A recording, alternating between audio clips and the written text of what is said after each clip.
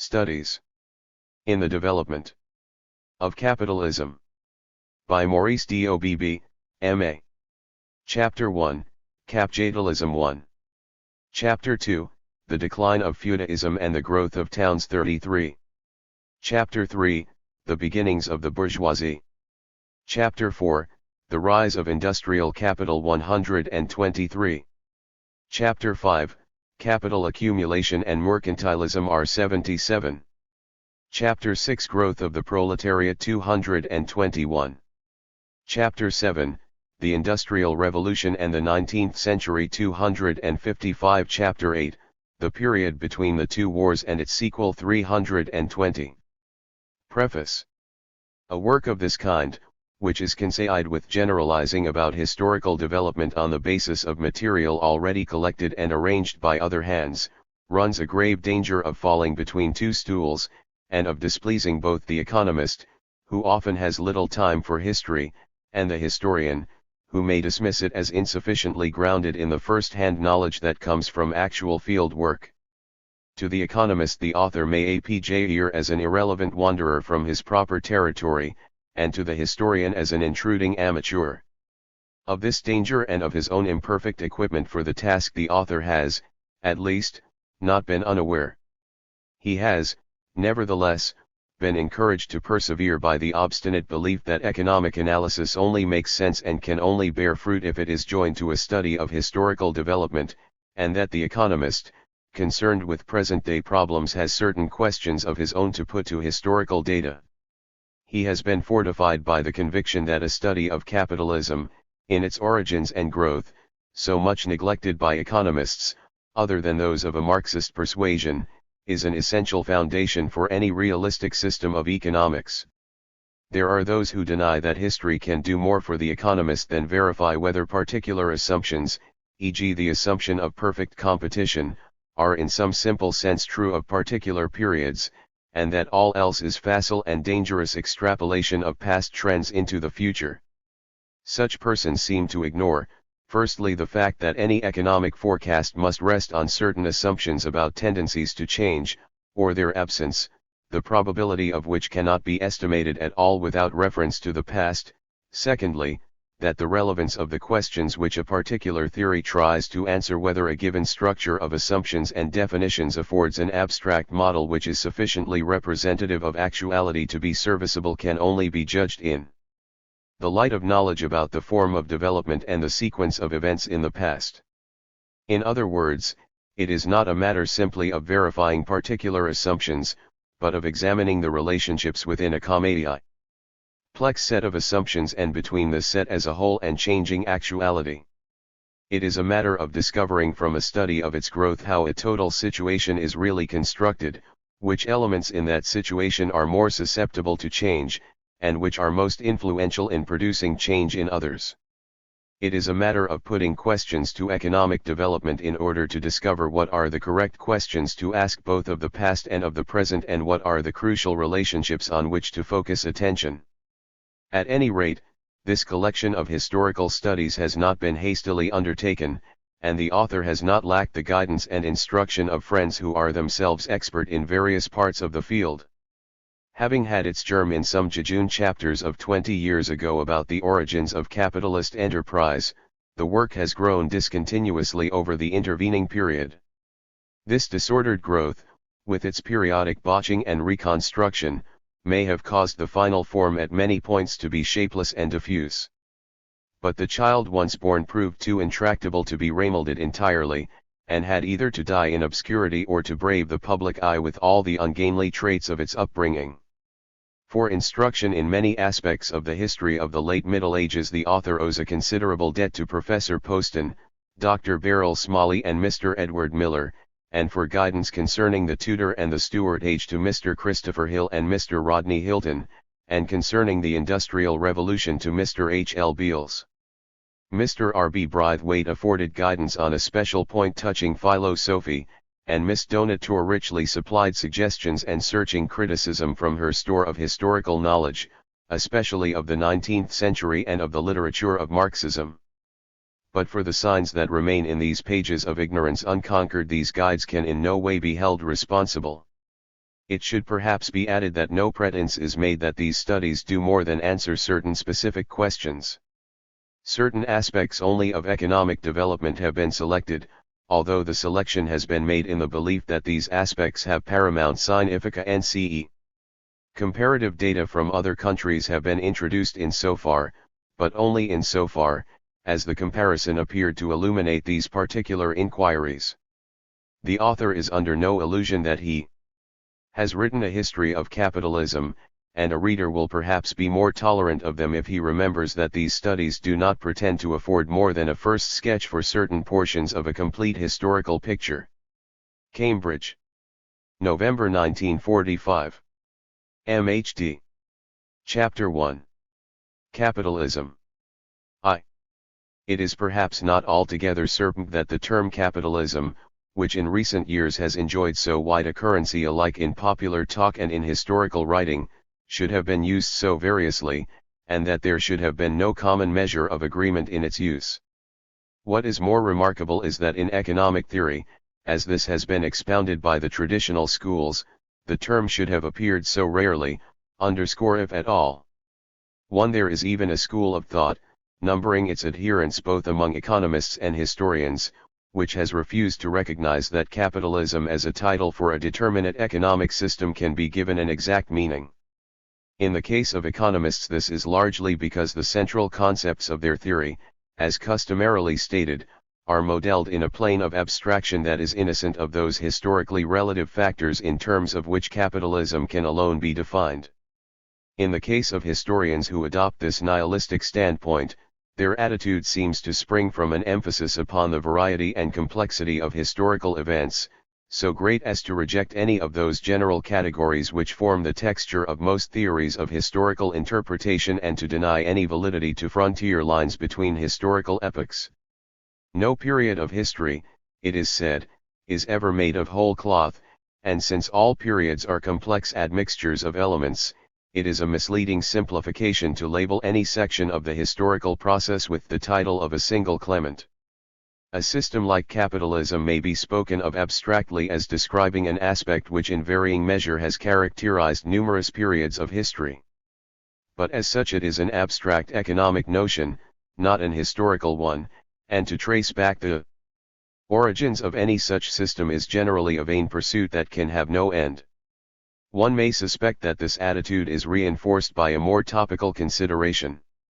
If capitalism does not exist as an historical entity, critics of the present economic order who call for a change of system are tilting at windmills, and Marx in particular, who was originally responsible for the talk about a capitalist system, was following a will-o'-the-wisp.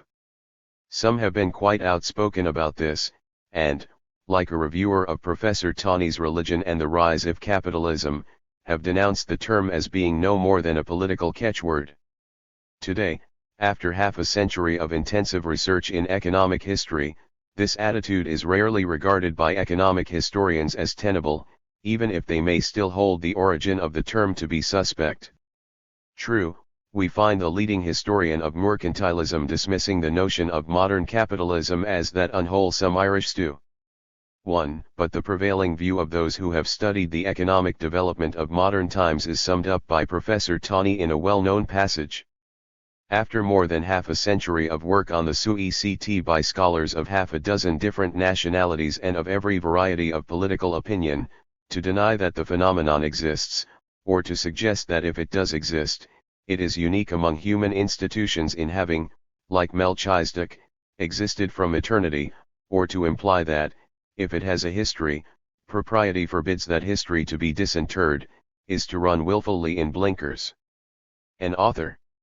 is unlikely to make much of the history of Europe during the last 3 centuries if, in addition to eschewing the word, he ignores the fact.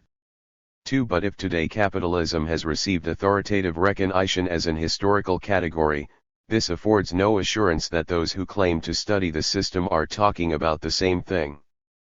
Some might think that a variety of usage gave little ground for comment and could do no great harm.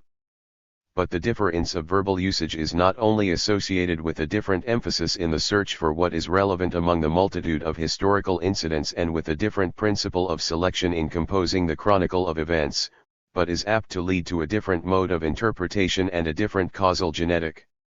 story.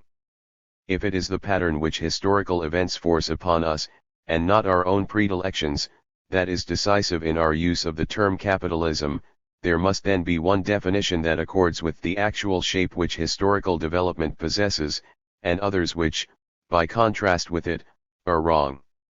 Even a believer in historical relativism must, surely, believe that there is one picture that is right from the standpoint of any given homogeneous set or historical observations.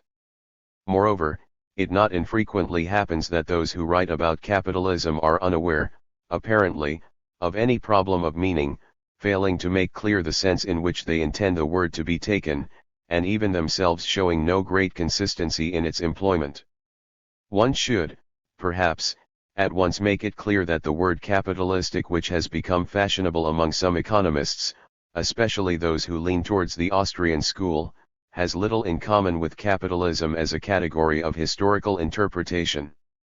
Capitalistic has been used by economists in a purely technical sense to refer to the use of so-called roundabout or time-using methods of production, and has been largely associated with a particular view of the nature of capital. It has no reference to the way in which the instruments of production are owned, and refers only to their economic origin and the extent of their use. Since production beyond the most primitive has always been in some degree capitalistic in this technical sense, the term has little value for purposes of historical differentiation, and its inventors have not attempted to employ it in this way. Their use of it, indeed, is by implication a denial of any specific meaning to capitalism as a special historical system. Scarcely more helpful is another conception which we find implicit in the context in which the term is frequently used, and which has the weakness of confining capitalism to such a narrow span of years as to draw a boundary between social phenomena that bear the strongest marks of family resemblance. According to this, capitalism is identified with a system of unfettered individual enterprise, a system where economic and social relations are ruled by contract, where men are free agents in seeking their livelihood, and legal compulsions and restrictions are absent. One thereby capitalism is made virtually synonymous with a regime of laissez-faire, and in some usages of the term with a regime of free competition. Dicey did not employ the term capitalism, but he treated as crucial the contrast between what he called the period of individualism, in a sense corresponding to the notion that we are discussing, and the period of collectivism, dating the opening of the latter from the R87os. Although a preoccupation with this kind of distinction between individualism and atavism may, perhaps, be said to belong to the past rather than to the present, and among economic historians has seldom, if ever, been made a basis for defining capitalism, its imprint on thought still lingers, and much of the talk that one meets today seems by implication to identify capitalism with a system of free enterprise and to contrast it with any encroachment of state control at the expense of laissez-faire. The deficiency of so confined a meaning is evident enough. Few countries other than Britain and USA in the 19th century conformed at all closely to a regime of pure individualism of the classic Manchester type, and even Britain and USA were soon to pass out of it into an age of corporate enterprise and monopoly or quasi-monopoly, when laissez-faire as a policy has been in decline. If capitalism is to be so straitly limited in time as this, how are we to characterize the system which preceded it and the system which followed after, both of which resembled it closely in a number of leading respects? As having exercised a major influence on historical research and historical interpretation, three separate meanings assigned to the notion of capitalism stand out prominently in relief. While in some respects they overlap, each of them is associated with a distinctive view of the nature of historical development, each involves the drawing of rather different time frontiers to the system, and each results in a different causal story of the origin of capitalism and the growth of the modern world. Firstly, and most widely familiar perhaps, is the meaning that has been popularized by the writings of Werner Sombart. Sombart has sought the essence of capitalism, not in any one aspect of its economic anatomy or its physiology, but in the totality of those aspects as represented in the Geist or Spirit that has inspired the life of a whole epoch. This spirit is a synthesis of the spirit of enterprise or adventure with the bourgeois spirit of calculation and rationality. Believing that at different times different economic attitudes have always reigned, and that it is the spirit which has created the suitable form for itself and thereby an economic organization. 1. He sought the origin of capitalism in the development of states of mind and human behavior conducive to the existence of those economic forms and relationships which are characteristic of the modern world. At some time in the distant past the capitalist spirit must have been in existence in embryo, if you like, before any capitalist undertaking could become a reality. 2. The pre-capitalist man was a natural man who conceived of economic activity as simply catering for his natural wants, and in pre-capitalist times at the center of all effort and all care stood living man. He is the measure of all things, mensura omnium rerum homo. 3. By contrast, the capitalist, root, ing, up the natural man with his primitive and original outlook and turn, ing, topsy-turvy all the values of life, sees the amassing of capital as the dominant motive of economic activity, and in an attitude of sober rationality and by the methods of precise quantitative calculation subordinates everything in life to this end. More simply, Max Weber defined capitalism as present wherever the industrial provision for the needs of a human group is carried out by the method of enterprise, and irrational capitalistic establishment as one with capital accounting, and he used the spirit of capitalism to describe that attitude which seeks profit rationally and systematically. 5. Secondly, there is a meaning, more often found implicit in the treatment of historical material than explicitly formulated, which virtually identifies capitalism with the organization of production for a distant market. 1. Where the regime ote early craft guild where the craftsman sold his products retail the town mark, t, would presumably be excluded by this definition. Capitalism could be regarded as being present as soon as the acts of production and of retail sale came to be separated in space and time by the intervention of a wholesale merchant who advanced money for the purchase of wares with the object of subsequent sale at a profit. To a large extent this notion is a lineal descendant of the scheme of development employed by the German historical school, with its primary distinction between the natural economy of the medieval world and the money economy that succeeded it, and its emphasis on the area of the market as defining the stages in the growth of the modern economic world. In the words of Bucher, the essential criterion is the relation which exists between the production and consumption of goods, or to be more exact, the length of the route which the goods traverse in passing from producer to consumer. This is not uncommonly found in close conjunction with the definition of capitalism as a system of economic activity that is dominated by a certain type of motive, / profit motive, the existence in any period of a substantial number of persons who rely on the investment of money with the object of deriving an income, whether this investment be in trade or in usury or in production, being taken as evidence of the existence of an element of capitalism. Thus we find capitalism described by Professor Earl Hamilton, the historian of the 16th century price revolution, as the system in which wealth other than land is used for the definite purpose of securing an income. 3. While Piron seems to apply the term to any acquisitive use of money, and declares that medieval sources place the existence of capitalism in the 12th century beyond a doubt.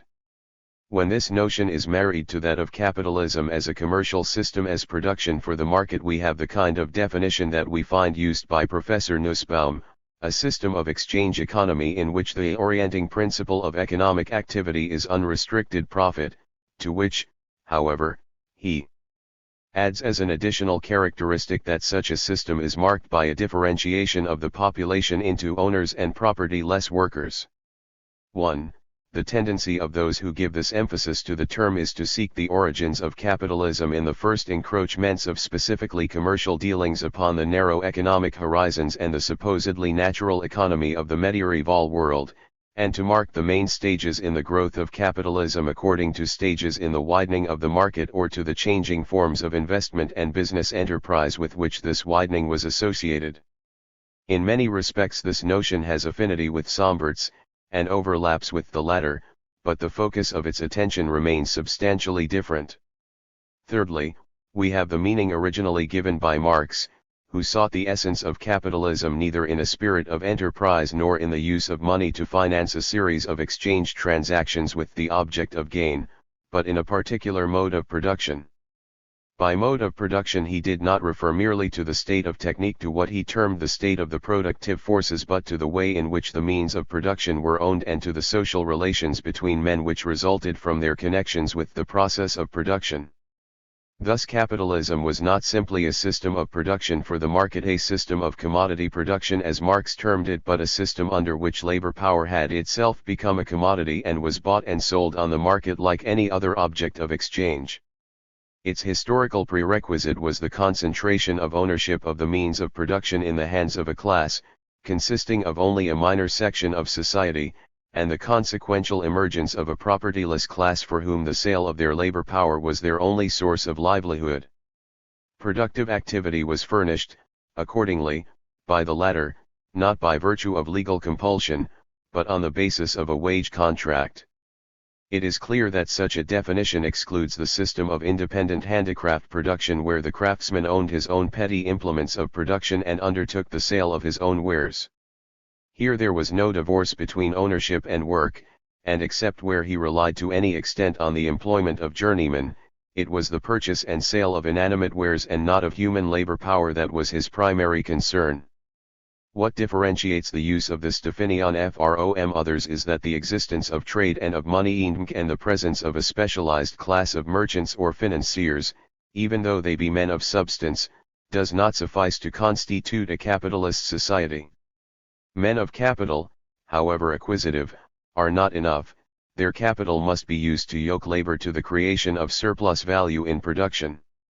It is not our purpose here to debate the merits of rival definitions, merely to make clear that in the studies which follow the last of these three senses is the one in which capitalism will be used, and to underline some of the implications of using the term in this way. The justification of any definition must ultimately rest on its successful employment in illuminating the actual process of historical development, on the extent to which it gives a shape to our picture of the process corresponding to the contours which the historical landscape proves to have. As our ground for rejecting the other two of this trio of familiar meanings, the following all too cursory observations must suffice. Both Sombert's conception of the capitalist spirit and a conception of capitalism as primarily a commercial system share the defect, in common with conceptions which focus attention on the fact of acquisitive investment of money, that they are insufficiently restrictive to confine the term to any one epoch of history, and that they seem to lead inexorably to the conclusion that nearly all periods of history have been capitalist, at least in some degree. As our knowledge of earlier economic societies has increased, the tendency on the part of those who give such meanings to the term has been to extend the boundaries of capitalism further back in time. It is now realized that money dealings and production for a market were much more common in medieval times than used to be supposed. As Brentano remarked, the Fourth Crusade already disclosed a very orgy of capitalism in this sense of the word. And as our knowledge of the economic conditions of the ancient world extends, evidence accumulates to show that, on such definitions, the presence of capitalism cannot be denied even in classical Greece and Rome. The acquisitive use of money is not exclusively modern. The purchase of slaves in antiquity was presumably an acquisitive employment of money as much as is the hire of wage earners today. The classical world had its usurers, and lucre rabies was not a sin unknown to the medieval world. If both are to be regarded as capitalist societies, one has to conclude that any search for the origins of the system within the confines of the last 8 centuries is useless, and that capitalism must have been present intermittently throughout most of recorded history. What we clearly need, however, is a definition to describe the distinctive economic institutions of the modern world of recent centuries, and what cannot do this is useless for the purpose that most people intend. The further difficulty attaches to the idealist conception of Sombart and Weber and their school, that if capitalism as an economic form is the creation of the capitalist spirit, the genesis of the latter must first of all be accounted for before the origin of capitalism can be explained. If this capitalist spirit is itself an historical product, what caused its appearance on the historical stage? To this riddle no very satisfactory answer has been propounded to date, other than the accidental coincidence in time of various states of mind, which conveniently fused in a marriage of enterprise and rationality to form the alive idol of a capitalist age. The search for a cause has led to the unsatisfactory and inconclusive debate as to whether it be true that Protestantism begot the capitalist spirit, as Weber and Troeltsch have claimed, and there seems to be scarcely more reason to regard capitalism as the child of the Reformation than to hold, with Sombart, that it was largely the creation of Thursius. Nor is this difficulty of tracing back the cost causantes one which also attaches, mutatis mutandis, as is sometimes supposed, to an explanation of capitalist origins that runs in purely economic terms. While it is true that behind any economic change one has to look for some human action, the action which initiates the crucial change may be inspired by an intention which is quite alien to the final outcome, and hence be a simple product of the preceding situation, whereas, if the emergence of a new economic system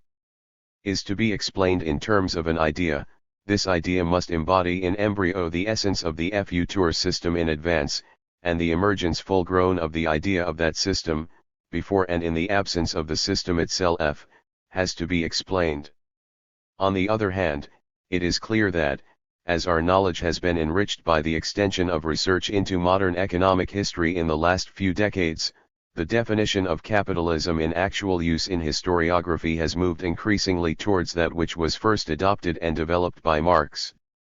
Emphasis has increasingly come to be placed on the emergence of a new type of class differentiation between capitalist and proletarian rather than on profit as a motive of economic activity, and attention has increasingly been focused upon the appearance of a relationship between producer and capitalist, analogous to the employment relation between master and wage earner in the fully matured industrial system of the 19th century. On the whole, it seems more likely that this is because the material which research has disclosed has forced this emphasis upon the attention of historians in their search for the essential differentia of the modern age, than because they have been predisposed towards it by the writings of Marx. T. Huss, Mr. Lipson, in claiming that the essentials of capitalism were present some centuries before the Industrial Revolution, states that the fundamental feature of capitalism is the wage system under which the worker has no right of ownership in the wares which he manufactures. He sells not the fruits of his labor but the labor itself, a distinction of vital economic significance. Even Cunningham came close to this standpoint when he said that the distinguishing feature of capitalist organization of industry is the possession of the materials by the employer, who engages the workman and pays his wages. He subsequently makes a profit by the sale of the goods, adding that the intrusion of capital may not make much apparent change in the conditions under which the work is done, but it makes a tremendous change in the personal relations of the workman to his fellow-men when he is reduced to a position of dependence. He did not, however, confine the term capitalism to a particular organization of industry, but gave it a wider, and commercial, definition as a phase when the possession of capital and the habit of pushing trade have become dominant in all the institutions of society. 1. In our preoccupation with the definition of an economic system, we must not let it be implied that the frontiers between systems are to be drawn across a page of history as a sharp dividing line. As those who distrust all such talk of epochs have correctly insisted, systems are never in reality to be found in their pure form, and in any period of history elements characteristic both of preceding and of succeeding periods are to be found, sometimes mingled in extraordinary complexity. Import and elements of each new society, although not necessarily the complete embryo of it, are contained within the womb of the old, and relics of an old society survive for long into the new. What is implied in a conception of capitalism such as we have adopted is that, save for comparatively brief intervals of transition, each historical period is molded under the preponderating influence of a single, more or less homogeneous, economic form, and is to be characterized according to the nature of this predominant type of socio-economic relationship. Hence, in any given period to speak in terms of a homogeneous system and to ignore the complexities of the situation is more illuminating, at least as a first approximation, than the contrary would be. Our chief interest will not lie in the first appearance of some new economic form. Nor will the mere appearance of it justify a description of the succeeding period by a new name. Of much greater significance will be the stage when the new form has grown to proportions which enable it to place its imprint upon the whole of society and to exert a major influence in molding the trend of development. Again, it is true that the process of historical change is for the most part gradual and continuous. In the sense that there is no event which cannot be connected with some immediately antecedent event in a rational chain, it can be described as continuous throughout. But what seems necessarily to be implied in any conception of development as divided into periods or epochs, each characterized by its distinctive economic system, is that there are crucial points in economic development at which the tempo is abnormally accelerated, and at which continuity is broken, in the sense of a sharp change of direction in the current of events. These points of abrupt change in the direction of the historical flow correspond to the social revolutions which mark the transition from an old system to a new one. The view that development is characterized by periodic revolutions stands, therefore, in contrast to those views of economic development, molded exclusively in terms of continuous quantitative variation, which see change as a simple function of some increasing factor, whether it be population or productivity or markets or division of labor or the stock of capital. A leading defect of the latter is their tendency to ignore, or at any rate to belittle, those crucial new properties which at certain stages may emerge and radically transform the outcome, whether it be the adventurous ambition of the capitalist entrepreneur in a period of expanding profit-making opportunities, or the new attitude to work in a collectivist and egalitarian society, and the bias they are apt to give the mind towards interpreting new situations in categories of thought which were product of past situations anchored towards superhistorical universal truths, fashioned out of what are deemed to be immutable traits of human nature or certain invariable sorts of economic or social necessity. This tendency theories of development that are cast in terms of the unique spirit of an epoch have, at least, the merit of avoiding. When we cease to speak in metaphor, however, it is not easy immediately to define the type of events to which the phrase social revolution is usually intended to refer. While a social revolution seems to contain the notion of discontinuity, in the sense in which we have referred to an abrupt change of direction, this loses its simple meaning when we cease to express it in terms of spatial analogies. While, again, such a revolution evidently includes the notion of a quickened tempo of change, its meaning is not confined thereto. Those who conceive of change in terms of simple quantitative growth may admit that the rate of growth is not constant but subject to fluctuations, passing at times through phases of accelerated increase, as with population increase in the later 18th century, without introducing into their picture any notion of revolutionary transitions in which a qualitative change of system occurs. If it be right to maintain that the conception of socio-economic systems, marking distinct stages in historical development, is not merely a matter of convenience but an obligation, not a matter of suitable chapter headings but something that concerns the essential construction of the story. If the story is to be true, then this must be because there is a quality in historical situations which both makes for homogeneity of pattern at any given time and renders periods of transition, when there is an even balance of discrete element, inherently unstable. It must be because society is so constituted that conflict and interaction of its leading elements, rather than the simple growth of some single element, form the principal agency of movement and change, at least so far as major transformations are concerned. If such be the case, once development has reached a certain level and the various elements which constitute that society are poised in a certain way, events are likely to move with unusual rapidity, not merely in the sense of quantitative growth, but in the sense of a change of balance of the constituent elements, resulting in the appearance of novel compositions and more or less abrupt changes in the texture of society. To use a topical analogy, it is as though at certain levels of development something like a chain reaction is set in motion. Clearly the feature of economic society which produces this result, and is accordingly fundamental to our conception of capitalism as a distinctive economic order, characteristic of a distinctive period of history, is that history has been to date the history of class societies, namely, of societies divided into classes, in which either one class, or else a coalition of classes with some common interest, constitutes the dominant class, and stands in partial or complete antagonism to another class or classes.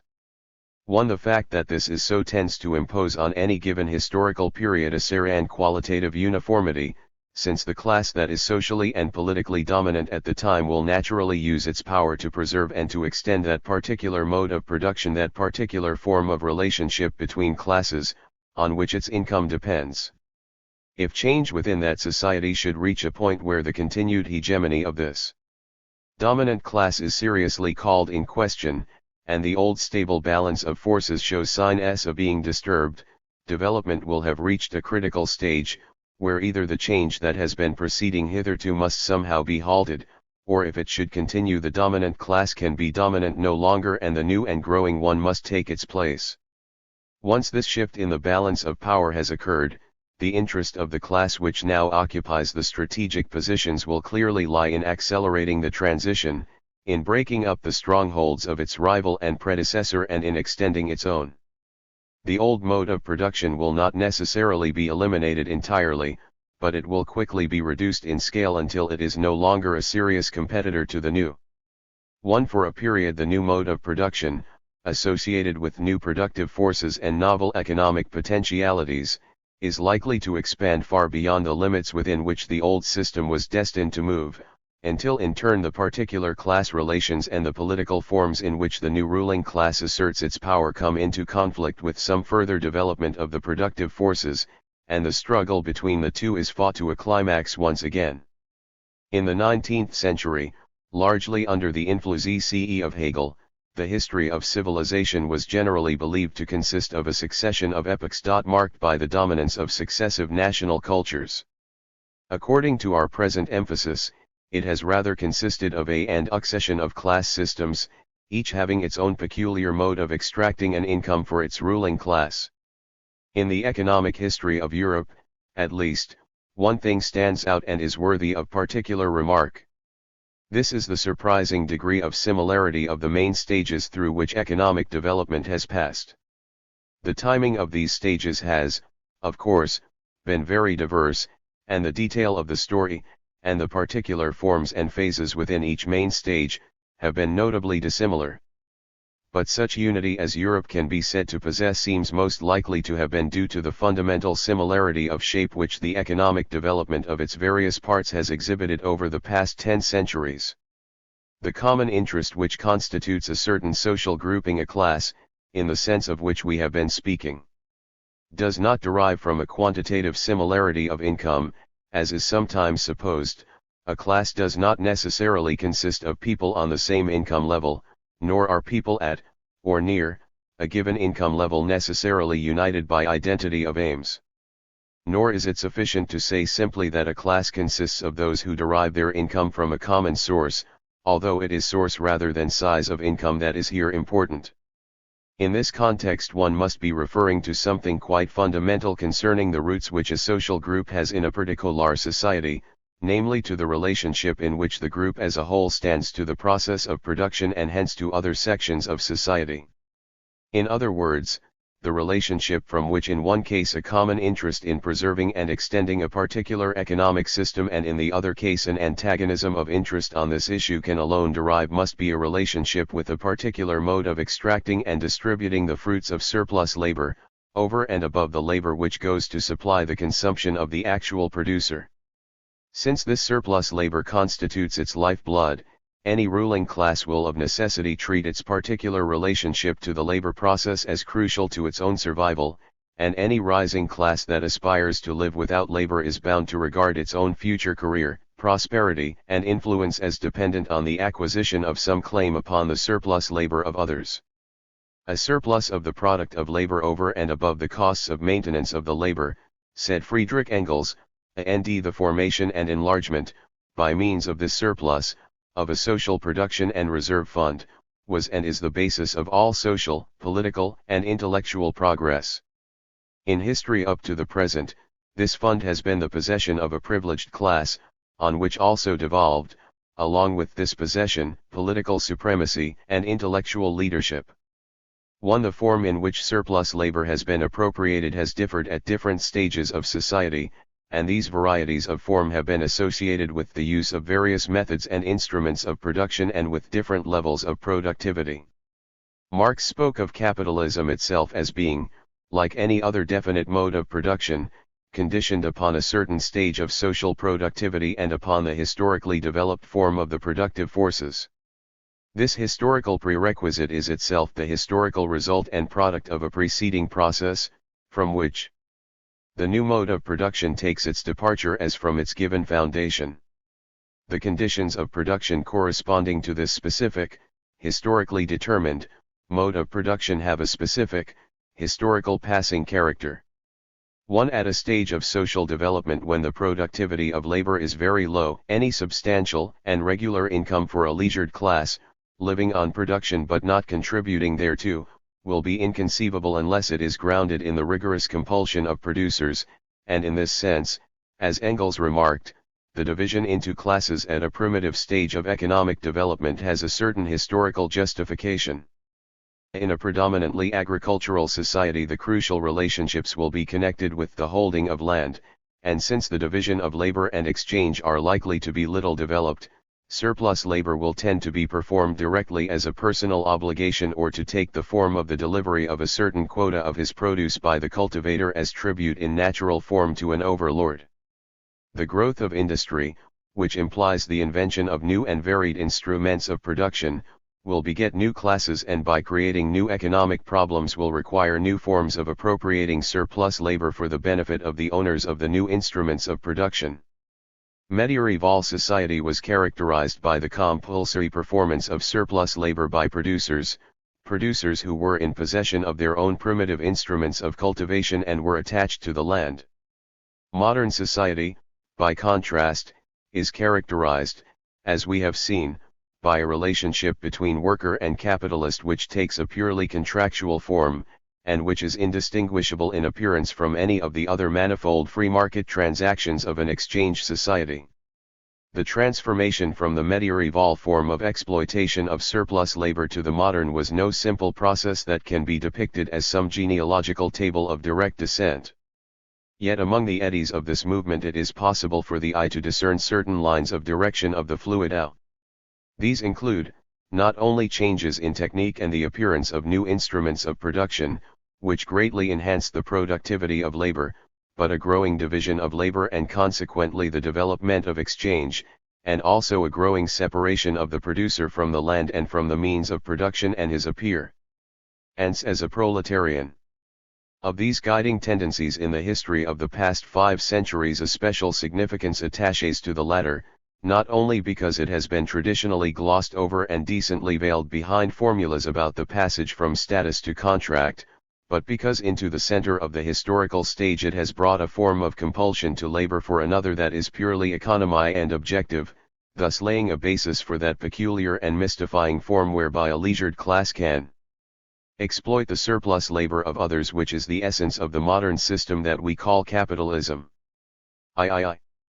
The development of capitalism falls into a number of stages, characterized by different levels of maturity and each of them recognizable by fairly distinctive traits. But when we seek to trace these stages and to select one of them as marking the opening stage of capitalism, there is an immediate consideration about which it is of some importance that there should be no confusion. If we are speaking of capitalism as a specific mode of production, then it follows that we cannot date the dawn of the system from the first signs of the appearance of large-scale trading and of a merchant class, and we cannot speak of a special period of merchant capitalism, as many have done. We must look for the opening of the capitalist period only when changes in the mode of production occur, in the sense of a direct subordination of the producer to a capitalist. Point 1. This is not just a point of terminology, but of substance, since it means that, if we are right, the appearance of a purely trading class will have of itself no revolutionary significance, that its rise will exert a much less fundamental influence on the economic pattern of society than will the appearance of a class of capitalists whose fortunes are intimately linked with industry, and that, while a ruling class, whether of slave owners or feudal lords, may take to trading or enter into a close alliance with traders, a merchant class, whose activities are essentially those of an intermediary between producer and consumer, is unlikely to strive to become a dominant class in quite that radical and exclusive sense of which we were speaking a moment ago. Since its fortunes will tend to be bound up with the existing mode of production, it is more likely to be under an inducement to preserve that mode of production than to transform it. It is likely to struggle to muscle in upon an existing form of appropriating surplus labor, but it is unlikely to try to change this form. When we look at the history of capitalism, conceived in this way, it becomes clear that we must date its opening phase in England, not in the 12th century as does Piron, who is thinking primarily of the Netherlands, nor even in the 14th century with its urban trade and guild handicrafts as others have done, but in the latter half of the 16th and the early 17th century when capital began to penetrate production on a considerable scale, either in the form of a fairly matured relationship between capitalist and hired wage earners or in the less developed form of the subordination of domestic handicraftsmen, working in their own homes, to a capitalist on the so-called putting out system. It is true that already prior to this fairly numerous examples are to be found of a transitional situation where the craftsman had lost much of his independence through debt or in face of the monopoly of wholesale traders, and already stood in relations of some dependence on a merchant, who was a man of capital. It is also true that in the 14th century or even earlier there was a good deal of what one may call, to use modern terminology, colloq types of enterprise, the well-to-do peasant in the village or the local trader or worker-owner in town handicrafts, employing hired labor. But these seem to have been too small in scale and insufficiently matured to be regarded as much more than adolescent capitalism, and scarcely justify one in dating capitalism as a new mode of production, sufficiently clear-cut and extensive to constitute any serious challenge to an older one, as early as this. At any rate, one can say with considerable assurance that a capitalist mode of production, and a special class of capitalists specifically associated with it, did not attain to any decisive significance as an influence on social and economic development until the closing decades of the Tudor era. In the career of capitalism since this date it is evident that there are two decisive moments. One of them resides in the 17th century, in the political and social transformations of that decisive period, including the struggle within the chartered corporations, which the researches of Unwin have brought to light, and the parliamentary struggle against monopoly, reaching its apex in the Cromwellian Revolution, the results of which were very far from being submerged, despite a certain measure of compromise and reaction at the Restoration. The second consists of the Industrial Revolution of the late 18th and earlier half of the 19th century, which was primarily of economic significance. It had a less dramatic, but far from unimportant, reflection in the political sphere. So decisive was it for the whole future of capitalist economy, so radical a transformation of the structure and organization of industry did it represent, as to have caused some to regard it as the birth pangs of modern capitalism, and hence as the most decisive moment in economic and social development since the Middle Ages.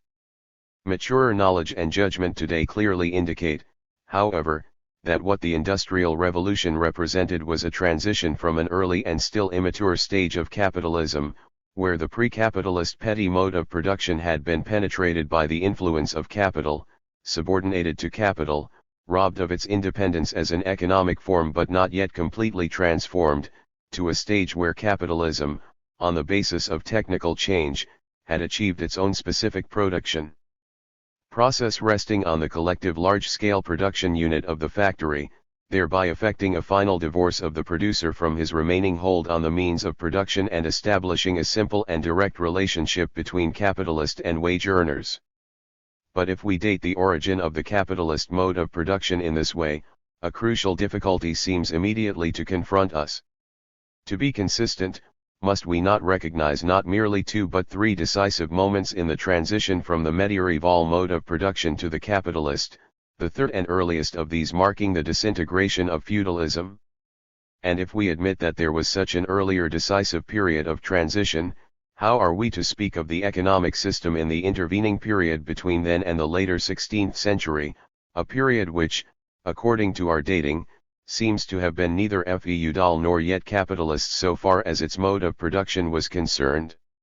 It is certainly true that the 14th century witnessed a crisis of the old feudal order, following closely on the heels of the rise of corporate towns to a large measure of local autonomy, political and economic, as well as to a greatly enhanced influence in national affairs. In this crisis the feudal mode of production, based on serfdom, was seriously shaken and reached an advanced stage of disintegration, the effects of which were seen in the malaise of landlord economy in the following century. But unless one is to identify the end of feudalism with the process of commutation, a subject about which more will be said later, one cannot yet speak of the end of the medieval system, still less of the dethronement of the medieval ruling class. It is also true, and of outstanding importance for any proper understanding of this transition, that the disintegration of the feudal mode of production had already reached an advanced stage before the capitalist mode of production developed, and that this disintegration did not proceed in any close association with the growth of the new mode of production within the womb of the old. The 200-odd years which separated Edward I and Elizabeth were certainly transitional in character. A merchant bourgeoisie had grown to wealth and to influence. Having won a measure of privilege, it stood in a position of co-partner rather than antagonist to the nobility, and in Tudor times partly merged with it. Its appearance exercised little direct effect upon the mode of production, and its profits were derived from taking advantage of price differences, e.g. space and time, due to the prevailing immobility of producers and their meager resources, price differences which it sought to maintain and even widen by its privileges of monopoly. One in the urban handicrafts and in the rise of well-to-do and middling well-to-do freehold farmers one sees a mode of production which had won its independence from feudalism, petty production of the worker-owner, artisan, or peasant type, which was not yet capitalist, although containing within itself the embryo of capitalist relations and even showing signs of coming into subjection to capital from outside. But this type of economy remained a subordinate element in society, and one has to remember that the majority of small tenants, although they paid a money rent, which was, however, more often a customary payment than an economic rent, were still largely tied in various ways and subordinated to manorial authority, and while the estates were, for the most part, farmed by hired labor, this labor was still subject to a good deal of deficitio compulsion and to a large extent came from persons who still treated wages as a supplementary, rather than the sole, form of livelihood. The laborer could be forced to accept work at legal rates, and he was restricted in moving from his village without the sanction of the local lord. Indeed, the legislation of the 14th century robbed the poorer freemen of what had previously distinguished them from the villani adscripti gletbi, freedom to move at will. Social relations in the countryside between producers and their lords and masters retained much of their medieval character, and much of the tegument at least of the feudal order remained. Discussion as to whether certain changes, such as those of the late 18th century, deserve to be given the title of a revolution has frequently concentrated, not only upon the tempo of change, but upon its simultaneity in different branches of industry, as though this were a crucial issue. To avoid misapprehension, it should perhaps be stated forthwith that the history of capitalism, and the stages in its development, do not necessarily have the same dating for different parts of the country or for different industries, and in a certain sense one would be right in talking, not of a single history of capitalism, and of the general shape which this has, but of a collection of histories of capitalism, all of them having a general similarity of shape, but each of them separately dated as regards its main stages. In other words, different regions of England, and to some extent even different towns, had in, say, the 14th and 15th centuries their different economic histories, in the same way as the economic development of different nations of Europe in the 19th century is rightly treated as largely separate stories. This seems more likely to be true the further one's gaze travels back across the centuries, and least true of the present age. In this respect the appearance of capitalism itself is a powerful coordinating influence. When we view the country as a whole, so crucial transition may give the appearance of being so long drawn out a process as to make the title of an economic revolution a misnomer. Yet in any one semi-autonomous sector the rhythm of movement may be much more sharply outlined. What is significant is the speed with which in any given sector a chain of consequential changes follows the occurrence of some crucial event, speed compared with the rate of change in these factors in more normal times, and not necessarily the simultaneity of this crucial event and a chain of consequences in different sectors. In this connection, indeed, we meet an important distinction between major transitions from one form of class hegemony to another, of which we have spoken, and those minor transitions which mark stages within the lifespan of a given economic system, to which Professor Piron was apparently referring when he spoke of the development of capitalism as having the shape of a staircase, where a new class, linked with a new mode of production, makes itself the dominant class, and ousts the representatives of the old economic and social order who previously held sway. The influence of this political revolution must necessarily be felt over the whole area of whatever is the political unit within which power has been transferred, and the immediate consequences must in this case be approximately simultaneous throughout this area. It is this change of policy, and hence of the direction in which its influence is exerted, at a national level, that gives to such moments as the English Revolution of the 17th century or 1789 in France or IG 17 in Russia their special significance. The development of capitalism through the main phases into which its history falls has been associated essentially with technical change affecting the character of production, and for this reason the capitalists associated with each new phase have tended to be, initially at least, a different stratum of capitalists from those who had sunk their capital in the older type of production. This was markedly the case in the Industrial Revolution.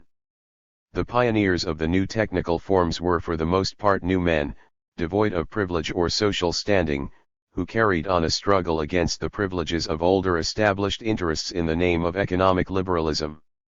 In order to expand, these new men had often to rely for capital on partnership with capitalists of longer standing, sometimes merchant manufacturers who had previously financed domestic industry set up factories, and gradually capital was transferred from the old into the new, so that antagonism between the older capitalist strata and the nouveau riches of the new industry never went very deep.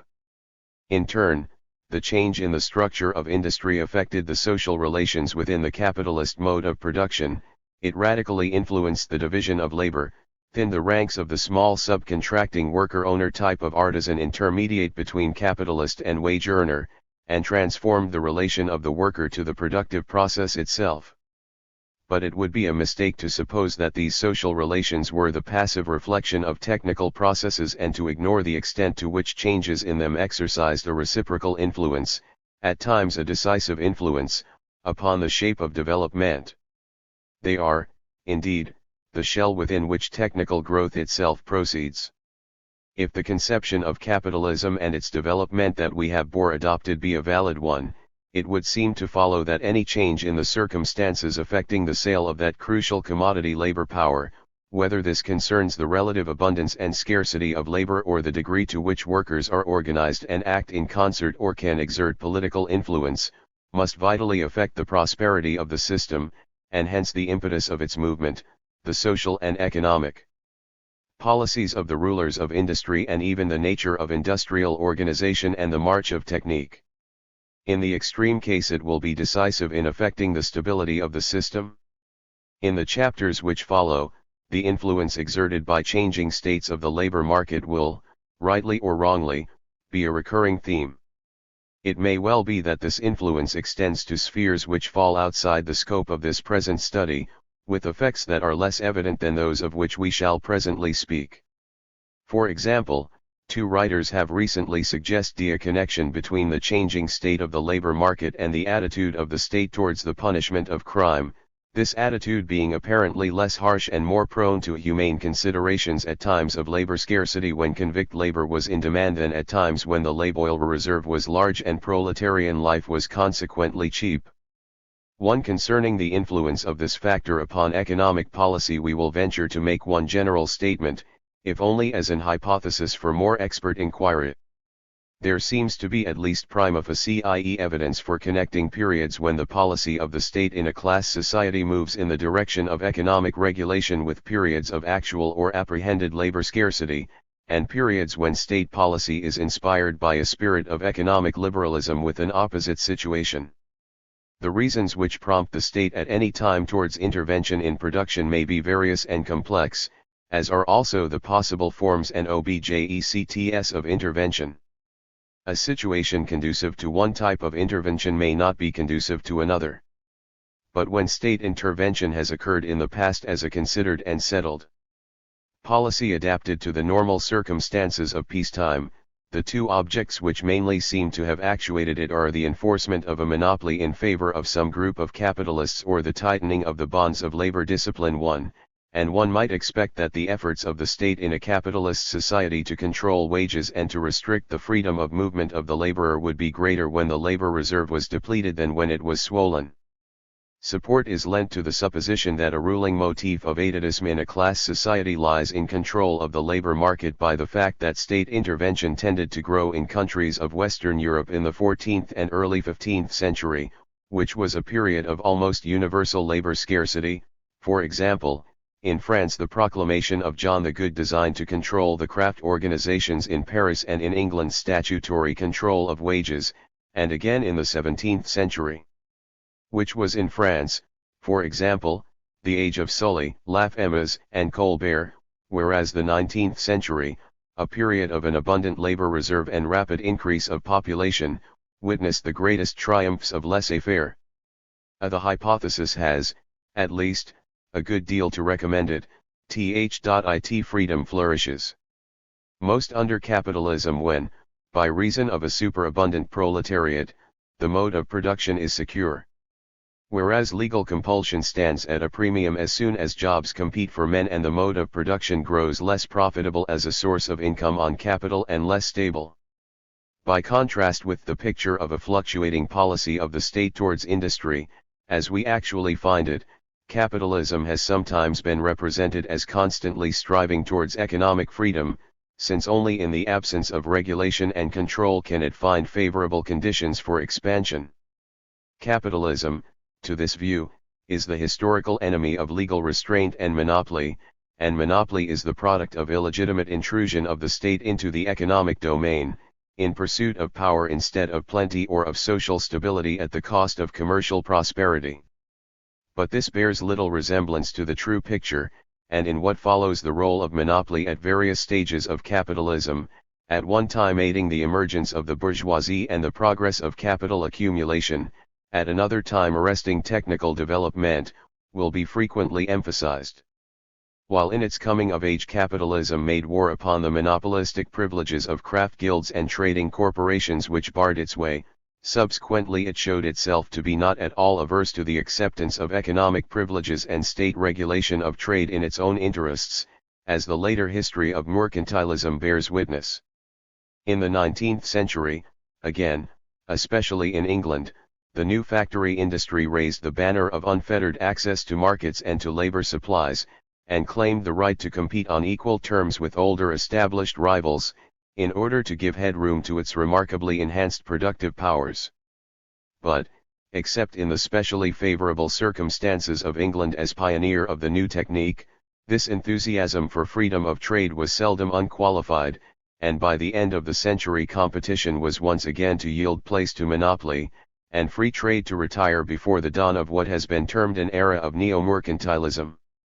One might even say that it is only in exceptional periods, when markets and profit opportunities are expanding in an unusual degree, that the chronic fear of increase of products and of productive capacity which the system seems to nurture is held in check, and its native tendency towards restrictive policies, born of this FEAR, is in abeyance. Two final comments of a general nature seem to be relevant as introduction to the more detailed studies which follow. The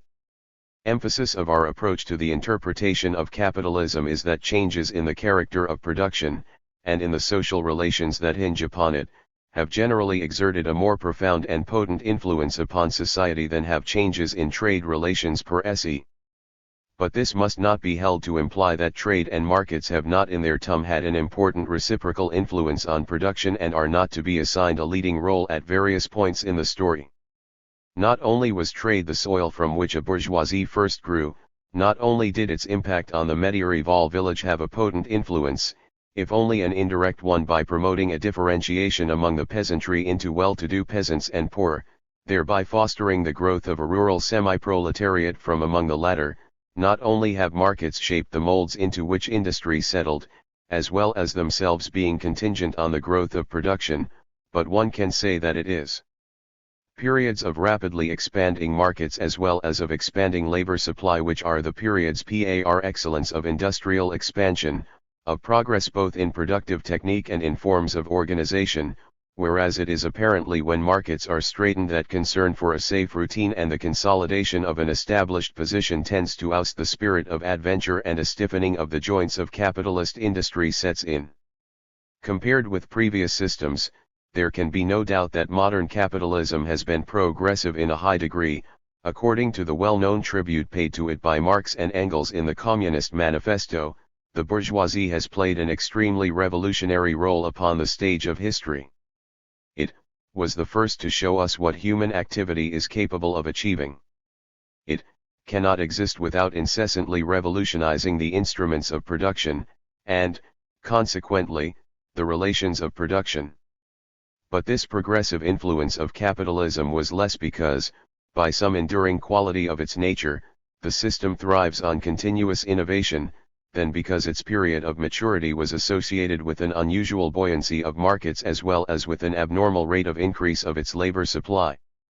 That this should have been the case in the 19th century, and in America for the first 3 decades of the 20th, does not justify us in supposing that this favorable constellation will indefinitely continue, and we shall see that evidence is not lacking to suggest that this may be already a thing of the past. Such long-term influence, however, as the changing configuration of markets has exerted upon economic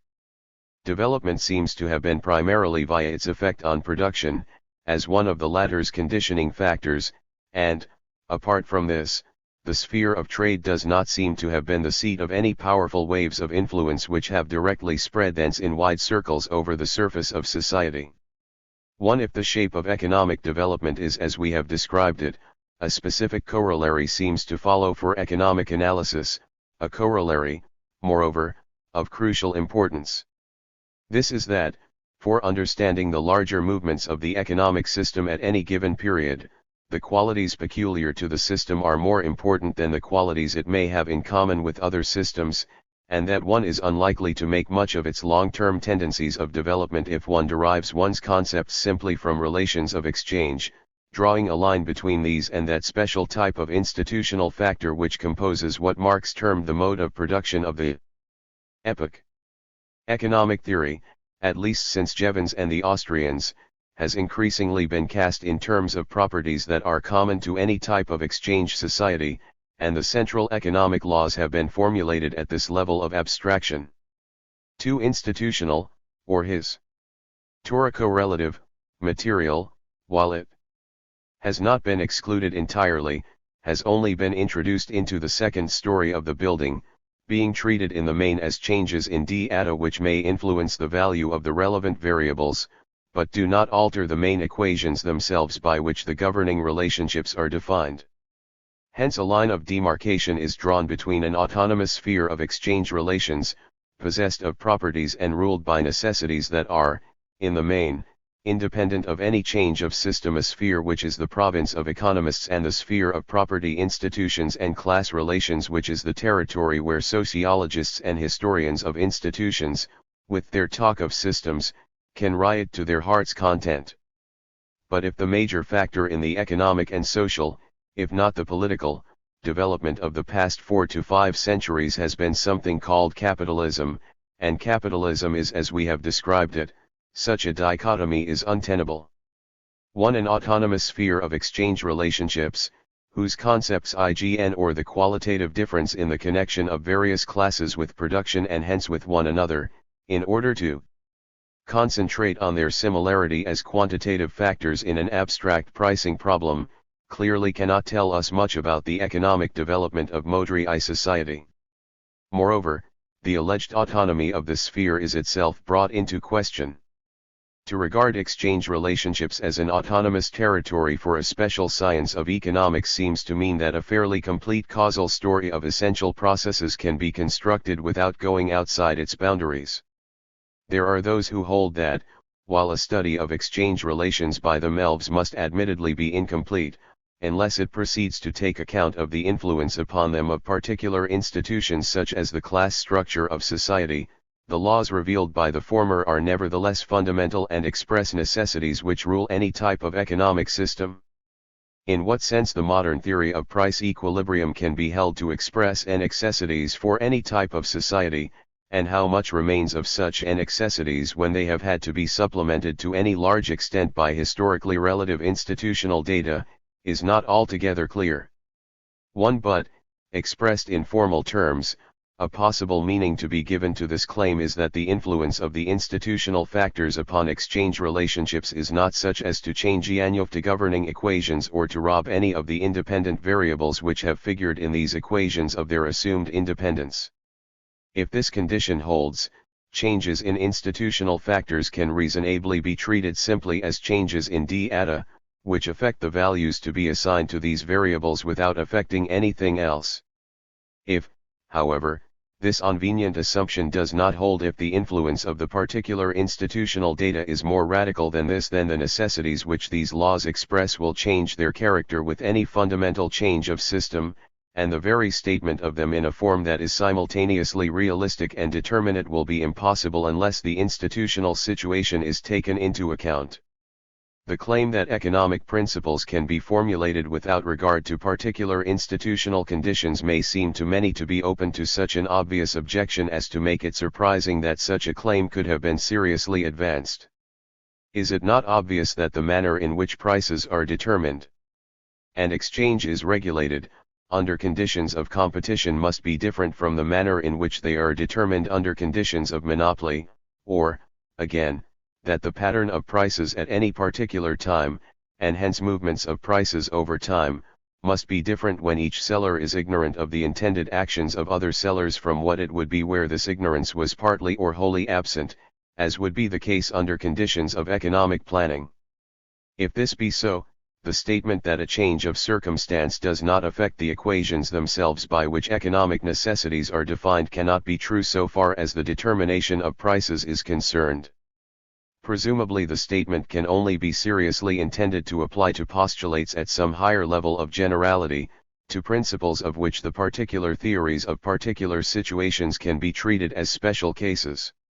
1. The only postulates that can possibly be of this kind are ones concerning the relationship of prices to demand, postulates which state that a given structure of prices will have a determinate effect on demand, and which have been held to yield the corollary that, in any given state of supply of productive resources, only one set of prices, and an allocation of productive resources corresponding to it, will result in an optimum satisfaction of demand, a corollary which requires also for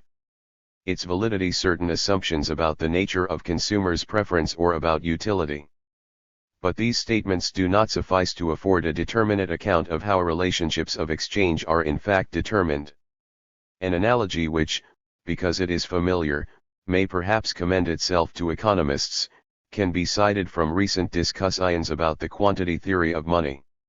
This theory, expressing an invariant relationship between changes in the quantity of money and changes in prices, used to be stated in a form in which it was regarded as having general validity for any type of situation. This was largely by virtue of an implicit assumption that certain other crucial variables were independent of the quantity of money, or that, if they were connected with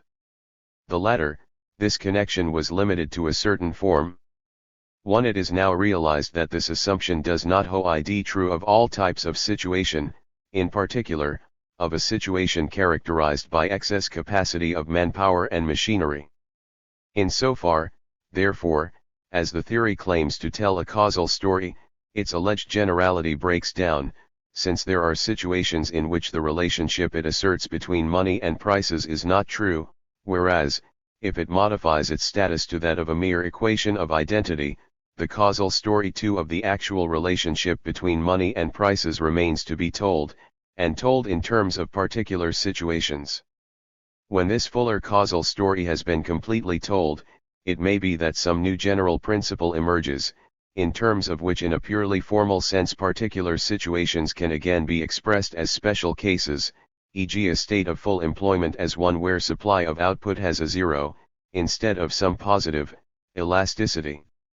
The point is that such general principles can only properly emerge as a result of prior classification and analysis of the concrete peculiarities of particular situations, and not as a result of isolating a few common features of those situations by a method of superficial analogy.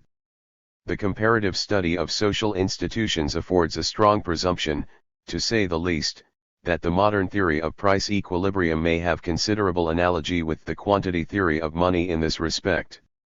In Friedrich Engels' words, political economy as an historical science must first investigate the special laws of each separate stage in the evolution of production and exchange, and only when it has completed this investigation will it be able to establish the few quite general laws which hold good for production and exchange considered as a whole.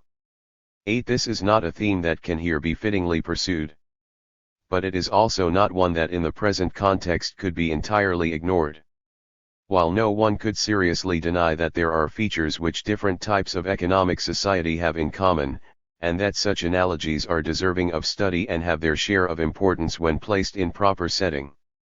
it seems abundantly clear that the leading questions concerning economic development, such as those with which the following studies are concerned, cannot be answered at all unless one goes outside the bounds of that limited traditional type of economic analysis in which realism is so ruthlessly sacrificed to generality, and unless the existing frontier between what it is fashionable to label as economic factors and as social factors is abolished. Moreover, it is not only that this limited type of economic inquiry is powerless to provide answers to certain questions. By confining its examination of society to the level of the market, this type of inquiry also contributes to that mystification about the essential nature of capitalist society of which the history of economics, with its abstinence theories and its wordplay about productivity, is so prolific of examples. At the level of the market all things available to be exchanged, including the labor power of proletarians, appear as similar entities, since abstraction has been made of almost every other quality except that of being an object of exchange. Hence at this level of analysis everything is seen as an exchange of equivalents. 2. The exchange process the owner of titles to property contributes as much as the laborer, and the essence of capitalism as a particular form of the appropriation of surplus labor by a class possessing economic power and privilege is thus by sleight of hand concealed. To shift the focus of economic inquiry from a study of exchange societies in general to a study of the physical ideology and growth of a specifically capitalist economy, a study which must necessarily be associated with a comparative study of different forms of economy, is a change of emphasis which seems, in this country at least, to be long overdue. Chapter 2. The decline of feudalism and the growth of towns. This country has not been immune to discussion about the meaning of feudalism, and usages of the term have been various and conflicting. As Dr. Hellenkamp has remarked, the constitutional historian has tended to find the essence of feudalism in the fact that lot holding is the source of political power. To the lawyer its essence has been that status is determined by tenure, and to the economic historian the cultivation of land by the exercise of rights over persons. But in general the matter has here excited little controversy. Definition has not been linked with rival social philosophies as has elsewhere been the case, most notably in 19th century Russia. The very existence of such a system has not been called in question, and design for the future has not been made to depend on any imprint which the system may have left upon the present. In Russia, by contrast, the discussion has exercised opinion more powerfully than elsewhere, and the question whether feudalism in the Western sense had ever existed formed a principal issue in the famous debate between Westerners and Slavophiles in the first half and middle of the 19th century. At first emphasis was laid on the relationship in which the vassal stood to his prince or sovereign and on the form of land holding, yielding what was in the main a juridical definition, a definition certainly according with the etymology of the word, since as Maine observed the term feudalism has the defect of calling attention to one set only of its characteristic incidents. A matured example of this is the definition which the late Professor P. Struve recently contributed to the Cambridge Economic History of Europe, a contractual but indissoluble bond between service and land grant, between personal obligation and real right. From this definition it followed that, although feudalism had existed in Russia, its beginning was only to be dated from around 1350 with the termination of allodial land holding and the rise of service tenures, and that it presumably terminated in the 17th century, when the pomiestai became assimilated to the vachina, i.e. became hereditary, and there was a reversion to the allodial principle. One with the growing influence of Marxism on Russian studies of agrarian history, a second type of definition came into prominence, giving pride of place to economic rather than to juridical relations. Professor M. N. Pokrovsky, for instance, who for many years was the doyen of Marxist historians, seems to have regarded feudalism inter alia as a system of self-sufficient natural economy, by contrast with the moneyed exchange economy as an economy that has consumption as its object. To this notion that feudalism rested on natural economy as its economic base is one which, implicitly at least, seems to be shared by a number of economic historians in the West, and might be said to have more affinity with the conceptions of writers of the German historical school, like Schmaler, than with those of Marx. There is a good deal of evidence to suggest that markets and money played a more prominent part in the Middle Ages than used to be supposed. But this notion, at a 11.y rate, shares with the purely juridical one the great inconvenience, to say the least, of making the term not even approximately coterminous with the institution of serfdom. In Pokrovsky's case, for example, this definition leads him to speak of the 16th century in Russia as a period of decline of feudalism, entitling the relevant chapter in his brief history The Dissolution of Feudalism in Muscovy, for the reason that commerce was reviving at this time and production for a market on the increase. Yet the 16th century was the very period when enserfment of previously free or semi-free peasants was taking place extensively and feudal burdens, in the common economic usage of the word, on the peasantry were being greatly augmented. Some English economic historians have apparently tried to evade this dilemma, firstly, by a virtual identification of serfdom with the performance of labor services, or obligatory work directly performed upon the lord's estate, and, secondly, by attempting to show that such labor services usually disappeared and were commuted into a contractual relationship in terms of money in the degree that trade and production for exchange in a wide market developed at the close of the Middle Ages. But this does not seem to provide at all a satisfactory way of escape, as what follows in this chapter will attempt to show. The English mind is wont to dismiss arguments about definition as mere disputation about words, an instinct which is probably a healthy one, seeing that so much argument of this kind has been little more than an exercise for pedants. But questions of definition cannot be entirely dismissed from our reckoning, however keen we may be on letting facts speak for themselves. We have already said that in attaching a definite meaning, whether explicitly or implicitly, to a term like feudalism or capitalism, one is ipso facto adopting a principle of classification to be applied in one's selection and assembly of historical events. One is deciding how one will break up the continuum of the historical process, the raw material that history presents to historiography, what events and what sequences are to be thrown into relief. Since classification must necessarily precede and form the groundwork for analysis, it follows that, as soon as one passes from description to analysis, the definitions one has adopted must have a crucial influence on the result. To avoid undue proximity, it must suffice, without further parade of argument, to postulate the definition of feudalism which in the sequel it is proposed to adopt. The emphasis of this definition will lie, not in the juridical relation between vassal and sovereign, nor in the relation between production and the destination of the product, but in the relation between the direct producer, whether he be artisan in some workshop or peasant cultivator on the land, and his immediate superior or overlord, and in the social economic content of the obligation which connects them. Conformably with the notion of capitalism discussed in the previous chapter, this definition will characterize feudalism primarily as a mode of production, and this will form the essence of our definition. As such, it will be virtually identical with what we generally mean by serfdom, an obligation laid on the producer by force and independently of his own volition to fulfill certain economic demands of an overlord, whether these demands take the form of services to be performed or of dues to be paid in money or in kind of work or of what Pr. Nielsen, Patir met gifts to th: lords. Larder, 1. This coercive force may be that of military strength, possessed by the feudal superior, or of custom backed by some kind of juridical procedure, or the force of law.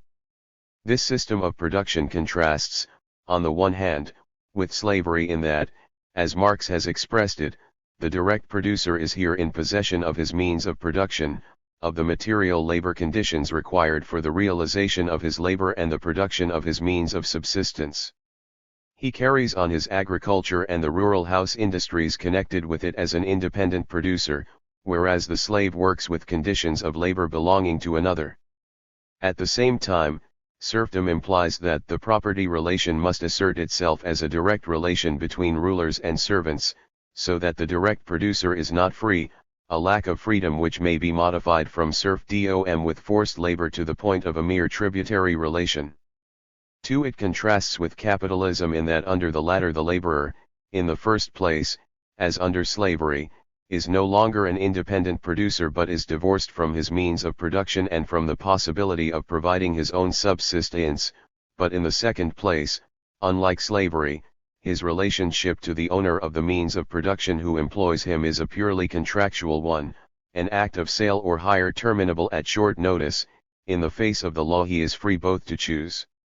his master and to change masters, and he is not under any obligation, other than that imposed by a contract of service, to contribute work or payment to a master.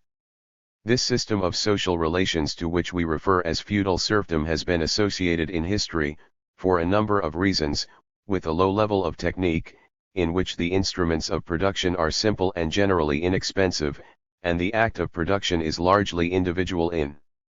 character, the division of labor, and hence the coordination of individuals in production as a socially integrated process, being at a very primitive level of development.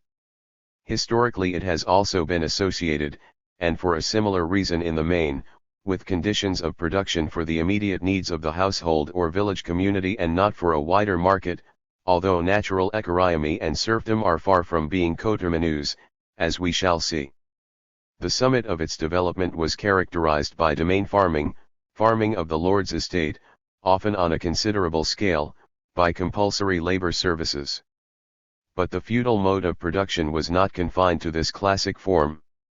Finally, this economic system has been associated, for part of its life history at least and often in its origins, with forms of political decentralization, with the conditional holding of land by lords on some kind of service tenure, and, more generally, with the possession by a lord of judicial or quasi-judicial functions in relation to the dependent population. But, again, this association is not invariable, and serfdom can be found in company both with fairly centralized state forms and with hereditary land holding instead of service tenures. To invert a description of Vinogradov, who speaks of serfdom as a characteristic corollary of feudalism, 1, we may say that the holding of land in fief is a common characteristic, but not an invariable characteristic, of feudal serfdom as an economic system in the sense in which we are using it. 2. The revival of commerce in Western Europe after AD 1100 and its disruptive effect on feudal society is a sufficiently familiar story. How the growth of trade carried in its wake the trader and the trading community, which nourished itself like an alien body within the pores of feudal society, how with exchange came an increasing percolation of money into the self-sufficiency of monoreal economy, how the presence of the merchant encouraged a growing inclination to barter surplus products and produce for the market. All this, with much richness of detail, has been told many times. The consequences for the texture of the old order were radical enough. Money revenue as well as services of bondmen grew to be a lordly ambition, a market in loans developed and also a market in land. As one writer, one article on serfdom in Encyclopaedia Britannica, speaking of England, has said, the great roads which join London to the seaboard are the arteries along which flows money, the most destructive solvent of seigneurial power. One that this process was of outstanding importance in these centuries can scarcely be doubted. That it was connected with the changes that were so marked at the end of the Middle Ages is evident enough. The tendency that developed to commute labor services for a money payment and either to lease out the seigneurial domain for a money rent or to continue its cultivation with hired labor obviously had the growth of the market and of money dealings as their necessary condition. What is questionable, however, is whether the connection was as simple and direct as has often been depicted, and whether the widening of the market can be held to have been a sufficient condition for underscore the decline of feudalism, whether an explanation is possible in terms of this as the sole or even the decisive factor. It has been not uncommon for the solvent effect of exchange and of money to be assigned, not only an outstanding, but a unique influence in the transformation of society from feudal to capitalist. We are often presented with the picture of a more or less stable economy T1 was disintegrated by the impact of commerce acting as an external force and developing outside the system that it finally overwhelmed. We are given an interpretation of the transition from the old order to the new that finds the dominant causal sequences within the sphere of exchange between monoreal economy and the outside world. A natural economy and the exchange economy are two economic orders that cannot mix, and the presence of the latter, we are told, is sufficient to cause the former to go into dissolution. Serious doubt about the adequacy of such an interpretation arises as soon as the influence of trade on the structure of feudalism in different parts of Europe, or even in different parts of England, is subjected to comparative study. For example, if the destructive effects of money dealings on the old order, based on servile labor, were truly the decisive factor at work, one could naturally expect to find most evidence of commutation of services for a money payment in England by, say, the 14th century in counties nearest to the London market and closest touch with those arteries along which flows money, the most destructive solvent of seigneurial power. Actually, it was the southeast of England that showed the largest proportion of labor services at this date and the north and west of England the smallest. This of itself might be held to be insufficient as rebutting evidence, since the relative importance of labor services among feudal dtis varied in different parts of the country with the type of cultivation and the size of the arable domain, and many money payments were survivals of long-standing and not products of recent commutation. But it is also true, when we study the trend over several centuries, that in the more backward parts of the country, farthest from great markets, above all in the northwest, labor services were shed first, while the more progressive southeast retained them longest. Secondly, an explanation of the change in terms of market influences would lead one to expect to find a close correlation between the development of trade and the decline of serfdom in different areas of Europe. To some extent it is true that there is this correlation. But the exceptions are sufficiently remarkable. The outstanding case where the connection does not hold is the recrudescence of feudalism in Eastern Europe at the end of the 15th century, that second serfdom of which Friedrich Engels wrote 3, a revival of the old system which was associated with the growth of production for the market. Alike in the Baltic states, in Poland and Bohemia, expanding opportunities for grain export led, not to the abolition, but to the augmentation or revival of servile obligations on the peasantry, and to arable cultivation for the market on the large estates on a basis of serf labor. Similarly in Hungary the growth of trade, the growth of large estate farming and increased impositions on the peasants went hand in hand. Thirdly, there is no evidence that the start of commutation in England was connected with the growth of production for the market, even if the two were associated in the later stages of the decline of serfdom. It is now recognized that there was a fairly considerable movement towards commutation as early as the 12th century, which was succeeded in the 13th century by a reaction towards an increase of labor services and an intensification of pressure on the peasantry. Yet the growth of trade and of urban markets was a feature of the 13th century, when feudal reaction was occurring, and not of the 12th century when the drift towards commutation is found. There seems, in fact, to be as much evidence that the growth of a money economy per se led to an intensification of serfdom as there is evidence that it was the cause of the feudal decline. If we wish to multiply examples, we shall find the history of Eastern Europe particularly rich in testimony of the former kind. The fact that the Greek colonies on the shores of the Black Sea in the 2nd and 3rd centuries AD were so largely trading colonies did not prevent them from being, in Rostovstev's description of them, a military community, i.e.s., of landowners and traders who ruled over a native population of serfs. 3. The fact that the early Russian cities like Kiev and Novgorod so largely thrived as centers of trade along the Great Baltic Lake Latagate-Dnieper Black Sea trade route did not prevent their ruling class from having slaves as objects of production as well as of trade and from developing a form of serfdom on their lands.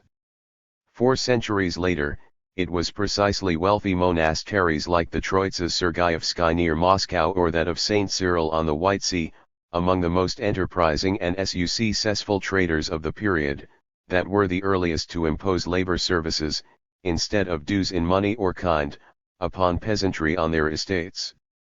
Something similar was true of German monasteries and of church colonizing enterprises east of the Elbe, which reduced the indigenous Wendish peasantry to serfdom or even slavery upon their own once free lands, and generally maintained a more severe regime of bondage on church lands than prevailed on lay estates.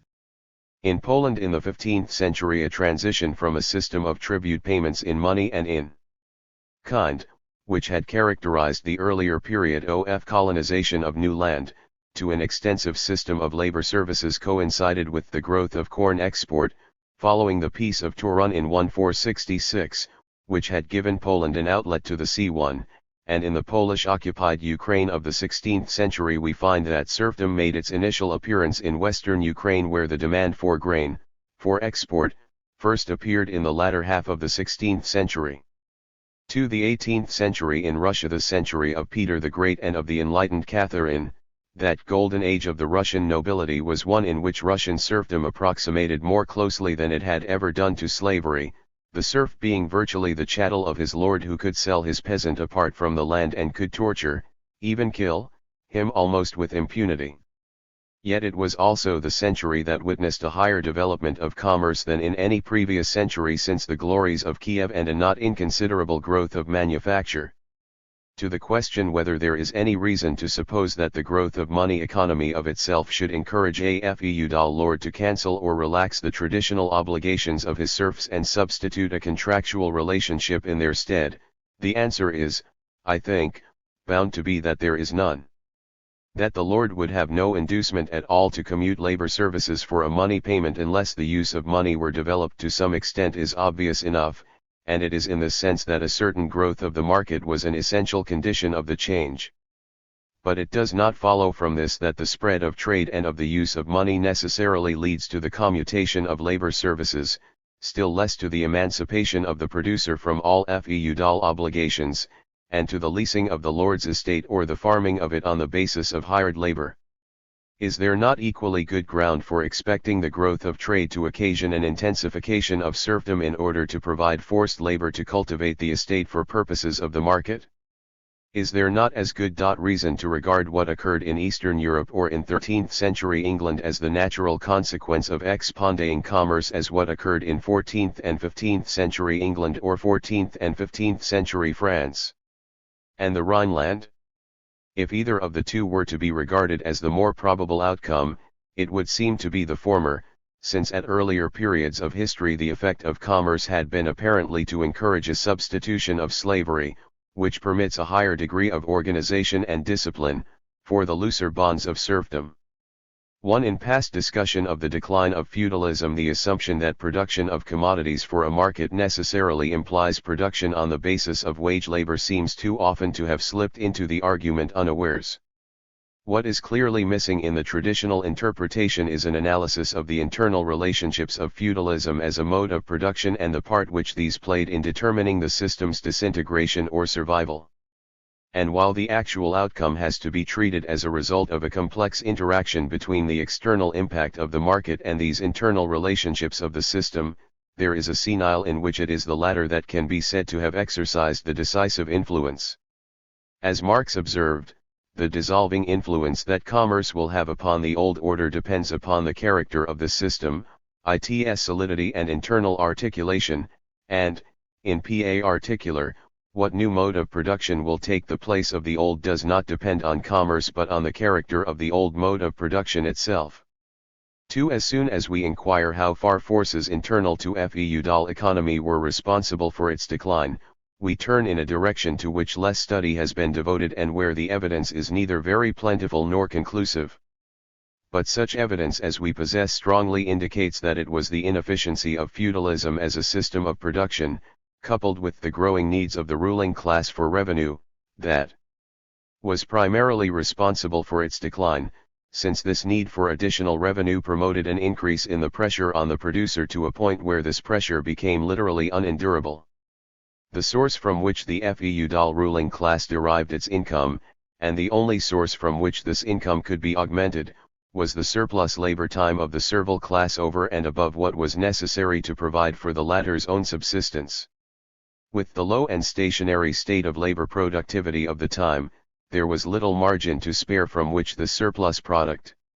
could be increased, and any attempt to increase it was bound to be at the expense of the time devoted by the producer to the cultivation of his own meager holding and bound very soon either to tax the producer's strength beyond human endurance or else to reduce his subsistence below the level of mere animal existence.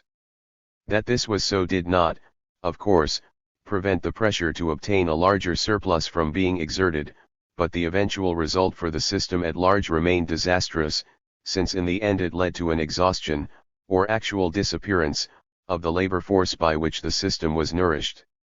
In the words of a French writer, the knight or baron, the peasant, serf, or free, was only a source of revenue. In time of peace they oppressed him at home as much as they could with imposts and corvées, in time of war in foreign territories they pillaged, murdered, burnt, trampled upon him. The peasant was a creature to exploit at home, and to destroy abroad, and nothing more. Even in the literature of the time, such as the Chansons de Geste, full of gentle chivalry, there is not a word of pity for the peasants whose houses and crops are burned and who are massacred by hundreds or carried away with feet and wrists in bonds. 1. The villain we find everywhere despised as an inferior creature, regarded not at all as an end of policy but simply as an instrument, as a means to the enrichment of their lords. For the system that rested on these foundations history was to have its own peculiar reckoning. Not only did the productivity of labor remain very low in the monoreal economy, owing both to the methods in use and the lack of incentive to labor, but the yield of land remained so meager as to lead some authorities to suggest an actual tendency for the system of cultivation to result in exhaustion of the soil.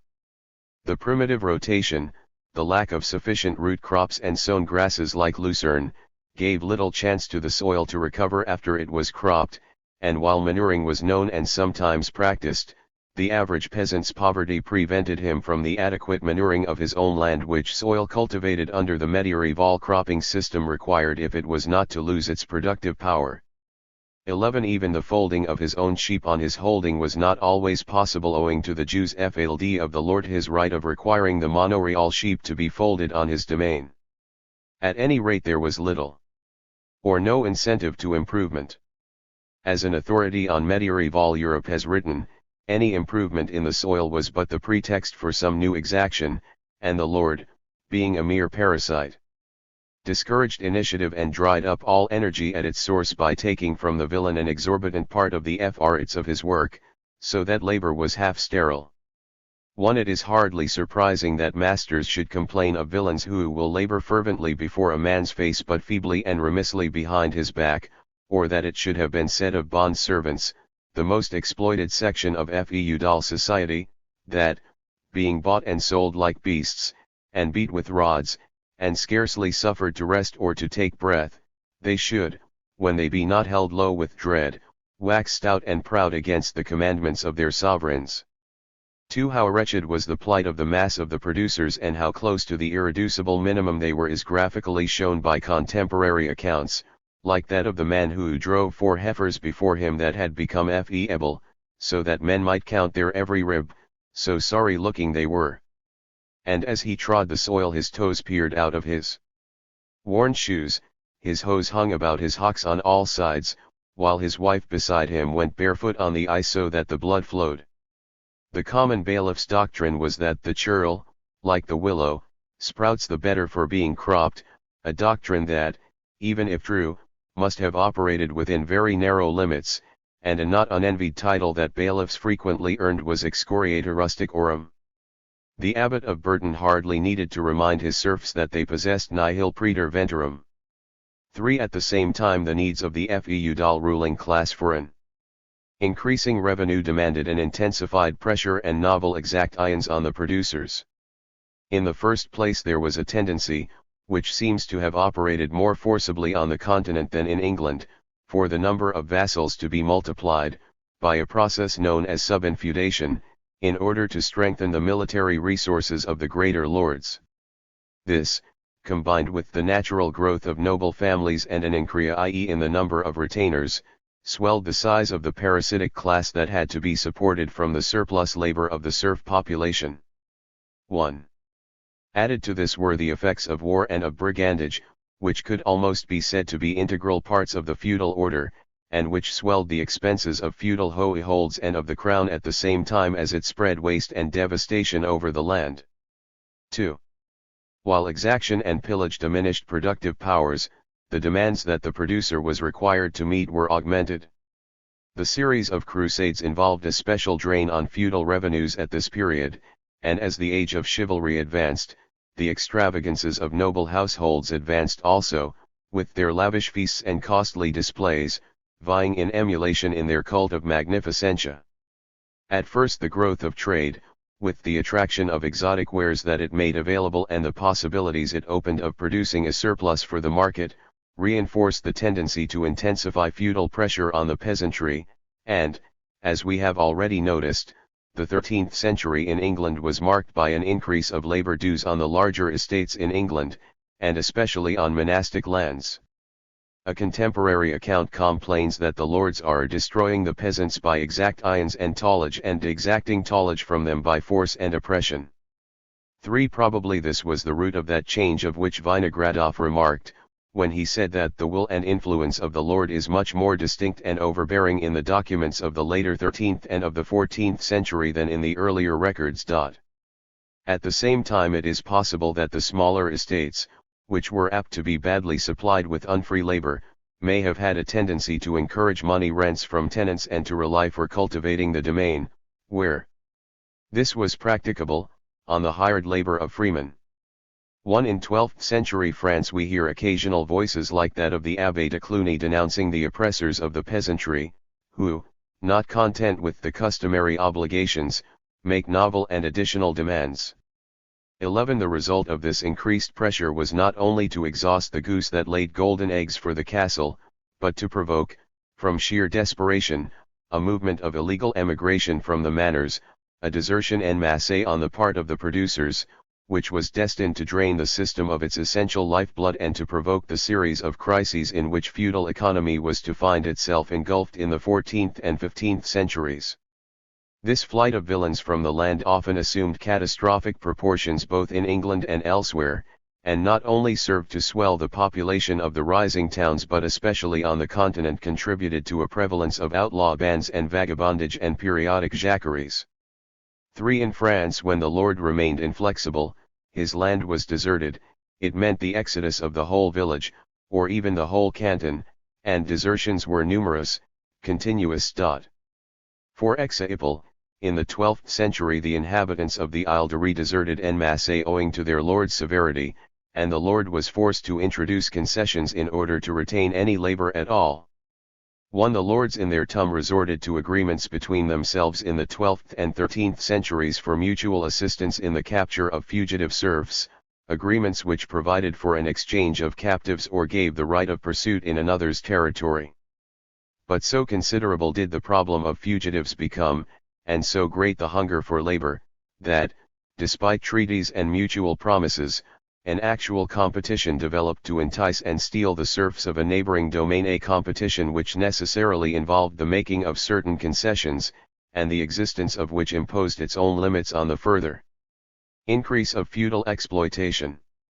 In some cases a lord, to repeople his land which had grown deserted by reason of his own oppression, was forced into the sale of franchises, setting bounds to seigneurial exactions, in return for a rent or a cash payment, and in certain provinces of France there developed in this way a number of rural communes, formed from an association of villages, which, like towns, possessed a mayor and a jurisdiction of their own. To some extent the feudal lust for expanded revenue was met by an increase of population, and the fact that there was some growth of population up to AD 1300 suggests that until this date there were certain areas where fresh supplies of cultivable land were available, or else the pressure of feudal exactions had not yet reached its limit. Data concerning population in this age are scanty, but there was apparently a considerable growth of population both in England and on the continent in the 12th and 13th centuries. To this, it is true, would have served to provide more labor to support the system and to furnish additional feudal revenue. But except in areas where the increase in numbers was accompanied by an increase in cultivable land available to the peasants, which would in turn have required a sufficient increase in draft animals and instruments in the hands of the cultivators, the eventual result was bound to be an increase in the peasants' burden owing to the increased pressure on the available land. True, considerable attempts were made to extend the area of cultivation in the course of the Middle Ages.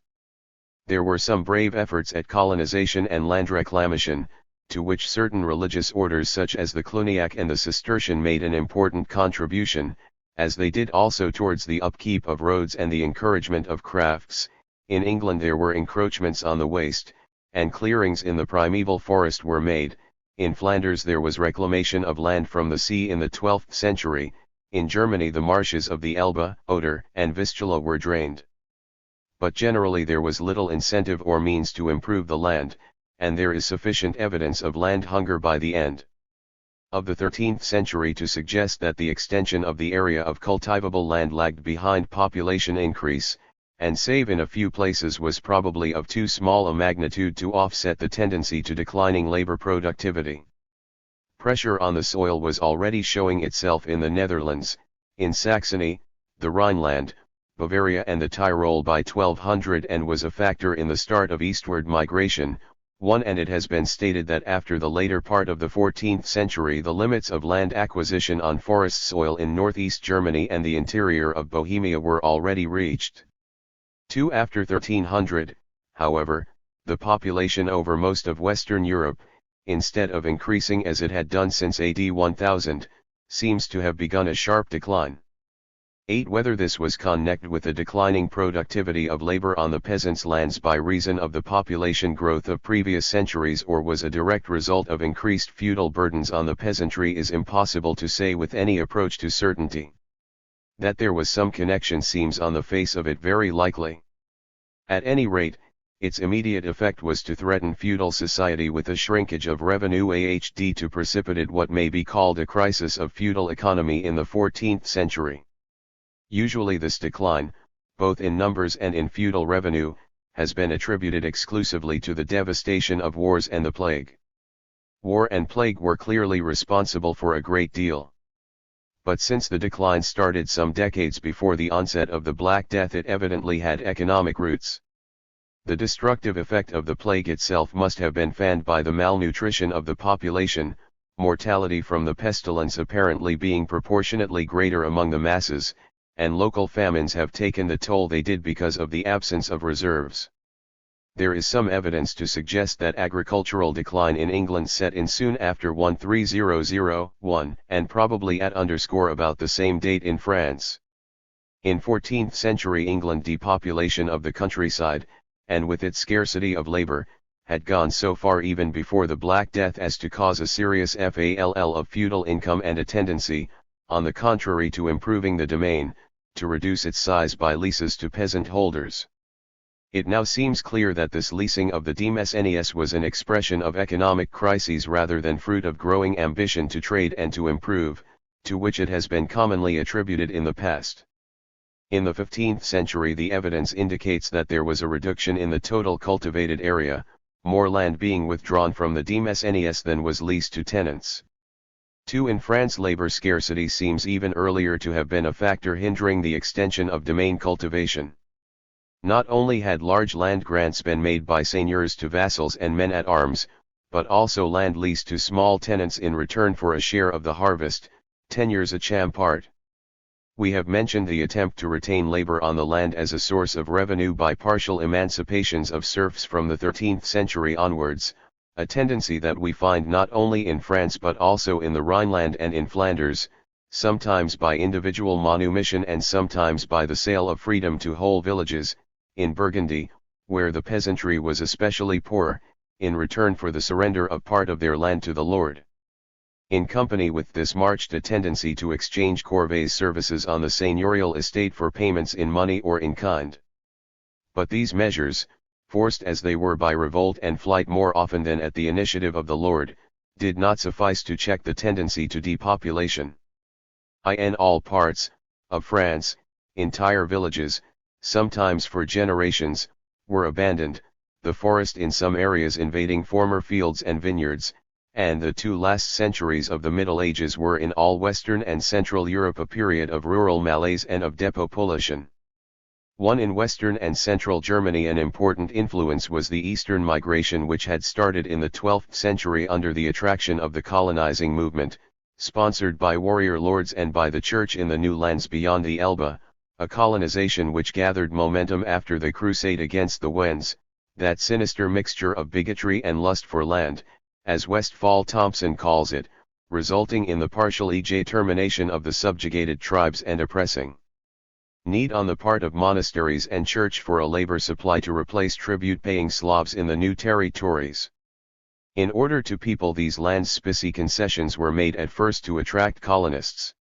The result was to spread the scarcity of labor not only to Saxony and Westphalia, but even as far as Holland and Flanders whence the migrants came. The constant threat of losing the population from their lands, especially in the regions where growing towns and privileged burghs acted as a powerful magnet, combined with the steady resistance of the peasantry to the performance of labor services, was a leading factor in Western Germany in the decline of domain farming, and in the tendency of lords to reduce their demands for labor services in order to dissuade tenants from deserting their estates, which operated fairly steadily. After the 12th century. 3. The reaction of the nobility to this situation was not at all a uniform one, and it is on the difference in this reaction in different areas of Europe that a large part of the difference in the economic history of the ensuing centuries depends. In some cases, in order to attract or retain labor, as in parts of France, especially the south, after the 100 Years' War, the lords were forced into concessions which represented a mitigation of servile burdens and even on occasions a substitution of a contractual relationship, embodied in a money payment, for an obligatory one. In yet other cases they responded with a tightening of feudal burdens, with firmer measures for the attachment of bondmen to an estate and for the recapture of fugitives, and a reimposition of servile obligations where these had previously been relaxed, the feudal reaction about which there has been much debate. In Eastern Europe the latter was most marked and most successful. Even in England there is evidence of an attempt to tighten the bonds of serfdom in the 14th century. Today it is generally held that this response to the scarcity of labor which followed the Black Death was less widespread than used to be supposed and that it seldom had any large measure of success.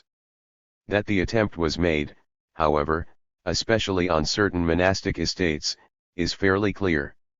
One of the virtual renaissance of serfdom which occurred in some parts of the continent we have already quoted examples, we find it in Denmark and in the Balkans, as well as later in the Baltic states and Russia, in Poland, Hungary, and Bohemia. In Spain Muslims and Jews on the estates were reduced to serfdom and the peasant lot was so degraded as to be subsequently described as worse than that of a galley slave. There was even some revival of the slave trade in the Mediterranean to supply landowners with cultivators. Two evidently political and social factors played a large part here in determining the course of events. The strength of peasant resistance, the political and military power of local lords, rendering it easy or difficult as the case might be to overcome peasant resistance and forcibly to prevent desertion of the manors, and the extent to which the royal power exerted its influence to strengthen seigneurial authority or on the contrary welcomed an opportunity of weakening the position of rival sections of the nobility. All this was of great importance in deciding whether concession or renewed coercion was to be the seigneurial answer to desertion and depopulation, and whether, if coercion was attempted, it was to prove successful. Some writers have advanced the view that in England the influence of the king's courts and justices acted as a protection, doubtless no more than partial, for villain rights against arbitrary acts of oppression by their lords, at any rate if these acts were unhallowed by tradition, and that in France the triumph of the absolute monarchy when it occurred served to limit the extent of the feudal reaction. By contrast the territories east of the Rhine, until one came to Poland and Muscovy, witnessed no comparable central power, jealous of the autonomy of lords and princes and competent to curb the unbridled exercise of their authority. In Eastern Europe and in Spain it would seem that both the military strength and the political authority of the local seigneurs remained relatively high. In France and in Flanders feudalism had been seriously weakened by the 100 Years' War, yet in certain parts of France the political authority of the seigneurs apparently remained for some time little impaired, and above all the Church, as a closely knit international organization, retained its strength.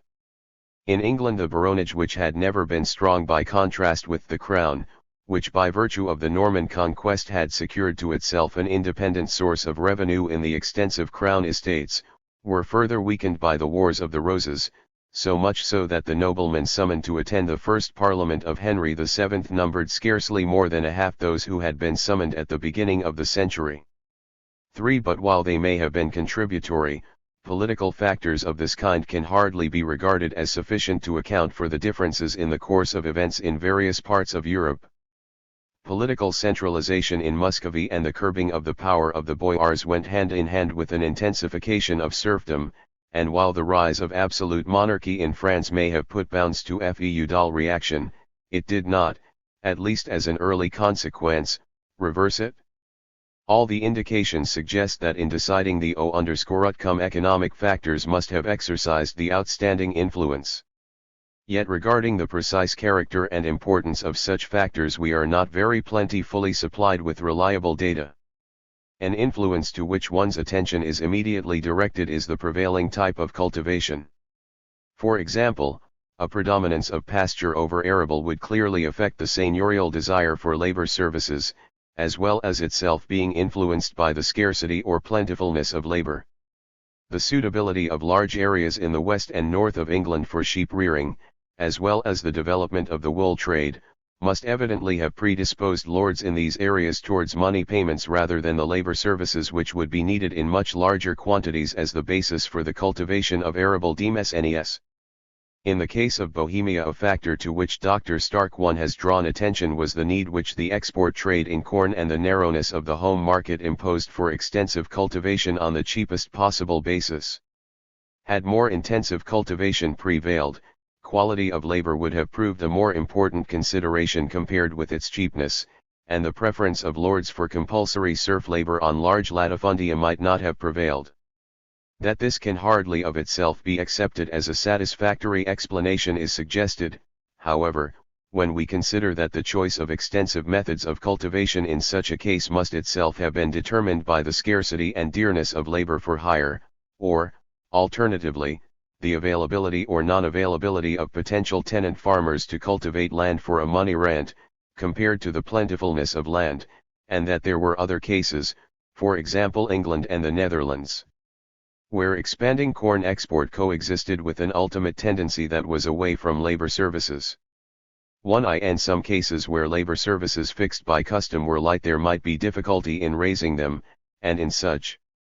cases a change to money dues might be a way of increasing the serf's obligations, which was the more acceptable to him because it offered more personal freedom, and so presented to a lord the line of least resistance.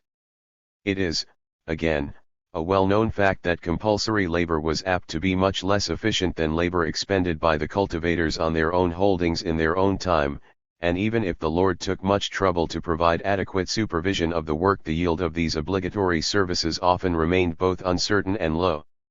At times seemingly trifling matters, such as the price of provisions, may have influenced the decision, where some provisions were supplied to workers on the demesnes, even though no more than a loaf or a fish and some ale, and one meets the remark, the work is not worth the breakfast, several times in the Winchester pipe rolls in the course of the 14th century.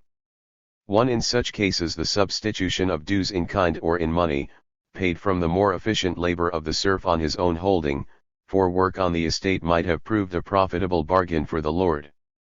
But while, no doubt, many factors such as these exercised again a contributory influence, it seems evident that the fundamental consideration must have been the abundance or scarcity, the cheapness or dearness, of hired labor in determining whether or not the lord was willing or unwilling to commute labor services for a money payment, and whether this was a profitable or a profitless thing for him to do if he was forced into it. At any rate, this consideration must have ruled where the concern of feudal economy was to produce for a market and not simply to provision directly the seigneurial household. If the feudal lord dispensed with direct labor services, the alternatives open to him were to lease out the domain or to hire labor for its cultivation at a money wage. Let us take the case where he chose the latter.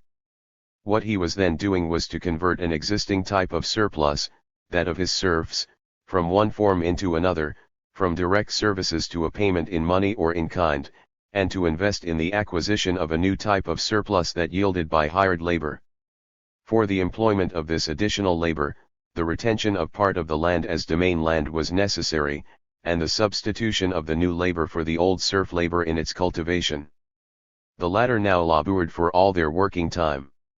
Instead of only for part of it, on their own land, the land to which they had been traditionally attached, paying over to the lord the produce of this additional labor time, or else the proceeds of its sale in the local market. But the new type of domain cultivation had this difference from the old. Any labor time devoted to /e domain under the regime of labor services was pure surplus for the lord, apart from a few incidental expenses such as the bread and ale supplied to the harvesters in the fields that we have mentioned. The producer's subsistence was provided, not from the produce of this labor, but from the labor time spent on their own holdings.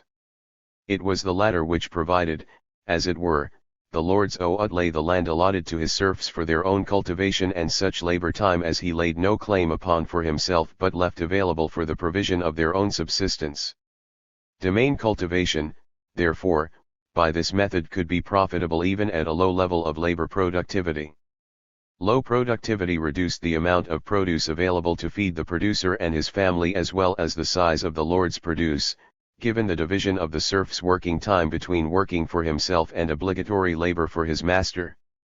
As under the métayage system of produce sharing, bad harvests made the share of peasant and landlord alike smaller, but could not make the latter share disappear altogether as long as there was a net product at all to be divided. Under the new type of domain cultivation, however, the labor power had first of all to be purchased with wages, and from the produce of this labor the equivalent of these wages had to be subtracted before what was surplus for the lord began. For this new type of cultivation to be of advantage to add to the surplus available as feudal revenue under the traditional methods, it was not sufficient that hired labor should be more efficient than compulsory serf labor. Productivity must have reached a certain minimum level. In short, one can say that the preconditions for a commutation of labor services and the transition to domain cultivation by hired labor were twofold: the existence of a reserve of labor, either labor without land, or labor with insufficient land to maintain a livelihood, like the bulk of the English cotters, and with labor time to spare, and a level of productivity of this hired labor that was greater than its wages by a significant amount. This significant amount which the surplus available from the new mode of production had to reach was a sort of minimum sensibile necessary to attract estate owners to its use. Sometimes, it is clear, this margin would have to be fairly large to overcome natural conservatism and to persuade estate owners that cultivation by hired labor had substantial and enduring advantages. But in the case of estates which had always been deficiently supplied with serf labor, the fact that hired labor could produce even a narrow margin of surplus above the equivalent of its own wages might suffice for its adoption, provided that the reserve of labor was readily available. One has, indeed, the paradox that, provided only that this crucial level of productivity, relative to the price of hired labor, had been reached. Hired labor might even have been less efficient than bond labor and its use still have proved an advantage. 1. This condition that we have postulated for the operation of a tendency to commutation at the Lord's initiative could be fulfilled either by labor being exceptionally cheap or by labor being exceptionally productive relative to the primitive standards of the times. But in addition to being cheap or productive, it had to be available at the given time and place in fair abundance. It follows that the transition to hired labor was more likely to occur in types of cultivation where the net product of labor was high, and that serf labor was more likely to be retained where types of cultivation prevailed in which the productivity of labor was low, or over periods of economic history when productive methods had not advanced beyond a very low level, unless this was offset by the price of hired labor being equivalently low owing to the misery of the population. We are also confronted with this further paradox, the very misery of the peasantry, such as we have described, creating the danger of depopulation of manors, might incline the lords to be more amenable to concessions which lessened feudal burdens or to commute labor services for a rent, both in an effort to avoid depopulation and because the misery which provoked mass migration tended to make labor for hire very cheap, as may have been a significant factor in France, for example, during and after the 100 Years' War and in Flanders in the 13th century. 1. Conversely, where the plight of the cultivator was less desperate and land available to HLM was more plentiful, or alternatively where labor was exceptionally scarce because depopulation had already reached an advanced stage, as appears to have been a decisive factor in East and Europe after the 30 Years' War, seigneurial authority would have tended to insist on the retention of labor services and to augment them by new exactions rather than to commute them. It is, surely, a very significant witness to the leading importance of this principle which we have cited that the century of scarce labor and of dear labor in England should have seen attempts to reimpose the old obligations, whereas this reaction should have weakened and given place to a renewed tendency to commutation in the middle of the 15th century, when the gaps in the population had been sufficiently filled for some fall in wages from their late 14th century peak to have occurred. 2. It is, surely, also significant that it was east of the Elbe, where labor was most thinly spread compared to available land, that the second serfdom should have found its most secure foothold, and that in Russia, for example, it was in the centuries when the expanding frontier of Cossack settlement to the south and southeast came into prominence, draining away fugitive peasant labor from central Muscovy with the lure of free land, that the movement towards the definitive bonding of the cultivator and his legal attachment to the soil should have developed. 8. If we consider the other alternative available to the feudal lord, that of exchanging labor services, not for cultivation of his estate by hired labor, but for leasing of the domain to tenants, analogous considerations seem to apply. It is true thilty to the landlord's choice of leasing the domain, certain special considerations are relevant which have no parallel among the influences which decide his choice between cultivating the domain with serf or with hired labor. For example, by leasing he might save a certain, perhaps a considerable, amount on overhead expenses of estate management, rent collecting, in other words, might prove much cheaper than the maintenance of a staff of stewards and bailiffs. Perhaps more important might be the favorable or unfavorable state of the local market for the products of the estate, in particular the ratio of agricultural prices to prices of handicraft products and imported goods, an unfavorable movement of which in the 14th century, due partly to the growing strength of the urban guilds, may have been a factor in predisposing estate owners to leases of the domain in that century. 1. A contributory factor may sometimes have been the rise of a stratum of more well-to-do peasants, eager to add field to field as a means of improved farming and of social advancement, about which something will be said below. Such factors as these were, no doubt, decisive in determining which alternative to labor services he adopted, leasing or hired labor. But, broadly speaking, to his choice between labor services and leases and his choice between labor services and hired labor, the same fundamental factors in the situation in both cases were evidently relevant. The scarcer was land relative to labor at any given time and place, the higher was likely to be the rentability of land, and hence the greater the inducement to adopt a policy of leases instead of estate farming with labor services, while the converse was likely to be true where land was plentiful and human beings were scarce. When, however, we allude here to what we may perhaps term the land-labor ratio at a particular time and place, we must be careful not to conceive of this in too abstract a sense. What was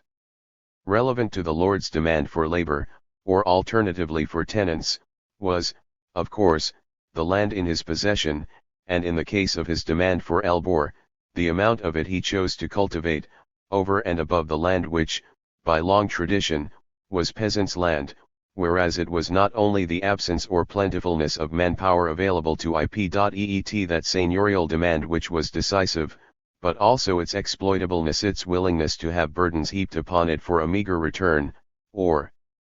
to be charged a heavy rent as the price of a meager grant of land, and this tended to be in inverse ratio to the amount of peasant land that was available, compared to the peasant population, and also to the amount of cattle, draft animals, and instruments of tillage that the peasant possessed, and to the quality of the soil and of village agricultural technique. Moreover, the extent of social differentiation among the peasantry themselves, creating a stratum of impoverished peasants with meager holdings, might in this connection be even more important than the total area of peasant land available to the whole village, and it may well be that any connection that there was between growth of the market and the transition to leases or to hired labor operated via the effect of trade on this process of differentiation among the peasantry themselves rather than via its direct influence on the economic policy of the lord, as has been customarily assumed. Again, to avoid undue simplification, we have to bear in mind that the position with regard to the supply of serf labor was often different on differently sized estates, a consideration that explains much which at first appears contradictory as well as much in the conflicting policies among the different ranks of feudal nobility. It frequently happened that the smaller estates, the barones minori in England, the knights in Germany, and the 16th century small pomiestchiki in Russia were much less well supplied with serf labor compared to their needs than was the case with the larger estates, especially those of the church.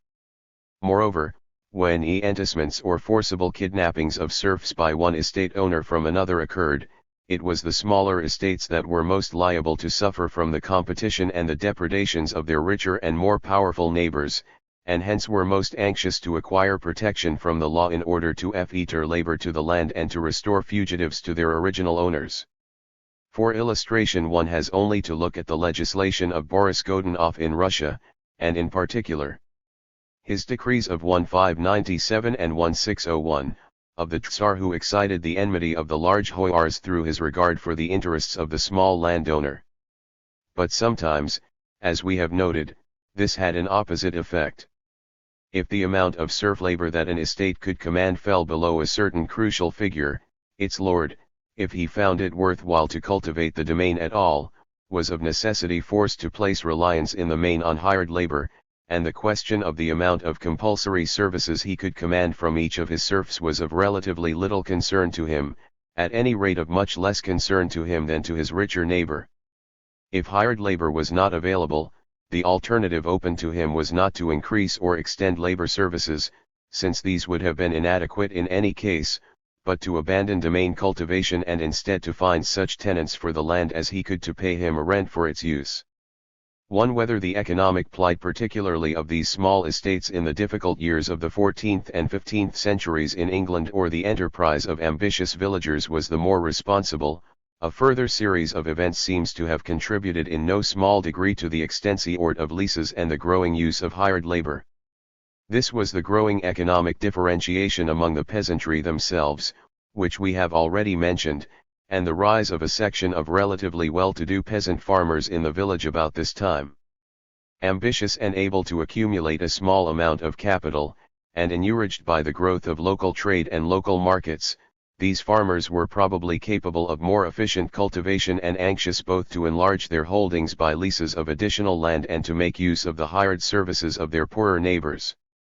As solvent tenants for such leases from the lord of the manor, what they lacked in exploitableness which derives from poverty, on that score they could no doubt afford to be pretty shrewd bargainers, they may well have more than made up in eagerness to acquire additional land as a speculation on the enhanced profits of improved farming.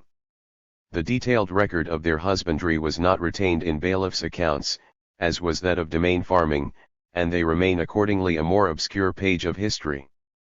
But it seems likely that they made up a sort of Kulak class in the 14th and 15th century English village, whose story, when it is fully told, may have much in common with their counterpart in the history of the Russian village in the 19th century. Such a development at such a time may well seem at first to stand in contradiction to the picture of village poverty and agrarian crises which was drawn above. A qualification of this picture it certainly is. But a contradiction it ceases to be if we examine the situation more closely. In fact, the inclusion of this element into our picture may succeed in explaining much that appears baffling in the contrary evidence about village economy at the time. It is clear that inequalities in type of soil and situation and in fortune would naturally give rise to differentiation among the peasantry themselves, even among the population of a particular manor, differentiation which in the course of a century would tend to increase and become considerable in ways that are nowadays sufficiently familiar. It may be that an appreciable number of those who rented, or even sometimes purchased, land at this period were persons in a special position like reeves or manorial officials. One Marx made the comment that some historians have expressed astonishment that it should be possible for forced laborers, or serfs, to acquire any independent property. Under such circumstances, since the direct producer is not an owner, but only a possessor, and since all his surplus labor belongs legally to the landlord, and pointed out that in feudal society tradition and custom play a very powerful role and fix the sharing of the produce between serf and lord over long periods of time. The result may therefore be that the lord is precluded from claiming the fruits of any abnormal productivity of a serf's own labor time devoted to his own holding.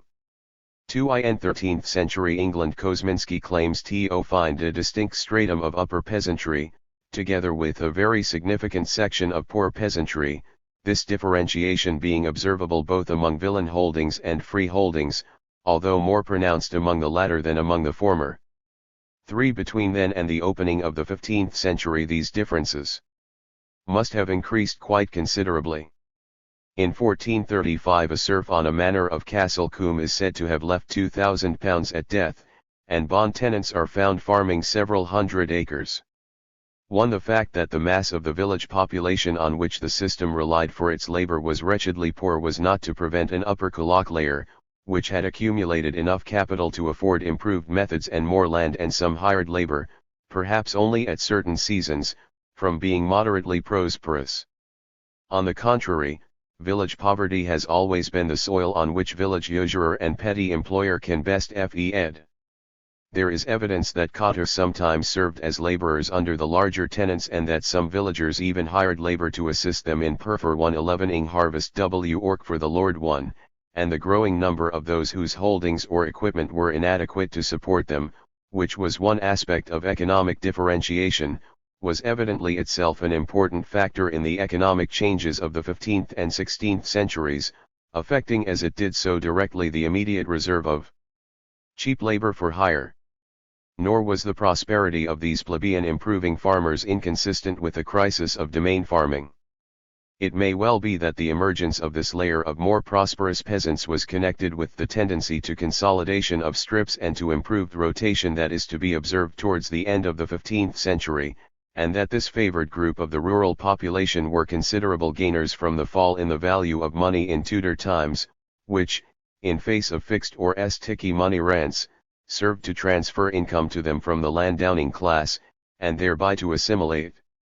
lower gentry and upper peasantry in the manner that was so characteristic of Tudor England. 3. It must not, however, be assumed that the mere fact of a change from labor services to money payments or a transition to leases of the domain represented a release of the cultivator from servile obligations and the substitution of a free contractual relationship between him and the owner of the soil. And the not uncommon view which virtually identifies a decline of labor services with a dissolution of feudal serfdom is clearly false. The movement that had occurred at an early stage of feudalism from a system of compulsory tribute, in kind or in money, to a system of domain farming with labor services, in an age when feudal need of revenue had grown relatively great and labor relatively scarce, was now reversed. But although tribute once more replaced services, it did not necessarily lose its compulsory character, so long as the producer was not free to move and his livelihood was virtually at the Lord's will. Nor can it always be assumed that commutation involved an actual lightening of feudal burdens. How far commutation constituted a substantial modification of feudal relationships varied widely with the circumstances of the case. In many cases it is true that the change from obligatory services to a money payment represented some modification of the older burdens and a change of form which paved the way for more substantial alterations at a later date. Where the change occurred as a concession wrung by pressure of the cultivators themselves, this was most noticeably the case, and the same was true off-leasing of the domain that was primarily due to the economic embarrassments of the estate owner. But there were also plenty of instances where commutation involved not a mitigation but an augmenting of feudal burdens.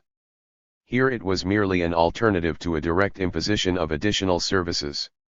Commutation was most likely to have this character where resort to it was primarily at the Lord's initiative, the attempt to increase feudal revenue presumably taking this form because of a relative abundance of labor. It may well be that the tendency towards commutation which we find in England as early as the 12th century was of this kind. Much of the commutation occurring at this period was apparently at a price considerably in excess of the market value of the services, so far as this can be computed. By no means all changes to money payments were commutation in the proper sense of the term. Many of them took the form of opera vendita, not permanently, but from year to year at the Lord's discretion, the latter retaining the right to revert to his claim for labor services when it pleased him to do so. One probably it was the pressure of population upon the available land of the village, rendering it harder for the villager to obtain his subsistence and hence making hired labor cheap and relatively plentiful, the spare time labor of the poorer cottagers and of families for whom there was no land in the open fields that furnished the inducement to this commutation. To Professor Kosminski, who speaks of cotter's economy at this time as representing a reservoir of laboring hands for the estates, also observes that free holding, as a rule, is feudal dependent holding, paying feudal rent, often close in appearance to a villein holding, out of which it has recently come. Leaseholds, in whatever form they appear, very often are linked with the carrying out of obligations of villein type.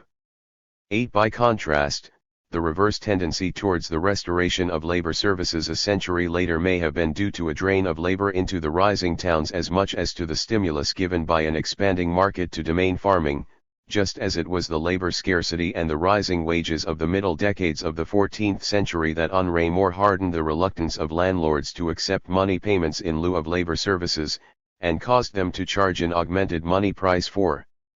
the commutation where it occurred, even though the threat of desertion of the manor, which after the Black Death assumed serious proportions, very soon and in most cases forced lords to make substantial concessions to their dependents. It may perhaps be the case that the amount of commutation taking place at the earlier period has been exaggerated, and that those who have stressed it have been led to do so, partly by a too ready assumption that where money rents were found these were products of commutation at some recent date, instead of being survivals throughout the feudal period, as Professor Kosminski and Dr. Nielsen both suggest, one and partly because they have supposed that obligations to a lord that were valued in money in the records were necessarily paid to him always in a money form. 2. But whether it was large in extent or relatively small, this earlier transition from services to money payments was no more than the beginnings of a tendency which was to operate with much greater force in the 15th century. By the end of the 15th century the feudal order had disintegrated and grown weaker in a number of ways. The peasant revolt of the previous century, it is true, had been suppressed, though by trickery as much as by force of arms. But it had left its ghost to haunt the old order in the form of a standing threat of peasant flight from the manor into the woods or hills, or to swell the growing number of day laborers and artisans of the towns.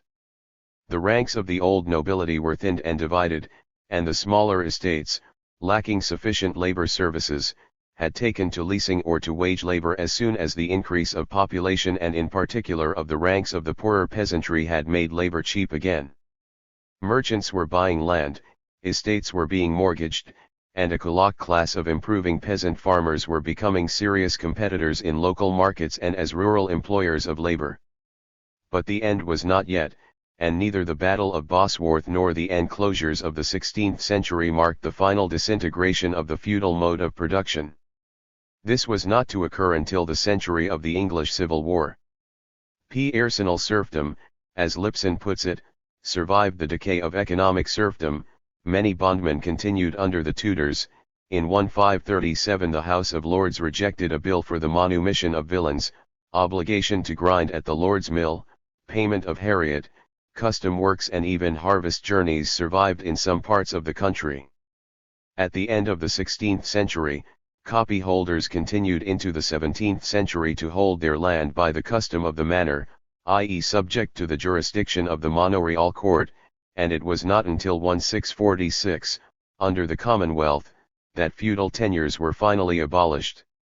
Moreover, throughout the 17th century, and even the 18th, the freedom of movement of the laborer in the countryside was in practice severely restricted by the fact that to leave the parish and go elsewhere virtually required the permission of his former master, under the system whereby he had to obtain a testimonial under the seal of the constable. To make his departure lawful. Concerning feudal obligations there are, therefore, two analytically distinct questions which are less often distinguished than clarity of thought demands. There is first the question of the nature of the obligation imposed on the serf, e.g. whether the surplus is exacted from him in the form of direct labor on the seigneurial demesnes or in the form of produce which he has grown on his own land, example the old Saxon Gefall, either directly as produce or in money as a part of the proceeds of that produce after it has been sold. Secondly, there is the question of the degree of subordination in which the serf is placed relative to his lord and the consequential degree of exploitation to which he is subject. A change in the former is by no means always yoked with a change in the latter, and the reasons for an alteration in the amount of feudal obligations and in their nature do not necessarily bear close affinity to one another. It happened that in the feudal reaction the desire to fetter the peasant more firmly to the land, depriving him of freedom of movement, and to increase the obligations laid upon him coincided in most cases with a tendency to revert to the use of labor services in the cultivation of the domain, while in England in the latter days of serfdom the tendency to commutation seems to have run parallel with the relaxation of fertile burdens. But this coincidence was not always found. In their historical roots the two types of change do, however, seem to have this much in common. We have seen that scarcity of labor, compared to the land that the Lord has available for cultivation and to the needs of the prevailing modes of cultivation, will generally place a premium on measures of compulsion to tie labor to the land and to enhance the obligations to which it is subject, while, if domain farming is practiced by the Lord, this scarcity of labor will at the same time place a premium on farming that land by direct labor services rather than with hired labor. Plentifulness and cheapness of labor will in each case tend to have a contrary effect. There is, therefore, this much reason, if other things are equal, to expect to find feudal reaction and a growth of labor services associated together and a decline in labor services associated with a loosening of feudal bonds. Although it is a far cry from feudalism in England to feudalism in Russia, with its different chronology and environmental conditions, the history of the latter affords so clear an illustration of the fact that transition from labor dues to dues in money is not inconsistent with the preservation of the essential features of serfdom as to deserve our attention. In Russia, not only has the predominance at one time of dues in money or in kind, obrok, and at another of labor services, barshchina, characterized different stages of serfdom, but their changing relative importance has shown no close correlation with the degree of freedom or servitude of the cultivator. In the Kievan Rus of the 11th and 12th centuries there were persons in a serf position cultivating estates of princes and boyars, some of these being slaves settled on the land, kolopi, others called Akupi who worked with a plow and harrow and sometimes even a horse provided by their masters, a recent peasant who had lost the possibility of carrying on his independent economy and was under the necessity of entering through bonds of indebtedness into dependence on a creditor. Master, for whom he was obliged to work part of his time, leaving the rest for himself. 1. In addition there were half-free peasants, smrti, who possessed their own land and implements of tillage but came to stand in some kind of tributary relationship to an overlord, to whom they paid dues in kind. 1. In the period which succeeded the glory of Kiev and saw the settlement of the area between the Oka and the Volga, which was later to become Muscovy. The prevailing relationship in these newly settled territories seems to have been a tributary one.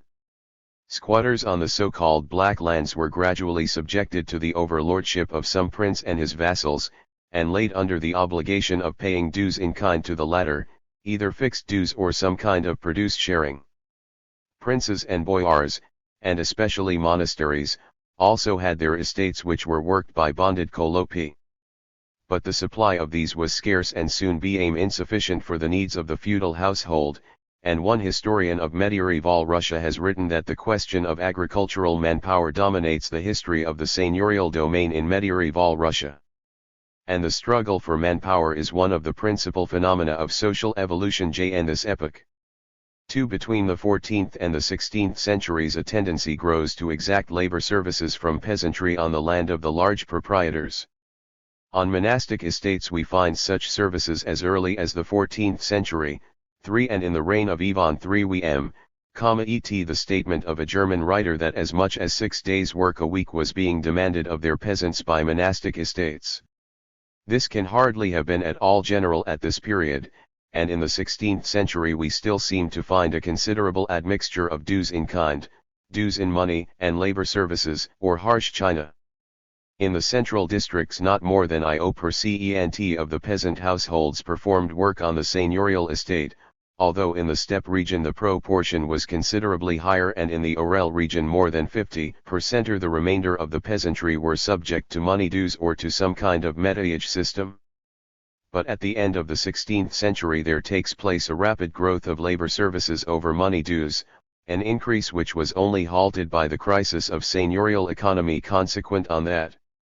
extensive depopulation of the years before and after the times of troubles, which was the joint result of war and famine and of the flight of peasants to the free frontier lands of the south, depopulation of a magnitude to cause anything from a half to 9/10 of the cultivated land in many areas to be abandoned, and a reversion from the three-field system to more primitive and extensive methods of cultivation.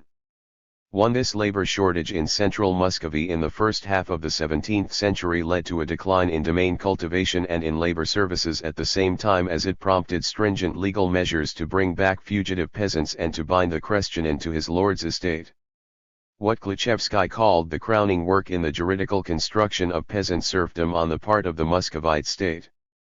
2. In the 18th century, the century of Peter the Great and Catherine, of the architecture of the Rastrellis and of the opening of Russia's window on the west, we find both Barshkina and Obrok in force, with a tendency apparently, apart from peasants assigned to work in the new manufactories and mines, for the latter to make headway over the former, and for the burden of Obrok to grow, especially between the 6 O's and Go's, possibly as much as doubling on the average over the whole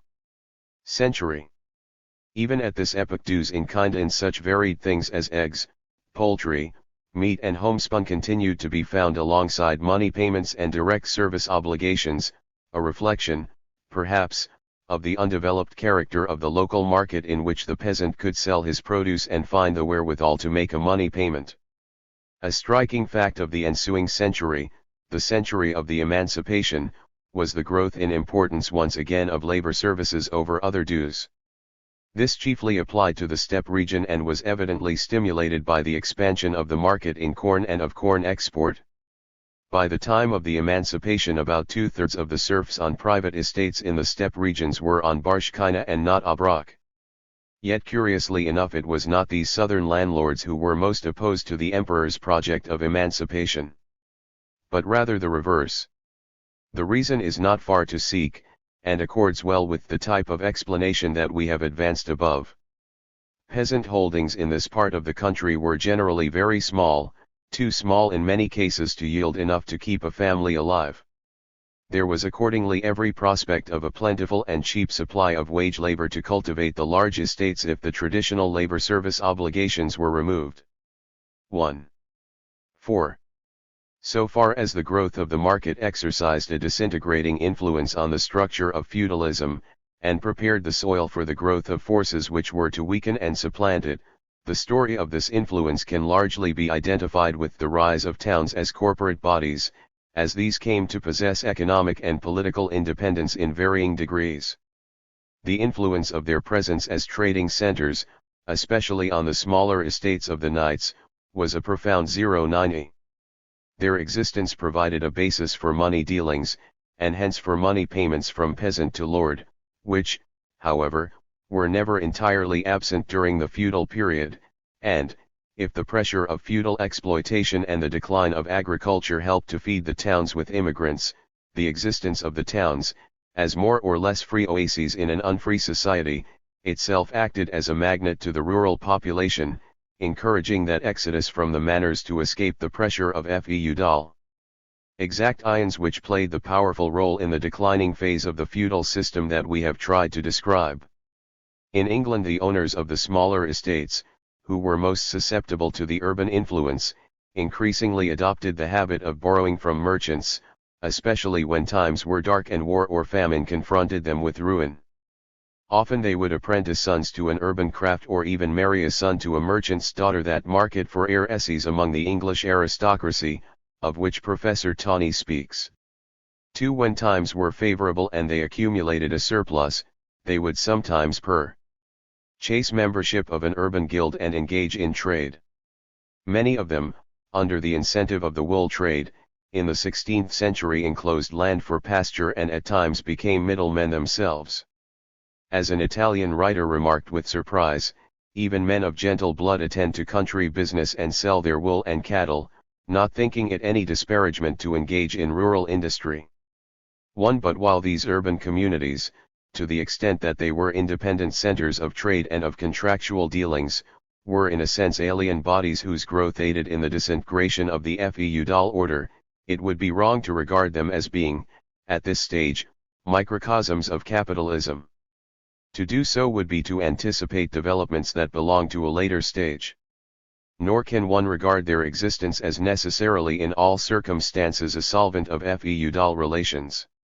True, the trading element that these communities nourished were gathering between their hands the first germs of merchant and money-lending capital that was later to be employed on a larger scale. But other instruments of accumulation than a mere snowball tendency had to intervene before this capital became as dominant and ubiquitous as it was to be in later centuries.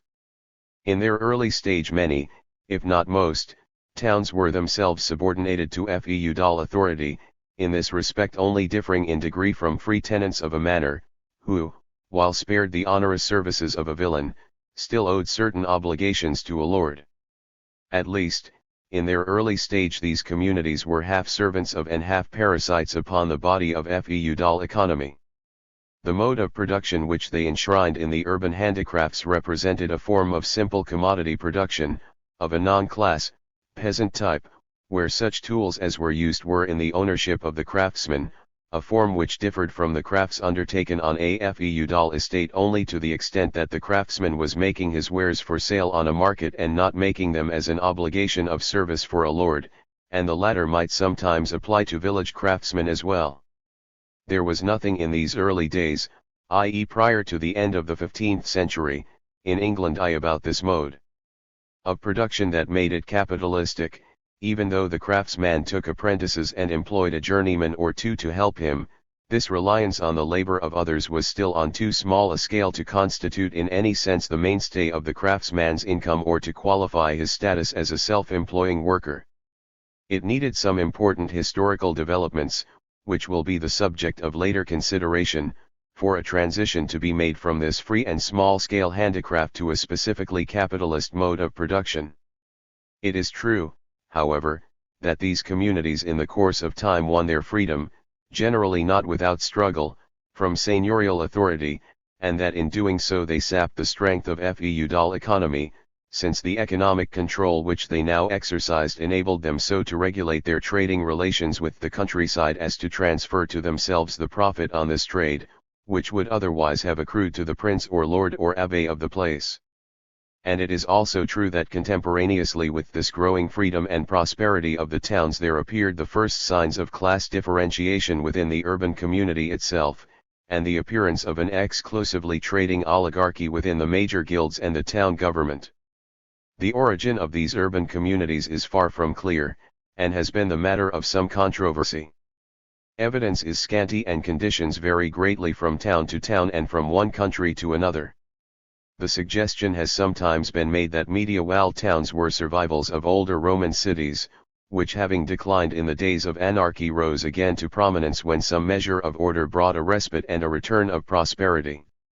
One or two of the larger towns, one it is true, probably maintained some continuity of institutions throughout the period of barbarian devastations. It may have been the case that feudal garrisons and episcopal establishments continued in these old centers, and that later separate town life grew up around them, or that the medieval urban congregations were drawn to what were almost deserted sites of earlier towns. But as a general explanation, this theory of continuity seems manifestly inadequate. Most authorities nowadays appear to hold that the Dark Ages were sufficiently devastating in their effects on urban life to make any considerable continuity from the old towns to the new improbable. We should remember that it is continuity, not of sites or buildings, or even of some elements of population, but of institutions and of modes of life that is important in the present context. It may be that there was continuity in this relevant sense in one or two of the more important Roman centers, but one finds it hard to believe that this happened at all generally. Of England, Lipson tells us that to all appearances there was no continuity of development between the towns of Roman Britain and those of Saxon England. In general the towns were abandoned, and when not actually destroyed by fire they were left bare of inhabitants, a fate which for many years apparently befell even London and Canterbury. In most cases we are dealing with new groupings of the population and new kinds of association, which sprang to life after the 9th century, and even though these may have gathered round the site of a former Roman town, the fact that this congregation took place at the time it did requires an explanation. Some, again, have argued that the towns of this period had a purely rural origin, having grown from the thickening of population in certain rural hundreds. There was continuity between village community and town community, and in particular between the earlier hundred court and the later town tribunal, a view which was sponsored by no less an authority than Stubbs. On the continent the genesis of the town has been traced by an influential school of writers to the Landgemeinde or rural township, for exam. Pi, in the writings of Maurer and Below. Since the town grew up within the structure of feudal society, its inhabitants retained certain relationships of dependence to an overlord, and qualification for citizenship remained essentially agricultural, the ownership of land within the boundaries, trade only subsequently becoming a main occupation of the inhabitants. The only dividing line which can be drawn, it is said, between earlier village and later town lies in the fortification of the place at a certain date with a wall, for the protection of its inhabitants, thereby converting it into an. But even in cases where this explanation may be true, one is still left with the crucial question as to why a community that was agricultural in its origin should at some stage have adopted trade and handicraft as its economic basis. Least of all can a theory of continuity with the village explain this transition. Thirdly, we have an explanation, which we owe chiefly to Pyrrhon, that towns originated in settlements of merchants' caravans. Traders who at first were itinerant peddlers traveling between the various fairs or from one feudal household to another, often in caravans for mutual protection. A very poor mean set of people, as Adam Smith termed them, like the hawkers and peddlers of the present time too in the course of time formed settlements, as lumbermen and trappers do today in northwest Canada. For settlement they might select the site of an old Roman town, by reason of its favorable situation at the junction of Roman roads, or they might choose the protecting walls of some feudal castrum, with its garrison, or be attracted both by the sanctuary and the custom of a monastery. Later, for more complete protection the trading settlement might build a wall, sometimes uniting the wall of this burg with the existing battlements of the castrum. This would give them a separate identity which they previously lacked, and also a certain military advantage. Not infrequently such settlements, acquiring some size and influence, became the objects of special privileges and protection from the king, at the price of a money payment or a loan, as was the case with German and Italian merchants in England, and these royal privileges generally gave them freedom, in varying measure, from seigneurial authority and impositions. At some stage of these developments the loose association of caravan days probably assumed the more formal dignity of Hansa and Guild, and this organization tended to claim not only immunity from feudal jurisdiction but also a measure of control over local trade, which inevitably brought it into sharp conflict with the local lord. 8. Fourthly, we have the explanation which associates the rise of towns with the right of sovettal or sanctuary granted by feudal authority. Though this is not necessarily incompatible with the previous explanation, it has a different emphasis, pointing to a distinction which may have been of crucial importance. According to this view, towns were less spontaneous growths than creations of feudal initiative itself for its own purposes. Feudal establishments with garrisons needed traders and craftsmen to minister to their needs, and hence would be a natural magnet to such loose elements of the population as were not subordinated to an overlord. Churches and monasteries, possessing the right of sovereignty, were a natural asylum for pilgrims and fugitives of all kinds in a lawless age, who would come to constitute a separate lay population, engaged in subsidiary occupations for which the local establishment created a market. Sometimes, again, a lord would make an offer of special privileges to newcomers in order to institute a market for his own convenience, and sometimes the sovet was made the subject of a secular grant, bestowing a certain amount of immunity from feudal jurisdiction. Akin to this is the so-called garrison theory suggested by Maitland, and the parallel military theory of Kutchen in Germany, that towns were regarded as strongholds for purposes of emergency, to which inhabitants of surrounding places might retreat, and that originally various lords kept houses there and a skeleton staff of retainers. For example, towns like Chichester and Canterbury in England at the time of Doomsday had each between 100 and 200 houses attached respectively to 44 and to 11 different manors. With the limited knowledge in our possession, we shall probably have to be content for the present with an eclectic explanation of the rise of medieval towns, an explanation which allows a different weight to various influences in different cases.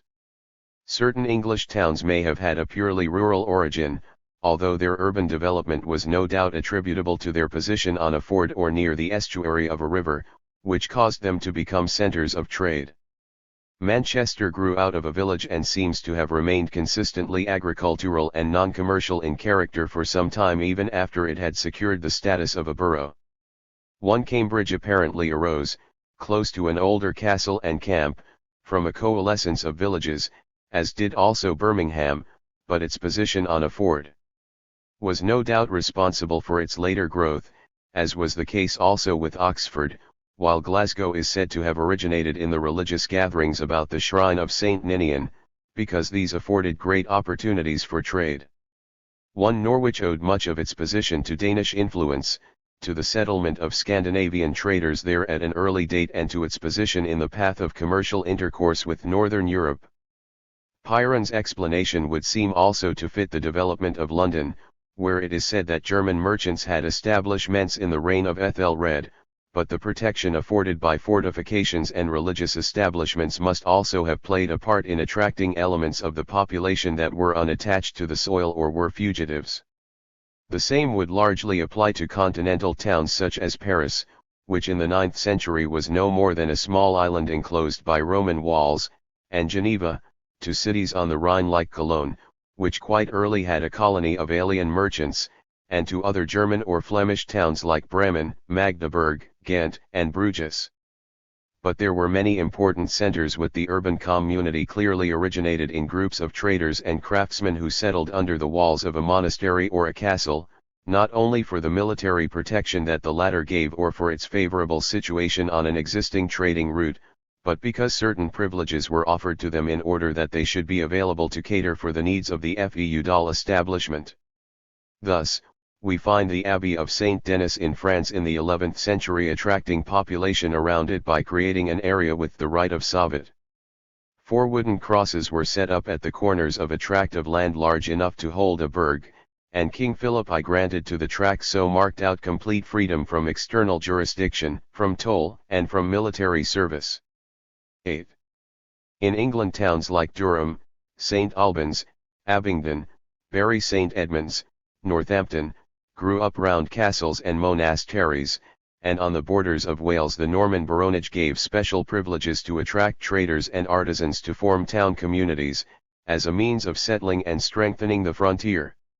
At Bury, the Domesday Survey tells us, a community of bakers, brewers, tailors, shoemakers and so forth daily wait upon the saint and the abbot and the brethren, and there is some evidence here of commercial activity and the existence of a mint before the Norman conquest.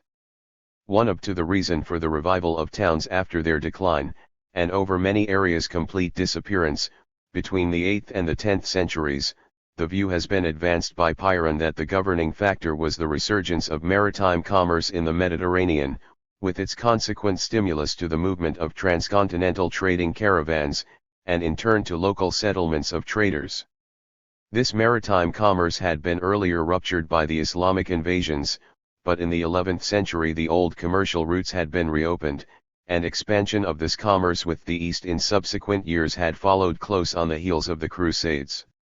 Whether Pyrrhon's emphasis be justified, and whether the decline of trade and of towns prior to the year 1000 was as great as he supposes or not, there seems to be little doubt that a revival of Mediterranean commerce played a large part in reviving transcontinental trade and hence urban life in the 11th and 12th centuries.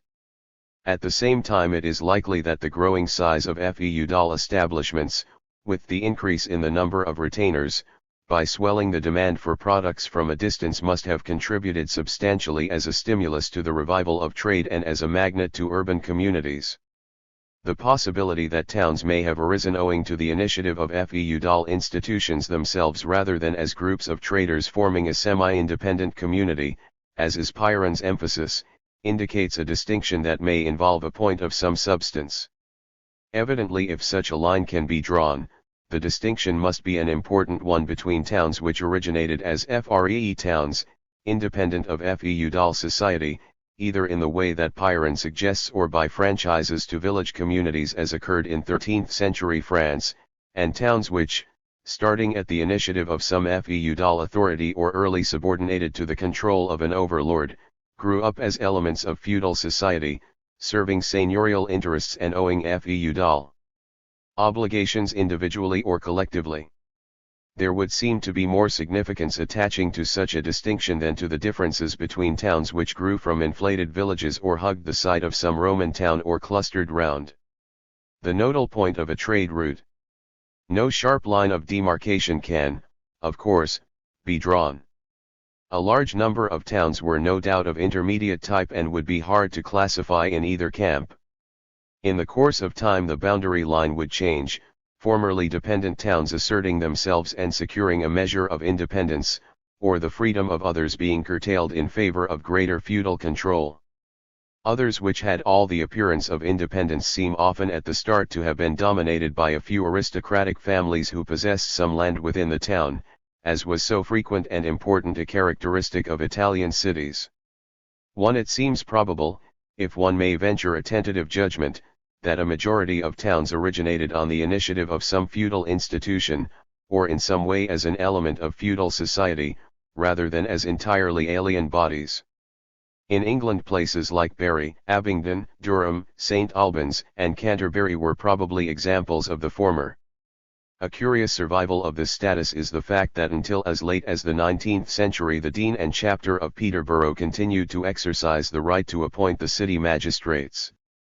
But on special locations, strategically suited to be important entrepots of trade, towns may have had an independent character from the first, like some of the Hansa and Rhineland cities and possibly London, and the subsequent expansion of many others may have been chiefly, if not entirely, due to settlements of traders.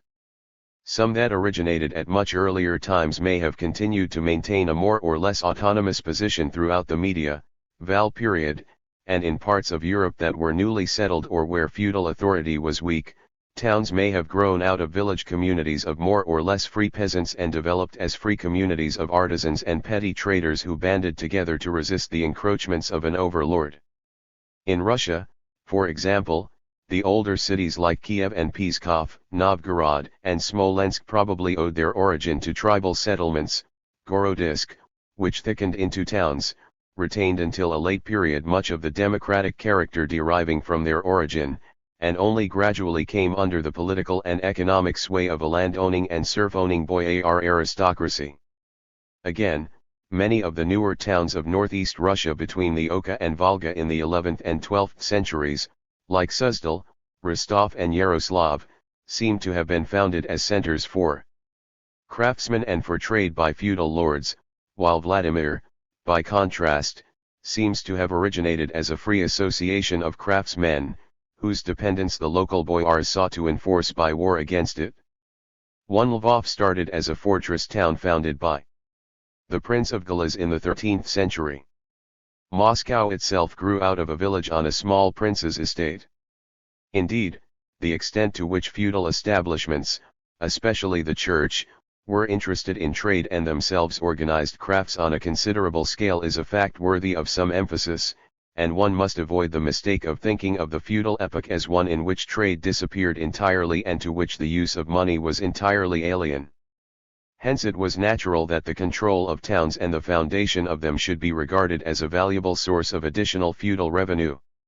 As early as the 8th century agents for the French monasteries were active in Flanders purchasing wool for manufacture. In the wine trade of Burgundy it was the monasteries that were the important centers, and abbeys on the Loire and Seine owned a fleet of river vessels for conducting their trade. In Florence the wool industry is said to have dated from the settlement of a monastic order, the Omiliati, in 1238, the work being done by lay brothers under the superintendence of priests.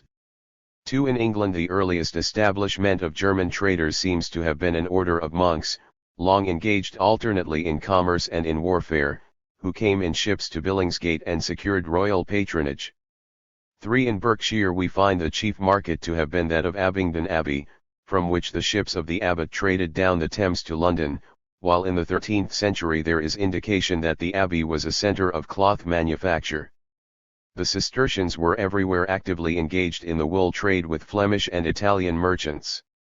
In Yorkshire iron mining and smelting in the 12th century were conducted mainly by religious houses, and we find the monks of Fountains Abbey sufficiently enriched by their commerce to lend money to Roger de Mowbray in the reign of Henry I. 1. Fairly extensively in Europe there were workshops on the larger estates, manned by serfs, and there were outhouses, called gynecea, where the women spun and wove under the superintendence of the wife of the lord. In fact, by the 11th century on the continent there seems to have existed a privileged semi-commercial upper class in episcopal establishments, which enriched itself by trade, usury, and the profits of semi-slave labor, which purchased ecclesiastical preferments and was possessed of lucre rabies as surely as any Lombard or Jew. The line is, therefore, hard to draw between the dependent craftsmen and the lay brothers of monasteries, on the one hand, and the craftsmen and traders of the urban communities, on the other hand, who later built themselves a wall, outside the wall of the castrum, struggled for a measure of independence from their feudal overlord or protector and achieved for themselves a separate entity as a burg. Some have even suggested that it was the artisans of feudal establishments who formed the leaders of the insurgent town community which struggled for its autonomy. Of this there seems to be little direct evidence, and in many cases there are signs that such artisans remained lay retainers of the abbot or lord, coming to constitute a class of ministerials separate from the burgesses. 8. There may have been occasions on which the two elements made common cause and the line between them, doubtless, was often hard to draw. Examples of the burgesses themselves owing services to an overlord, like any feudal dependent, are fairly plentiful. At Hereford the burgesses owed 3 days reaping at harvest and periodic services at haymakings, services which they later managed to commute for a quit rent, and at Bury St. Edmunds the townsmen were under obligation to labour on the Lord's demesnes at harvest, an obligation which the abbot was only persuaded into commuting under severe pressure. In Domesday there are plenty of examples of burgesses owing villein services to lords, paying heriot and similar dues. One even as late as the 18th century Manchester was still bound to the use of the Lord's mill and the Lord's baking oven. 2. But it seems likely that the initiative in the struggle for urban independence came from those elements who were least subject to feudal domination initially, either because they were traders who had been attracted to the place from outside or were from the start endowed with a privileged status by some special grant or charter. These elements would be inclined to lie uneasily within the body of feudal economy precisely because, while the holding of land within the burg was generally a condition of citizenship, their source of livelihood essentially consisted in trade in making commodities for sale or acting simply as peddling intermediaries. It was they who would be most likely at a quite early date to form a Hansa or guild among themselves, a guild merchant as it came to be called, and to struggle for the right of this guild, or of the town government which the guild in fact dominated, to control the local crafts and the local market to its own advantage. This struggle of the towns for autonomy, which extended over the 13th and 14th centuries in England, was in many cases a violent one, and in some continental cities, for example in Flanders and in Italy in the late 11th and the 12th and 13th centuries, took the form of a protracted civil war. But even in England the democratic struggle was far from being entirely peaceful. At Dunstable at one time the burgesses, in face of the threat of excommunication, declared that they would descend into hell altogether rather than submit to the arbitrary impositions of the prior. In 1327 at Bury the townsmen made a forcible entry into the monastery and carried off the abbot and monks to imprisonment until they should allow the grant of a guild merchant, while in the same year at Abingdon.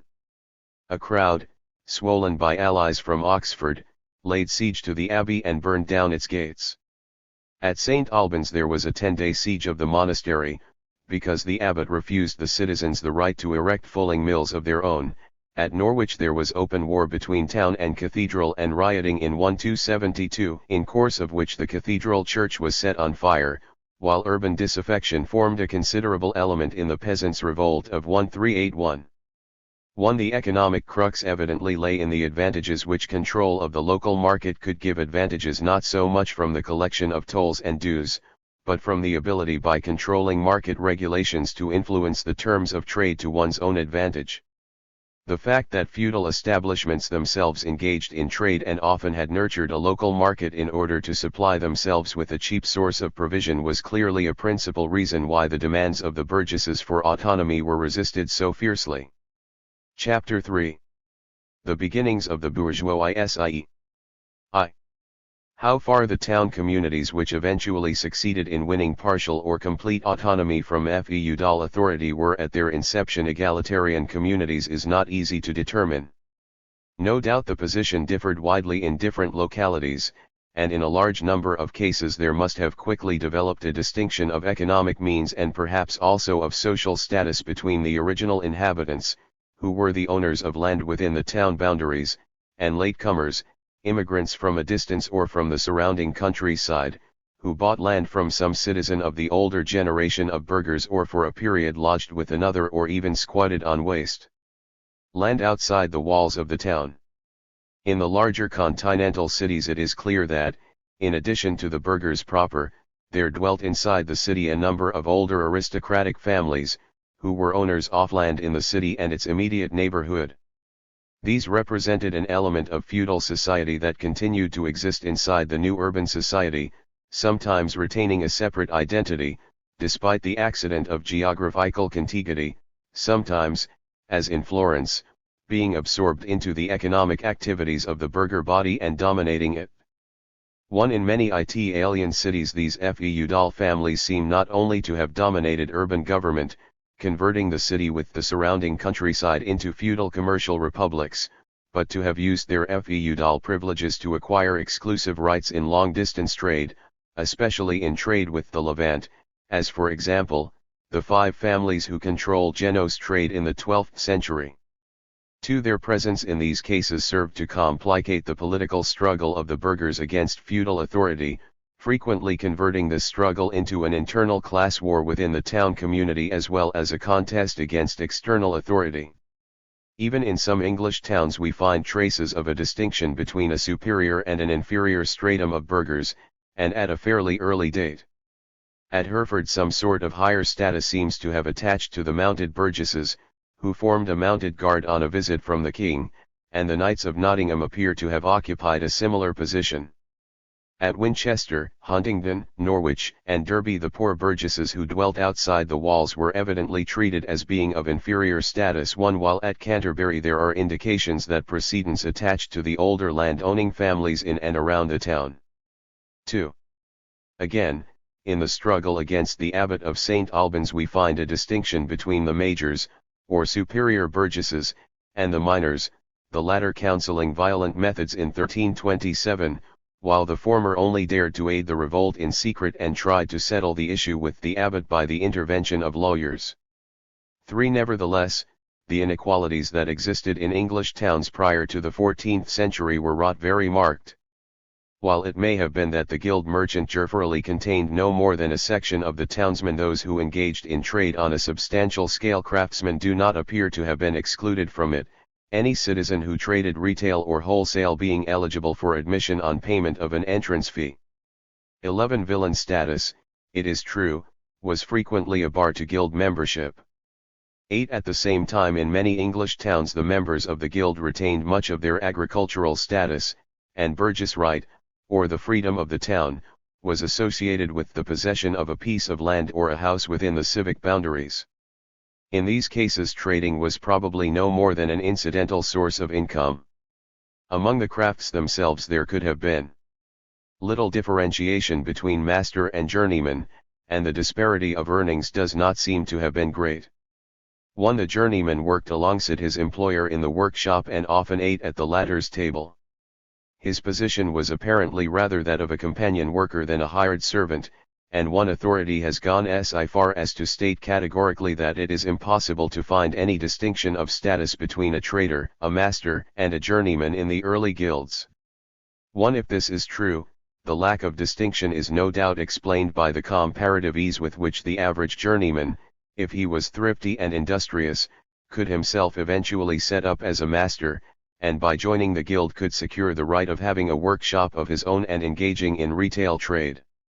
This very prospect of advancement would have sufficed, not only very largely to identify the interests of journeymen with their masters, but also, through the influence of this upward mobility and the consequent competition within the ranks of master craftsmen and traders themselves, to preclude any large disparity of earnings between the different ranks of urban society.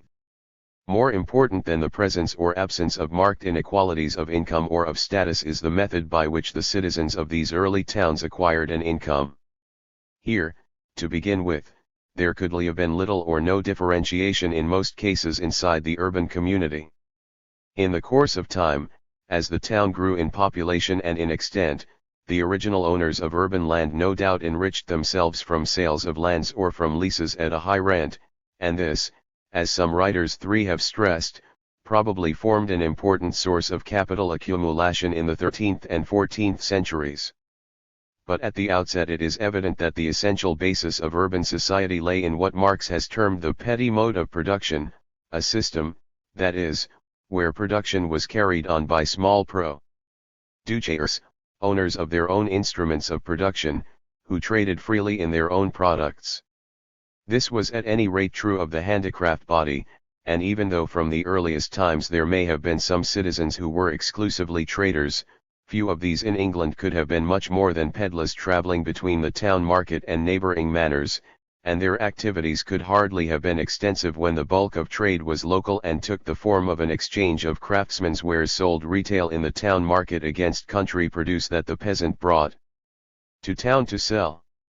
1. In such an economy there lay the basis for a modest prosperity, judged by the standards of the day, but the margin for saving remained a narrow one, and there could have been little scope for capital accumulation, apart from windfall gains or the increment of urban land values. The productivity of labor and the unit of production alike were too small. Evidently the source of capital accumulation has to be looked for, not within, but outside this petty mode of production which the urban handicrafts enshrined, in developments, which were very soon to disrupt the primitive simplicity of these urban communities. These developments took the form of the rise of a privileged class of burghers who, cutting themselves adrift from production, began to engage exclusively in wholesale trade. Here, in a wider and a widening market, lay rich opportunities of gain that far outshone the modest livelihood that a craftsman who worked with his hands and retailed his wares in the local market could ever have hoped to win. The question at once confronts us as to what was the ultimate, as distinct from the immediate, source of this new burgher wealth. In feudal society the source of the riches of the aristocracy, of the sumptuous displays of feudal households, of the extravagant tourneys and festivals, of the military expenditure, of the munificent investments of the monastic orders and of the church is plain enough. It consisted in the obligatory labor of the serfs, it was fruit of the surplus labor, over and above what was allowed them for their own subsistence, of a servile class whose burdens were numerous and heavy and whose standard of life was extraordinarily depressed. And even though the number of laborers who served each master was relatively large, the productivity of labor was sufficiently low to have made the total surplus available a meager one had not the share of the producers themselves been reduced to a miserable level and the burdens imposed on them been exceptionally severe. Again, in the developed capitalist production of a later epoch, the source of capitalist revenue and of continuing accumulation, while it is veiled in the form of contractual relationships and a free exchange of equivalents, is not difficult to find. In analogy with feudal society, it lies in the exploitation of a dependent proletariat in their surplus labor over what is required to furnish the real equivalent of their own wages. But in this case it is a surplus that is enormously enhanced by reason of the augmented productivity of labor that modern technique renders possible. What, however, of the riches and the accumulation of the early bourgeoisie, that urban bourgeoisie of the 14th and 15th centuries which had no serfs to toil for them and had not as yet invested in the employment of an industrial proletariat? Their income, in whatever form it was immediately acquired, necessarily represented a share in the product of the peasant cultivator or the urban craftsman, a deduction from the product that would otherwise have accrued to the producers themselves or else as feudal revenue to the aristocracy. By what mechanism did this early merchant capital attract this share to itself, a share substantial enough to form the basis of those early burgher fortunes, of the burgher magnificence of 14th century continental cities, of banking houses like the Lombard and the Florentine? One answer that economists have never tired of furnishing since the days of Adam Smith is that this burgher wealth was in a true sense produced rather than acquired, produced by the very services that the spread of commerce performed for the direct producer or the aristocratic consumer. Commerce, by widening markets and making supplies, in greater variety, available in places or at seasons where they were never available before, served to raise the standard of life of the producer, and so derived its gains as a share of this general increase and not as an encroachment on an unchanged standard of consumption. It is true enough that the spread of commerce had an effect in raising the standard of communities that were previously confined within the narrow limits of a local market, just as at a later stage it created the conditions within production itself for an extended division of labor and hence a greatly enhanced productivity of labor, in the way that Adam Smith so forcibly described.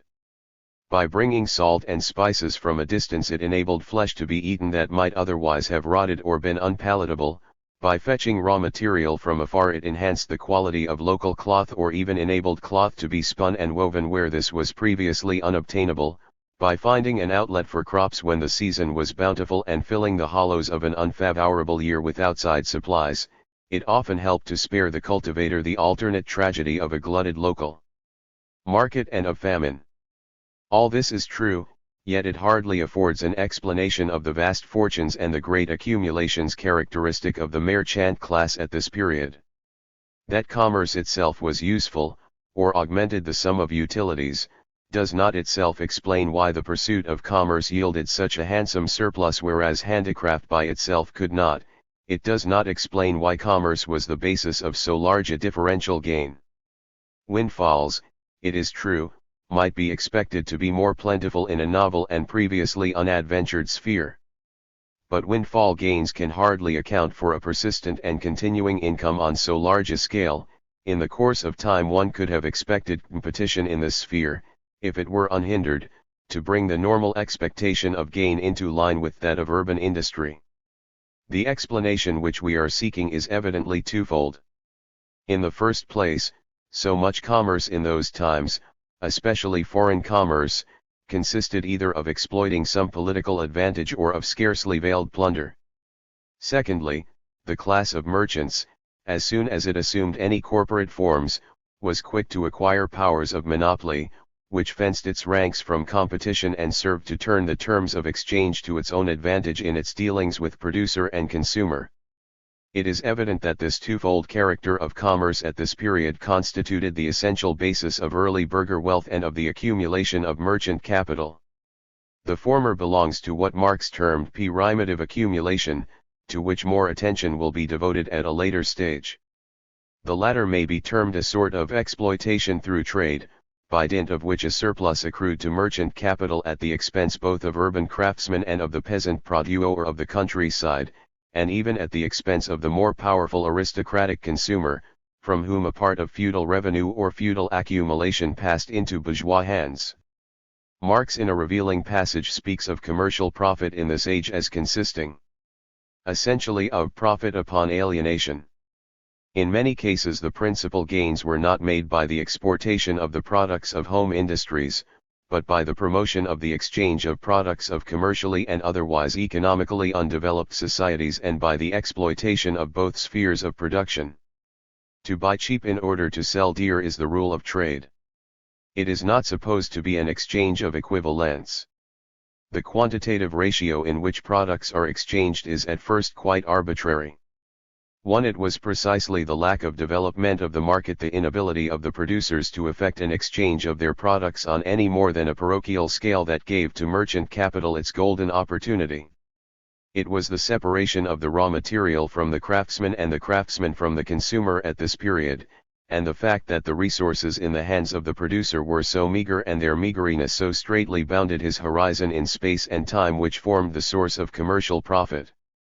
It was the very coexistence of local gluts and local famines on which merchant capital thrived. Moreover, in conditions of primitive communications the existence of narrow local markets, each separate from others, meant that any small change in the volume of purchases or in the quantities offered for sale tended to exert a disproportionately large effect on the market price, so that the temptation to enforce regulations in the interest of those trading between these markets was very great.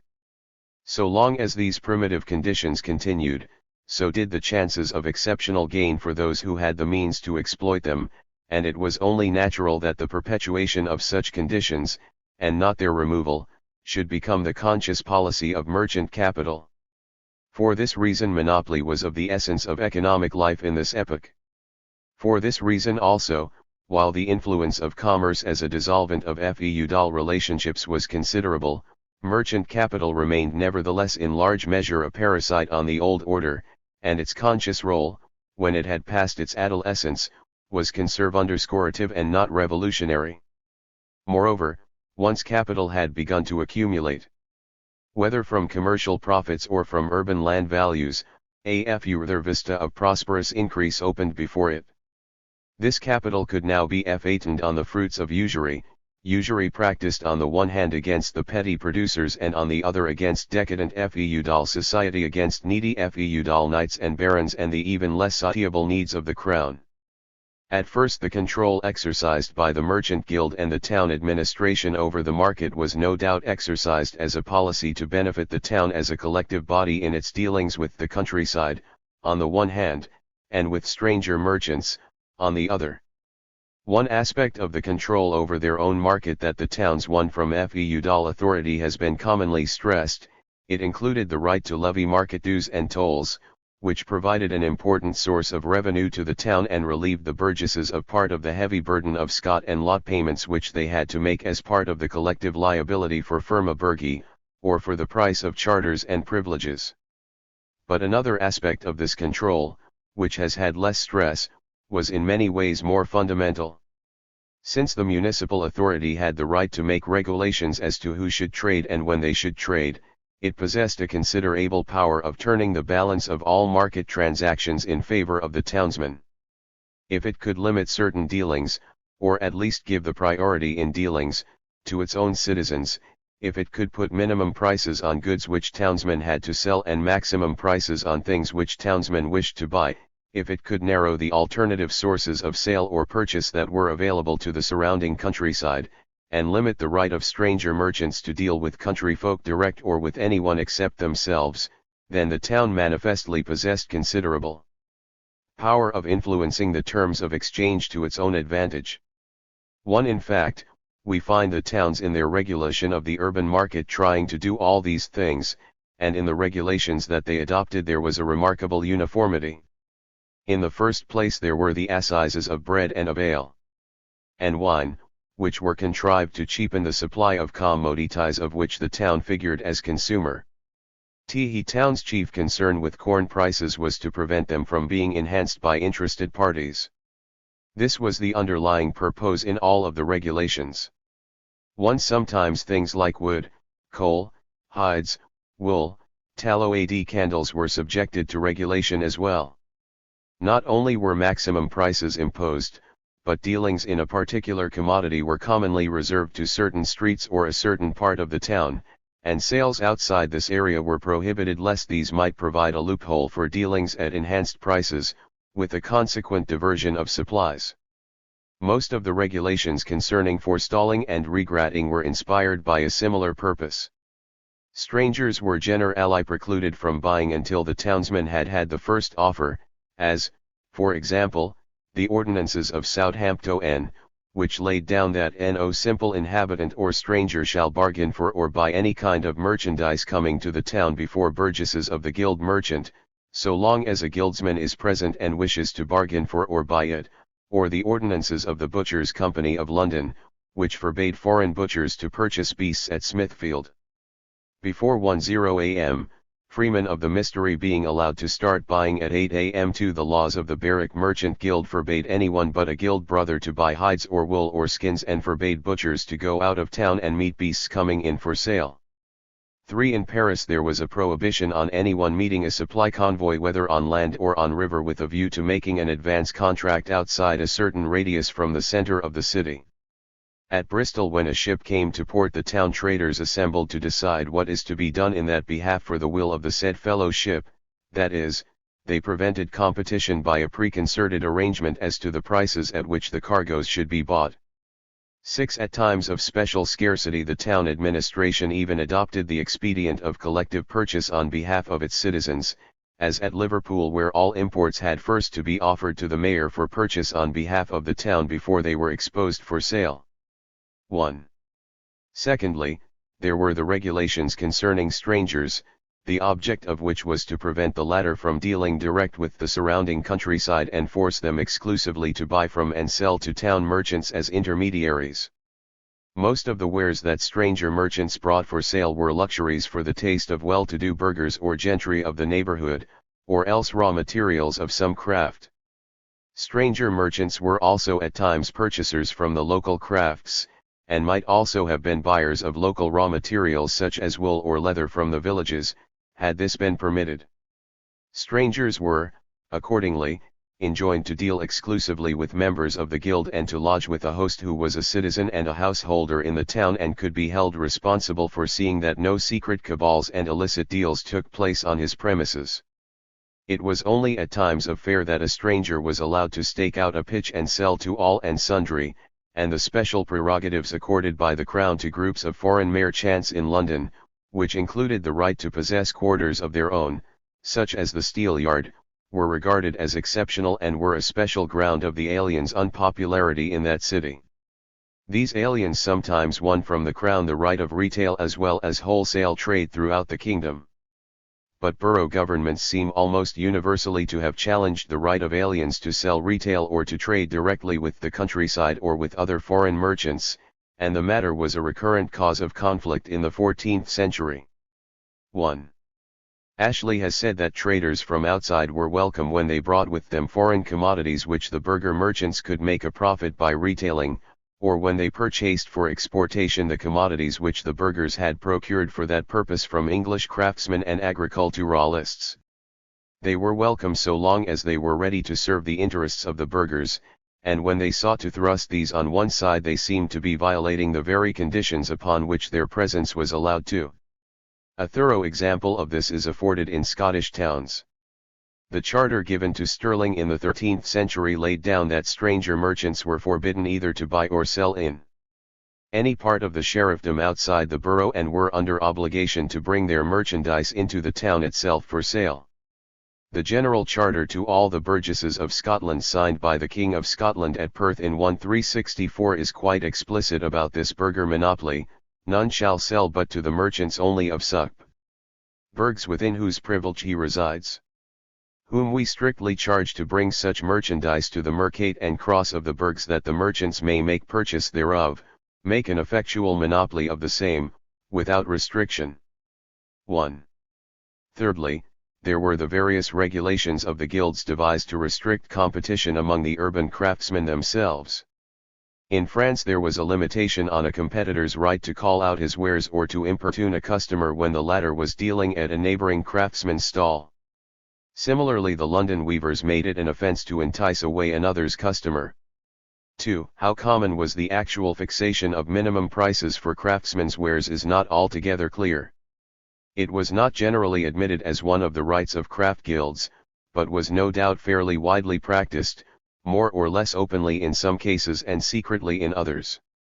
The minute regulation concerning quality, about which so much has been written, was also largely concerned, like demarcation rules among craft unions in the 19th century trade union world, with preventing competition from taking the form of surreptitious changes in quality or the poaching of one section of a craft on the prerogative of another, and to preclude the practice of undertaking work secretly for special customers and avoiding the eye of the official earchers under cover of darkness, as well presumably as in the interests of output restriction. Night work and the sale of wares in a craftsman's house by candlelight were fairly generally forbidden. In the case of the London cutlers, a craftsman was forbidden to work within any alley, chamber, garret, and elsewhere than in open scope by the street side, and the armourers and braziers forbade any sales in innes and privy places. 3. Sometimes citizens of a town were given the monopoly of purchase over some material essential for a craft,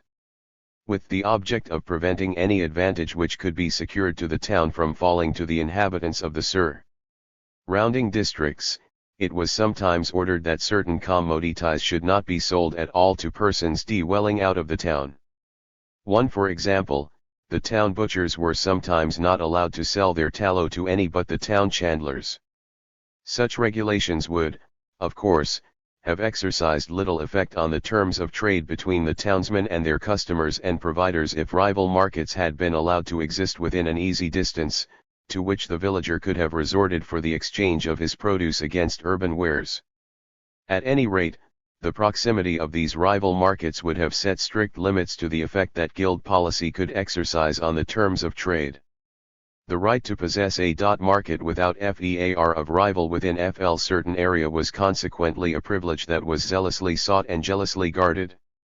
A local monopoly of this kind was the crux of the famous policy of the staple, and rivalry over staple rights constituted throughout Europe a principal cause of conflict between towns and of intercivic wars. All the resources of municipal diplomacy, says Smollett, and in the last resort of violence were employed to gain control over trade routes and to obtain staple rights, to bring it about that as many routes as possible should lead to the town, as as possible pass by, that through traffic, by caravan or ship, should, if possible, be made to halt there, and goods en route exposed and offered for sale to the burgesses.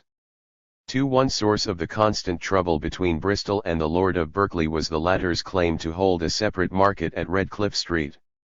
At Canterbury it was the Archbishop's markets at Westgate and Wingham that were the occasion of bitter conflict between city and chapter. We find the abbot of St. Edmund's protesting as strongly as any burgher when the monks at Ely set up a market at Lakenheath, with threats that he would go with horse and arms to destroy the market, threats that were implemented by an expedition of 600 armed men at dead of night. 8. The Prior of Rufford, in 1302, was restrained from holding a market at Haddenham to the prejudice of Thame. The market at Lyme was condemned as being too near Bridport. London tried to prevent its citizens from attending fairs or markets outside the city, London craftsmen being forbidden to offer cloth for sale except within the city boundaries or any citizen to go south of the Thames to Southwark to buy corn, beasts, or other merchandise whereby market may be held there. Lynn merchants tried to monopolise the function of middlemen in the export trade in Cambridgeshire corn by preventing the merchants of Cambridge and Ely from selling to any but themselves. And London fishmongers were free traders in Yarmouth where they went to purchase imported supplies, but were would-be monopolists in London whence they sought to banish the competition of Yarmouth merchants. 2. The Stratford Council employed men armed with cudgels to keep out the traders of Coventry. The Leicester Glovers strove with might and main to prevent the Glovers of Ashby and Loughborough from buying skins in their market. 3. Ely was jealous of Cambridge, Bath of Bristol, Lynn of Boston, Oxford, and Winchester, and indeed all the rest of London. In fact, generally the mediaeval towns of one and the same country regarded each other from a mercantile point of view with much more jealousy and hostility than different states now do. 6. Abroad, the cloth staple at Antwerp carried on a bitter struggle for a century against the wool staple at Calais. The rivalry of the Hanse with the merchants of Copenhagen led to a 6 years' war in 1546 between Denmark and Lubeck. 8. And from 1563 till 1570 Lubeck, now in alliance with Denmark, warred with Sweden over the right to trade with Narva. 7. At a more advanced stage this urban monopoly took the form of what may be termed a sort of urban colonialism in relation to the countryside. Even in England we hear quite frequently of towns extending their authority over the surrounding district, and thereby bringing pressure to bear on villages to deal only with the market of the town in question. 8. Scottish towns had rights of exacting tolls and enforcing the privileges of certain trades and crafts over large surrounding areas. The rights to levy tolls at gates and bridges in the neighborhood were everywhere jealously regarded, since in canalizing or diverting traffic in a desired direction such tolls often played the same role that transport subsidies and the control of freight rates play in the trade policies of states at the present day. On the continent the tendency of wealthy burgher republics to dominate and to exploit a rural hinterland was much more developed, Italian communes, German imperial cities and Dutch and Swiss towns growing in this way into small principalities. We find Ulm and Florence, for example, forcing all the cattle in the neighboring districts to be brought into the city, and Cologne in the 12th century barring Flemish merchants from access to the Upper Rhine. We find Venice in the 13th century prohibiting Ragusa from dealing direct with the cities of the North Adriatic, unless this was for the purpose of importing foodstuffs to Venice, forcing Ravenna to abandon all direct imports from across the sea and even from North Italy and Ancona, and preventing Aquilegia from exporting goods to the inland territory which Venice regarded as her special preserve.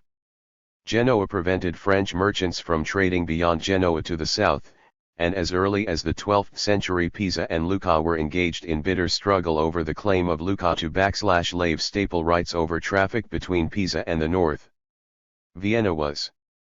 powerful enough to prevent merchants of Swabia, Regensburg, and Passau from traveling down the Danube with their goods to Hungary and to compel them to offer their merchandise for sale to citizens of Vienna. Rutkowski tells how in the 14th century Krakow sought to prevent merchants of Torun from trading with Hungary, claiming the right of Antwerp for themselves, and to close the route to the east against merchants from Breslau, while Lvov tried to monopolize trade with the Tartar lands to the east.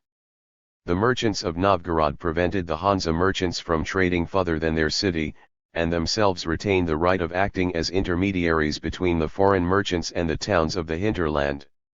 The final struggle between Novgorod and Moscow, ending in the ruthless subjection of the former, largely turned on the prized monopoly of the Avalaki country, the area to the northeast extending to the Urals and beyond, rich in furs and metals.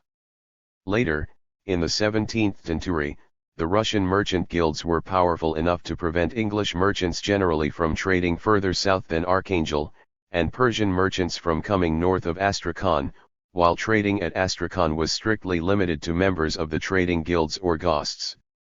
Thereby, they kept the monopoly of trade between Northern Europe and Persia, and in particularly the highly prized silk trade, in their own hands, and succeeded in maintaining the sale price in Astrakhan for Russian products such as linen and furs at anything between 50 and 100% or above their cost price including cost of carriage, and the price of silk at Archangel at more than 50% or greater than at Astrakhan. 1. In Sweden, the merchants of the staple cities exercised a monopoly in the export of bar iron and prevented foreign buyers from penetrating to the iron districts to buy from the iron masters direct.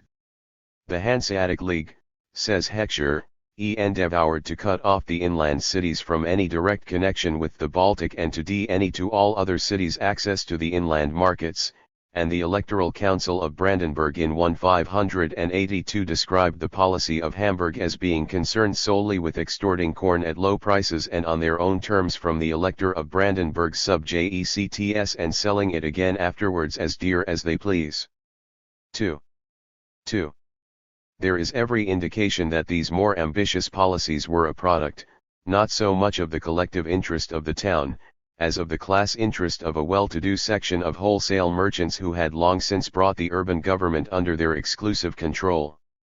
The system of market control and urban monopoly that we have described could be used with particular advantage by a group of specialized dealers whose gain consisted in the margin between two sets of prices, the prices at which they could buy local produce from the villager or the craftsman and the prices at which they could resell it to the stranger or the urban consumer, or again the prices at which they could purchase exotic wares from a distance and dispose of them to local buyers. Where the regulations which had been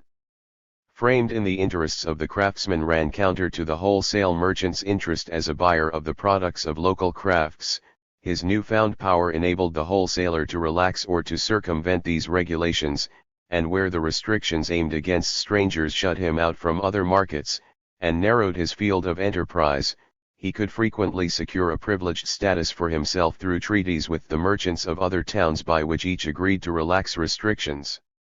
on the others trading for their mutual benefit. Such mutual trading concessions were the basis, for example, of the Hansa of the North German and of the Flemish cities. When, indeed, the growth of merchant capital had reached this stage, the collective efforts of wholesale or export merchants were apt to be directed towards the weakening of the regime of urban monopoly, which had nurtured their infancy, in the interest of strengthening the monopoly of their own inter-urban organization. At least, this was the case with that part of the system of urban regulations which served to protect the position of the craft guilds. It occurred, for example, in Flemish towns. Here it led to a veritable war between the town governments and the capitalist interests of the Hansa, which operated on a national scale and sought to develop country industry in competition with the urban crafts, while at Ulm the Fuggers contrived to have some of the territory round Ulm detached from the control of that city so that they could employ country weavers in competition with the weavers' craft of the city. But this part of the story belongs to a later stage. The beginnings of an organized trading interest in the towns, distinct from the handicraft, almost universally assume two parallel forms. First, a specifically trading element, frequently drawn, at least in England, from the more well-to-do craftsmen, separated itself from production and formed exclusively trading organizations which proceeded to monopolize some particular sphere of wholesale trade. Secondly, these new trading organizations very soon came to dominate the town government, and to use their political power to further their own privileges and to subordinate the craftsmen.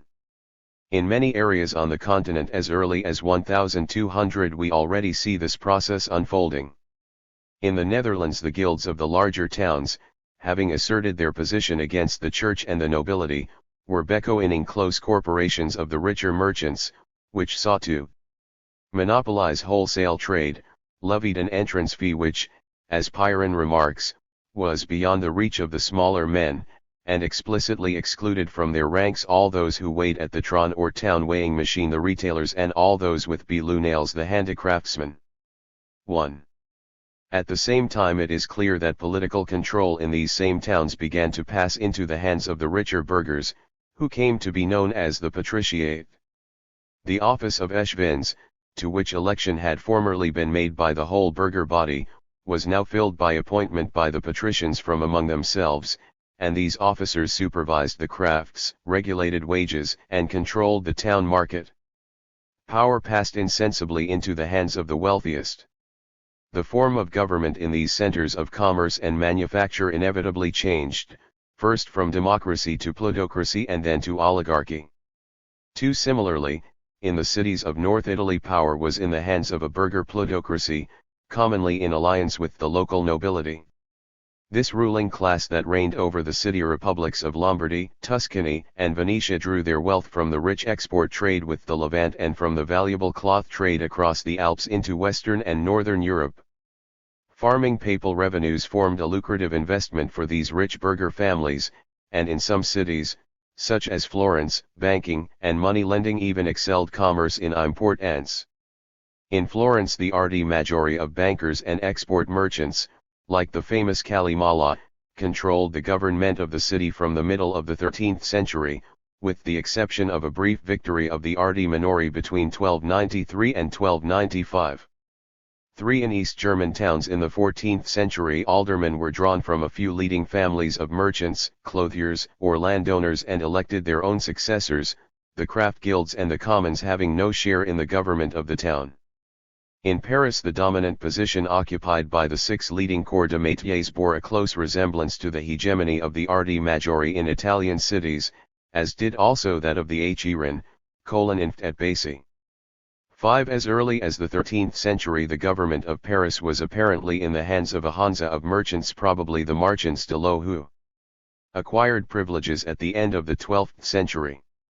By the middle of the 14th century we find the richer Parisian weavers forming themselves into the drapers and subordinating both the craftsmen weavers and also the fullers and dyers to this new trading organization. Similarly the Parisian saddlers became an organization of the trading interest which raised its entrance fees to exclude newcomers, claimed the exclusive right of buying any leather goods to sell again, and secured the right of control and inspection, the right of search, over the leather crafts. In English towns these developments seem to have occurred mainly in the 14th century, and the growth of the insignificant peddling traders of the 11th, 12th, and 13th centuries into the important political plutocracy of the 14th too is a remarkable feature of the time. Here the new development involved an actual usurpation of economic privileges and political control by the new burgher plutocracy, since in England there is some evidence of the existence of an earlier urban democracy which in the 14th century was abolished, and also evidence that trading privileges had been more or less open, de jure, at least, even if not de facto, to the general body of citizens. The actual forms that this usurpation took were various. In some cases the guild merchant, which may well have been composed originally of the majority of burgesses, including craftsmen, tended to become a close organization and to exclude craftsmen from the privileges of wholesale trade. At Shrewsbury in I-363 we find manual workers being excluded from trading wholesale. At Newcastle the guild excluded anyone who had blue nails or who hawked wares in the street. At Coventry die guild merchant, which was formed rather late, excluded all craftsmen and very soon became the governing body of the town. Here the Trinity Guild, as it was called, formed in 1340, early arrogated to itself the power wielded by the municipal rulers. It became the custom in very early times for the same man to serve in different years as 1. Mayor and master of the merchant fraternity, and the few wealthy merchants who ruled the city were in no way responsible to their fellow townsfolk for their actions and were said by the community to abuse their authority. In the 15th century it becomes clear that the controlling group in the city consisted of mercers and drapers, and that the latter used their power to subordinate the crafts engaged in cloth making and cloth finishing and to preclude the crafts from trading, either in their raw materialage or their finished product, except through the drapers. At Winchester, Oxford, Beverley, Marlborough, and some other towns a clear distinction is apparent even at an early date between freemen of the town who could trade and weavers who were not freemen of the town and were forbidden to trade, whether because the latter were of villain status, or because they were latecomers to the town and lacked the means to purchase land and a house is not clear. Similarly at Leicester in the 13th century the guild forbade weavers to sell to any but burgesses.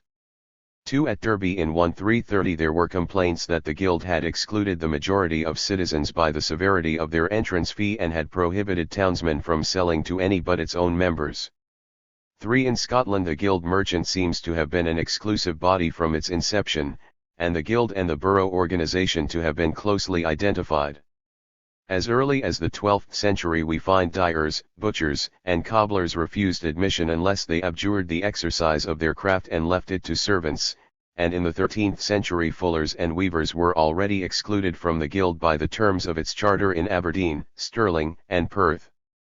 In the majority of English towns, however, it does not seem to have been the original guild merchant that was the instrument of the new trading monopoly, as Brentano suggested, and, perhaps because so many English towns were scarcely distinguishable from villages at their inception, and hence were inclined to be more democratic and egalitarian in character, we do not find that continuity between the early trading guild and the later burgher plutocracy that is evident in continental towns and in Scotland. Curiously enough, in most cases the old guild merchant seems to have died about the time that the new monopoly of wholesale trade was beginning to harden. In the course of the 13th and 14th centuries in most cases it apparently lost its original function, and continued, if it did so at all, as little more than a name. At the same time we witness the formation of new mercantile guilds, or mysteries, composed entirely of traders as distinct from craftsmen and endowed by their charters with exclusive rights over some particular branch of wholesale trade. 1. The concentration of trading rights in these bodies meant that the ordinary craftsman, for purposes other than retail sale from his stall or shop front in the town, was compelled to deal exclusively with members of the appropriate mercantile guild. He was precluded from selling direct to any stranger merchant, and he could not make any contract for exporting his wares outside the town except by using one of the limited circle of well-to-do wholesale traders in the town as intermediary. In some cases the old single guild divided into a number of specialized companies. For example, at Andover there was a tripartition into drapers, haberdashers, and leather sellers, and at Divis into drapers, mercers, and leather sellers. 2. More commonly a division occurred into a variety of guilds, both craft guilds and mercantile, the former possessing the monopoly of a certain line of production, the latter having exclusive rights over a certain sphere of trade. At Reading, for instance, the function of the original and unique guild was apparently transferred to 5 companies. 3. Whatever their ancestry may have been, it is at any rate very common to find both general companies of merchants appearing in the towns of the 14th century, and also more specialized bodies of merchants. In London in the reign of Edward I, the first of the famous livery companies secured incorporation. Of the 12 leading ones a half were at the outset composed exclusively of merchants, such as the mercers, grocers, drapers, and haberdashers. But even those which included craftsmen were soon to come under the domination of the richer trading element, as with the goldsmiths, where a minority of merchant goldsmiths took the nomination of the wardens of the company into their own hands, against the protests of the craftsmen. Unwin tells us that this control established by the merchants and the entire subordination of the artificers finds a close parallel in every one of the 12 great companies which had originated in a handicraft or included a handicraft element. 1. Apparently their incorporation aroused considerable outcry among London citizens at the time, the allegation being made that prices had risen by 1/3 as a result of their influence. 11. Another example of the new tendency was the affray which took place in Cheap and Crapelgate in the reign of Edward I between saddlers, on the one hand, and joiners, painters, and lorimers, on the other. The latter party alleged that the saddlers had designed, by conspiracy and collusion, to monopolize to themselves the trade in any manner of merchandise that unto their own trade pertains and to force the craftsmen in question to sell only to the saddlers. When the craftsmen refused, it was said that the saddlers attacked them with arms. 3. Whatever the truth about the dispute, it seems clear that the saddlers were the trading element, and were already beginning to stand in an employer relationship to the craftsmen. Nor is this an isolated instance. The tendency for the poorer craft guilds to fall into subordination to a trading guild which begins to occupy the role of an entrepreneur to the industry is a fairly common occurrence at this period. For example, the bladesmiths and shearmen who come under the control of the cutlers, and the whittawiers and cuyas of the skinners. Foremost striking of all was the case of the weavers, not only in London but also in other towns such as Winchester, Oxford, Marlborough, Beverley, who seem as early as the second half of the 13th century to have come into a position of economic subordination to the burlers. Whatever the precise origin of the burlers, they were men of some substance who occupied themselves in more than one branch of the cloth industry, buying wool and giving it out to be spun and woven, and probably supervising the dyeing and finishing of the cloth as well. By 1300 it is evident that they were a trading element which stood in a kind of employer relationship to the weavers, and eventually, it would seem, they became organized with other cloth traders in the drapers' company. The weavers, who had been among the earliest of crafts, had previously occupied a fairly protected, if subordinate, position. Early in the 14th century we find a general attack made upon their rights, clearly at the instance of the burlers, allegations being made by the latter that the Weavers' Guild was restricting the number of looms and raising prices by agreements among themselves. The weavers fought a stubborn rearguard action over several decades, but by the middle of the century the privileges of the London weavers had been drastically curtailed, including, significantly enough, their right to cease work in the event of a dispute between burler and weaver, and the guild and its ordinances strictly subordinated to the authority of the mayor. In 1364 the London drapers were given the right to monopolize the trade in cloth, and weavers, fullers, and dyers alike were enjoined to keep themselves to their own mystery, and in no way meddle with the making, buying or selling of any manner of cloth or drapery. The subjection of the craft to the trading eleq and was complete. Not content with this, the London drapers at the end of the 14th century instituted Bakewell Hall as a national entrepot, with the aim of preventing the country drapers from dealing directly with the customers of the London drapers and selling their cloth to them in detail.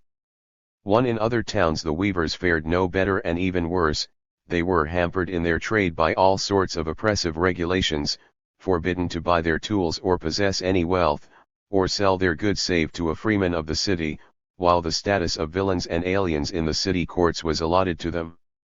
2.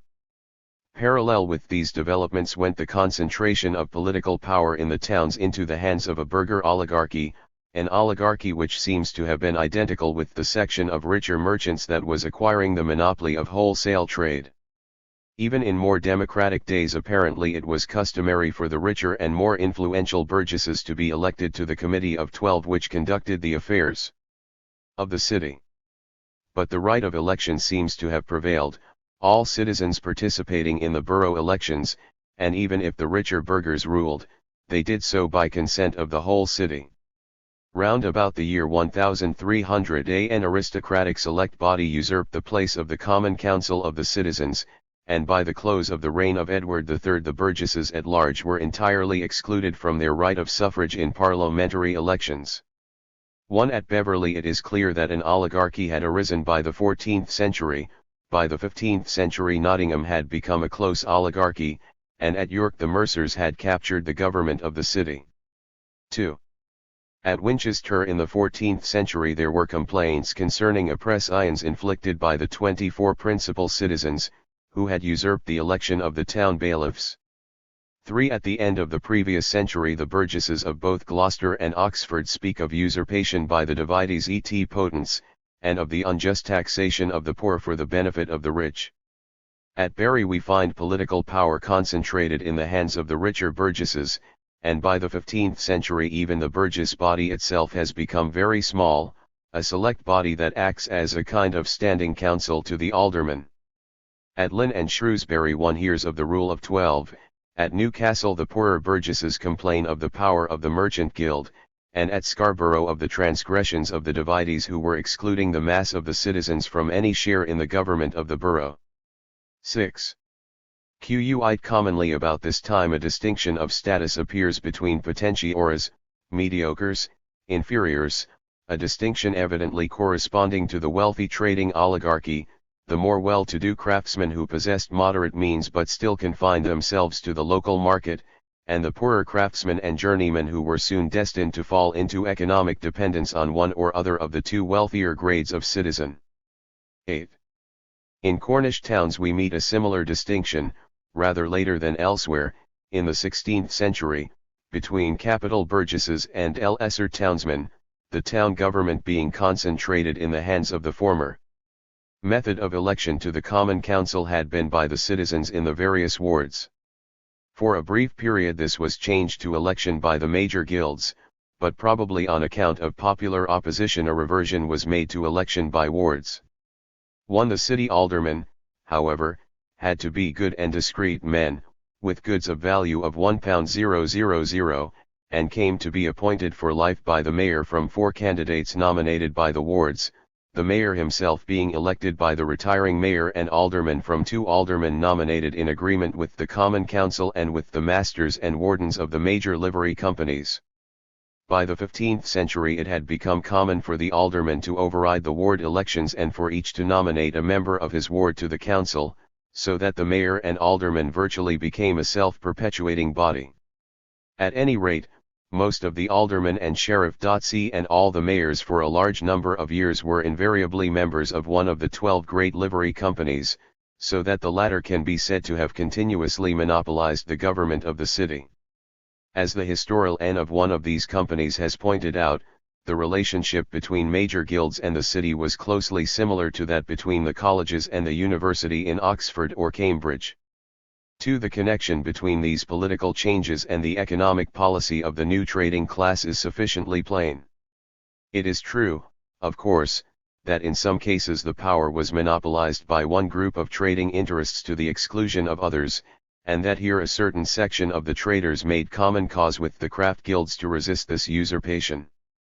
For example, at Beverley the drapers made common cause with the tailors, butchers and shoemakers in an insurrection in 1380 against the dominant clique, and in London in the 14th century drapers, mercers, tailors, goldsmiths and haberdashers were united in common opposition to the hegemony of the victualling guilds.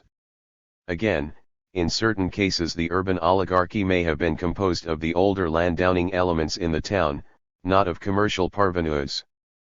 But in the majority of cases it is clear that this concentration of power in the towns in the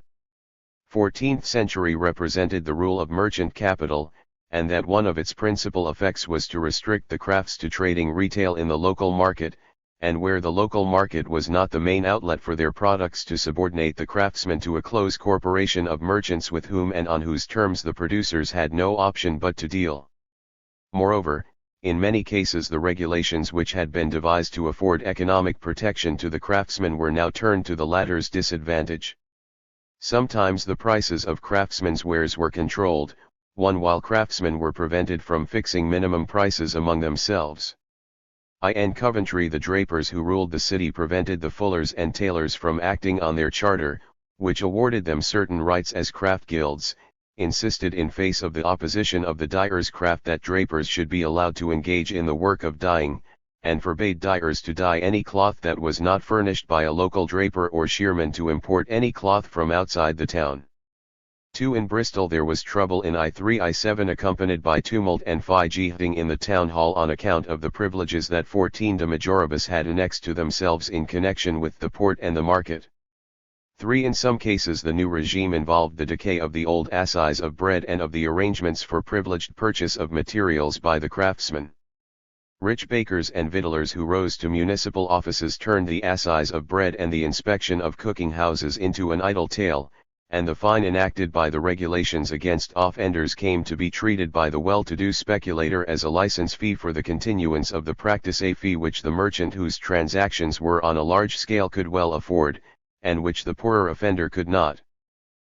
At Yarmouth in I-376 the poor commons petitioned that they be allowed to buy and sell their wares as of old, and at Grimsby the ruling burgesses would not suffer the poor men of Grimsby to participate with them in the matter of purchase and sale according to the liberties granted to them. At Newcastle and at Hull alike. The craftsmen were excluded from trading abroad, At Exeter a similar restriction against which the Tailors' Guild fought vigorously applied to adventuring beyond the seas.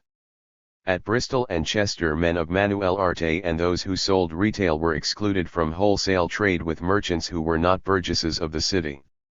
1. The new merchant aristocracy was not entirely a closed circle for those that had the money to buy themselves in, and in the 15th and 16th centuries there was a fairly constant infiltration into its ranks from among the richer master craftsmen, who tended to leave handicraft for trade, and even to become employers of other craftsmen, as soon as they had accumulated sufficient capital to enable them to scan wider horizons than the retail trade of a local market afforded them.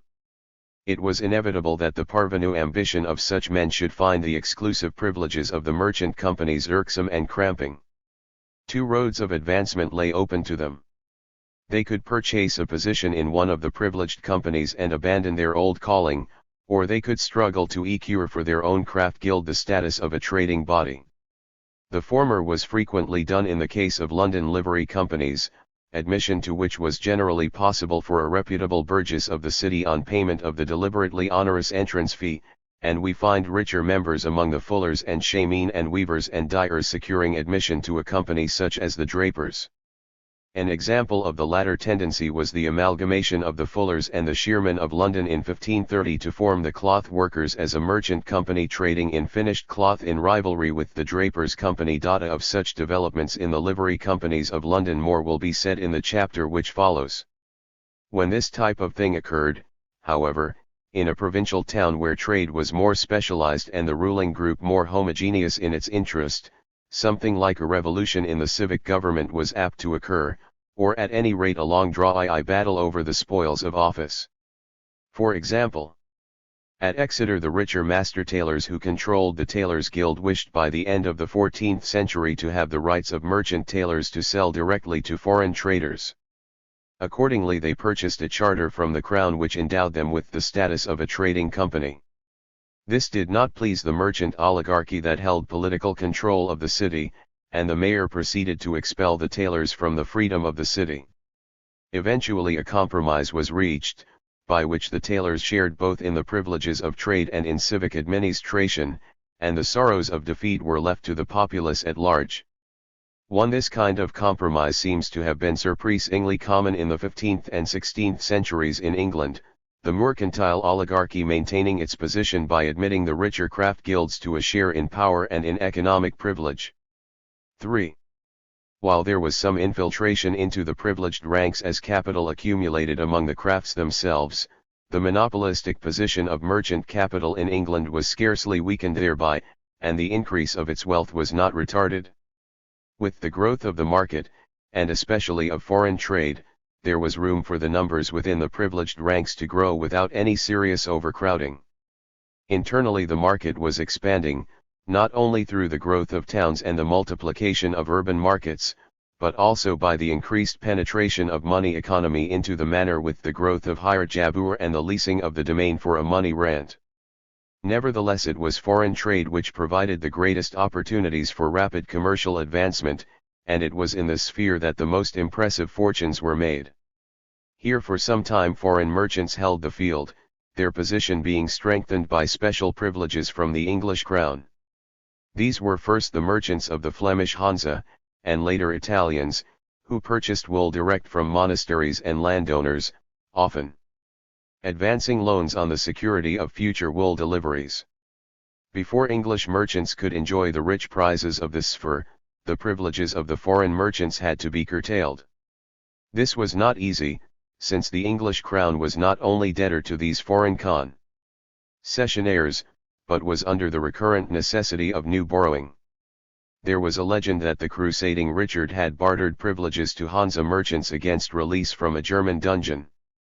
At one time in the 14th century the royal crowns were in pawn to Cologne and Trier, and on another occasion the Queen and her child had to remain behind after a visit to Antwerp as pledges for a debt of £30,000. Until there were English merchants of sufficient substance to finance the king's expenditure, particularly his wars, and to farm his taxes, the privileged status of the foreign corporations could not be undermined. Towards the end of the 13th century, and still more in the 14th, the Crown began to rely on revenue raised by an export tax on wool and on wool loans from English wool exporters, and the English merchants who were organized in the Fellowship of the Staple were able to take advantage of the royal necessity to barter loans in exchange for monopoly rights in the valuable export trade in wool. Professor Unwin and Professor Power have cogently demonstrated how this issue underlay the constitutional crisis of the 14th century and was entwined with the growth of Parliament. In 1313 a compulsory wool staple was established in the Netherlands by royal edict, a staple to which all wool for export had to be brought and offered for sale at the orders of the Mayor and Company of Merchants. This was regarded by the members of the English Company as a weapon against their alien competitors in the export trade, and was strenuously opposed by the latter. But the company which enjoyed the profits of this monopoly was a small and exclusive body. It apparently succeeded, not only in raising the price to foreign customers and in elbowing out foreign merchants from the export trade with Flanders, but in depressing the price of wool at home. There very soon arose a new demand for the repeal of the staple privileges on a variety of grounds, both that they were too favorable to the Flemings and that they were unfavorable to those engaged in the internal wool trade in England. The wool-growing interest, which was powerfully represented in Parliament, would naturally have preferred the total abolition of staple rights, since a free export trade would have given them a competitive price for their wool. Many of the smaller boroughs desired that alien merchants should attend their markets in order to increase their trade, and in this respect were at variance with London and the port towns. The merchants of the larger English towns, however, who wanted to have a footing in the lucrative traffic or to enjoy the role of middleman between grower and exporter, desired simply the replacement of the single wool staple at Bruges by several staples in a selected number of English towns. A principal ground of their complaint against the existing system was the old story that the merchants of Bruges were in a position to prevent wool buyers from having free access to the wool market of the city, and to prevent the traders of smaller Flemish towns from dealing directly with the English merchants who traded there with English wool. By contrast, it was argued that the transfer of the SPLE to English ports would attract foreign buyers to the new staple towns and give English merchants a direct access to a wider range of purchasers. At the same time, by prohibiting foreign merchants from buying wool except in the staple towns, it was hoped to keep the middleman trade of buying wool from abbeys and landowners and selling it for export in the hands of English wool dealers. About the termination of the exclusive privileges of the Bruges staple there was, accordingly, general agreement, except for a small circle of some 30 rich tax farmers, like William de la Pole, who stood to gain from the privileges of a narrow export monopoly, and the representatives of the shires and boroughs in Parliament united in petitioning the King to this effect. In the reigns of Edward I and Edward I policy was subject to frequent changes. Edward I had forbidden all save the nobility and dignitaries of the church to wear foreign cloth. Edward I, in the course of a series of desperate attempts to finance a continental war by a wool subsidy and the proceeds of a wool monopoly, for 2 brief periods, in 1326-7 and 1332-4, substituted a number of English staples for the staple at Bruges, and even for AFEW years in the 1350s made the concession of permitting an open trade in wool for export and prohibiting the import of foreign cloth. But the triumph of the wool-free traders was short-lived, and in 1359 the Bruges staple was restored, and the privileges of the narrow circle of exporters organized in the English merchants of the staple were renewed. The persistence of this monopoly brought little profit to the main body of English merchants, and threatened to narrow the market for English wool, instead of widening it. Further progress had to rely on a flanking move, on a growing official encouragement to English doth-making and to the development of the export trade in English cloth in rivalry with the Flemish industry. Indeed, as Eileen Power has pointed out, the very monopoly of the staple by narrowing the channels of export and maintaining an immense margin between the domestic and the foreign prices of wool unwitio.gly assisted the growth of English cloth making. The low home prices meant that English cloth could be sold, not only at home but abroad, much more cheaply than foreign cloth, which had to pay an immensely higher sum for the same raw material, and the export of cloth became increasingly more lucrative than the export of wool. 1.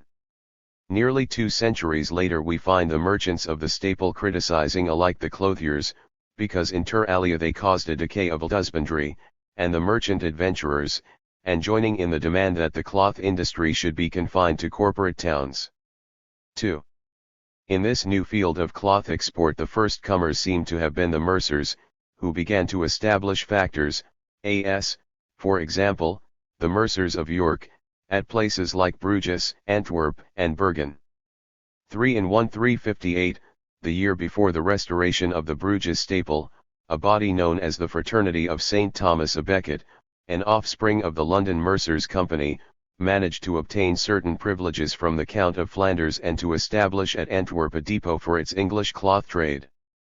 This was taken as a grave challenge to the wool staple at Bruges, and a bitter warfare ensued between the English adventurers and the Hanse for the trade of Flanders and the North Sea, and between the adventurers, claiming a monopoly in cloth, and the wool staplers.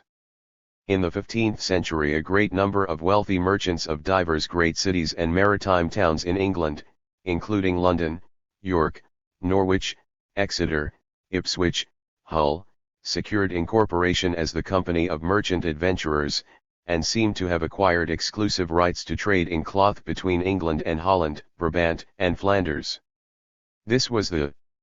lineal descendant of the Fraternity of St. Thomas a Becket, and its link with the mercers was still close, the merchant adventurers and the London mercers sharing the same minute book down to 1526.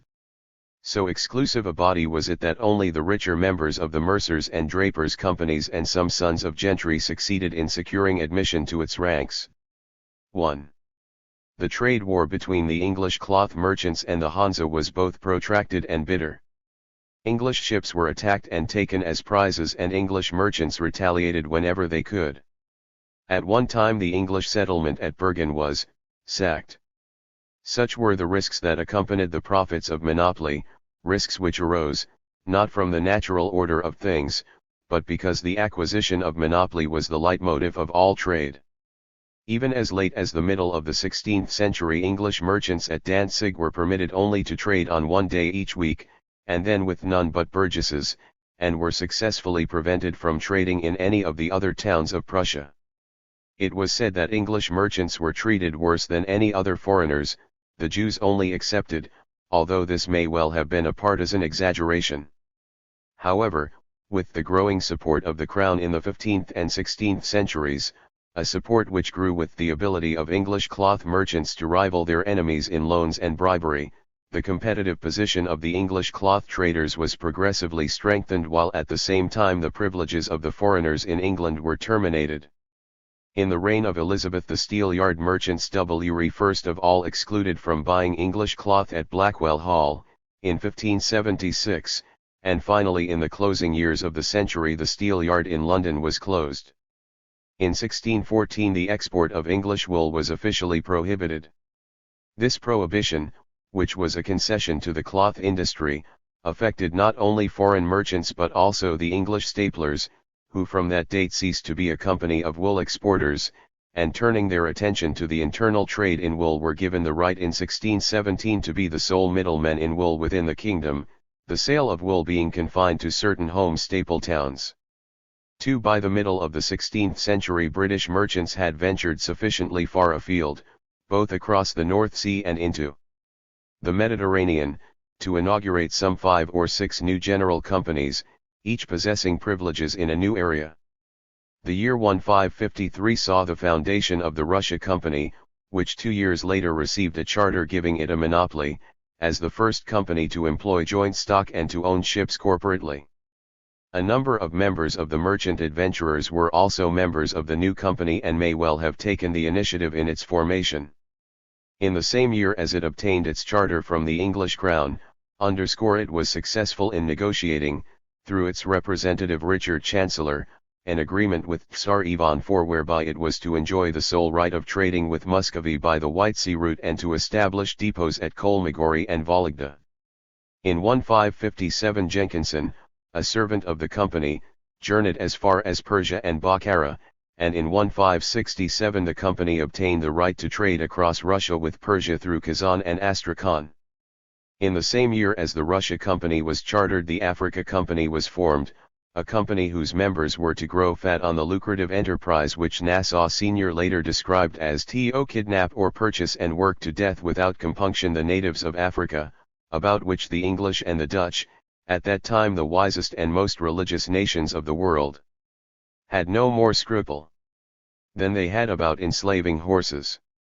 In 1578 the Eastland Company was chartered to enjoy the sole trade through the Sound into Norway, Sweden, Poland, Lithuania, excepting Narva, Prussia, and also Pomerania, from the river Oder eastward to Danzig, Elbing and Königsberg, also to Copenhagen and Elsinore, and to Finland, Gothland, Bornholm, and Elland. Among the powers assigned to it were to make bylaws and to impose fines, imprisonment etc. on all non-freemen trading to these parts. Soon after its foundation it managed to make an important breach in the ramparts of the Hansa monopoly by securing the right to deal directly with the merchants of Elbing and with other Prussian towns. The year before the foundation of the Eastland Company, a number of members of the merchant adventurers founded the Spanish Company to monopolize the lucrative trade in wine, oil, and fruit with Spain and Portugal, and to secure powers under charter to exclude competitors. Finally, in 1581 letters patent were granted by the Crown to 4 gentlemen, including a Sir E. Osborne Arrett, a Mr. Staper, and to such other Englishmen not exceeding 12 in number as the said Sir E. Osborne and Staper shall appoint to be joined to them and their factors, servants, and deputies, for the space of 7 years to trade to Turkey. The trade to Turkey to be solely to them during the said term. This was the origin of the Levant Company, incorporated in 1592 as a fusion of the earlier Turkey Company with the Venice Company, which numbered Queen Elizabeth among its leading shareholders, and in 1600 begot the East India Company, and in 1605 had its charter of monopoly renewed in perpetuity by James I. In varying degree these foreign trading companies were highly exclusive bodies. The merchant adventurers conducted a vigorous struggle against any interloping in its trade, so that this profitable intercourse might be preserved for the few and prices be fenced against the influence of competition. Similarly, the Russia Company made strenuous, if far from successful, efforts to exclude interlopers trading through Narva, and both the Eastlanders and the Spanish Company used their powers to control the trade. Centered in London, the powerful Merchant Adventurers Company had its replica in sister companies in provincial towns like Newcastle and York and Bristol. Generally, however, while provincial merchants were awarded rights of trade, the bulk of the traffic passed through the hands of London merchants, and it was Londoners that dominated the organization. Entrance to the ranks of the privileged companies was restricted by a limitation of apprenticeship and by entrance fees which tended to grow heavier in the course of time. By the beginning of the 17th century, for example, the entrance fee to the merchant adventurers had risen to the figure of £200. 2. Moreover, craftsmen and retailers were usually barred from membership, the express desire to exclude them bq.g described by Unwin as one common feature which characterizes the whole of the charters of the foreign trading companies. 1. In addition, the quantities traded were carefully regulated, presumably in the interests of price maintenance, by the control of shipping that the company exercised and the method of the stint by which the share of each participant was limited, as by the quota of a modern cartel. Whether, in addition, minimum selling prices and maximum buying prices were enforced on members as a general rule is not altogether clear. There is evidence that the merchants of the staple had employed price-fixing agreements in the 14th and 15th centuries, favoring a single foreign staple town in order to facilitate the enforcement of price agreements. 2. And the probability seems to be that the merchant adventurers used similar methods. In the reign of James I, the Levant Company not only controlled the supply but fixed maximum buying prices for produce purchased in the Near East. 3. At any rate, the clothiers and local traders who acted as intermediaries between the craftsman and the export merchant were under no illusions as to the real effect of the monopolies, For we hear a growing number of complaints from them in the 16th century that their sale outlets were narrowed and the price at which they could dispose of goods for export was abnormally depressed. For example, the complaint of certain clothiers to the Privy Council in 1550 that the merchant adventurers had by agreement fixed the buying price for cloth so low that the manufacturers lost £1 apiece. This policy of exclusiveness was not without imitators in the less exalted ranks of urban society. By virtue of their apprenticeship regulations, the crafts had always imposed a fairly strict control over admission. But in the 14th and 15th centuries there was a very general tendency towards a raising of the entrance requirements to a craft in the interest of limitation of numbers. Patrimony, the right of a son to succeed his father in the craft, had always been a means by which one whose family was established in the trade could avoid the onerous entrance requirements, and mastership could become an hereditary privilege. In the course of time it became increasingly difficult for any who were outside a certain circle of families, and who were not rich enough to buy a position in the guild, to set up as a master. This exclusive tendency was remarkably widespread and was even more pronounced in the larger continental towns than it was in this country, where, as Pyrrhon has said, in each town local industry becomes a restricted privilege of a consortium of hereditary masters. 1 English craft guilds had early gained the right to exercise a virtual veto on any new entrance to their industry by means of the double provision that no one might set up as a master craftsman unless he had obtained the freedom of the city, and that no newcomer might be admitted to the city's freedom, i.e. be made a full citizen, except on the recommendation and security of 6 reputable members of his craft. Later it was frequently stipulated that the consent of the wardens of the craft guild was necessary for his admission. 3 Ashley states that before the middle of the 14th century there are unmistakable traces of the desire to limit competition by diminishing the influx of newcomers.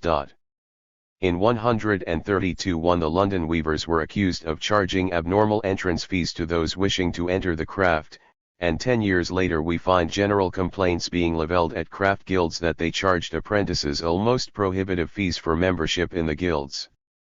6 Mrs. Green even goes so far as to say that when a man had finished his apprenticeship, cunning devices were found for casting him back among the rank and file of hired labour. 8 To judge by legislation of 2 centuries later forbidding the practice, legislation of the 1530s, it had become the custom in some cases for journeymen and apprentices to be required by their masters to swear on oath that they would not set up as craftsmen on their own without the master's permission. 7. The result was an increasing tendency in Tudor times for journeymen who could not afford the expense of mastership to work secretly in garrets in a back street or to retire to the suburbs in an attempt to evade the jurisdiction of the guild, practices against which the guilds in their time waged war, attempting both to widen the area of their jurisdiction and to increase the thoroughness of the official searches, through whose agency offenders against guild ordinances were brought to book. The London weavers in the 15th century introduced a prohibition on the hiring out of looms, a ban that was evidently intended to make it more difficult for poor journeymen to set up on their own. Here, as we shall see, there was often a ground of conflict between the craft guild and the mercantile oligarchy of the town, since it was generally to the interest of the latter that the competition of craftsmen, willing to sell at cut prices, as the garret masters and suburban masters often were, should be multiplied. As for the mercantile guilds themselves and the livery of the greater London companies, these led rather than followed the fashion of exclusiveness, and the raising of fees to the livery had reached a level by the middle of the 16th century where, in the words of the historian of the London Drapers' Company, livery was practically confined to men of considerable substance, and it was only the more wealthy of the drapers who were able to take advantage of the openings offered. On the continent, Brentano tells us that often the freedom of the guild became practically hereditary on account of the difficulty of complying with the conditions of entrance. Sometimes there was a regulation that masters could not trade on borrowed money, which effectively excluded the man of small capital from securing a foothold. Sometimes in German towns journeymen were required to have travelled for 5 years before they could set up as masters. Expensive inaugural dinners, for which the new master had to pay, became the custom. 3Quite widely in continental guilds the practice developed of requiring from an apprentice a chef d'oeuvre, or masterpiece, before he could enter on mastership a piece of work, both elaborate and perfect, on which it was necessary for him to work for a whole year or more. In France an edict of 1581 saw fit to denounce the excessive expenses that the poor artisans are constrained to undertake to obtain the degree of mastership. In Paris the number of apprentices themselves was in the first place severely restricted. Generally there were two categories, apprentis privés, who were sons of masters and were exempt from the restrictions, and the apprentis étrangers, who were usually limited to one per workshop. Not only was a considerable minimum period of service required of these apprentis étrangers, but a price was charged to parents for apprenticing a son, and when parents were unable to meet this payment, the period of apprenticeship was prolonged by 2 years. As a result, access to mastership was obtained by strangers only by virtue of sacrifices, and considerable advantages were reserved to a child who followed his father's profession, while for a growing number the difficulties of mastership were insurmountable. The result of these developments was, not only to fence off the profits of existing craftsmen from the levelling effect of the competition of newcomers, and by this means to provide a basis for a moderate accumulation of capital inside the more prosperous craft guilds themselves, it also had the effect of creating at the bottom of urban society a growing class of hired servants and journeymen who lacked any chances of advancement, and who, while nominally members of the guild in many cases, exercised no control over it and lacked any protection from it. On the contrary, both guild and town legislation generally imposed draconian regulations on the journeyman, controlling his wages, enjoining the strictest obedience on him to his master, and ruthlessly proscribing any form of organization or even meetings of journeymen, which were invariably denounced as covens and cabals. To the extent that this depressed class of hired servants existed, the possibility began to appear of profit being made, and capital in consequence accumulated, from direct investment in the employment of wage labor. But until the later 16th century this apparently remained an unimportant source of capitalist income, and the remarkable gains of merchant capital in the 14th and 15th centuries, while fruit of monopoly, were acquired by an exclusion of the mass of the producers from sharing in the benefits of an expanding volume of trade rather than by any actual depression of the general standard of life. 2. In other words, the lavish profits of the new trading class owed their source to a relative, rather than an absolute, reduction in the income of the producers.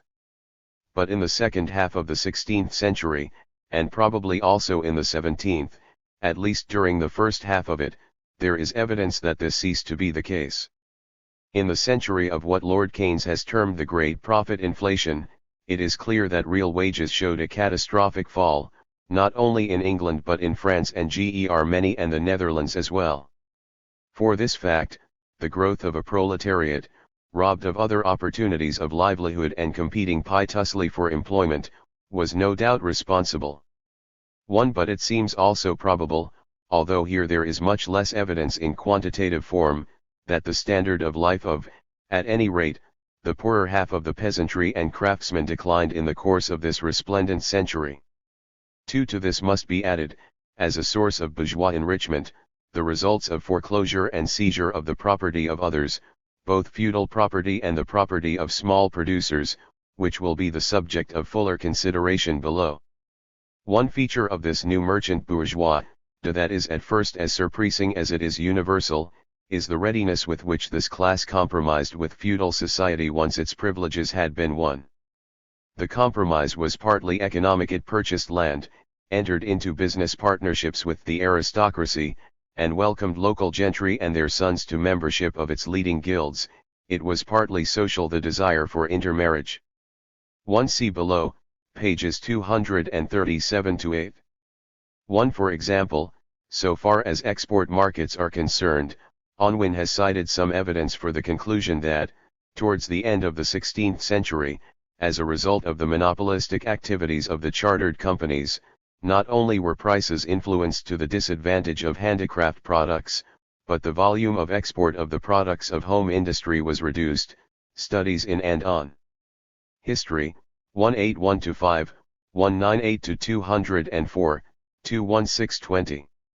It may be asked, how, in these circumstances, if the real consumption of the masses declined, could the price level have risen and enabled the large profits of the period, depending essentially on the margin between price and money wages, multiplied by the commodity turnover, to be successfully realized? In other words, whence the expanding demand? The answer apparently lies in the fact that it was the expenditure of the rich and the middling well-to-do, i.e. the new bourgeoisie and the crown, and also the rising class of provincial capitalists and larger yeomen farmers, that supplied the expanding market, the increased expenditure of this section in a sense creating the conditions for profit realization. Many of the expanding industries of the period catered for luxury consumption of the more well-to-do. There was also an expanding investment in shipping, in building and, to a very small extent, in machinery and craft implements, also in ordnance and military equipment. To this must be added the important effect of foreign trade, foreign trade conducted on highly favorable terms and balanced by an appreciable import of bullion into the realm. And the acquisition of titles to gentility. It was partly political, a readiness to accept a political coalition, as often happened in the government of Italian and other continental towns between the wealthy burghers and the older noble families, or to accept ministerial offices and a place at court on the basis of the old state form, as occurred with the Tudor regime in England. The degree to which merchant capital flourished in a country at this period affords us no measure of the ease and speed with which capitalist production was destined to develop, in many cases quite the contrary. Having previously existed, as Marx aptly remarked, like the gods of Epicurus in the intermediate worlds of the universe, merchant capital in its efflorescence between the 14th and the 16th centuries exercised a profoundly disintegrating effect. But in an important sense it continued to exist in the pores of society. It flourished as an intermediary, whose fortune depended on its insinuating cunning, its facility for adaptation, and the political favors it could win. The needs that merchants and usurers served were largely those of lords and princes and kings. These new men had to be ingratiating as well as crafty, they had to temper extortion with fawning, combine avarice with flattery, and clothe the usurer's hardness in the vestments of chivalry. In the producer they had little interest save in his continuing submissiveness, and for the system of production they had little regard save as a cheap and ready source of supply. They had as much concern for the terms of trade, on which their profit margin depended, as for its volume, and they minded nothing whether what they bartered was slaves or ivory, wool or woolens, tin or gold, as long as it was lucrative. To acquire political privilege was their first ambition, their second that as few as possible should enjoy it. Since they were essentially parasites on the old economic order, while they might bleed and weaken it, their fortune was in the last analysis associated with that of their host. Hence the upper strata of these bourgeois nouveau riches took to country mansions and to falconing and cut capers like a gentleman without great embarrassment. And what remained of the old baronial families took these upstarts into partnership with a fairly cheerful grace. The merchant of Defoe's story retorted to the squire who told him he was no gentleman, "No sir, but I can buy a gentleman." By the end of the 16th century this new aristocracy, jealous of its newfound prerogatives, had become a conservative rather than a revolutionary force, and its influence and the influence of the institutions it had fostered, such as the chartered companies, was to retard rather than to accelerate the development of capitalism as a mode of production. Chapter 4. The Rise of Industrial Capital. Marx, in the course of his historical notes on merchant capital, has pointed out that merchant capital in its early stage had a purely external relationship to the mode of production, which remained independent and untouched by capital, the merchant being merely the man who removes the goods produced by the guilds or the peasants, in order to gain from price differences between different productive areas.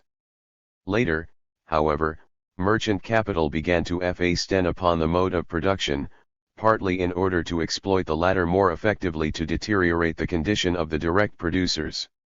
and absorb their surplus labor on the basis of the old mode of production, partly in order to transform it in the interests of greater profit and the service of wider markets. This development, he suggests, followed two main roads. According to the first, the really revolutionary way, a section of the producers themselves accumulated capital and took to trade, and in course of time began to organize production on a capitalist basis free from the handicraft restrictions of the guilds. According to the second, a section of the existing merchant class began to take possession directly of production, thereby serving historically as a mode of transition, but becoming eventually an obstacle to a real capitalist mode of production and declining, with the development of the latter.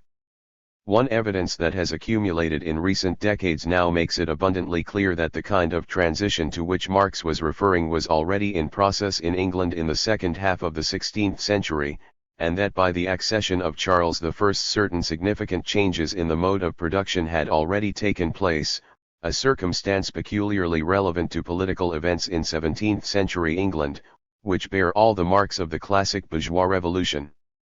But the lines of this development are far from clearly drawn. They are a complex of various strands, and the pace and nature of the development differ widely in different industries. The two roads of which Marx speaks do not remain distinct for the whole of their course, but often merge for a distance and in places intersect. As is specially characteristic of periods of transition, interests and loyalties are curiously mixed and social alignments change quickly.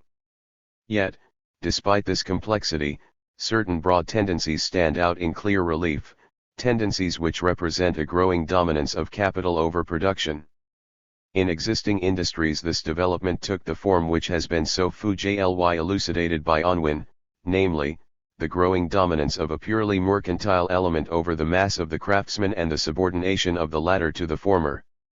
In certain cases, an organization that was already very largely composed of a purely trading element, such as the drapers or haberdashers, and monopolized the wholesale trade in some finished commodity, brought the organizations of craftsmen under its control, or even absorbed them, while at the same time beginning to put out work to craftsmen in the countryside, where it was free from the regulations of the town craft guilds.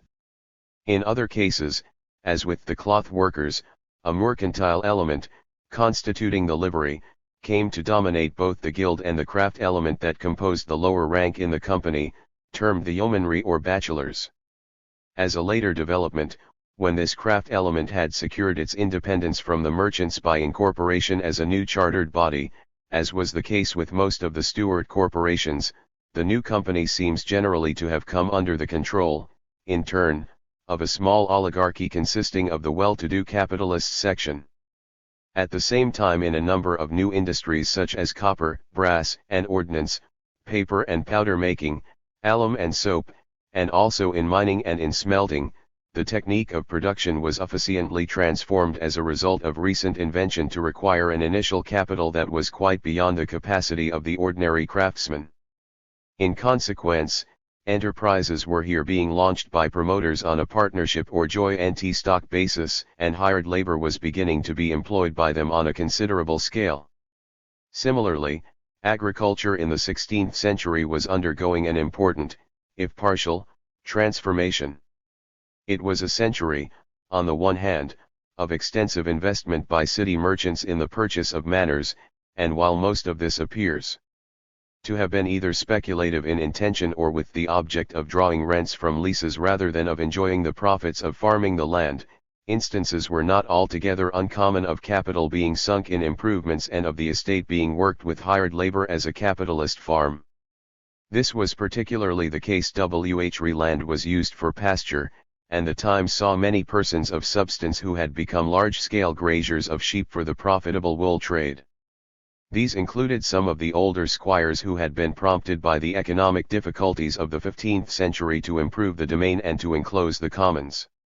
At any rate, the enclosure of land into consolidated farms or holdings, about which there was so much contemporary clamour, placed agriculture on a new basis, even if the estate was leased out to tenants and its new owner was no more than a rent receiver.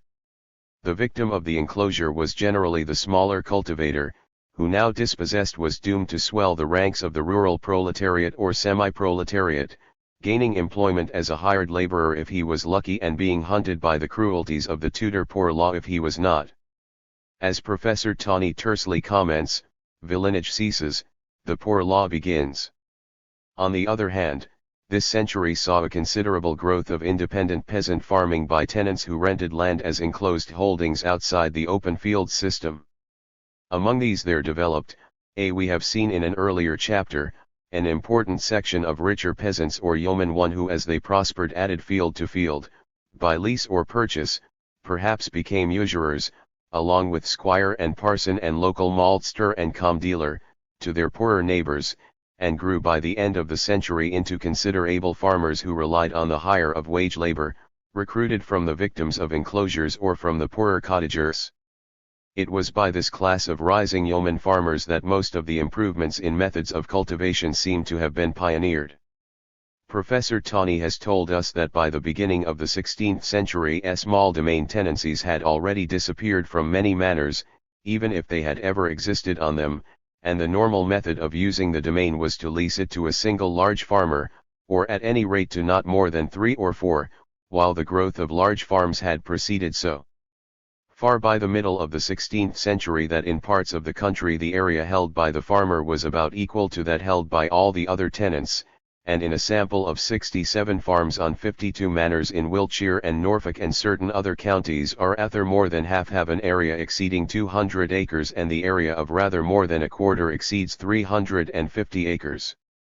1. The dividing line cannot, of course,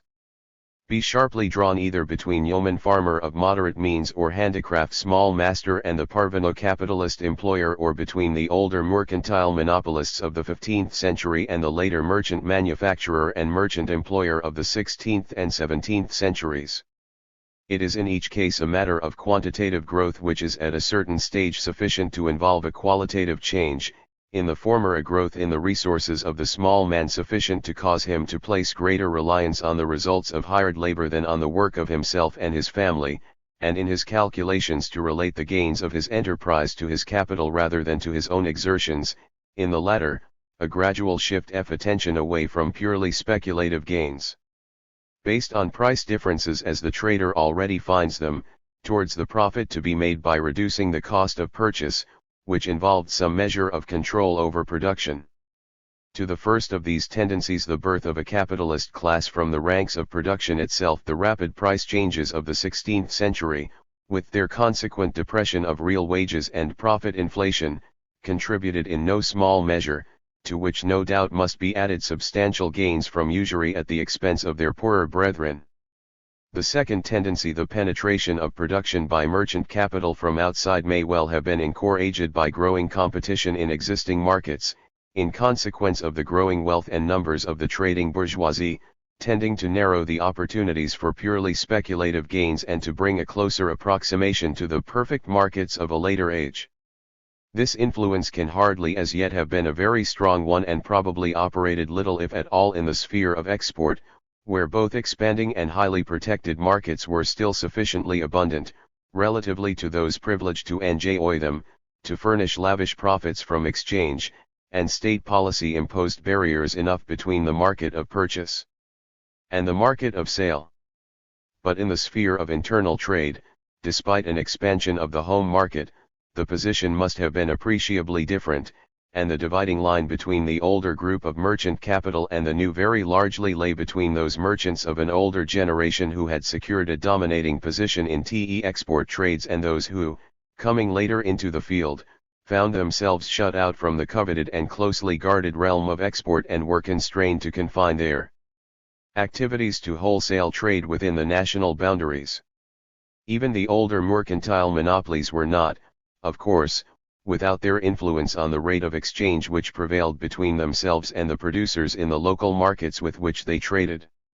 In other words, there probably was always here some element of exploitation of the producer. To the extent that the export trade in wool or in cloth was confined in the hands of a FEW, and new entrants were excluded by the restrictions against interlopers, competition in the purchase of wool was reduced, and this tended to make the price at which wool or cloth could be bought from grazier or craftsmen in the local market lower than would have been the case if the number of buyers for export had been unrestricted. We have noticed, for example, at a quite early date the export mercantile interest upholding, and the sheep grazing interests opposing, restrictions which precluded foreigners from coming into the country and buying wool direct in local markets, while at the end of the 16th century we hear of London merchants trying to compel Norwich drapers to bring their cloth to Blackwell Hall in London for sale instead of selling it direct to foreign merchants. We have seen that the essential purpose of guild monopoly had always been to create as far as possible a situation of excess supply in the market of purchase and of excess demand in the market of sale by maintaining a privileged bottleneck in between, and this fundamental principle of the policies of the guild and of the staple the companies of export merchants were applying on a national scale. But this policy acquired a number of new, and significantly new, features when deliberate measures began to be taken to multiply the number of competitors among producers, or to exert direct pressure upon them with the object of developing new and cheaper sources of supply. The chief form that such attempts to cheapen supply assumed was that of establishing a private relationship of dependence between a private clientele of craftsmen and a merchant employer who put out work for them to do. Supply could then be cheapened both by lowering the remuneration that the craftsman was willing to accept for his work and also by encouraging a better organization of the work, e.g. by an improved division of labor among the crafts. The dividing line between this and the urban colonialism of an earlier date cannot, of course, be drawn at all sharply. Both attempted to cheapen supplies by increasing the producer's dependence on one source of demand for their product as well as by widening the area from which supplies were compelled to flow towards a particular market. The difference consisted in the degree of control that the merchant buyer exercised over the producer, and the extent to which such control influenced the number of producers, their methods of production and their location. When this control had reached a certain point, it began to alter the character of production itself. The merchant manufacturer no longer simply battened on the existing mode of production and tightened the economic pressure on the producers, but by changing the mode of production increased its inherent productivity. It is here that the real qualitative change appears. While the growing interest shown by sections of merchant capital in controlling production in developing what may be termed a deliberately contrived system of exploitation through trade prepared the way for this final outcome, and may in AFEW cases have reached it, this final stage generally seems, as Marx pointed out, to have been associated with the rise from the ranks of the producers themselves of a capitalist element, half manufacturer, them pretty severely, in the case of foreign trading companies such as the merchant, half merchant, which began to subordinate and to organize those very ranks from which it had so recently risen. The first stage of this transition, the turning of sections of merchant capital towards an increasingly intimate control over production, seems to have been occurring on an extensive scale in the textile, leather, and smaller metal trades in the 16th century, when the larger merchants at the head of such companies as the haberdashers, drapers, cloth workers, and leather sellers started to encourage the establishment of craftsmen in the suburbs and the countryside. Since this constituted a challenge to guild restrictions which limited the number of craftsmen, the question of the apprenticeship regulations and their enforcement became everywhere a pivotal point of conflict between the mass of the craftsmen and their new masters. In many cases the merchant employers sought to subordinate the urban craft organizations to themselves, so that the enforcement of the craft restrictions was relaxed or even lapsed. In the case of the Girdlers' Company, to take a slightly later example, in the early 17th century we find the craftsmen of the company lodging complaints with the Lord Mayor and Aldermen of the City of London. There was no execution of the ordinances of this company touching girdling, whereby the poor artisans were undone, including the ordinances touching those who set on worka such as had not served 7 years at the art, and also for setting foreigners and maids on worka. And many girdlers did exceed in taking of apprentices above their number, that many girdlers set on worka foreigners, women, and maids. In this case for a time a not very stable compromise seems to have been reached whereby the artisan element shared in the right of search by which the regulations were enforced.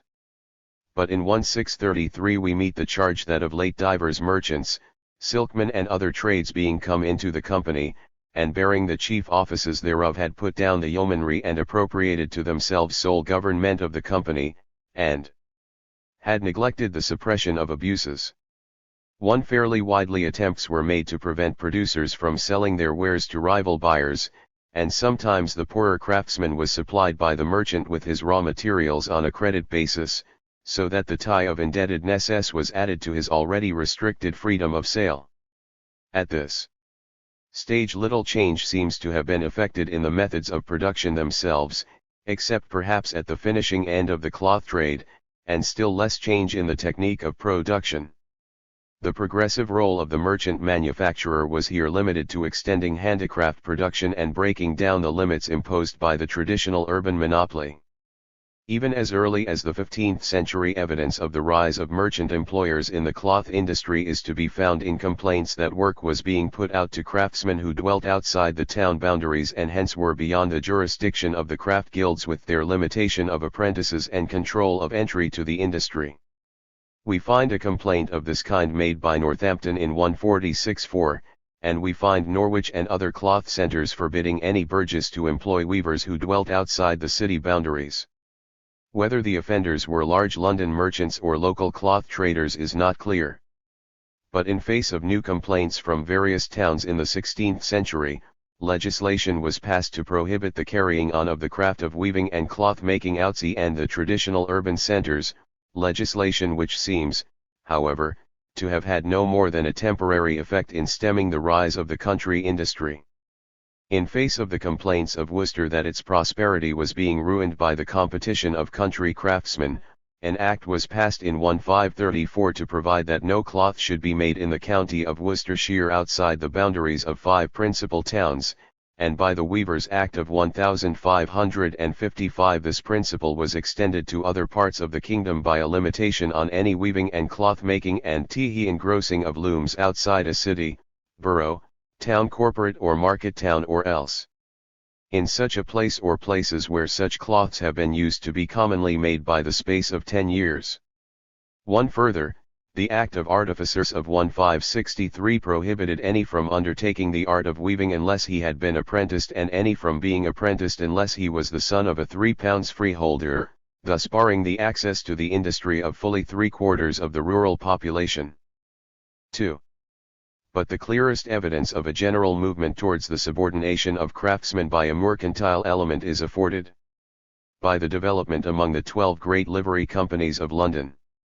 Half of these had been composed purely of traders from the outset, like the mercers and grocers, and these generally continued to confine their activities to wholesale or to export trade. But those that originally had been handicraft organizations or contained a handicraft element came to be dominated by a trading minority which was using its powers to subordinate the craftsmen by the early decades of the 16th century. This occurred in the case of the goldsmiths, the haberdashers, which after absorbing the cappers and the hatter merchants assumed the title of the merchant haberdashers, the merchant tailors, the skinners, and the cloth workers. In the case of the girdlers we have cited a somewhat later example of the same tendency.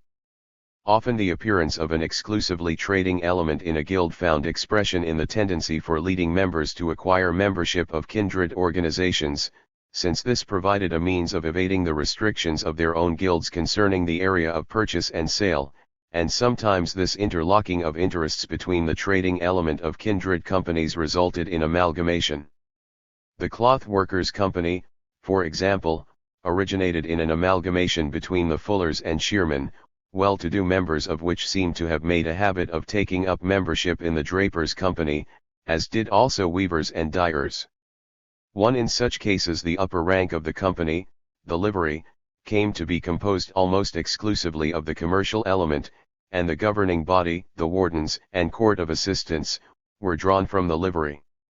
Unwin remarks that as considerable expense was involved in each stage of promotion to the freedom, to the livery and to the governing body, all but the wealthiest members were permanently excluded from office, with the result that the majority of freemen gradually lost all share in the annual choice of the 4 wardens. The historian of the Drapers' Company states that the craftsmen proper, under the name of bachelors or yeomen, fell into a position of dependence 1. In the case of the Cutlers' Company, while the yeomanry consisted of working cutlers, the livery was composed entirely of masters or of persons unconnected with the trade. None but the more substantial freemen could afford to enter the clothing, for, in addition to the fees to the company, clerk, and beadle, the new liveryman was expected to entertain the court of the company at a tavern, either wholly or in part at his own expense. 2. The government of the merchant tailors was placed on a narrower basis early in the 16th century. Although for legislation affecting all the members a full assembly may still be needed, we find no trace of any such meeting being summoned, and the master, instead of yielding up his receipts and payments after the expiration of his year of office openly in the common hall before the whole of the fraternity, had only to do so to the court of assistants or to auditors appointed by the court. 3. At about the same time there appears a division of the guild into a merchant company and a yeoman company consisting of craftsmen. Since the records of the latter have been lost, the precise relationship between it and the parent company is not clear, but the relationship was presumably one of subordination rather than of complete independence. And while a mercantile oligarchy controlled the livery companies, the leading livery companies in turn controlled the government of the City of London. How completely the government of the city was now in the hands of the greater guilds is shown by the fact that most of the aldermen and sheriffs and all the mayors for many years were members of one of the greater livery companies. Thus by the close of the 15th century the guild organization and that of the city had become amalgamated. 6. At the same time, there is evidence that the mercantile oligarchy alike of the merchant tailors, the cloth workers, the drapers, and the haberdashers began to organize the domestic industry in the countryside. In doing so they were apt to come into rivalry with the clothiers and drapers of a provincial town, for example, the provincial clothiers who in 1604 complained to the House of Commons at the engrossing and restraint of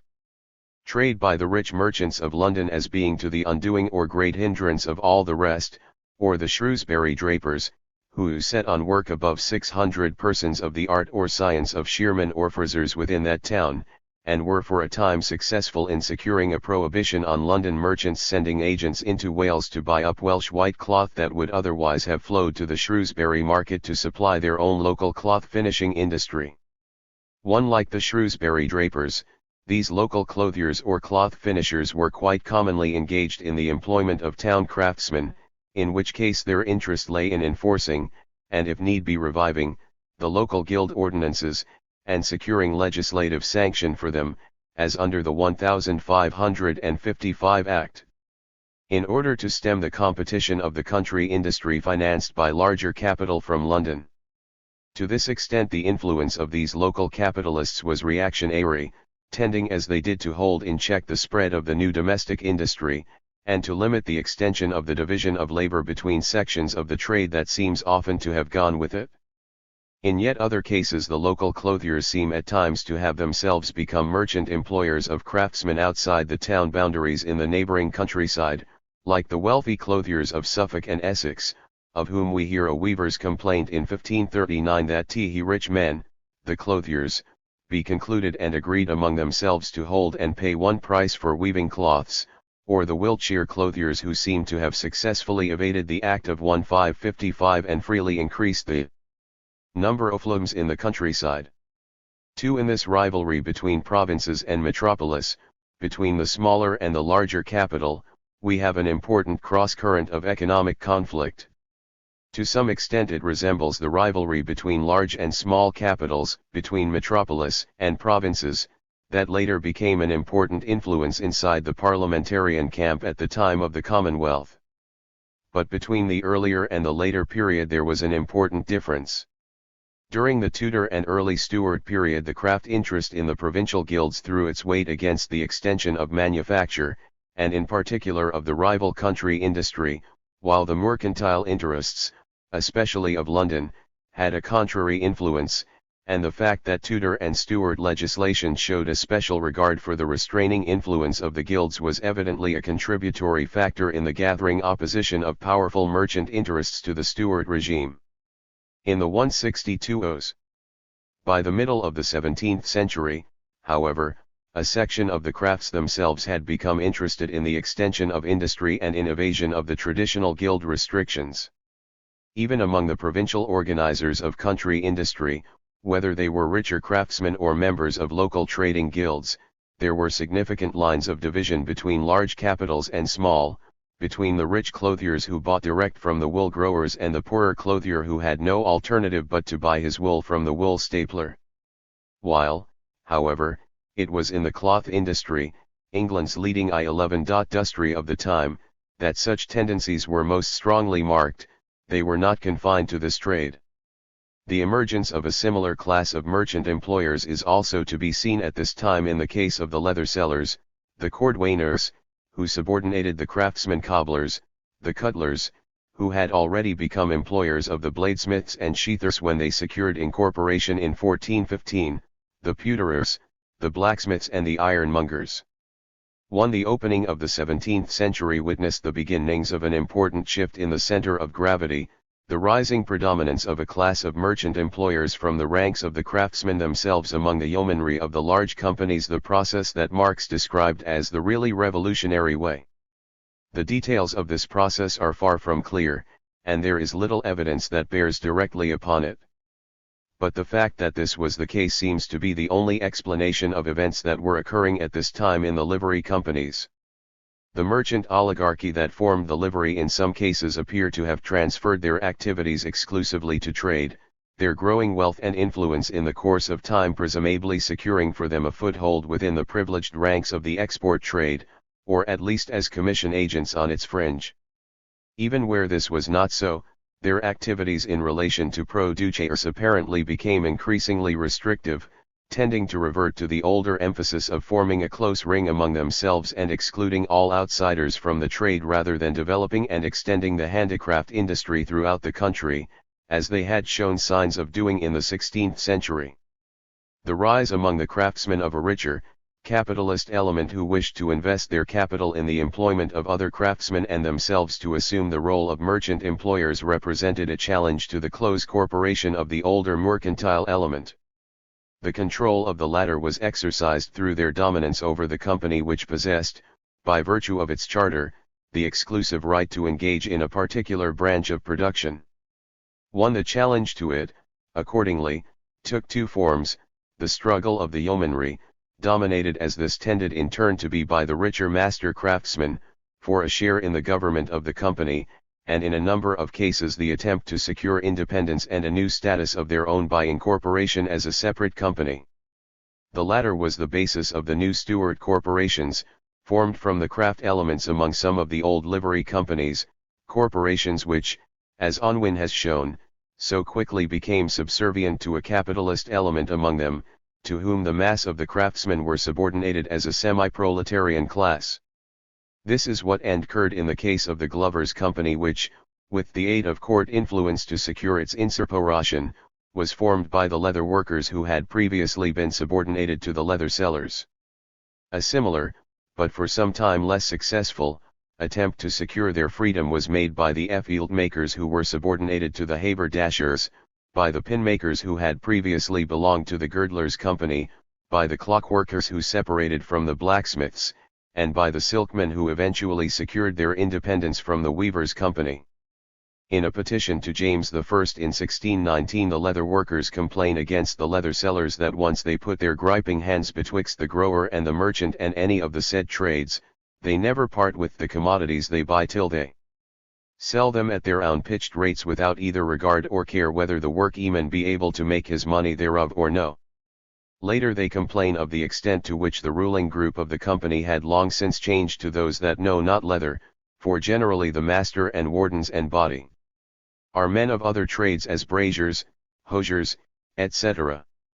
At the time of the Commonwealth the working tailors of the Merchant Tailors' Company refer in a petition to divers rich men of our trade who by taking over great multitudes of apprentices do weaken the poorer sort of us and show an intention in the company to exclude the tailors members of the society from all office and place of audit. The rank and file of the Printers' Company declare that they are made perpetual bondmen to serve some few of the rich all their lives upon such conditions and for such hire and at such times as the masters think fit, and many apprentices after their apprenticeship, like the petitioners, become forever more servile than before, and weavers allege that the governors of their company now gain by intruders and have consequently dismissed the officials of the yeomanry whose function it was to search for intruders. The felt makers, who made an unsuccessful attempt in the early years of James I to found a joint stock company to repair their deficiency in capital, seem to have been mainly composed of the middle and smaller craftsmen.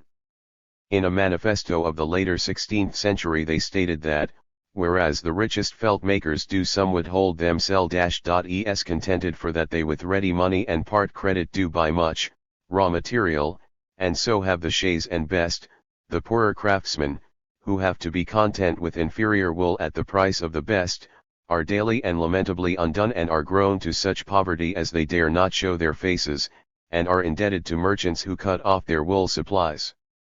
Altogether, if they show any tendency to complain. In other words, the complaint is that of small men against the inferior bargaining position to which their lack of capital condemns them. At another time they complain of merchant haberdashers who do cape great numbers of apprentices and instruct wenches in their arte. And do sell great quantity of wares unto chapmen altogether untrimmed, whereby they say a multitude might be set on work and relieved.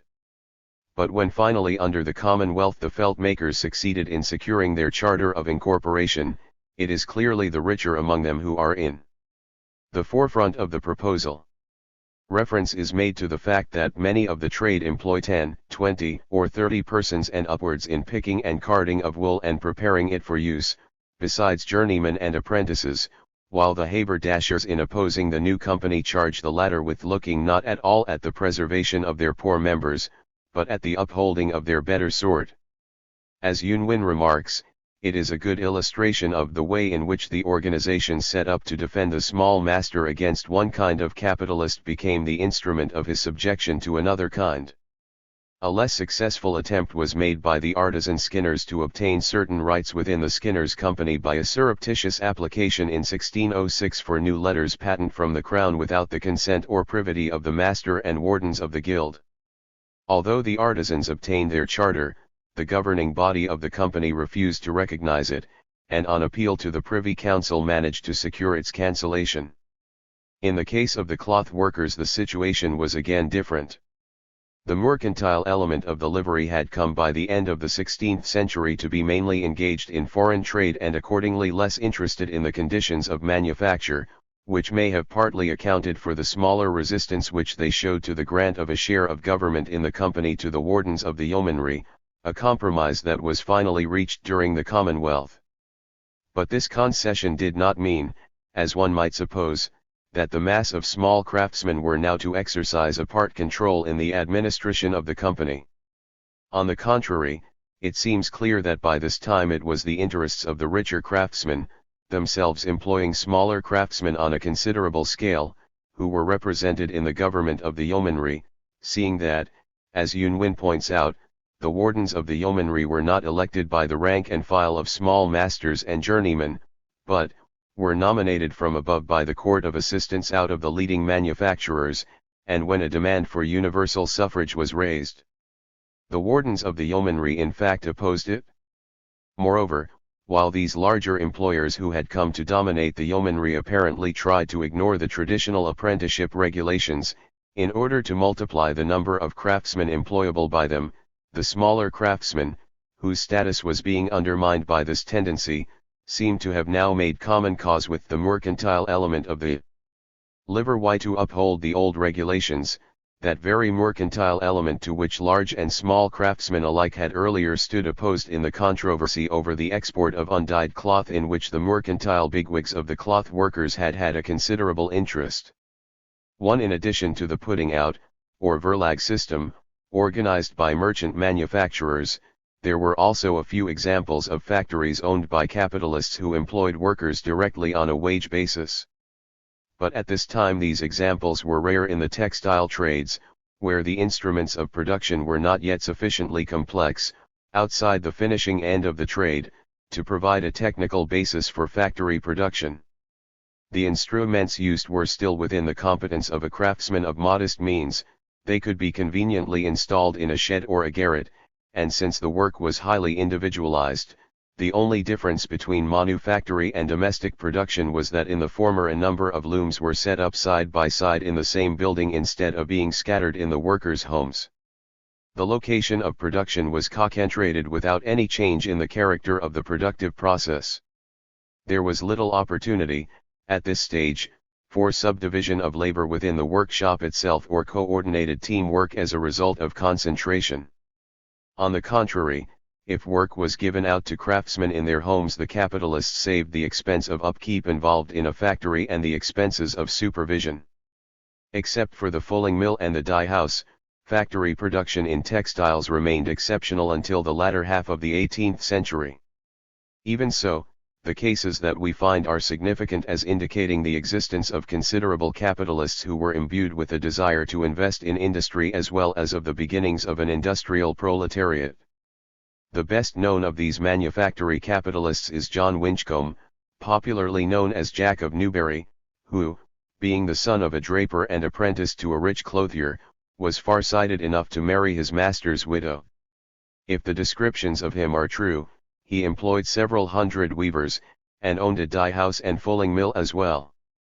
Too, in the same town we hear of Thomas Dolman, who from the accumulated profits of his establishment built Shaw House, costing £1,000,000. At Bristol there was Thomas Blanket, and in Wiltshire William Stump, the son of a weaver, who rented Malmesbury Abbey, and in Oxfordshire Osney Abbey, installed looms and weavers in the empty monastic buildings and boasted that he could employ 2,000 workmen. Even where the cottage system prevailed, the finishing work was often done, at any rate in the West Country, in a large mill owned by the clothier.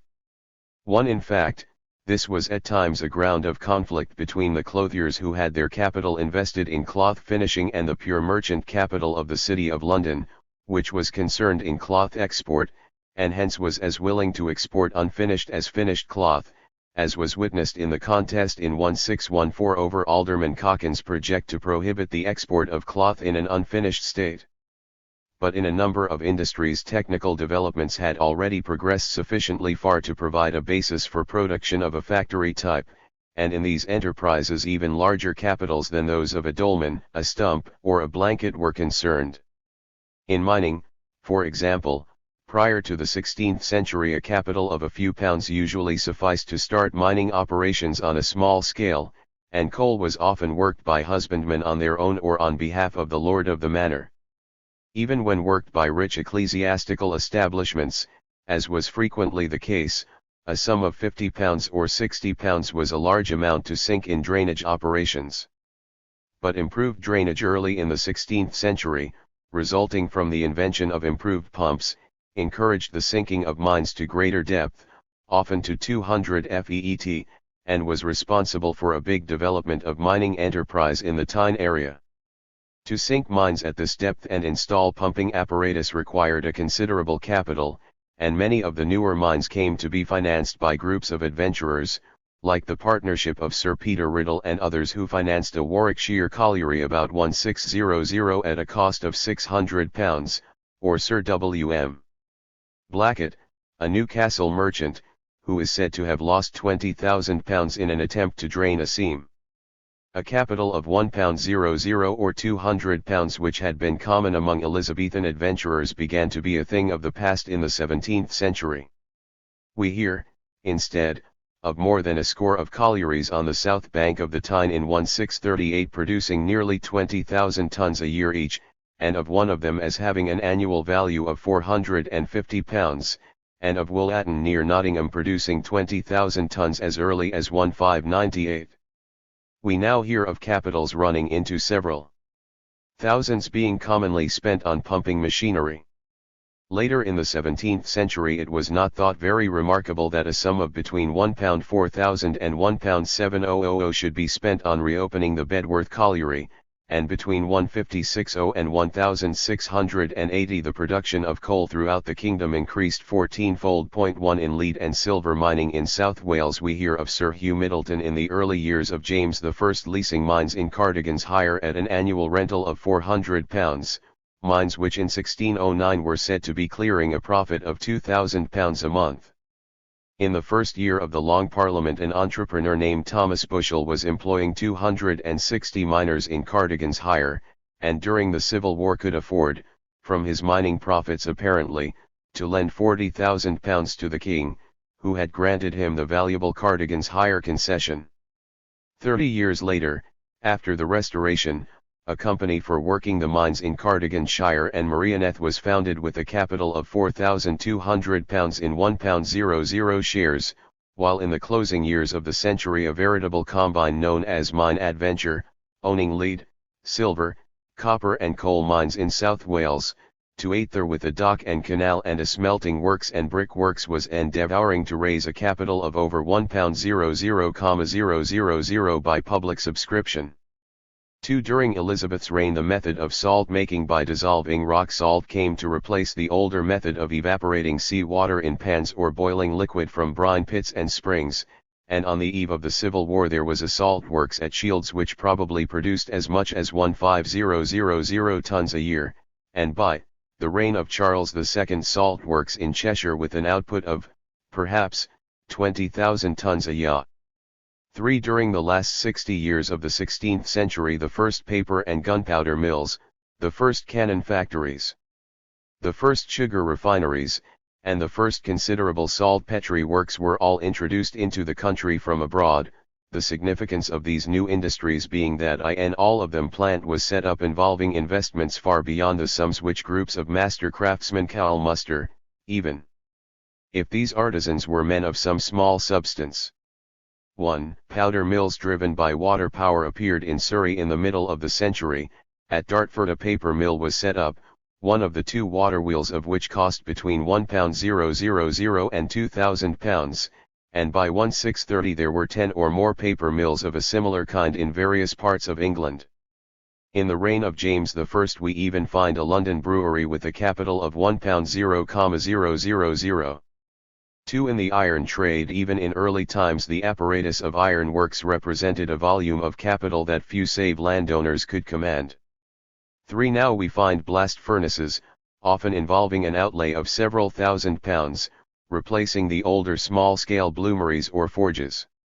In the Forest of Dean in 1683 it was estimated that to construct a furnace of up-to-date type and 2 forges, together with houses for workpeople and other appurtenances, an outlay of £1,000 was necessary, such a furnace having an output capacity of 1,200 tons a year. Many of these furnaces in the West Country seem to have been financed by local landowners and gentry.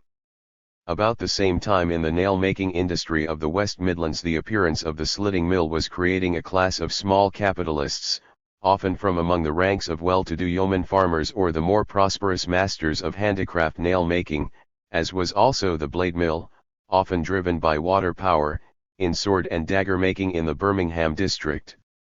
At the end of the 16th century 2 sister societies, corporations with large capitals, the Mines Royal and the Society of Mineral and Battery Works, were founded, the former to mine lead and copper and precious metals, the latter to manufacture brass. At one time the 2 companies together are said to have employed 1,000 persons. The wire works at Tintern, owned by the latter company, apparently alone involved a capital of £7,000 and employed 100 workers or more. In 1649 2 capitalists spent £6,000 on a wire mill at Esher, which worked on imported Swedish copper. By the end of the 17th century a company called the English Copper Company had a capital of nearly £40,000, divided into 700 shares. But already before the Restoration mining, smelting, brass making, wire drawing, and to a certain extent the making of battery goods, were all being carried out on a factory basis, the workers being brought together in comparatively large numbers, and controlled by managers appointed by the shareholders or their farmers. But these cases where technique had changed sufficiently to make factory production essential, while they were important as forerunners of things to come, did not at this period carry more than minor weight in the economic life of the country as a whole.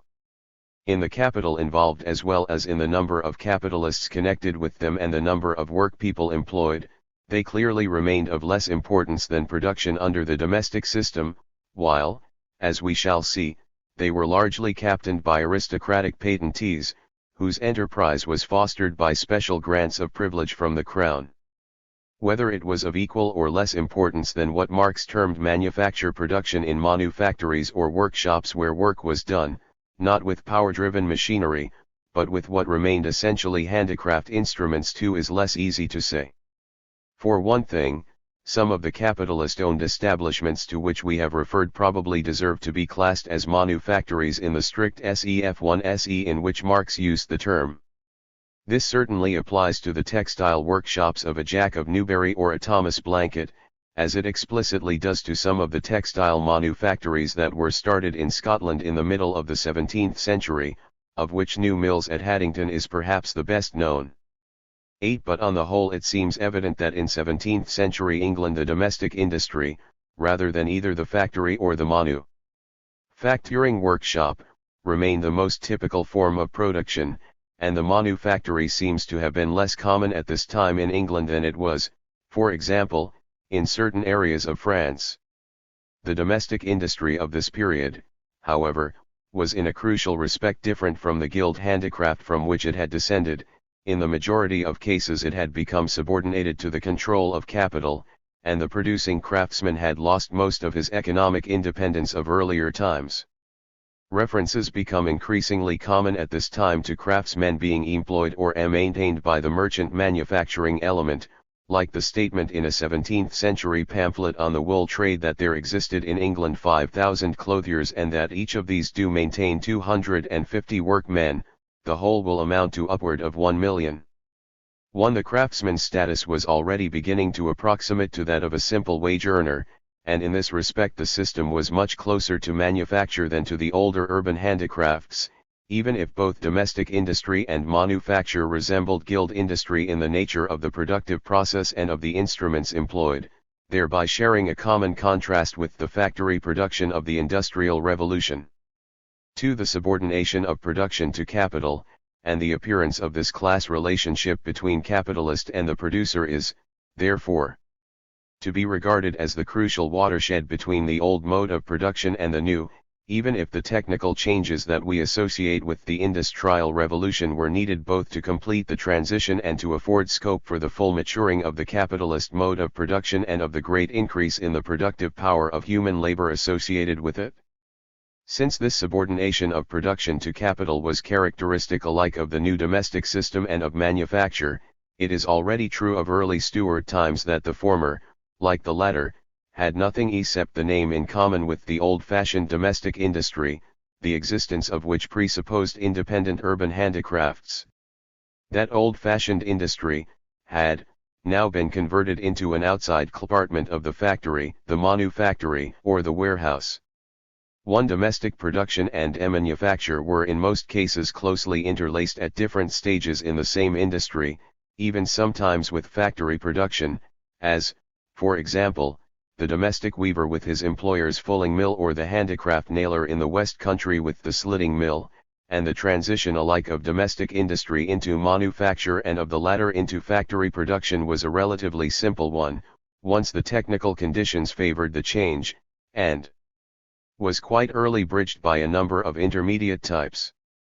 We frequently find the two systems mingled together even at the same stage of production. For example, in 18th century Exeter the weaver rented his loom from a capitalist, sometimes working on his master's premises, unlike the spinner, who worked at home, and in the nearby Culm Valley the weaver's independence had gone more completely, and he was compelled to live in the square of houses near the master's, and to work in the open court formed within this square.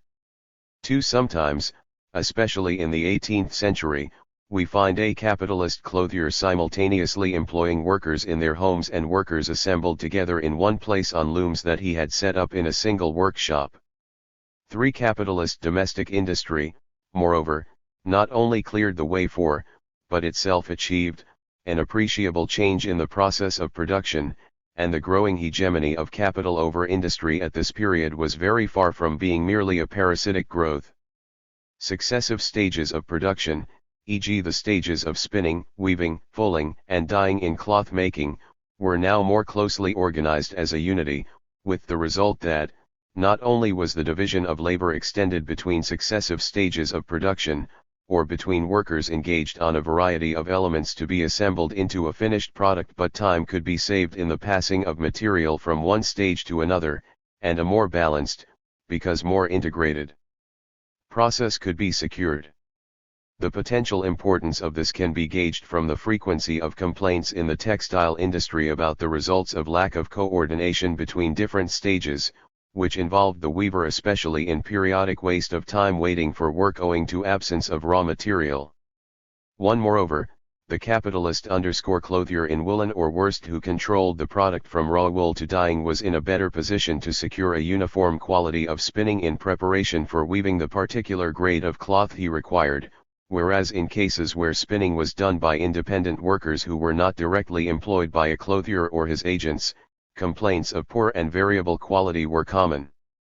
Sometimes this consideration worked in favor of the manufactory rather than the putting out of work, and seems in fact to have been the chief technical advantage of the former system at this period, production in a single workshop enabling a much closer supervision of the work in process than was possible with the domestic system, even when the workers under the latter were dependent employees of a master clothier.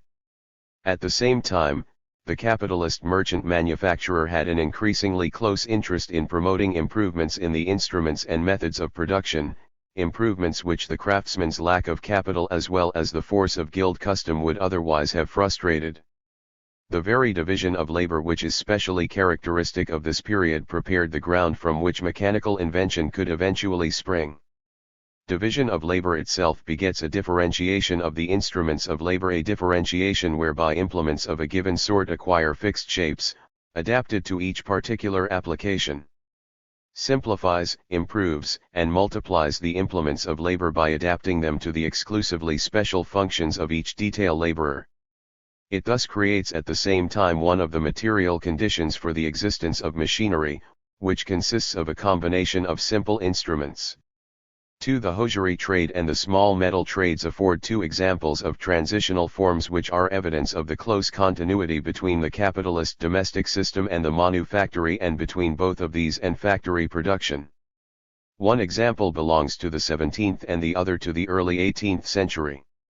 In the reign of Queen Elizabeth, William Lee, a Nottinghamshire curate, seeing a woman knit, invented a loom to knit. The resulting loom or knitting frame was, however, more complicated and more revolutionary in character than this simple description of the act of invention might imply, and being a complicated mechanism it was too costly for at any rate a poorer craftsman to purchase and possess. In the words of a petition of 1655, it involved nothing different from the common way of knitting, but only in the numbers of needles, at an instant working in this, more than in the other, by 100 for one, set into an engine or frame, composed of above 2,000 pieces of smiths, joiners, and turners' work. Apparently the frame was capable of doing 1,000 to 1,500 stitches a minute, compared with about 100 stitches a minute in hand knitting. There is a mention of frames being made to the order of an Italian merchant at a price of £80 apiece in the money of the time. Evidently it was rarely possible for any but the most prosperous among the master craftsmen of the older industry to invest in this new instrument, and the introduction of the new method does not seem to have been at all common until in 1657 during the Commonwealth a group of capitalists, many of them apparently merchant hosiers, secured incot one juration for themselves as the Framework Knitters Company. This company appears to have been formed mainly on the initiative of fairly considerable merchants, and its constitution was such, at any rate after 1663, as to place control in the hands of a close self-perpetuating oligarchy of officials. One of its chief functions was to control the hiring out of frames to domestic craftsmen, and although the domestic system continued despite the new machine, it continued on the basis of the ownership of the instruments of production by capitalists and the hire of these instruments to the individual producer. Between 1660 and 1727 the number of frames in the country is said to have grown from 600 to 8,000, mainly under the stimulus of a growing export demand, especially from France. The frames were apparently leased out to workmen at rents equivalent to 10 years' purchase or less, and the larger capitalists used their influence over the company to achieve a relaxation of apprenticeship restrictions in order to secure a plentiful supply of cheap labor. In the latter part of the 18th century, a House of Commons committee, in 1779, reported on the as harmless exactions on the workmen by their masters in this trade. As a result of the employer's monopoly, extortionate frame rents were being charged, so that the net wage was no more than 6 to bs weekly. It appears that a workman who happened to own a frame for himself was generally boycotted and starved of work until he agreed to rent a frame from a member of the company. The second example has in many respects a modern flavor. At the end of the 17th century, a former ironmonger from Greenwich, by name Ambrose Crowley, set up on the banks of the Derwent a small industrial town, which was halfway between a manufactory and a centre of domestic industry, engaged in the production of nails, locks, bolts, chisels, spades and other tools. In what had previously been a small village there was soon an industrial community of some 500 inhabitants. The various families lived and worked in their own houses, although these were owned and rented by Crowley, as were also the tools and materials with which the craftsmen worked. Each master workman had first to deposit a bond for a considerable amount, which gave him the right to hold a workshop, where he laboured with his family, probably employing in addition a journeyman or two and an apprentice. Payment was made for the work done on a piece rate basis after a deduction for the value, the materials supplied. The establishment even had a kind of Whitley Council to deal with disputes, a tribunal composed of 2 arbitrators appointed by Crowley and 2 by the master workman, and presided over by the chaplain. Knighted in R706, Sir Ambrose Crowley later became MP for Andover, by which time he could boast a fortune of £200,000. It is not unlikely that a similar type of organization was characteristic of other manufactories of the period, for example, the new mills in Scotland, in the records of which reference is made to purchase by the management of a number of dwellings in which to install looms, a colony of linen weavers started in the 18th century by a Captain Urquhart at Fars in Scotland. And the cottages built at Newark in Northamptonshire by a firm of clothiers to house 100 weavers. Both the sword manufactory at Newcastle, of which contemporary records speak, and the more famous Carron Iron Works, probably had a form of organization not very dissimilar from Crowley's town. 11 In the case of the framework knitters, it was the growing complexity and expense of the instruments of production that was responsible for the craftsman's increasing dependence. As it was also for the early transition to factory production in copper and brass and in branches of the iron trade. But in other cases where fixed capital still played a relatively unimportant role, it has been suggested that the governing reason for the dominance of domestic industry by capital, where this occurred, was the cost and difficulty for the craftsman of acquiring his raw material. Thus in Yorkshire, where local wool supplies were accessible, at any rate for the coarser cloths, the weaver often retained a good deal of independence, buying his wool supplies in the local market and selling his cloth to merchants, commonly in the 18th century from stands in the cloth halls of Halifax, Wakefield, or Leeds. On the other hand, in cotton spinning and weaving in Lancashire, in view of the reliance of the trade on imported materials, capitalists like the Chethams of Manchester exercised a fairly dominant influence from the early days of the industry. The same was true by the 17th century of woolen production in the southwest, where the capitalist clothier owned the raw material, and consequently the product, in its successive forms, while those through whose hands this product passed in the processes which it underwent were no more, in spite of their apparent independence, than workmen in the service of an employer. And similarly in Norwich the clothiers were a real aristocracy who affected the airs of gentlemen and carried a sword. But in the case of the industry of the Cotswolds and Wiltshire, difficulty of access to raw material supplies can hardly have been the reason, and the probable explanation was rather, as has been stated in the case of Wiltshire, that the time and expense of carrying the cloth to the distant market in London handicapped the independent small weaver and helped to put him ultimately in the power of the clothier who marketed his cloth. Again, the worst manufacture of Yorkshire was in the hands of fairly large capitalist employers from the beginning, possibly for the reason that it had to go further afield for its raw material, for example, into Lincolnshire to buy the long-fibred wool of that county. 8. But probably no more than a subordinate influence should in most cases be attributed to this access or non-access to raw material supplies or to markets. The fact that raw material had to be purchased from merchants who brought it from a distance instead of purchased locally, while it might sometimes mean that the selling market for the material was less competitive than it was in the alternative case, did not necessarily place the craftsman in dependence on the merchant from whom he bought his supplies as long as his own means were adequate and his need for credit did not cause him to become indebted to the purveyor of the material. Both in Yorkshire and in Lancashire the two classes of master craftsmen, well-to-do independent and poor and dependent, seem to have existed, many of the former being themselves employers of others, and acting as the middleman between the latter and the larger merchant in the principal market town. Alongside the small craftsmen of the Leeds and Halifax districts there existed, at any rate in the 18th century, the manufacturing clothiers who assembled a dozen and more looms in a single workshop, and in the cases described by Defoe combined carding, spinning, weaving, and finishing under one roof. The important influence in determining the degree to which the domestic producer became dependent was probably the producer's own economic status rather than the proximity or distance of the sources of raw material supplies. And here it is probably true to say that it was the possession of land that was the basis of such independence as the domestic craftsman in this first period of capitalist production retained. 1. If he was a fairly prosperous yeoman farmer, who engaged in weaving as a by-employment, he could afford to provide his household with subsistence and with raw materials over a considerable interval, and hence, being independent of the credit and the favor of a merchant buyer, could afford to choose both the buyer and the time of sale and to wait if waiting gave him the opportunity of a better price.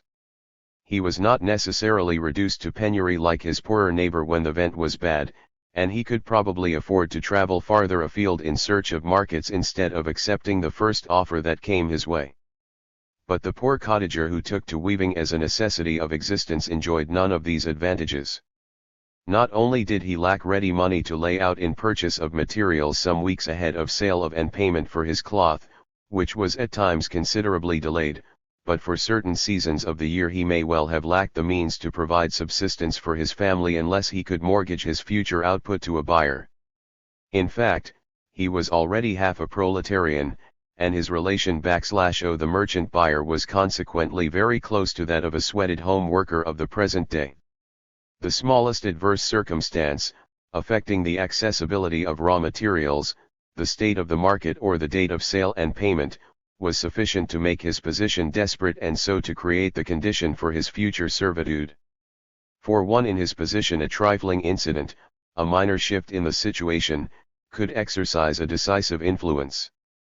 There seems little doubt that it was the poverty of this section of the craftsmen and his consequent need for credit that was responsible for the growing tendency for looms to fall into the capitalist's hands, the loom no doubt being pledged by the craftsman to his employer in the first instance as security for a money advance. Domestic industry, and its incomplete subjection to capital, retained its basis so long as the sturdy independence of a class of middle-sized yeoman farmers remained.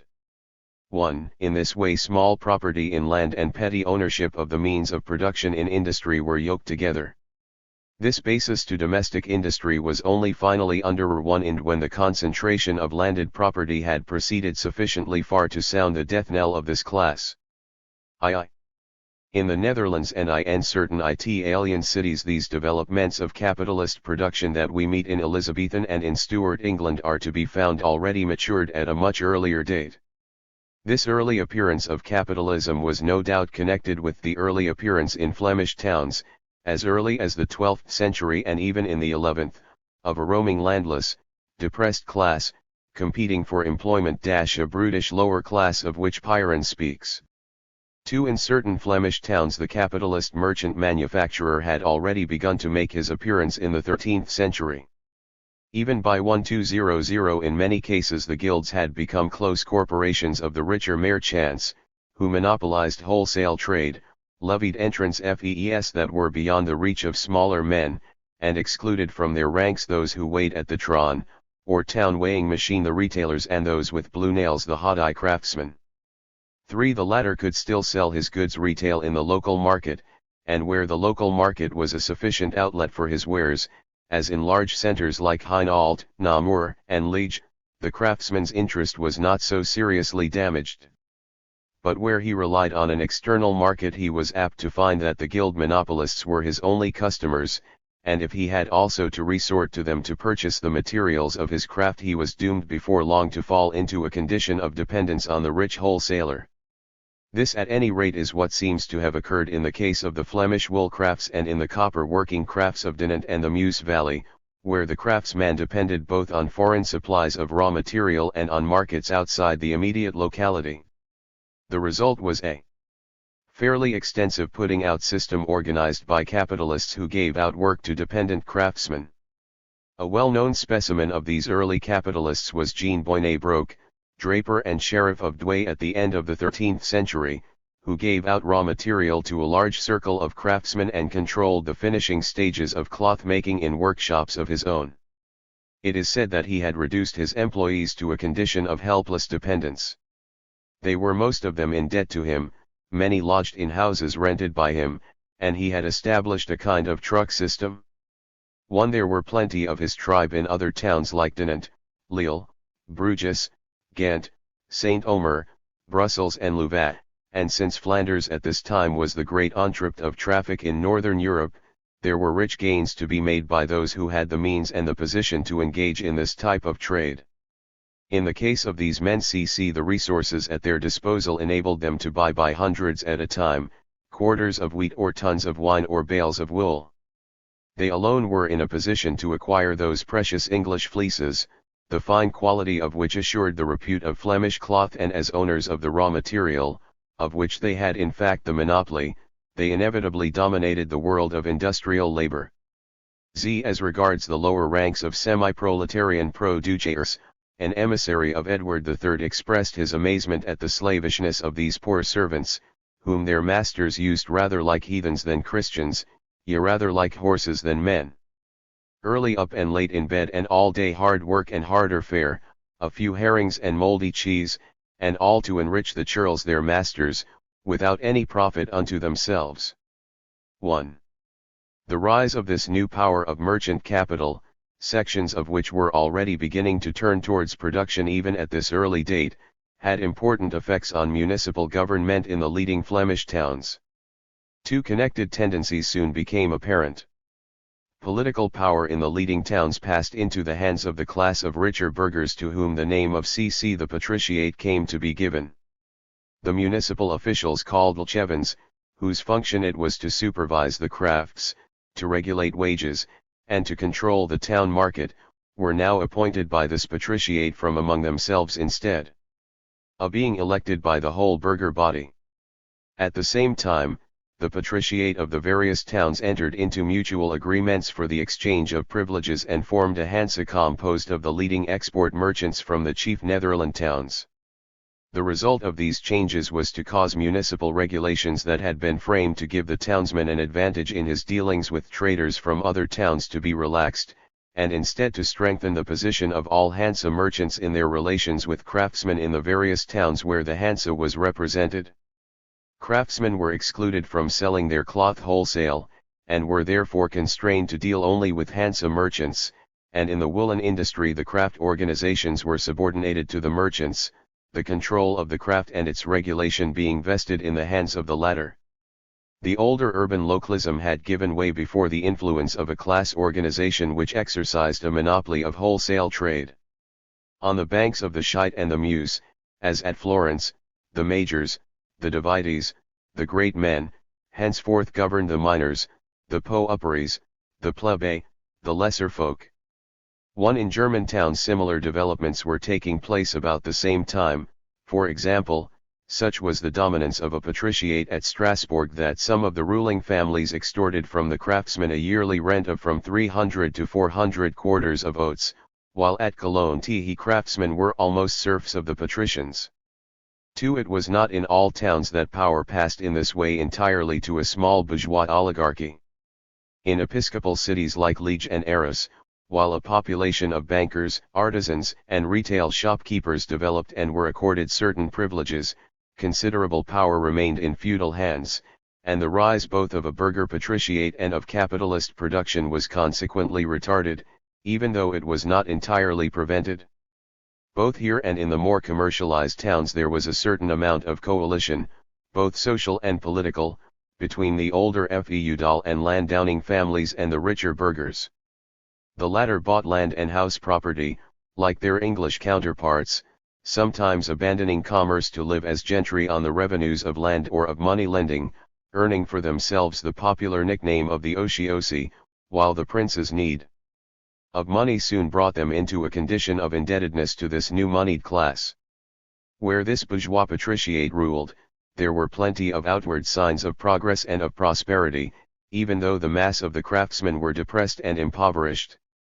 It was an age, not only of a rapid growth of trade and of the cloth and copper industries, but of the construction of market halls, aqueducts, warehouses, wharves, canals, and bridges, and from this period date the reservoir of Dick Bosch and the cloth hall of Ypres and the founding of lay schools. But already in the 13th century we find this hegemony of the larger capitalists challenged by a revolt of the crafts, a revolt which seems in some cases to have been aided and abetted by the church, for example at Liege, and by sections of the feudal nobility, and was joined by the producers in the newer capitalist-controlled industries. In 1225 there was a rising at Valenciennes, where the patrician magistrates were deposed and a commune was set up. This was, however, suppressed after a siege and the storming of the town. 20 years later a further wave of strikes spread over Flemish towns, there was a short-lived revolt at Dinant, and later several unsuccessful risings at Ghent which resulted in a secession of the craftsmen to form an independent community at Brabant. At this stage the patriciate was successful in maintaining the upper hand with the aid of severe repression. The Hansa of the 17 towns seems to have lost any other object except to uphold the interests of the patrician government against the claims of the workers. Weavers and fullers were forbidden to carry arms or to meet more than 7 at a time, and strikes were ruthlessly punished. But in the early 14th century the armed struggle broke out anew, complicated now by the fact that Philip the Fair of France had lent support to the patricians while the craftsmen looked for support to the Count of Flanders, which gave the struggle the form of a national war of the Flemings against the French.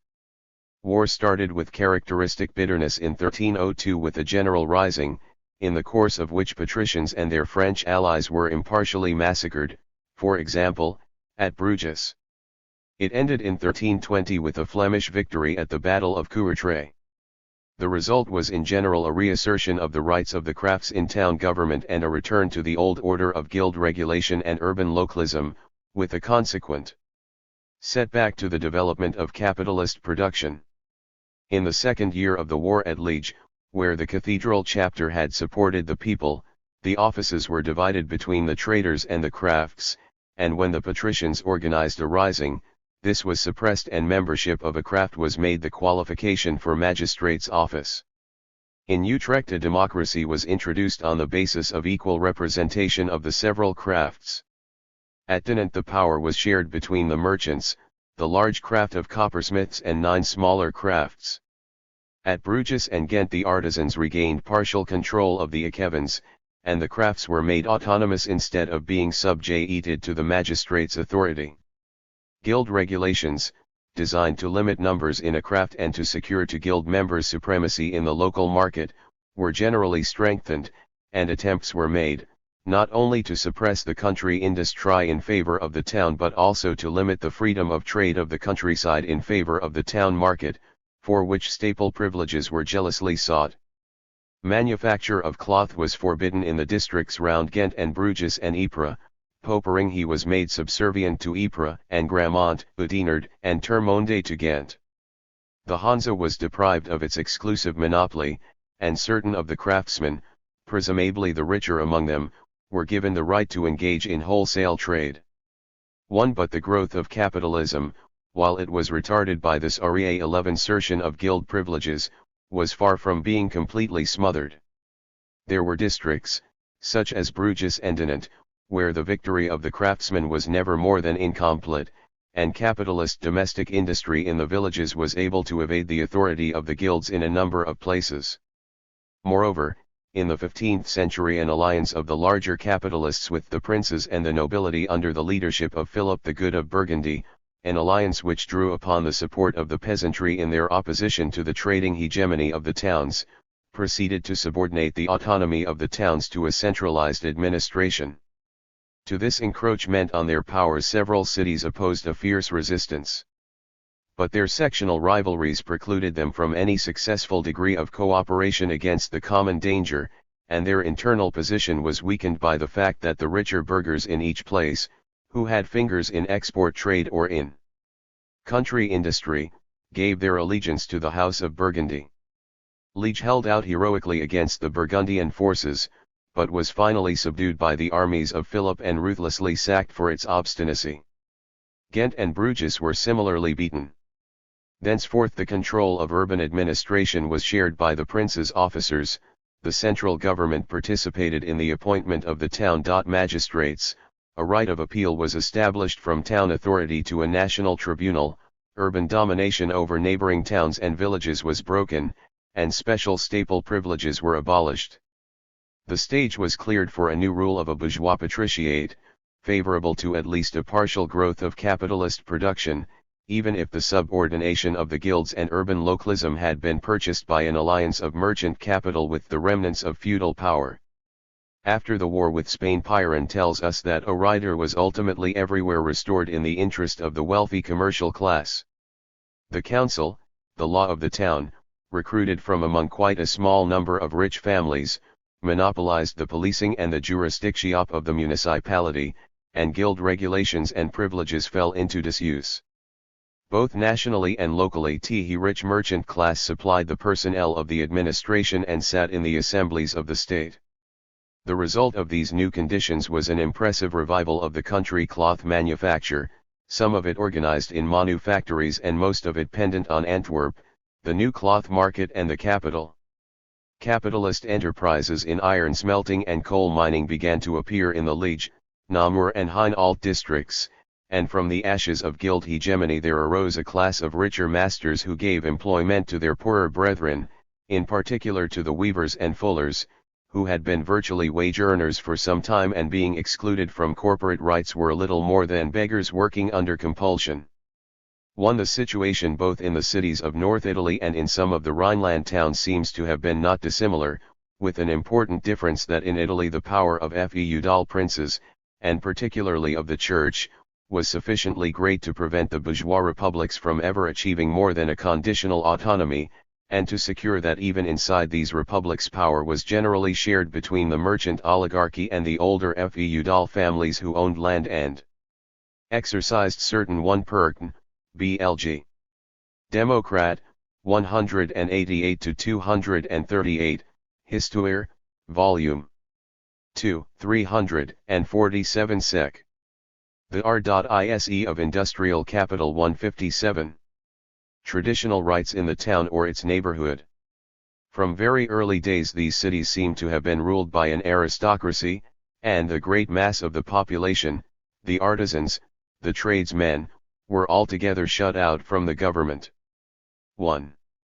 Feudal obligations survived even inside the towns to an extent without any close parallel in England, many of the artisans apparently remaining in semi-feudal service till bishops and noble families until quite a late date and the feudal class of ministerials occupying a specially prominent position. As Mediterranean trade revived after the Crusades, the guilds of export merchants in the seaport towns growing rich and powerful came to form the aristocracy within the burgher body. They had retained in their hands a monopoly of the export trade and they proceeded to use their power to impose restrictions on the lesser guilds below them. The latter, in their turn, laced restrictions on apprentices setting up as masters and enacted maximum wages for workmen. It has been said that practically the workman was the master's serf.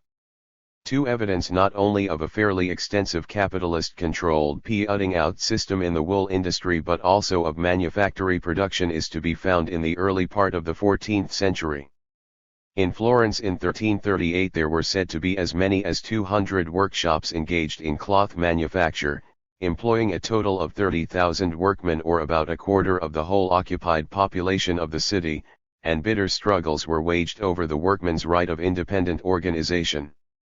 3. But in general for those who had both capital and a privileged position in the major guilds, investment in the export trade to the Levant or across the Alps into France and the Rhineland, or farming the papal revenues and granting mortgage loans on the estates of princes was more lucrative than the exploitation of dependent craftsmen and the development of industry. As in Flanders, the rule of a mercantile oligarchy did not go unchallenged. The 14th century saw a number of democratic risings among the craftsmen and the lesser guilds, and there was a period during which a more democratic regime prevailed in a number of cities. In Siena, for example, in 137 there was a rising which resulted in a magistracy of craftsmen, and in Florence in 1378 a similar revolution was successful in transferring power from the major to the lesser arts. There was even for a time a seizure of power by the Ciompi, wage earners engaged in the wool industry, who in their turn had revolted against the dominance of the craft guilds that were their masters. As a rule, however, the Clese alliance of the mercantile and banking aristocracy of the towns with the feudal nobility proved too strong for the democratic movement. The former could draw on the support of feudal retainers and feudal cavalry, and for the combined strength of feudal arms and financial wealth the more modest resources of the lesser guilds were scarcely a match. In a number of German towns we also hear of insurrectionary movements among the crafts in the 15th and 15th centuries following the rise of an employing capitalist element, for example, the Toucher, which sought to dominate the crafts. For example, such movements occurred in Cologne, Frankfurt, Augsburg, Halle, as they did at Florence or Bruges. The outcome seems frequently to have been a compromise in which the government was shared between the craft guilds and the patriciate of the older purely trading and land-owning families, and this, in some cases, permitted a certain revival of urban monopoly to occur. But sometimes the alliance of urban patriciate and nobility resulted in a complete crushing of the craftsmen. In towns east of the Elbe there were prolonged democratic struggles against the urban patriciate extending over the 14th and 15th centuries, which drove the patricians to seek the alliance of the neighboring margraves, and on the final crushing of the democratic movement resulted in the establishment of the nobility as the ruling class in society. What later seems to have curbed this urban monopoly in those German cities where it still lingered on was, not the rise of a capitalist class whose interests lay in interregional trade and the promotion of a dependent country industry, but the power of the princes and squires, who asserted the rights of the countryside to buy and sell where it pleased and used their influence to deprive the towns of many of their staple rights. The guild regime retained its hold within the town boundaries, but not over a rural hinterland, and stripped of their special trading privileges the prosperity of many of these towns faded, without, however, any vigorous country industry advancing to fill their place. While in most French towns anything that can be properly called capitalist production probably arrived much later than in Flanders and in North Italy, subsequent development of the new economic order followed here more closely the English pattern than in other parts of the continent. But even in the 14th century in places like Chartres and Paris we find evidence of an incipient class of capitalists, who gave out work to craftsmen, like the English clothier of the 15th and 16th centuries, and had secured a dominating position in the guilds, in a number of cases having succeeded in subordinating other craft guilds to their own. This tendency was specially prominent in the woolen industry, although it was not confined to this trade. In Paris it was evident alike in the textile, metal, and leather guilds, and in provincial towns like Amiens and Abbeville the Guild of Mercers in the 15th century seems to have secured control over other crafts, including the hatters and cappers. In Paris and Reims there was apparently a prolonged struggle between the drapers and the mercers for supremacy, with an eventual victory to the former in the one city and to the latter in the other. Similarly in Strasbourg a class of merchant employers, known as tuchère or clothier, arose, and drew an increasingly sharp distinction between themselves and the working members, who were forbidden in 1381 to manufacture on their own account, and were later prohibited from selling cloth altogether. In fact, as Unwin has so painstakingly shown, developments inside the guilds of towns like Paris and Strasbourg at this time followed closely similar lines to those guilds and companies of London that have been described above. In newer industries like paper, silk, glass, printing, capitalist enterprise was found from a fairly early date, as in England, and the temporary suspension of guild prerogatives by official decree in the 16th century may perhaps be regarded as an expression of the extent to which the influence of capital had already developed, both in the new and in certain of the older trades, and was exerting its influence to secure room for expansion. As Hauser says, with the 16th century the era of capitalism has its true opening. All the new industries are centralized industries, which recruit their numerous workers from the continually growing army of unemployed. In the following century, the century of Colbertian regulation, we find both a fairly developed system of dependent industry organized by merchant manufacturers, for example, at Sedan, Reims, Rouen, Lyons, and Elbeuf, and also of capitalist-owned manufactories, using considerable capitals and sometimes employing hundreds of wage earners, in such centers as Montauban, Reims, the Carcassonne district and Louviers. For example, half the looms in the Reims district at this time were said to be in capitalist-owned manufactories. The substantial importance of a dispossessed and wage-earning proletariat in 17th century France is attested by the number of decrees of the period which gave powers to recruit labor or which forbade workers to change their employment or which prohibited assemblies of workers or strikes on pain of corporal punishment or even death. Even the theological faculty of the University of Paris saw fit to pronounce solemnly against the sin of workers' organization. It is attested again by the revolts, amounting to insurrections, that broke out intermittently in Paris, Lyons, and Normandy in desperate protest against what Boissonade calls their frightful misery at this period. One in the case of Italy, Germany, and the Netherlands, and to a smaller extent in France. What is remarkable is less the early date, compared with England, at which capitalist production made its appearance, than the failure of the new system to grow much beyond its promising and precocious adolescence. It would seem as though the very success and maturity of merchant and money-lending capital in these rich continental centers of entrepot trade, instead of aiding, retarded the progress of investment in production, so that, compared with the glories of spoiling the Levant or the Indies or lending to princes, industrial capital was doomed to occupy the place of a dowerless and unlovely younger sister. At any rate, it is clear that a mature development of merchant and financial capitali is not of result in any thorough transformation. When seen in the light of a comparative study of capitalist development, Marx's contention that at this stage the rise of a class of industrial capitalists from the ranks of the producers themselves is a condition of any revolutionary transformation of production begins to acquire a central importance. 3.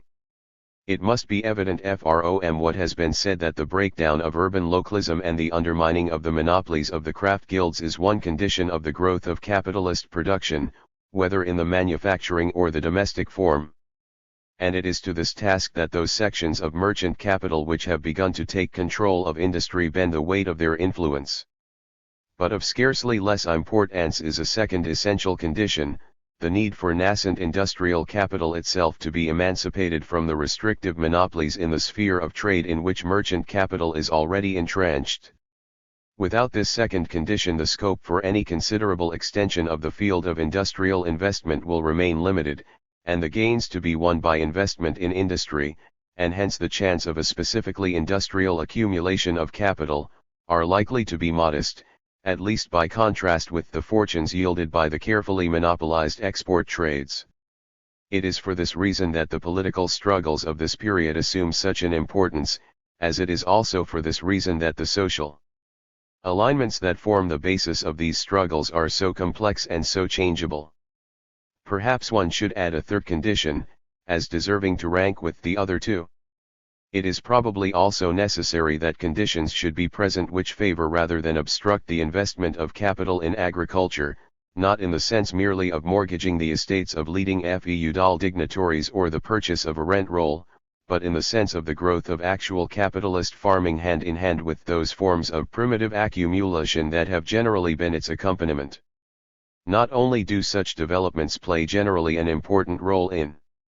creating a rural proletariat, but they are also a crucial factor in creating an internal market for the products of manufacture after which was absent, for example, over most of France until the Revolution on account both of the feudal burdens on agriculture and of the restrictions which throttled any interlocal trade in the products of the soil. In some respects the Tudor monarchy in England might perhaps be deemed comparable with the regime of Philip the Good in the Netherlands after the subordination of civic autonomy to a national administration. But there remain some important differences between the two. Although the ranks of the old baronial families in England were thinned, and the aristocracy had been extensively recruited from nouveau riches commoners, the traditions and interests of a feudal aristocracy continued to dominate large areas of the country and to dominate state policy, which showed particular affection for the stability of the old order. At the same time, landed property was extensively passing into the hands of the rich merchant class, a class which owed its position in the main to the privileges enjoyed as members of the FEW and exclusive companies which held the monopoly over certain spheres of foreign trade. On them the new monarchy had come to rely alike for financial and for political support, and at times took up shares, as did Elizabeth and James I, in the more profitable of their trading ventures. In return this haute bourgeoisie was endowed with titles and with royal offices which gave it a place at court, where the real center of political power at the time resided. As we have seen, it was not an immediate interest of these grand merchants of the larger trading companies that urban monopoly and crafty guild restrictions should be undermined. Generally they were neutral towards this issue and there was not an acute cleavage as in the Netherlands between urban crafts and inter-urban Hansa. The attack on the restrictions of the craft guilds and the economic power of the town governments came from that newer generation of merchant capitalists and certain of the country squires who were undertaking the development of the country industry as employers of domestic craftsmen. It was also these merchant manufacturers who, when they could not secure admission to the privileged ranks of the export companies, which always remained their ruling ambition, came into acute conflict with the trading monopolies which limited their market and depressed the price at which they could effect a sale. This antagonism was particularly sharp between provincial traders or merchant manufacturers and the export merchants of London, if only because of the greater difficulty that generally faced the former in securing admission to bodies like the Merchant Adventurers or the Eastland Company, both of which were ruled in the main by a close corporation of rich metropolitan traders, who were inclined to be sparing of admitting provincials to their ranks. In the cloth trade, for example, we hear of repeated and bitter complaints from provincial clothiers during the 16th century against the restrictions imposed upon them by the foreign trading companies, and in particular by the metropolitan notables at the head of these bodies, and it is the verdict of Unwin that in the course of Elizabeth's reign the merchant adventurers had contrived to make the channels of exportation narrower than ever before. We find East Anglian clothiers protesting against the monopolistic control of sales imposed by the Levant Company, and we find clothiers of Ipswich who were outside the Eastland Company refusing the price offered for their cloth by the company and claiming from the Privy Council a license to sell directly to foreign merchants. In the north of England we find a writer in I-585 in the course of lamentation on the stagnation of trade in the port of Hull complaining that tea merchants are tied to companies, the heads whereof are citizens of London, who make ordinances beneficial to themselves, but hurtful and chargeable to others in ye country. There was even at one time a movement on foot to boycott all dealings with Londoners on the ground that by means of ye said companies all the trade of merchants is drawn to London.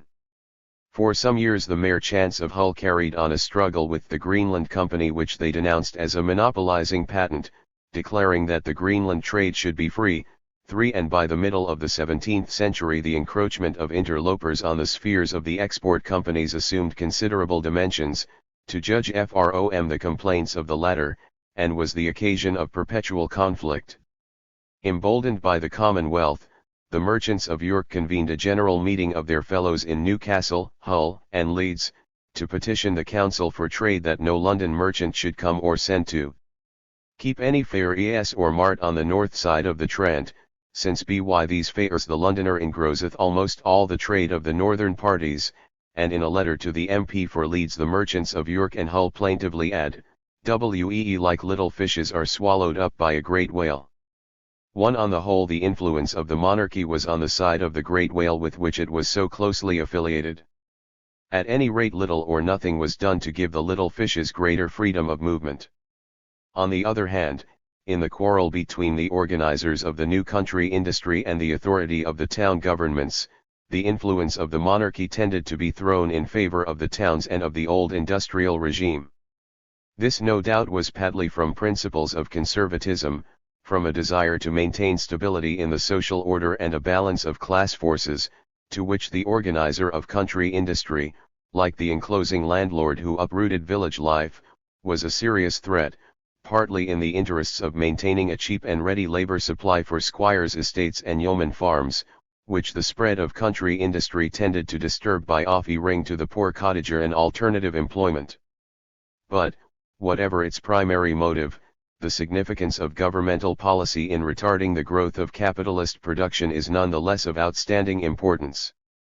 The germs of a free trade movement accordingly lay in the immediate interests alike of enclosing landlords, of provincial drapers and clothiers and of those members of London livery companies who had a finger in the country industry. Here there must be no misunderstanding. The free trade that was sought was a conditional and limited free trade conceived, not as a general principle, as was to be the case in the 19th century, but as ad hoc proposals to remove certain specific restrictions that bore down upon the complainants. Neither in internal affairs nor in foreign trade did the movement against monopolies imply any general abrogation of control by the state or by trading and industrial companies. Often, in practice, it meant no more than the removal of the other man's privileges in order to supplant them with one's own.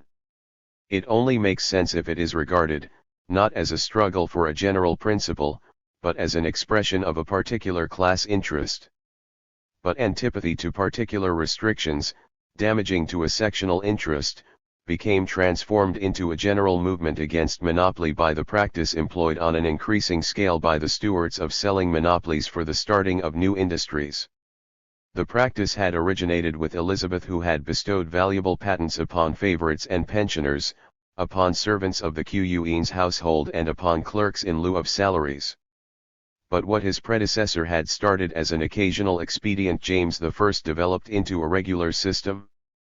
It is clear that the primary object of these grants was a fiscal one, to replenish a treasury depleted by the rising expenditures due to the price revolution, and was not the fruit of a considered Colbertian policy of fostering industry. The result was a curious paradox. A practice, which on the face of it represented a bestowal of royal favor and protection upon industry, in fact aroused the opposition of industrial interests, and acted as a brake on the development of capitalist production. It is not to be denied that in certain directions, for example in mining, royal favor played a progressive role in stimulating industrial investment where, for want of that protection, this might have been absent, or that certain of the industrialists of the time who were recipients of these favors remained loyal adherents of the monarchy even throughout the period of civil war. The latter was no doubt to be expected, if only because the bulk of these industrial privileges were awarded either to persons at court or to friends whom these courtiers sponsored. But in general the system of industrial monopolies was cramping and restrictive, both by reason of the exclusiveness of the patent rights that were granted and by reason of the narrow circle to which the grant of such rights was generally confined. Here there was considerable resemblance to Colbert's system of industrial monopolies in France. Resentment was naturally strongest among those who had interests in newer industries, and particularly among those richer sections of the craftsmen who were ambitious to launch out as investors and employers themselves. It was these men, as we have seen, who were the effective force behind the movement towards the new steward corporations, by means of which independence was sought from the trading oligarchy at the head of the respective livery company which was seeking to subordinate the industry to its own control. But while these parvenu industrialists were eager enough to purchase royal charters as an instrument of their own independence, the condition of affairs which ultimately served their purpose was one where the possession of capital alone determined who should occupy the field. For this the Stuart regime of royal grants of monopoly substituted a system where influence at court determined the distribution of economic rights of way. Not only was the system costly for the would-be industrialist, involving as it did both a payment to the exchequer and also the expenses incidental to obtaining the requisite influence at court but from its nature it was heavily weighted against the man of humble social origins, against the provincial by contrast with the Londoner, and against the parvenu. This is well illustrated in the case of the pinmakers, who being persons of modest means and humble social station had to rely for their charter on the influence of gentlemen at court, with the eventual result that the real control of the new company fell into the hands of the latter. And while in a few cases, like the glovers, the felt makers, the starchmakers, and the silk weavers, the rank and file of the producers themselves, or rather the capitalist element among them, secured some benefit from the system, the majority of monopolies awarded went directly to gentlemanly promoters, who enjoyed both wealth and influence, like the alum and glass monopolies, soap and playing cards, the tin buying monopoly, the patent to Sir Giles Mompesson for making gold and silver thread. And the case of the Duke of Buckingham's notorious ring, which proved to be a sufficiently unsavoury scandal for proceedings to be instituted against it by a parliamentary commission in the reign of James I. 2. It was through the influence of Lord Dudley that the patent for coal smelting was obtained by Dudley. It was only by dint of lavish bribery to influential courtiers that Alderman Cochan secured sanction for his famous scheme, and it was no doubt because Cecil Leicester and other prominent courtiers were interested as leading shareholders that the companies of the Mines Royal and the Mineral and Battery Rks received such extended privileges as they did. Bourgeois interests in the provinces were specially outraged by the Stuart policy of granting privileges to corporations with a small and exclusive membership and with power to control an industry throughout the country in the interests of a small circle in the metropolis. The circle of interests that were damaged by the system was a wide one. The glass patent to Sir R. Mansell involved the suppression of rival glass works, and was twice renewed in face of the strenuous protests of the independent glassmakers. The salt monopoly roused the anger of the fishing ports, because they declared that it had resulted in a doubling of the price of salt. The monopoly granted to the Society of Soapers of Westminster the odious and crying project of soap, as even Clarendon called it, damaged the woolen industry, and the monopoly of shipping coal to London granted to the Newcastle Hostman was said to have raised the price of coal in the London market by 40% to the detriment of glass and soap makers, among others, who relied upon this coal. Even the interests of some of the larger London trading companies were touched by the system. The tin buying monopoly, which at one stage was granted to Sir Walter Raleigh, encroached on what had previously been the preserve of the Company of Pewterers. The tobacco monopoly hurt the Bermuda Society, and the suppression of the old soap boilers in the interest of the Westminster Soapers offended the Greenland Company, which had previously sold train oil to the older type of producer. Charles I was even so foolish as to annoy the East India Company by sanctioning a rival company from which he was to receive a share of the profits, while persons so anciently privileged as the merchant adventurers remembered that they had recently had to distribute some £70,000 in bribes in order to win a new charter. 2. The opposition to monopolies waged its first parliamentary fights in 1601 and again in 1604 when a bill was introduced to abolish all privileges in foreign trade. It was pointed out how greatly the existing regime favored London and starved the remaining ports of trade. 3. And it was suggested that foreign trading companies should be open impartially to all persons on payment of a moderate entrance fee. In supporting the bill, Sir Edwin Sandys declared that merchandise being the chiefest and richest of all other and of greater extent and importance than all the rest, it is against the natural right and liberty of the subjects of England to restrain it into the hands of some few. Apparently the 200 families were already an entity in Stuart times, for the Speaker added that governors of these companies by their monopolizing orders have so handled the matter as that the mass of the whole trade of the realm is in the hands of some 200 persons at the most. the rest serving for a show and reaping small benefit.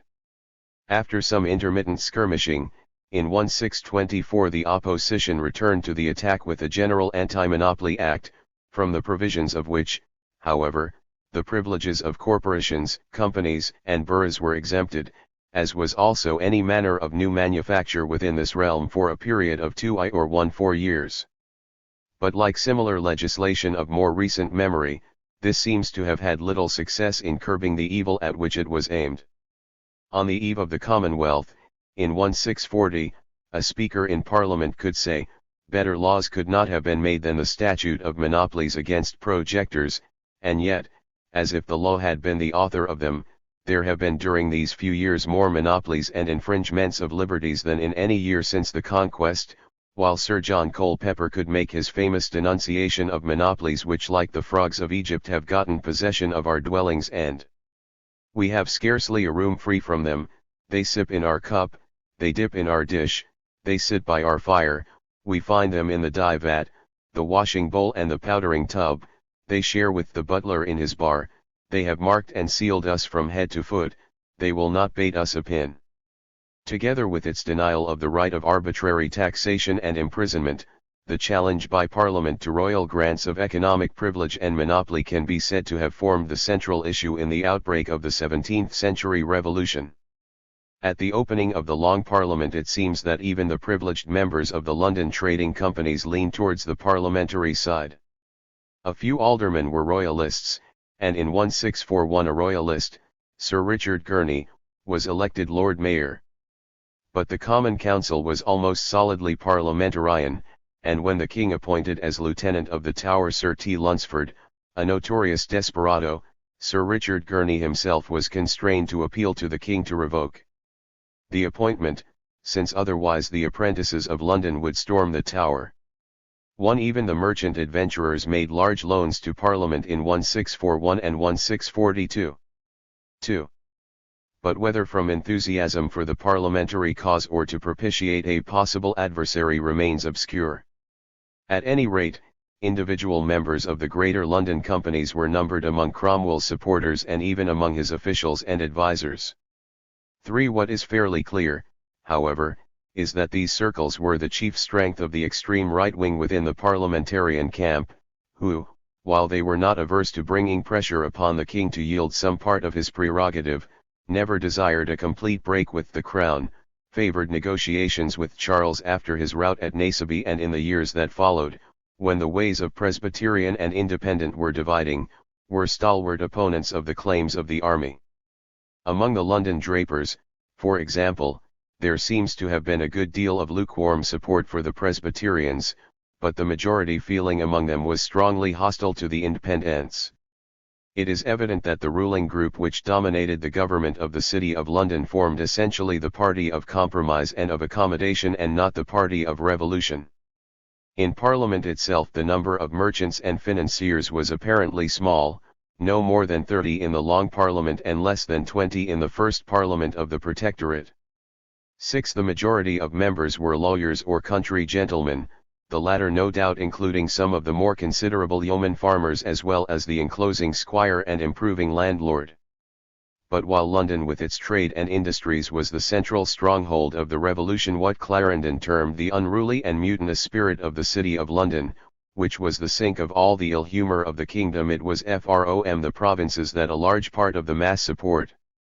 for the revolution was drawn, and the rivalry that we have described between industrial or semi-industrial interests in the provinces and the more privileged trading capital of the metropolis was no doubt an important element in the antagonism that began to sharpen in the middle furrows between Presbyterian and Independent. Needless to say, the division of the country between the parties of King and Parliament followed fairly closely along economic and social lines. Centres of the woolen manufacture, in particular, were apt to be strongholds of the parliamentary cause, as for example East Anglia, Gloucester and Cirencester in the West Country, and the manufacturing districts of the West Riding. A town such as Leicester was a stronghold of Puritanism, especially among those connected with the hosiery trade and among the shopkeepers, though not apparently innkeepers. Clarendon took it for granted that Leeds, Halifax, and Bradford, The very populous and rich towns, depending wholly upon clothiers, naturally maligned the gentry, whereas the gentry and the agricultural districts of Yorkshire were predominantly of the king's party. Interestingly enough, the small group of wealthier merchants in Leeds who dominated the town government seemed to have been royalist, whereas the mass of the population of the town were solidly parliamentarian.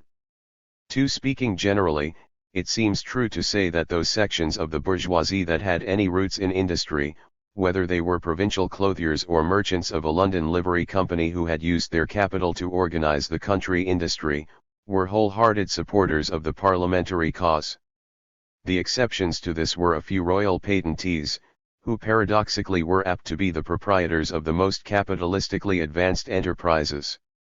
On the other hand, those elements who were farthest removed from active participation in industry, who had invested in land and titles and become predominantly rentier and leisured, like the Flemish ociosi of an earlier century, felt their interests tied to the stability of the existing order and tended to give their support to the king. Thus the agricultural west and north of England, apart from the clothing towns and the ports, rallied to the crown. These were the more backward parts of the country, where the newer capitalist agriculture was least in evidence and where the surviving remnants of feudal relationships were mostly to be found. But the new Cromwellian army and the independents, who were the real driving force of the revolution, drew their main strength from the provincial manufacturing centres and, as is well known, from sections of the Squire Archie and the small and middling type of yeoman farmer, who preponderated in the east and southeast. Cr. Sixmwell himself was a gentleman farmer, and Ireton, his chief lieutenant, was both a country gentleman and a clothier. Behind them were the rank and file of working craftsmen, apprentices, tenants and cottagers, with their dangerous levelling tendencies and their hatred alike of bishops and presbyters, projectors and monopolists, of malignant landlords and of tithes. The wife of one of Cromwell's colonels said that all were described as Puritans who rossed the views of the needy courtiers, the proud encroaching priests, the thievish projectors, the lewd nobility and gentry, and Baxter, a leading Puritan divine, described the social composition of the two parties in the Civil War as follows: a very great part of the knights and gentlemen of England adhered to the king, and most of the tenants of these gentlemen. On the Parliament's side were the smaller part, as some thought, of the gentry in most of the counties, and the greatest part of the tradesmen and freeholders and the middle sort of men, especially in those corporations and counties which depend on clothing and such manufactures.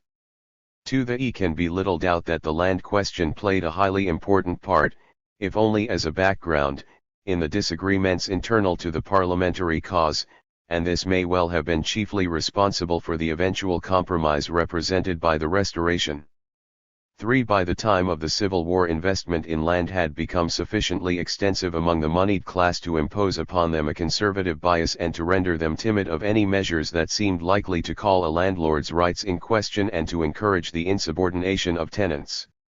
Moreover, investment of capital in land purchase, and to a less extent actual capitalist farming, had already progressed sufficiently to leave little change in the agrarian regime that the improving landlord or progressive farmer urgently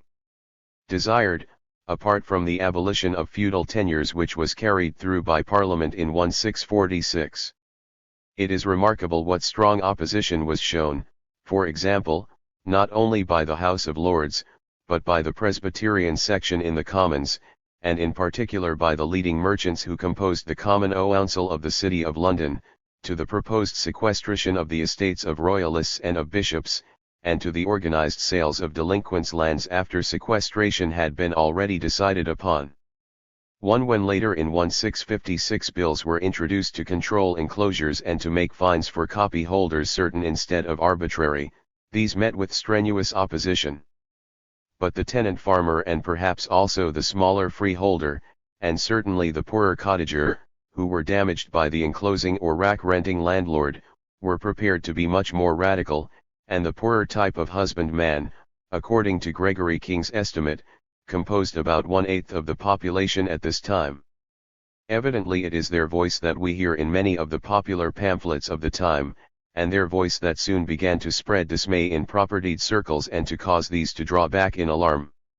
Thus we have displayed with remarkable clearness that contradictory feature that we find in every bourgeois revolution, while this revolution requires the impetus of its most radical elements to carry through its emancipating mission to the end. The movement is destined to shed large sections of the bourgeoisie as soon as these radical elements appear, precisely because the latter represent the small man or the dispossessed whose very claims call in question the rights of large-scale property. Before the Commonwealth has been long in being, we hear of complaints from tenants against the new purchasers of sequestrated estates that these men are the greatest tyrants everywhere as men can be, for they wrest from the poor tenants all former immunities and freedoms they formerly enjoyed, of the promotion of parliamentary bills for the relief of tenants oppressed by malign ant landlords, of organized opposition to enclosures and petitions for the abolition of tithes. The digger was only expressing a widespread popular sentiment when he complained that in parishes where commons i.e. the rich Norman freeholders, or the new, or covetous, gentry overstock the commons with sheep and cattle, so that the inferior tenants and poor laborers can hardly keep a cow but half starve her, that he inferior tenants and laborers bear all the burdens in labouring the earth, in paying taxes and free quarter above their strength, and yet the gentry who oppress them and live idle upon their labours carry away all the comfortable livelihood of the earth, and that England is not a free people till the poor that have no land have a free allowance to dig and labour the commons. One so also was Lilburne when, with a more urban bent, he fulminated against tithes, excise, and customs, those secret thieves and robbers and drainers of the poor and middle sort of people and the greatest obstructors of trade, and against all monopolizing companies of merchants, the hinderers and decayers of clothing and cloth working, dyeing, and like useful professions, by which thousands of poor people might be set at work that are now ready to starve. 2. It is hardly surprising to find a class-conscious landlord, on his side, declaring that if they get not some rebuke at first they will make a general revolt for all landlords. 8. Or an anti-Leveller pamphleteer roundly denouncing what he variously called the design against the 12 famous companies of the City of London and a plot to raise sedition and hurlyburlies in city, town, and country, and to raise the servant against the master, the tenant against the landlord, the buyer against the seller, the borrower against the lender, the poor against the rich, and for encouragement every beggar should be set on horseback. In more measured language Iriton made his reply in a debate on universal suffrage, if you admit any man that hath a breath and being. Thus we destroy property. No person that hath not a local and permanent interest in the kingdom should have an equal dependence in elections. 11. Earlier, Edmund Waller had clearly summed up the Presbyterian point of view. I look upon episcopacy as a counterscarp or outwork, which, if it is taken by this assault of the people, we may in the next place have as hard a task to defend our property, as we have lately had to recover it from the prerogative. If, by multiplying hands and petitions, they prevail for an equality in things ecclesiastical, the next demand may perhaps be lex agraria, the like equality in things temporal. One certainly among the people of both London and provincial cities, among the working craftsmen, the apprentices, the journeymen, the period of the interregnum witnessed an extraordinary development of a democratic temper. It was said by a contemporary that the citizens and common people of London had then so far imbibed the customs and manners of a commonwealth that they could scarce endure the sight of a gentleman, so that the common salutation to a man well dressed was French dog or the like. 2. Even after the return of Charles II it is clear that a strong republican opposition continued to exist, with extensive support among the working 11G classes, both in London and provincial towns, an opposition which not only held meetings and demonstrations but was responsible for local risings, and the presence of which was evidently a powerful factor in forcing the ruling class to call in William of Orange and to unseat James XI. 8. In its economic policy the Commonwealth introduced a number of changes that were of substantial importance to the development of capitalism. During this period the voice of provincial interests received much greater attention from the legislature than it had received before, and the same was true of the voice of industrial interests. We find a marked increase in the number of democratic movements among the yeomanry of the livery companies, some of which, like the felt makers, were successful in securing incorporation, thereby freeing themselves from the dominance of the merchant element. In the sphere of foreign trade, not only did the Navigation Act of 165 give a powerful stimulus to English commerce and English shipping, but the privileges of the monopolistic companies were greatly reduced, and, as the complaints of these companies to the Crown after 1660 are witness, it was a period when interlopers thrived and obtained important concessions. While the Levant Company was confirmed in its privileges, in return for a loan to the government, those of the Eastland Company were not renewed, and new charters were only issued to the merchant adventurers and the Greenland Company after protracted negotiations in which attempts were made to reconcile the interests of interlopers with those of the company. For a period of 3 years during the Protectorate the East Indies trade was actually free and open, to the delight of the enemies of chartered companies, and even when, under threats from the company to sell all its forts and stations in India, the charter of the East India Company was renewed in 1657, this renewal seems, again, to have been on the basis of a compromise between competing interests. There is some evidence that the net result of this relaxation of monopoly was that trade expanded and export prices and the profits of the foreign trading companies FCLL. Some of these social and political changes disappeared with the Commonwealth. But by no means all of them did, and the restoration was very far from being a simple return to the status quo ante, as has sometimes been assumed. Too politically, the royal prerogative had suffered a mortal blow, and control of trade and finance, the judiciary and the army had been transferred into the hands of Parliament. With the abolition of the prerogative courts such as the Star Chamber, the Crown had lost an essential instrument of independent executive power. Feudal tenures, abolished in 1646 as the close to a chapter, were never restored. And when Charles I's successor forgot what Charles himself had been wise enough to remember, he was forced to go upon his travels again. Popular pressure was sufficient to defeat the aims of reaction, without a new civil war, to put a more tractable monarch on the throne and to tie him to Parliament by a contractual Bill of Rights. Court influence, even if it was not entirely unseated, was now subordinated to the sway of Parliament. The Commons had strengthened their hold on finance and they carried over from the revolutionary period a method of working which was to provide later the means by which they gradually increased their influence over the administration, the system of committees. 3. The field of industry was no longer encumbered by royal grants of monopoly, and, except for the East India Company, the exclusive privileges of the foreign trading companies had been too much undermined for these bodies to regain their former position. 1. In their place the newer type of joint stock company was coming into prominence, where capital was king. Very far from all the sequestrated estates of royalist families were restored to their owners, the remainder were still held by their parvenu bourgeois purchasers. While it is true that the bourgeois revolution in 17th century England went only a relatively small distance in its economic and social policy, it had achieved enough to accelerate enormously the growth of industrial capital in the next half-century, a growth surpassing that of other countries which as yet lacked any similar political upheaval, and to set the stage for the Industrial Revolution in the century that was to come. Chapter 5. Capital Accumulation and Mercantilism. To speak of a process of capital accumulation as an essential stage in the genesis of capitalism might seem at first sight a simple statement which none could call in question. That capital must have been gathered between the fingers of a class of capitalists before any large-scale capitalist undertakings could be launched, and capitalism as a form of production could dominate the scene might seem to many too obvious to need much emphasis. Yet as soon as we begin to inquire as to the exact nature of the process by which this gathering together of capital could have occurred, the statement appears less simple, and a number of important questions arise.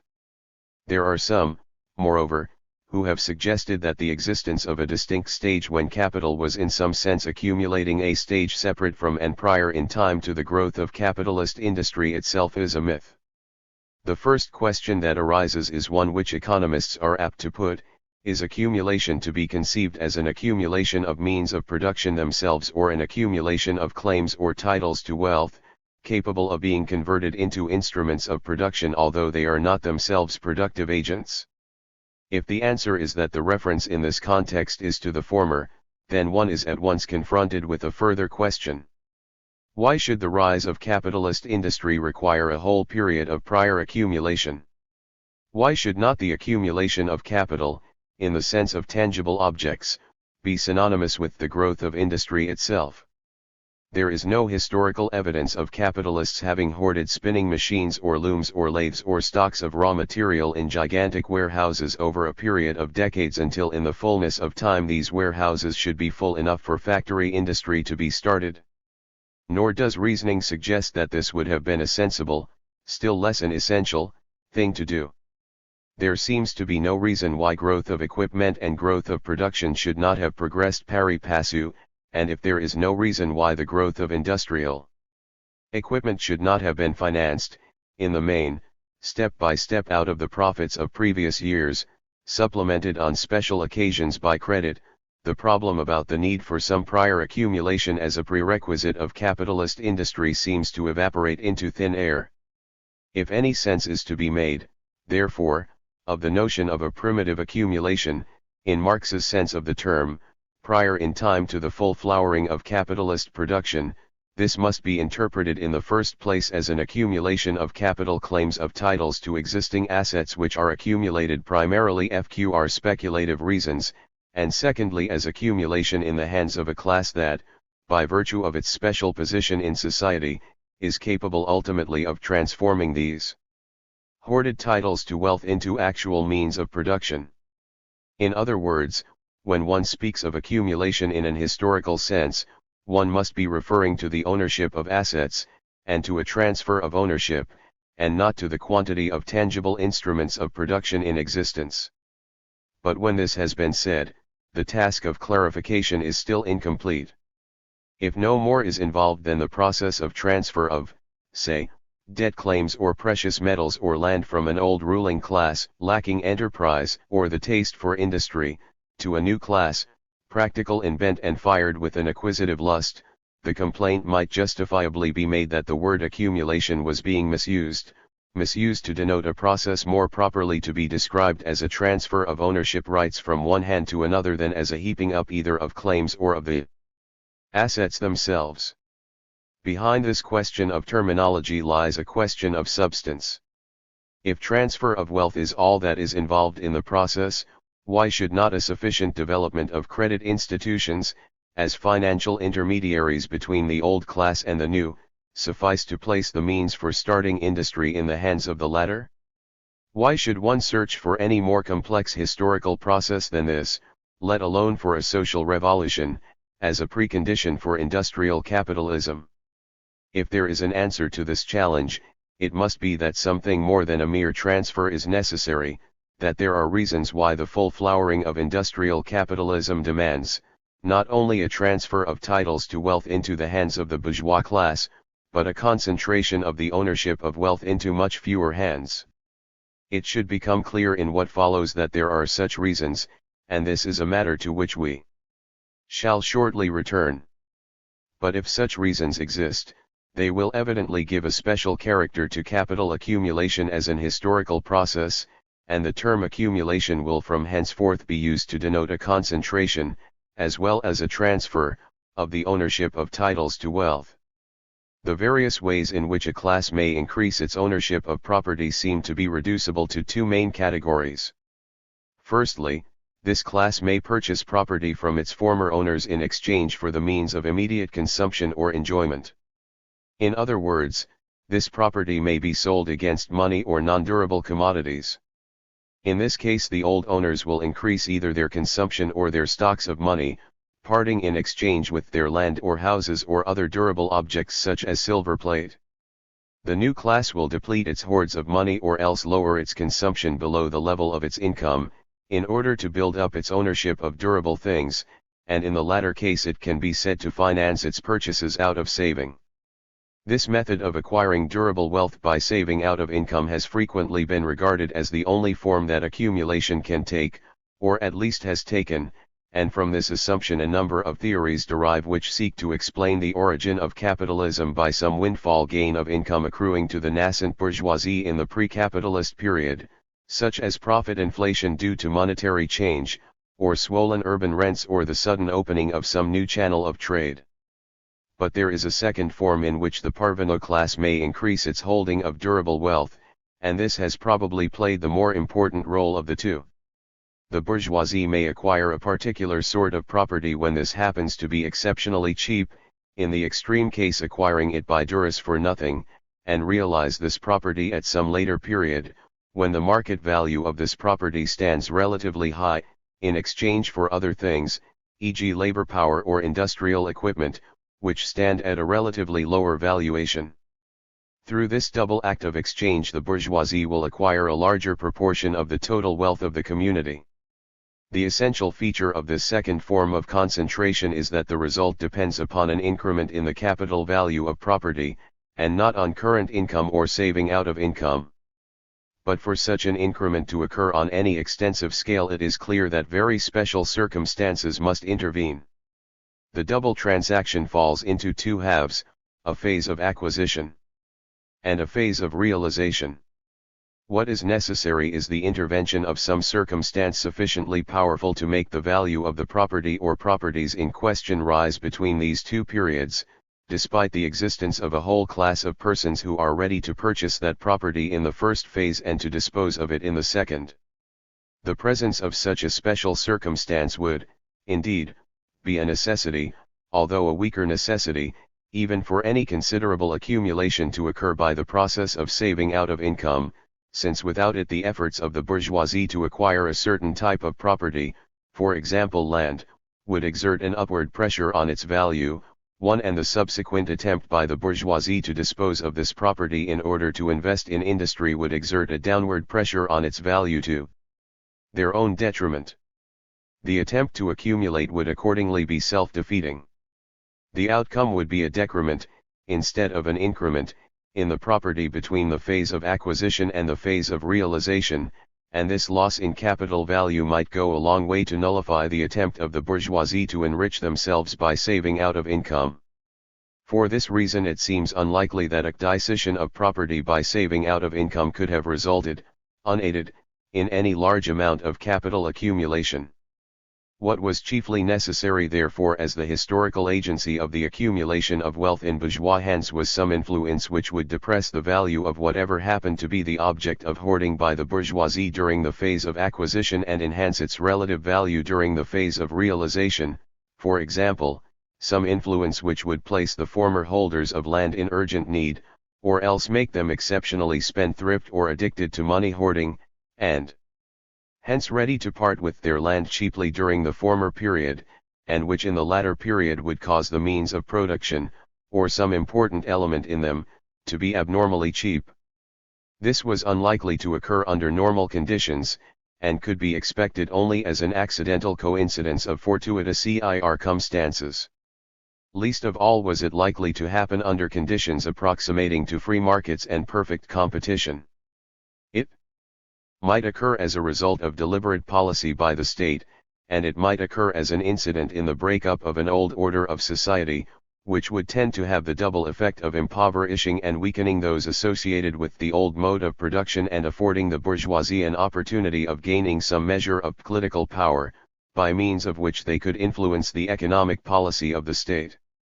If this be the case, we may well have the explanation of a crucial feature of the transition between feudal society and capitalism of which mention was made in our first chapter, the fact that capitalism as a mode of production did not grow to any stature until the disintegration of feudalism had reached an advanced stage.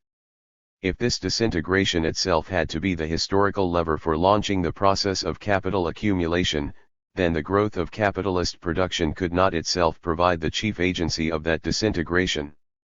An interval had to elapse during which the petty mode of production, which was the legacy of feudal society, was itself being partially broken up or else subordinated to capital, and state policy was being shaped by new bourgeois influences in a direction favorable to bourgeois aims.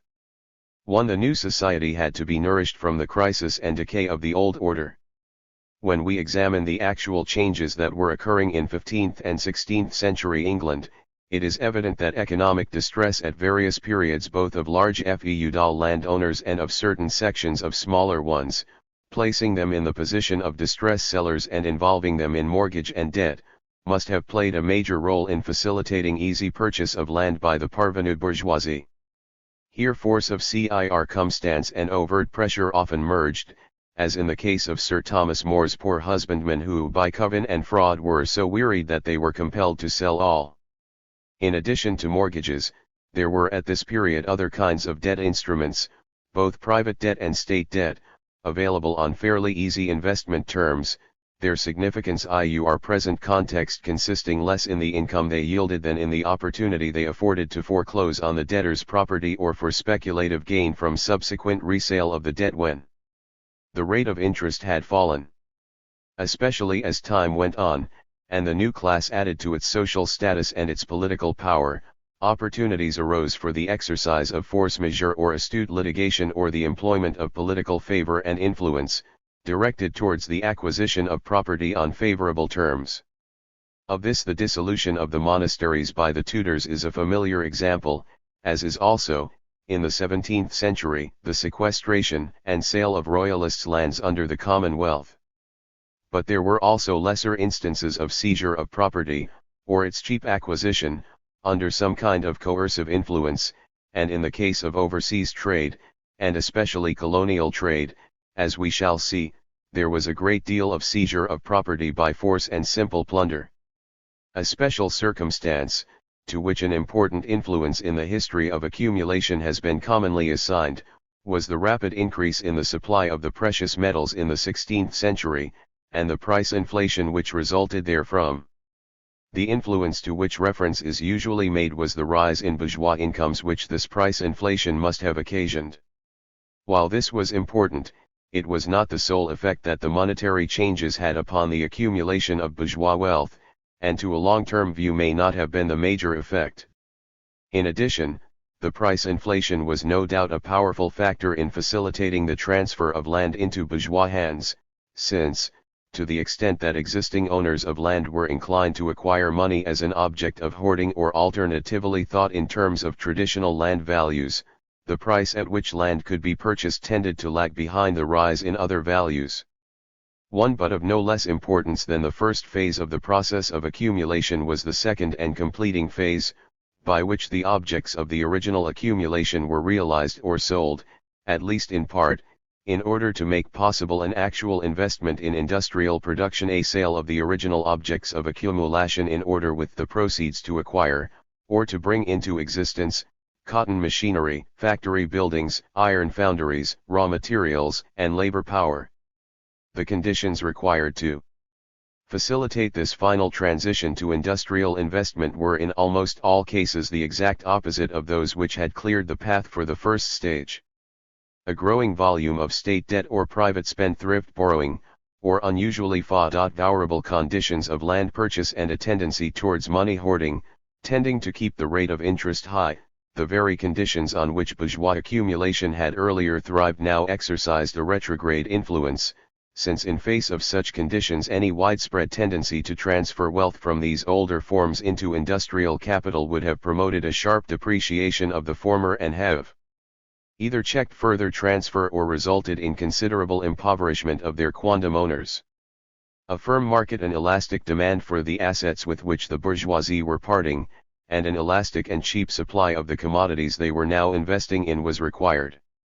The latter condition may even be considered the more important of the two, since the existence of some positive inducement to invest in industry may have been more decisive at this period than the mere absence of deterrence upon the sale of other types of asset. Here the primary requirements were plentiful reserves of labor and easy access to supplies of raw material, together with facilities for the production of tools and machinery. Without these conditions, industrial investment would inevitably have been balked and further progress arrested, however splendid the wealth and status of the bourgeoisie had previously grown to be. The marked preoccupation in the later 17th century with the evil of high wages, with the virtues of a growing population and the necessity for the employment of children of tender years, 1. And the increasing insistence of economic writers in the 18th century on the perils of state indebtedness. 2. And on the advantages of freedom of trade seem to have been symptoms of a growing awareness of the requirements of a new situation. The process by which a proletariat was created will be the subject of the G.ext chapter. Without this process, it is clear that a cheap and plentiful labor supply could not have been available, unless there had been a reversion to something closely akin to serf labor. Labor power would not have been itself converted into a commodity on a sufficiently extensive scale, and the essential condition for the emergence of industrial surplus value as a natural economic category would have been lacking. That this process was so crucial to that full maturing of capitalist industry of which the Industrial Revolution consisted is the key to certain aspects of primitive accumulation which are commonly misconstrued.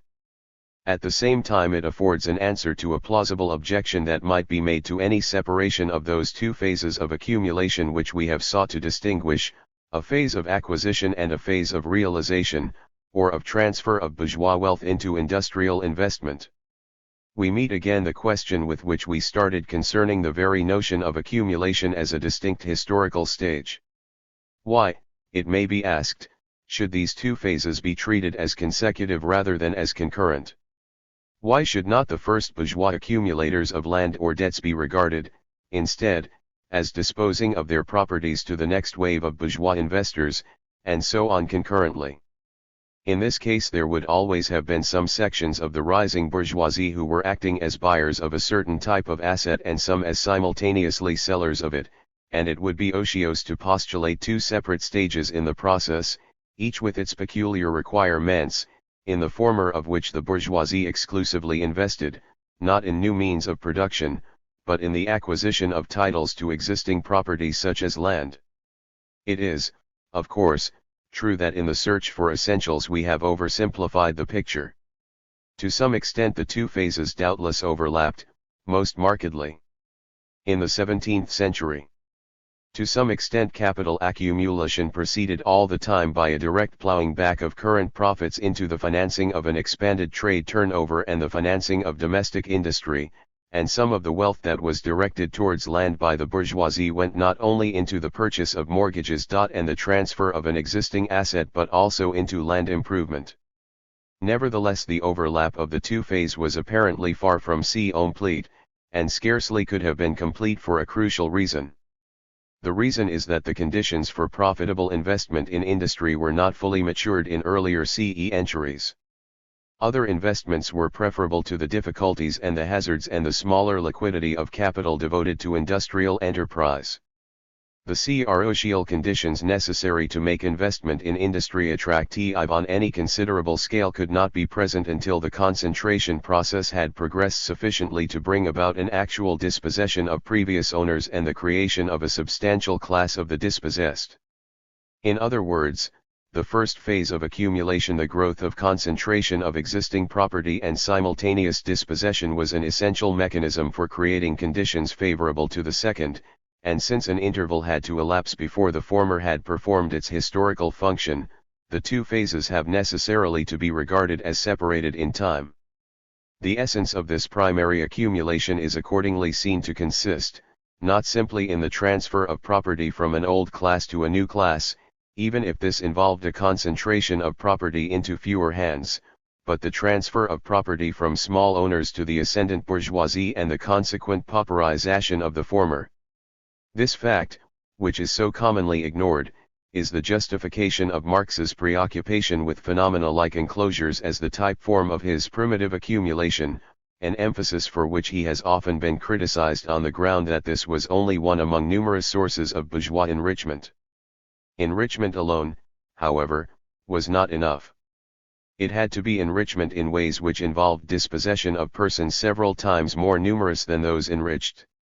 Actually, the boot of criticism should be on the other leg. Those various factors in the process on which many writers have laid stress, such as indebtedness, windfall profits, high rents and the gains of usury, could only exert a decisive influence to the extent that they contributed to the divorce of substantial sections of small producers from the means of production, and the insufficiency of theories which seek to explain the rise of capitalism by the effects of monetary changes or the influence of government finance, debts, armament orders, etc., consists in the fact that they emphasize only sources of enrichment and provide no explanation of how from a society of small owner-producers a vast proletarian army was born. To the full maturing of industrial capitalism certain further conditions were also essential. In earlier centuries investment in industry was evidently retarded, as we shall presently see, not only by the deficiency of the labor supply, but by the deficient development alike of productive technique and of markets. It was retarded also, as we have previously seen, by the survival alike of the regime of urban guild regulation and of the hegemony of the big trading corporations. To some extent a transformation of all these conditions was contingent upon a dissolution of the previous mode of production, which centered upon the small producer and the local market. Until in unison all these conditions had changed, the soil for capitalist industry to grow naturally, unhusbanded by political privileges and grants of protection, remained limited in extent and diminutive in yield. And the importance of financial embarrassment, caused by wars and economic crises, in driving landowners to mortgage their property to city merchants we have already had occasion to remark. The fall of land values which had already occurred by the end of the 14th century was followed by a period of crisis of landlord estate farming in the 15th century and the decimation of families and the exhaustion of family fortunes in the Wars of the Roses. In these centuries existing property changed hands on a considerable scale and the bourgeoisie acquired both novel forms of wealth and a measure of gentility. We see the well-known wool trading family of the Selleys, who turned over £2,000 of wool a year between the Cotswolds and Flanders, spending their profits on hawks and horses and negotiating the marriage of their daughters to well-to-do gentlemen. One of them, Professor Poston, remarks, "It is very instructive to watch the interests of the family shifted from Mark Lane to their place in Essex. It is there that in the end we find the younger branches of the family all but merged into the county society, and all but absorbed in the pleasures of the hunt." One even in The Lives of the Berkeleys we find after the early 15th century sales of manors without rebuyings, a growing number of them to commoners. In 1514 a petition was directed to the king which attributed the evils of the time to the many merchant adventurers, clothmakers, goldsmiths, butchers, tanners, and other covetous persons who doth encroach daily many firms more than they can be able to occupy or maintain. And in the latter part of the 16th century there is a curious piece of legislation which is eloquent of the extent to which the transfer of landed property had taken place during that century and of the anxiety among the gentry about the social upheaval this would cause. Fearing the extensive land purchases of the time on the part of West Country clothiers, the country gentry of these districts secured the insertion of a clause in an Act of 1576 designed to limit future land acquisitions by clothiers in Wiltshire, Somerset, and Gloucestershire to 20 acres. 2. There is little evidence that any very effective attempt was made to enforce the clause, and it certainly did little to stem the tide. The financial plight of the leading noble families was not unrepresentative of what was occurring very widely in the 16th century. The Duke of Norfolk became indebted to the amount of £6,000 to £7,000, the equivalent of about 6 times that sum today, mortgaging 3 manors to his creditors. The Earls of Huntingdon and Essex were each indebted to an amount 3 times the size, the latter mortgaging 4 manors to 3 vintners and a mercer, while the Duke of Leicester is said to have had debts amounting to £59,000. By the dissolution of the monasteries alone land of the annual value of some £820,000, or capital value of £1,6,500,000, according to our money, was distributed among some thousand persons at once, and of the remaining land, which was at first leased, most had been alienated by the end of the Tudor period. 3. In the reign of Elizabeth, the Berkeley family repaired its fortunes by selling 3 manors for £1,000,000 to an alderman of London, and Professor Tawney has remarked that the correspondence of Burleigh in the last decade of Elizabeth read like a receiver in bankruptcy to the nobility and gentry. 1/2 a century later, on the eve of the Commonwealth, debts owed to the city by royalists alone reached a figure of not less than £2 million. Most of the investment in estates of this time by parvenu merchants was speculative in intention, and where this was not so, social advancement or security seems to have been the dominant motive. In some cases land was bought by city corporations, as for example the Nottinghamshire manor of North Wheatley, the subject of a petition by its tenants to Charles I in 1629, where the owner hath been pleased to sell the said manor unto the city of London, who has sold the same unto Mr. John Cartwright and Mr. Tho. Brudnell Gent. Many of such purchased estates, when they had been rack-rented and made an opportunity for enclosures, were sold again by their new masters, and in the case of North Wheatley, the fear which influenced the petitioners was that the said Mr. Cartwright and Mr. Brudnell should take away from your tenants the said demesnes and woods after the expiration of their leases, and your petitio ers and tenants be utterly undone. In the scramble for monastic lands, a regular tribe of land jobbers appears, and alone, in couples or companies, buy large estates all over England and then sell parcels later on. There are found persons who secure lands from 20 or more monasteries in order to sell later. A continental parallel is found in Germany in that impoverishment alike of the knights and of large sections of the nobility which led to an extensive mortgaging of land to city merchants. Similar tendencies appeared in the Netherlands after the Treaty of Cambrai in 1529. In France we hear of a certain butcher of Orleans who was so enriched by money lending that a great part of the houses of the town were pledged to him, and he bought ovens, mills, and chateaux from the nobles. The basis of the famous Fugger fortunes lay in the mortgaging of silver mines and of imperial estates, and their fellow townsmen the Welsers built their fortunes by speculating in silver mines in the Tyrol, in copper in Hungary, and in quicksilver in Spain. Among the most powerful influences promoting bourgeois accumulation were the growth of banking institutions and the extension of crown borrowing and state debt. On the continent, Italian bankers had grown rich on exchange dealings, the farming of state taxes and city revenues, and the handling of debt. The famous Cassa di S. Giorgio, for instance, originated from the funding of the Genoa city debt. These bankers had no hesitation in squeezing the debtors, and not infrequently exacted interest of 50% and even over 100% from abbeys or individuals in distress. In Italy as early as the beginning of the 14th century one finds bishops borrowing in a single decade over 4 million florins from 5 Florentine banking houses, and in the 16th century the Fuggers made profits of from 75,000 to 525,000 ducats a year by advancing money to the kings of Spain and collecting their revenues. It is a familiar story that spendthrift habits or economic ruin are always the best hosts for usury to fatten upon. In England, mercers dealt in bill discounting, scriveners came to act as loan brokers and to take deposits, and goldsmiths developed the habit of combining the receipt of deposits in precious metals with the issue of promissory notes and the making of loans. Already in the 14th and the 15th centuries borrowing by the English crown had begun to assume impressive dimensions, and English merchants had begun to supplant the Jews and Lombards in the not invariably secure role of royal creditors. The merchants of the staple, for example, lent extensively to both sides in the Wars of the Roses, and continued at intervals to lend to the crown up to the years of the Civil War. But lending was not altogether a prerogative of la haute bourgeoisie, whether lending to the crown or to private persons in distress. We find in 1522 a number of Wiltshire clothiers being assessed for a forced loan to the crown of £50 each, and later in the century a number of clothiers being included among the 75 Wiltshire gentlemen who in 1588 answered the urgent royal appeal and loaned £25 to £50 apiece. As Professor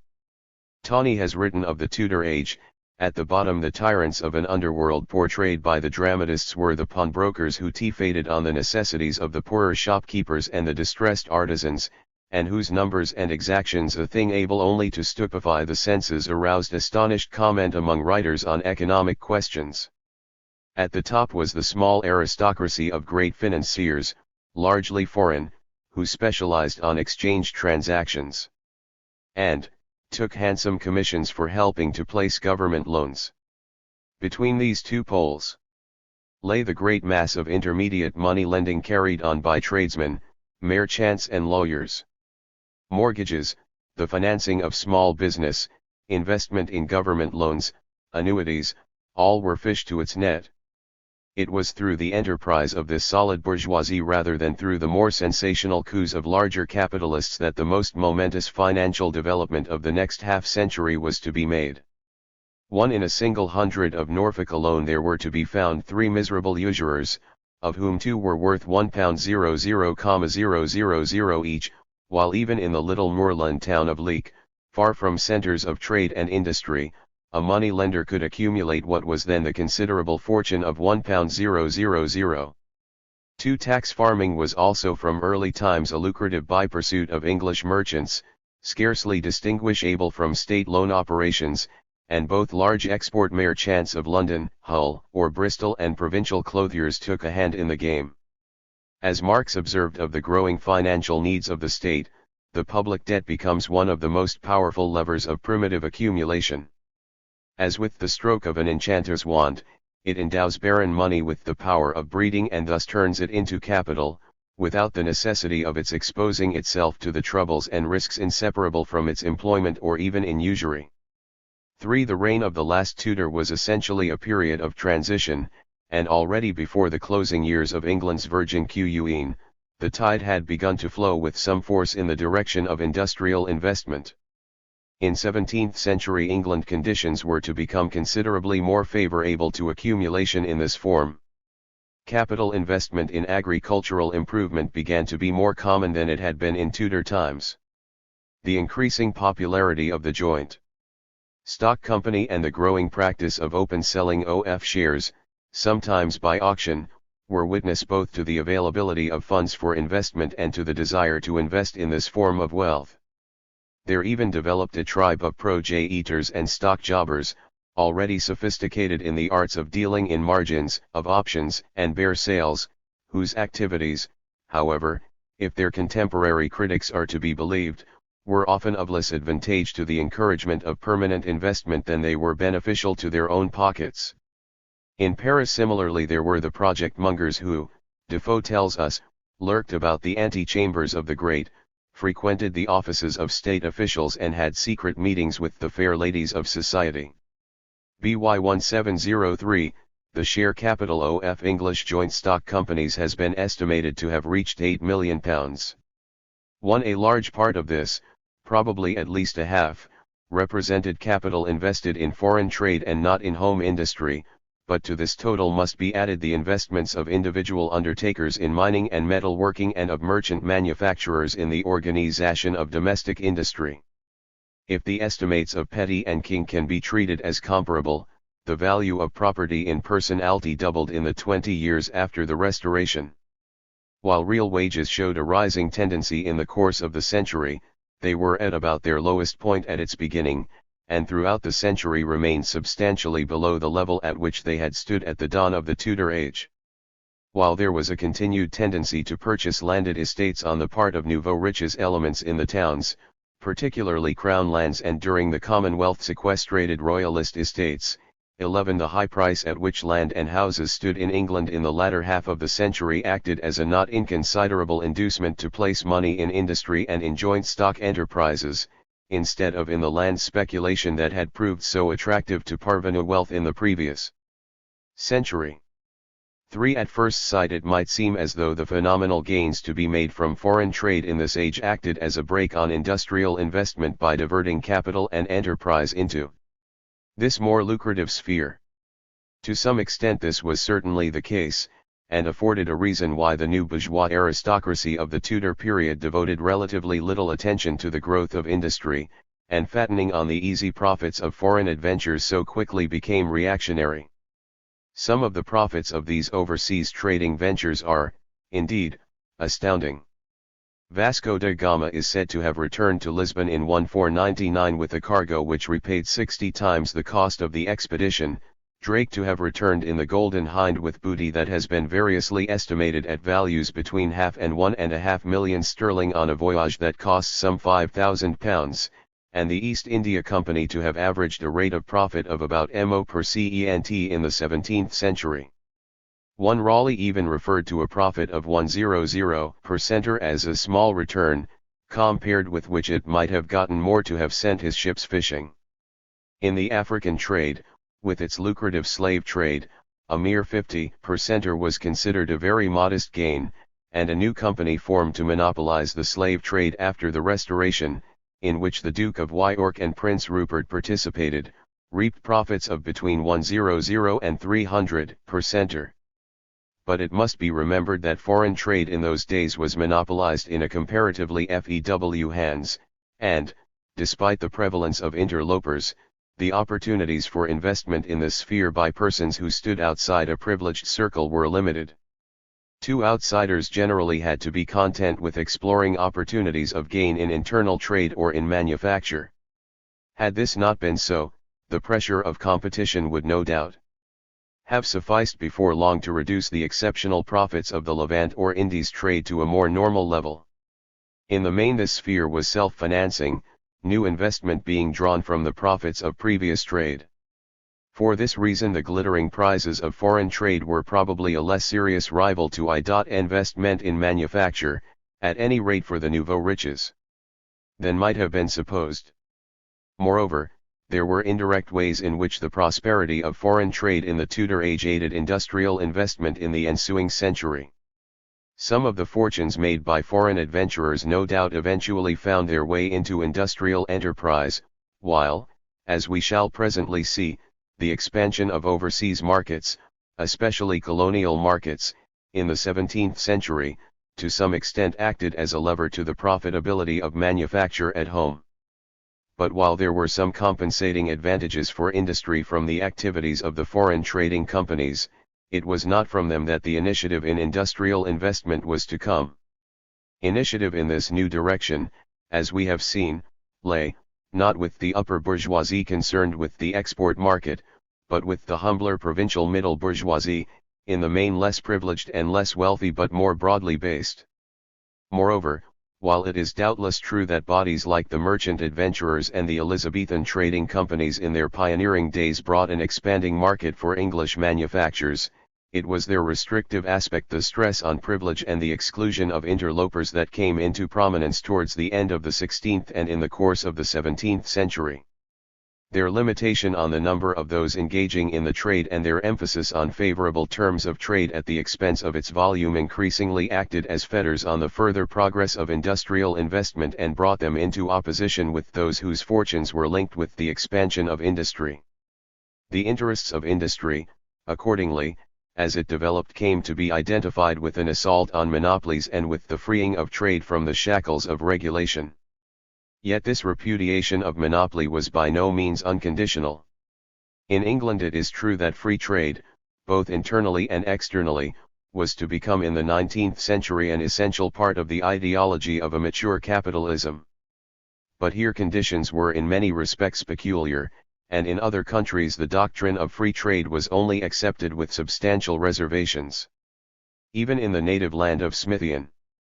ismus and Manchester liberalism, the tide was beginning to turn in favor of monopolistic privilege and regulation before the 19th century drew to its close.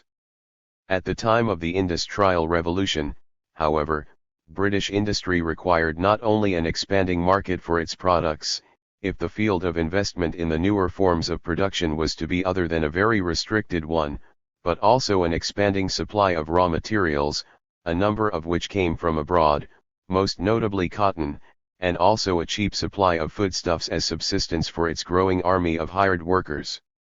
Whereas England at the time, as an importer of corn and cotton and as a pioneer of the new machinery, who had everything to gain and nothing to lose by opening markets abroad to her manufactures, could afford to elevate freedom of foreign trade to the level of a general principle, other countries could seldom so afford. In particular, countries which relied on an indigenous agriculture, and not on import, for their food supply, such as Germany, and in the case of America also for their raw materials, inclined their affections towards a policy of differential protection for nascent industry. Where agricultural products both furnished the needs of home consumption and were exported, This policy had the significance, not only of excluding the competition of foreign industries from the home market, but of tending to raise the internal level of industrial prices while maintaining agricultural prices at the world level, one thereby turning the terms of trade inside the national boundaries to the advantage of industry, just as within a system of metropolis and colonies the mercantile system had previously done. In other words, capitalism on the continent of Europe, in countries like Germany and France and later Russia, and also in USA, looked in the direction of what may be termed an internal colonial policy of industrial capital towards agriculture before its interest in an export market for manufactures had been fully awakened. 2. A striking example of how the sweets of foreign trade and foreign loan business could be rival to the growth of industry is afforded by the Netherlands. Despite the precocious flowering of capitalism in this early stronghold of the cloth industry, industrial investment in later centuries was to mark time, and in the 18th century Holland was to be entirely eclipsed by England in the progress of capitalist production. The fortunes to be made from dealing in foreign stocks seems to have diverted capital and enterprise from industry. British securities became the chief object of speculation on the Amsterdam Bourse, ousting from this position even Dutch East India securities, and the Dutch capitalist could, merely by making contact with an attorney in London, collect his 5% on investments in English funds, or by speculation in normal times win up to 20 or 30%.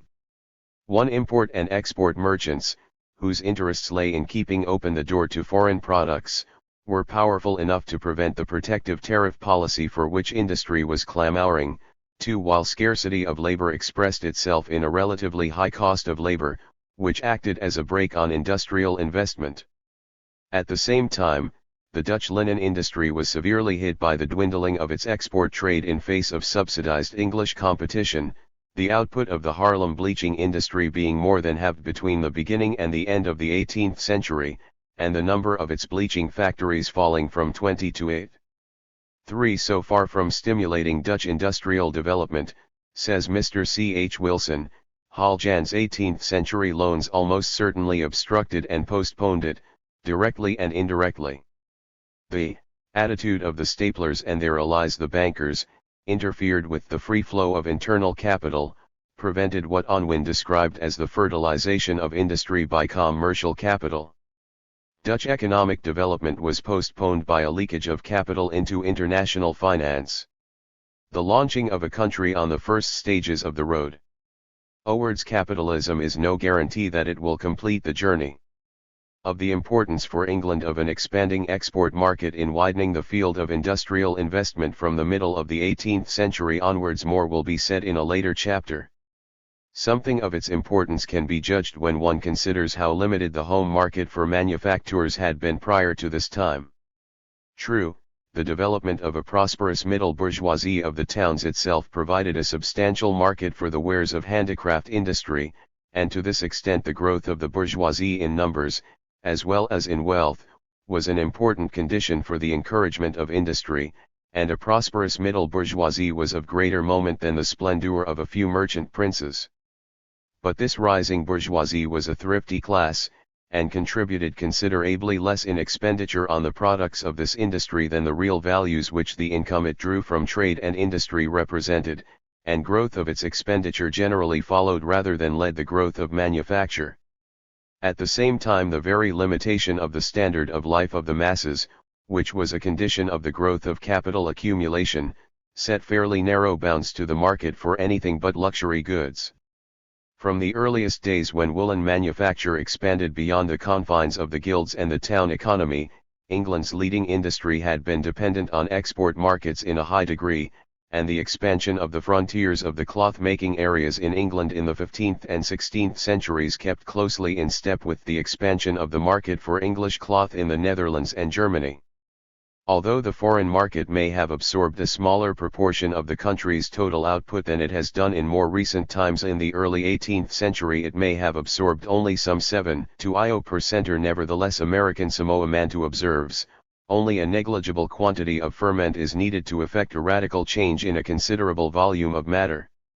One of the manufactures which figured prominently in the Tudor age. It is remarkable how many catered either for export or for the demand of the well-to-do, for example, the leather trades, whether they were concerned with shoemaking or saddlery, hat and glove making, hosiery, lace, sword making, cutlery, pewter.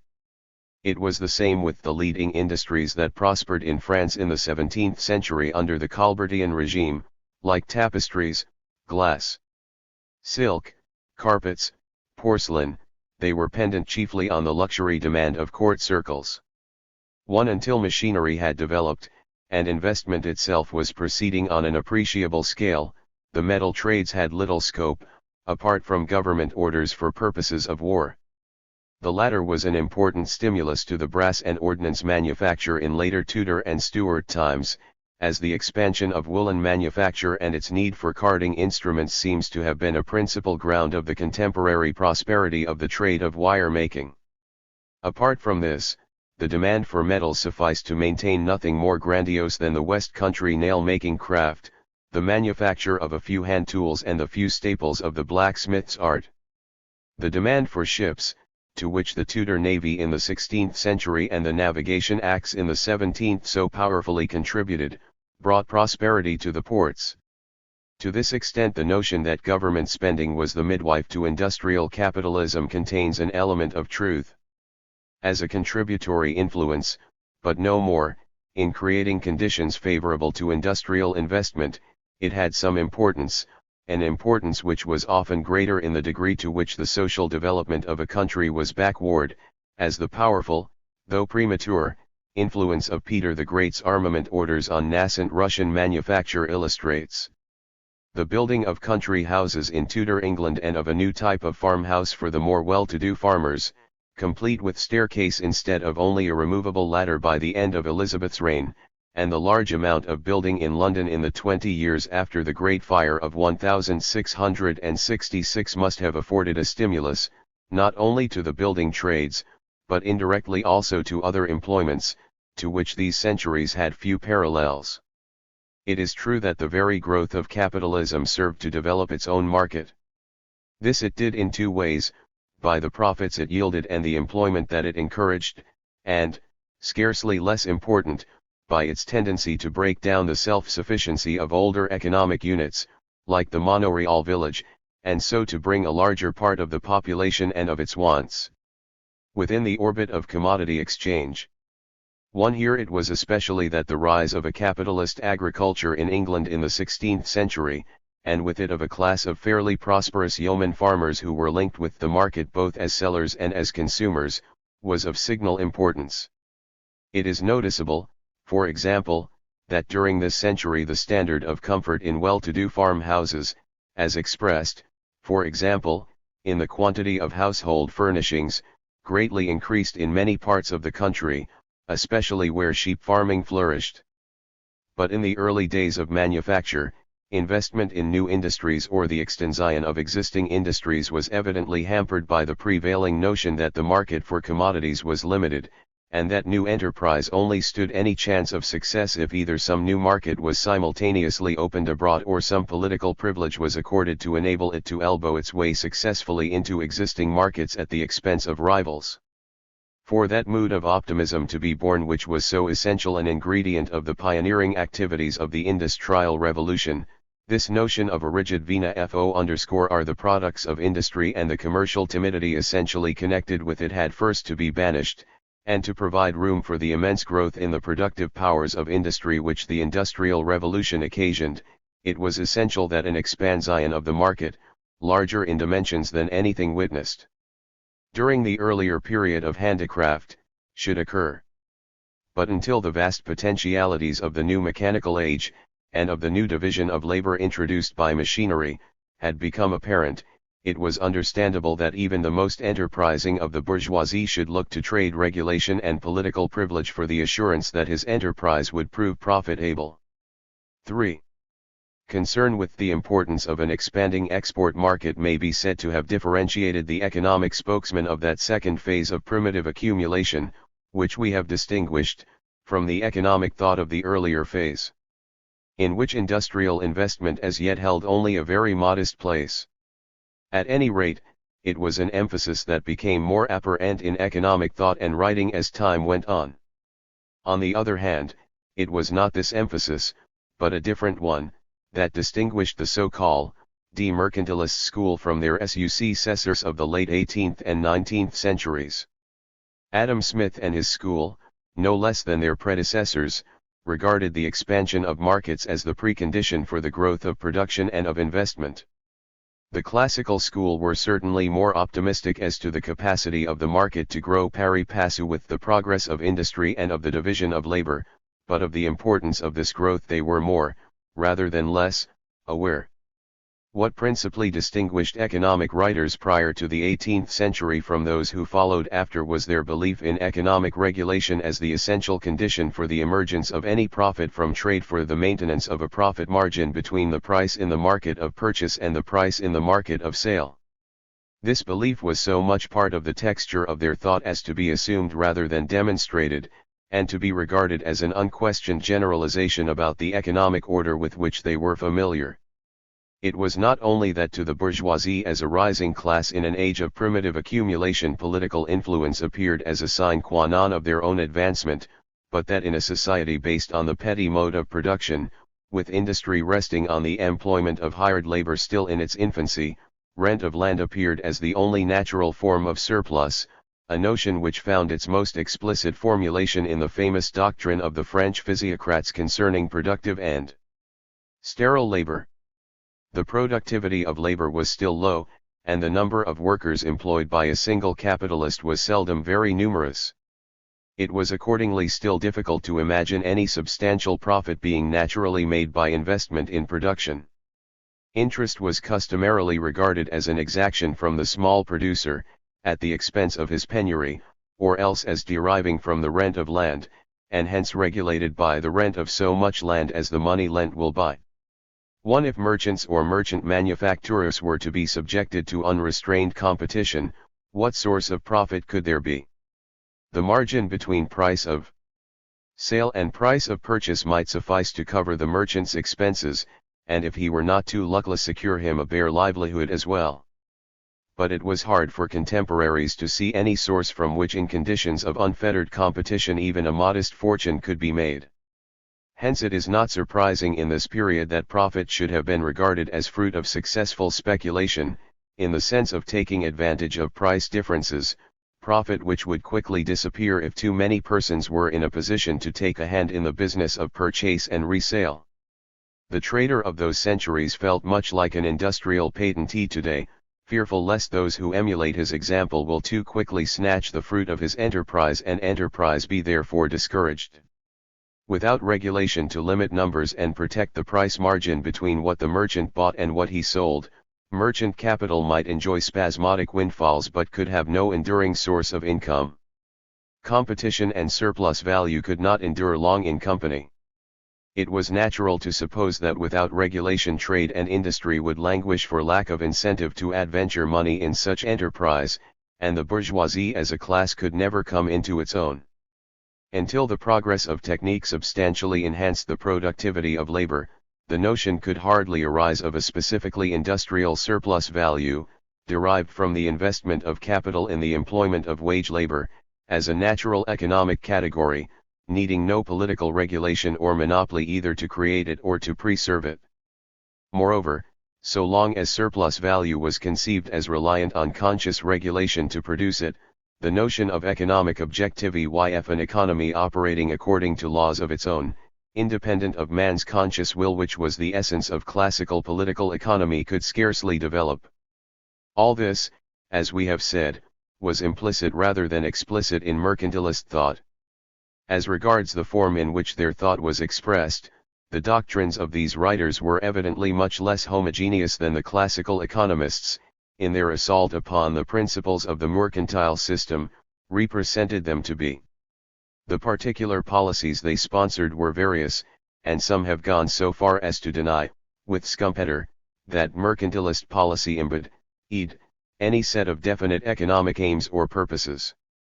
1. The common thread running through their writings, upon which attention has generally been focused, was the notion that money, if not synonymous with wealth, is at any rate an essential ingredient in the wealth of a nation, a notion which Adam Smith pilloried as a patent absurdity and which Lord Keynes has rehabilitated as an intuitive recognition of the connection between plenty of money and low interest rates in stimulating investment and employment. 1. Here again, some writers have denied to mercantilism even this element of unity, and Mr. Lipson has roundly stated that the accumulation of treasure was not one of the fundamentals of mercantilism, and that the general body of mercantilist thought, 1558 to 1750, was not built on a Midas-like conception of wealth. 2. That this emphasis on the advantage to a nation of possessing a large quantity of the precious metals was neither so central nor so universal an element in their doctrines as has been traditionally supposed is probably true, at any rate of the later mercantilist writers as distinct from the older Bullianist school, who undoubtedly represented the attraction of treasure as the central advantage of foreign trade. Nevertheless, the influx of gold and silver was an advantage to which they continued to make frequent appeals in the 17th century, even if they claimed no more for money than the property of affording article moisture to commerce, in Davenant's phrase, and even if this had already ceased to be a major emphasis before the close of the century. What seems most probable is that in appealing to the supposed advantage of attracting treasure into the realm they were using a conventional norm to justify measures which they regarded as advantageous on other grounds, just as later economists used the alleged maximization of utility as the justification of a policy of laissez-faire. It seems clear that the main preoccupation which gave to the economic writings of the 17th century their element of uniformity was the creation of a favorable balance of trade, in the sense of an expansion of exports unbalanced by any equivalent intrusion of foreign goods into the home market. It was the expansion of exports as a net addition to the volume of sales on what was regarded as an inelastic and more or less limited home market that was the common objective of this school. A necessary condition of such a trade balance, in the absence of foreign investment, was an influx of precious metals. But the end they chiefly valued was the extra market for commodities and not the metals, which were QLLY the means. Yet it is fairly clear that, while stating their theory in terms of a favorable balance of trade, they were equally if not more concerned with the advantages of favorable terms of trade of buying cheap and selling dear, and while honor was paid to the former, the latter was an important, and at times a major, preoccupation. The connection, if any, between the two was seldom discussed and never at the time made perfectly clear. But several writers stated that it was not the absolute amount of money in a country but its amount relative to that possessed by other countries which they regarded as important. For example, Koch, who declared that if our treasure were more than our neighboring nations, I did not care whether we had 1/5 part of the treasure we now have. A favorable trade balance which drew gold into the country could have been expected to raise the level of internal prices, and similarly to depress the price level of the country from which the gold had been drained, thereby lowering the price of the products which were purchased abroad for import and raising the price of exported commodities. Locke, for example, made it plain that for him this was the crux of the matter when he said that the disadvantage to a country of having less money than other nations was that it will make our native commodities very cheap and make all foreign commodities very dear, and earlier both Hales and Maloney's had indicated that not the quantity of exports, but the relation of export and import prices, was their chief concern by demonstrating the disadvantages of undervaluation of English money on the foreign exchanges, due as Hales fer to debasement and as Maloney's thought to foreign exchange speculation, in making English exports too good cheap and foreign commodities too dear. In other words, the policy these writers were advocating was not dissimilar to modern policies of currency overvaluation, although Miss Eldon at one time advanced a contradictory proposal to overvalue foreign coins in order to tempt foreigners to buy from England.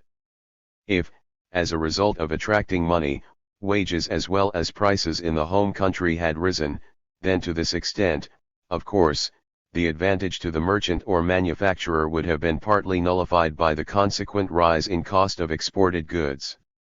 But mercantilist writers seem to have presumed that state regulation could and would ensure that this did not occur. Little attention, again, was paid to the possible effects of such a policy in depressing the demand price that the foreign buyer was able or willing to pay for the goods exported to his markets, and thereby provoking an inevitable reaction in the direction of an import surplus. There is, however, a hint of recognition of this point in a passage in Mun's England's Treasure by Forain Trade. Here he remarks that all men do consent that plenty of money in a kingdom doth make the native commodities dearer, as plenty, which as it is to the profit of some private men in their revenues, so is it directly against the benefit of the public in the quantity of the trade, for as plenty of money makes wares dearer, so dear wares decline their use and consumption. One Hales, in the course of his dialogue, makes his doctor reply to his knight on the subject of retaliation that English exports are indispensable to foreigners, which suggests that among writers of the time a highly inelastic foreign demand for English products was taken for granted. Mun elsewhere speaks of selling exports at a high price so far forth as the high price cause not a less vent in the quantity. The reason why an inelastic foreign demand should have been so easily assumed is not at first glance clear.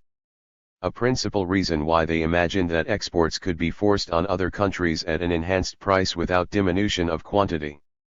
was probably because they were thinking, not in terms of 19th century conditions where alternative markets were generally available to a country, but of a situation where considerable pressure, if not actual coercion, could be applied to the countries with whom one did the bulk of one's trade.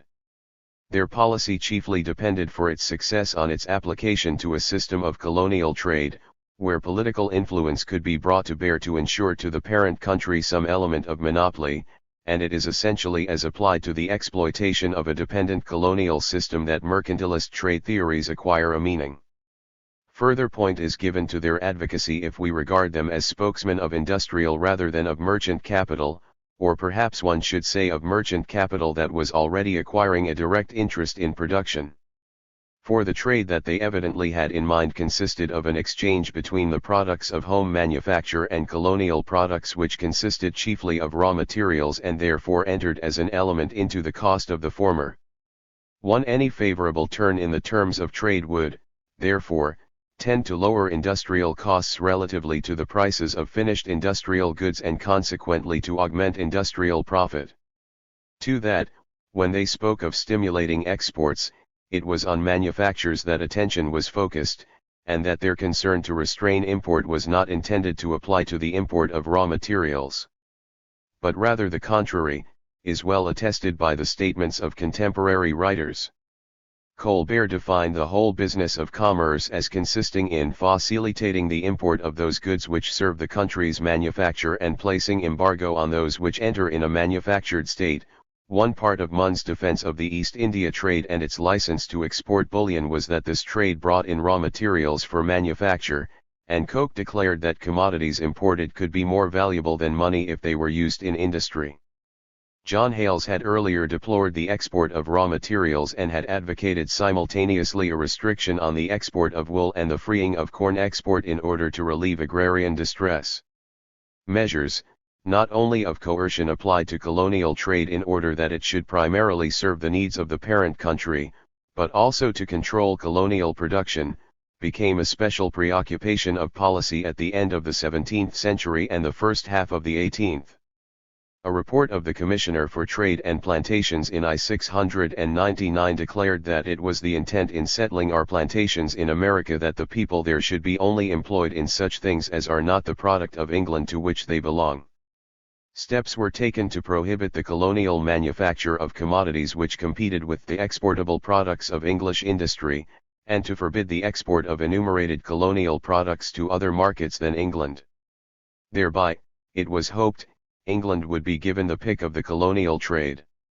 For example, the American colonies were forbidden to export woolen goods by an Act of 1699, while tobacco and sugar were enumerated and could only be exported to England or to other colonies.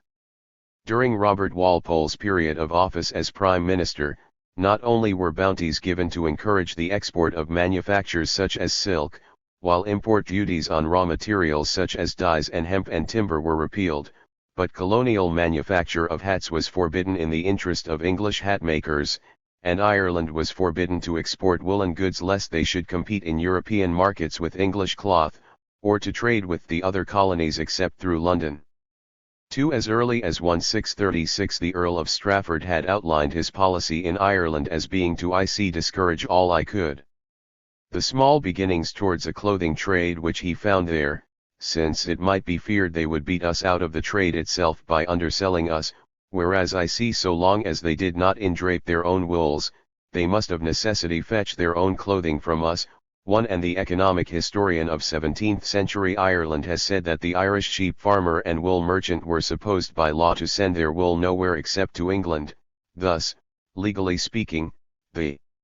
English were monopolist buyers and could fix the price as low as it suited them. 2. In 1750, while the import of pig iron and bar iron from the colonies was permitted for the benefit of the English iron manufacturers, the erection of any rolling mill, plating forge, or furnace in the colonies was prohibited. As one writer has said of it, this was the former policy of the town writ large in the affairs of state.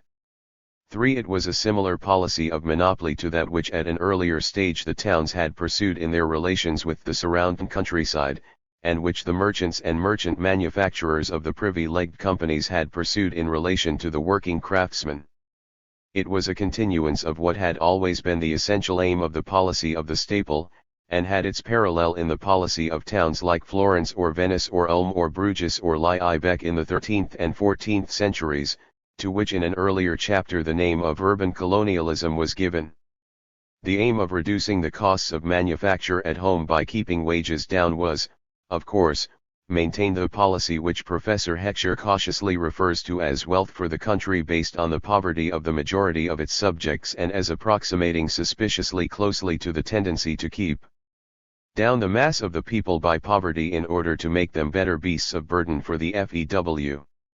1. But monopolistic regulation was now also to be directed externally in relation to colonial areas, which were to be kept as cheap suppliers of agricultural products for the benefit of the growing industry of the metropolitan economy. Its raison d'être lay in its influence to create enhanced opportunities of profit for industrial capital by raising the price level of industrial products and depressing the price level of agricultural products within the controlled economy of metropolis and colony, to an influence to which, as we have seen, the achievement of an export surplus from the metropolis might contribute by draining the colonial country of gold and increasing the flow of gold into the metropolis.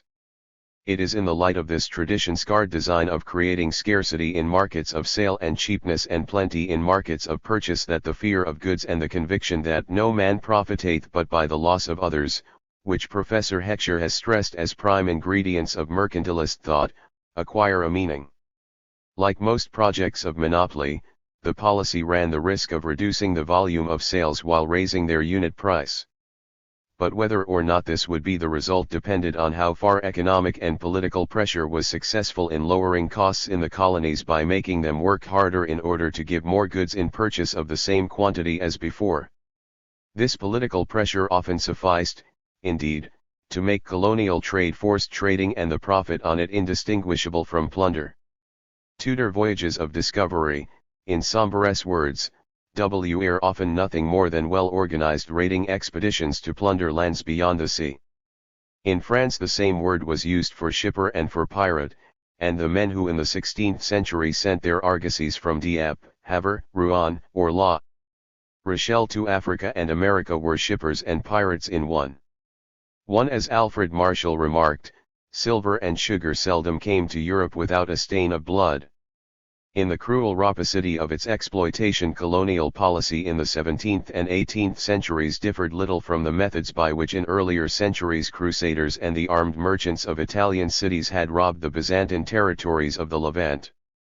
In India pressure was exerted on the peasant to cultivate raw silk for export, and Burke denounced the hand that in India has torn the cloth from the loom or wrested the scanty portion of rice and salt from the peasant of Bengal. The large dividends of the East India companies over long periods indicate plainly that they converted their power into profits. The Hudson's Bay Company bought beaver pelts for goods costing 7 to 8 shillings. In the Altai the Russians sold iron pots to the natives for as many beaver skins as would fill them. The Dutch East India Company paid the native producers of pepper about 1/10 the price it received in Holland. The French East India Company in 1691 bought Eastern Goops for 487,000 livres, which sold in France for 1,700,000 livres. Slavery in the colonies was another source of great fortune, sugar, cotton, and tobacco cultivation all resting on slave labor. 2 of Bristol, it was said that there is not a brick in the city but what is cemented with the blood of a slave.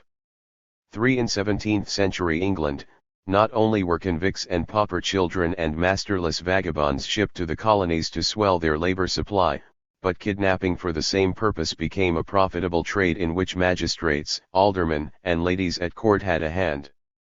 The great trading companies were not unlike their Genoese forerunners. They may be described as semi-warlike conquering undertakings, to which sovereign rights, backed by the forces of the state, had been granted. 1. In short, the mercantile system was a system of state-regulated exploitation through trade which played a highly important role in the Attlee 3 sense of capitalist industry. It was essentially the economic policy of an age of primitive accumulation. So important was it thought to be in its time that in some mercantilist writings we find an inclination to treat the gain from foreign trade as the only form of surplus, and hence as the only source both of accumulation and of state revenue, as the physiocrats per contra laid a parallel stress on rent as the exclusive product net. For example, Munn declared that if the sovereign should mass up more money than is gained by the overbalance of his foreign trade, he shall not fleece but flee his subjects, and so with their ruin overthrow himself for want of future shearings. 2. Again, Davenant stated that domestic trade did not enrich a nation, but merely transferred wealth from one individual to another, whereas foreign trade made a net addition to a country's wealth. Here Davenant evidently intended a net addition to a country's wealth to mean an increase of surplus, just as did the physiocrats when they contrasted the productivity of agriculture with the sterility of manufacture. 3. In the attitude to this matter of regulated terms of trade we find a crucial difference of perspective between the economic thought of the time and later economic thought that was molded in the classical tradition, a difference which modern commentators seem to have been slow to appreciate. Modern economists have been accustomed to deal in terms of supply schedules and demand schedules, which are constant factors in their problem and are rooted in certain basic mental attitudes of rationally calculating and autonomous individuals, with the consequence that a raising of price against purchasers or a lowering of price against suppliers by monopolistic action has been generally taken to diminish respectively purchases or sales. True, in recent years there has been a growing amount of talk of backward-sloping supply curves, chiefly in the case of labor, of the possible income effect as well as the substitution effect of a price change, and of possible shifts in consumers' demand schedules as a result of advertising and high-pressure sales methods. Nevertheless, traditional habits of thought die hard. But the economic writers of the mercantilist age were reared in a quite different tradition, and evidently conceived of supply and of demand conditions as being what might today be called institutional products and as very largely pliable in face of political pressure.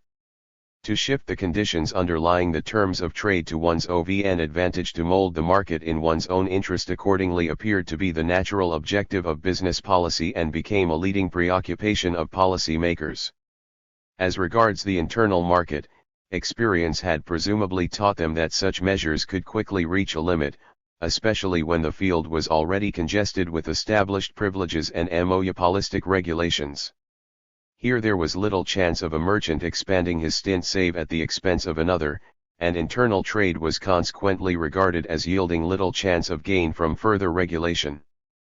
But in virgin lands across the seas, with native populations to be despoiled and enslaved and colonial settlers to be economically regimented, the situation looked altogether different and the prospects of forced trading and plunder must have seemed abundantly rich.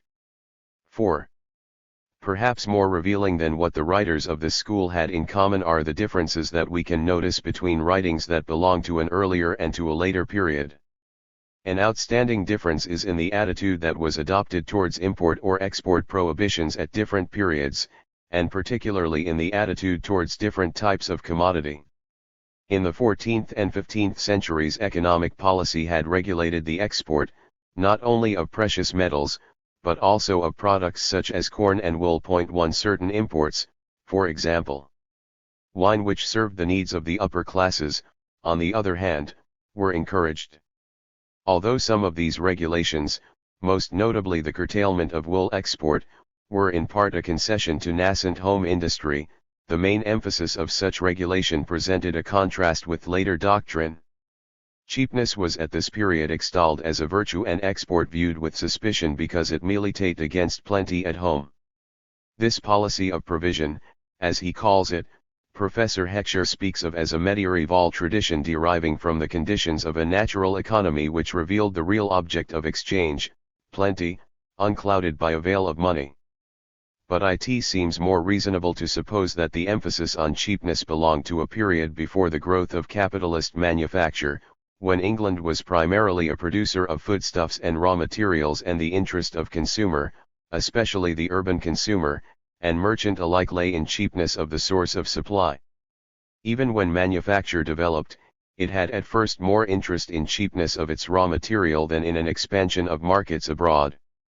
While merchants had an interest in export, the more powerful of them, like the staplers, could rely on acquiring special license for the purpose and profited the more straitly that export was restricted for others. Emphasis on the virtues of extended export waited on the emergence of a powerful manufacturing, as distinct from trading, interest, since it was to the advantage of the maker that the market for his product should be as wide as possible, as it was also to his gain that the import of competing wares should be curtailed. True, he still had an interest in encouraging cheapness in his raw materials and in subsistence for laborers, a fact of which we have seen that mercantilist doctrine took full account in reserving its advocacy of export for manufactures and confining its condemnation of imports to non-raw materials and to finished commodities that catered for luxury consumption. However, the weight of emphasis was shifted, and it was the sale of exports which grew to be the chief concern. For example, as cloth manufacture developed, the clothiers, while advocating a prohibition on wool export, had an interest in the development of cloth export, just as later the cloth finishers, and the rivals of the merchant adventurers who formed the short-lived King's Merchant Adventurers in 1614 to export dyed cloth, fervently believed in export so long as this did not consist of an export of undyed cloth. In the 17th century, while tanners and leather merchants petitioned against an embargo on the export of leather, the London Cordwainers Company petitioned for a renewal of the embargo, on the ground that export must ruin many thousand families that convert it into wares, there being 100 to 1 more manufacturers than tanners and transporters. One already in 1611 James I in the Book of Rates had announced a policy to exempt and forbear all such merchandises inwards as serve for the setting of the people of our kingdom on work, as cotton wool, cotton yarn, raw silk, and rough hemp, and at the same time to reduce duties on the export of native manufactures, while retaining the prohibition of export of certain raw materials. In particular, a proclamation was issued restraining export of wool, although certain exceptions continued to be granted by royal sale of licenses as a fiscal expedient, a policy that was continued by Charles I and Cromwell and embodied in an Act of Parliament at the Restoration. 2 in 1700 cloth exports were exempted from all duties, and, after a duel with the East India Company over the charge that the company was importing Eastern textiles to the damage of English manufacture, the import of Indian, Persian, or Chinese silks or calicos was prohibited. Hostility towards corn export survived into the middle of the 17th century, presumably for the reason that the price of corn entered so directly into the price of labor. But after the Restoration, when capital investment in agriculture had begun to assume impressive dimensions, the policy of export restriction was replaced by a policy of import duties and even of encouragement to corn export. 16th-century writers, therefore, who preached freer export facilities for manufactures were able to appear as progressive thinkers, emancipating thought from obsolete prejudices. This in large measure they were. For one thing, Bullionist views had been difficult to reconcile with export restriction, and writers who pointed out the contradiction and demonstrated the connection between bullion inflow and a commodity export surplus, were making a path-breaking contribution to a theory of foreign trade. It was natural for them to carry over the traditional assumption that treasure was desirable for its own sake, even if this had lost much of its plausibility now that the phase had passed when bourgeois accumulation had taken the form of the hoarding of money or of plate or land purchase, and continued attachment to these older objects of accumulation was an obstacle to the industrial investment which was now becoming the bourgeois fashion. There was little to provoke them directly to a criticism of this assumption when it fitted so conveniently into an advocacy of protection of the home market and the unshackling of export. One, partly in consequence of their teaching, partly, perhaps more largely, at the insistence of the East India Company, the stringency of earlier policy with regard to the prohibition on bullion export was relaxed. The essential argument was that imports involving bullion export to pay for them might not be undesirable if these imports consisted of raw materials, which by encouraging manufacture would result in expanded exports and eventually draw more treasure back into the kingdom. But in the second half of the 17th century, the assumption that abundance of money is to be desired for its own sake, rather than as incident to the promotion of more profitable terms of trade, increasingly drops out of the picture. In this connection, a crucial qualification, as we have noticed, resided in the admission that, not the absolute amount of money in a country, but the amount relatively to what other countries possessed was the significant consideration. Although the view that at least a relative increase in a country's stock of money was an advantage was only in rare cases abandoned, the emphasis came gradually to be shifted. Davenant, for example, while paying his tribute to the bullionist tradition by stating that an export overplus, paid for in bullion, measures the profit a nation makes by trade, had moved sufficiently far from the earlier standpoint to say of gold and silver that they were merely the measure of trade, and that the spring and original of it is the natural or artificial product of the country. Gold and silver, he declared, are so far from being the only things that deserve the name of treasure or the riches of a nation, that in truth money is at bottom no more than the counters with which men in their dealings have been accustomed to reckon, and his principal concern was to emphasize the advantage of expanding exports by keeping home costs low. This is not to say that the views of writers of this period about the effects of trade policy did not remain in many respects confused. It is a characteristic of all ideology that, while it reflects and at the same time illuminates its contemporary world, this reflection is from a particular angle, and hence largely clouds and distorts reality. Certain relationships on which the historical setting of the writers in question causes thought to be focused are illuminated, at the same time as others escape attention and are obscured. The ideology of this period of nascent industrial capital could hardly base itself on the explicit assumption that the highest good consisted in maximizing the profit of a particular class. Hence this ideology appeared in the guise of the principle that trade must be subordinated to the general interests of the state, and since the sovereign power was personalized and the crown, it seemed reasonable to attach to TLFE economic dealings of the sovereign the analogy of the individual trader whose profit was measured by the balance in money that remained after all transactions of sale and purchase had been completed. The more realistic was his thinking, the more likely was a writer to be aware that this was not the real end of policy. Yet the assumption that it was had roots that were deep in the tradition from which his thought derived. Until sufficiently radical changes in the world of affairs had provoked a revolutionary departure in thought and explicit repudiation of tradition, the path of compromise was a natural one for any mind that was child of its age to follow. To the bullion fetish they continued to pay at least lip service.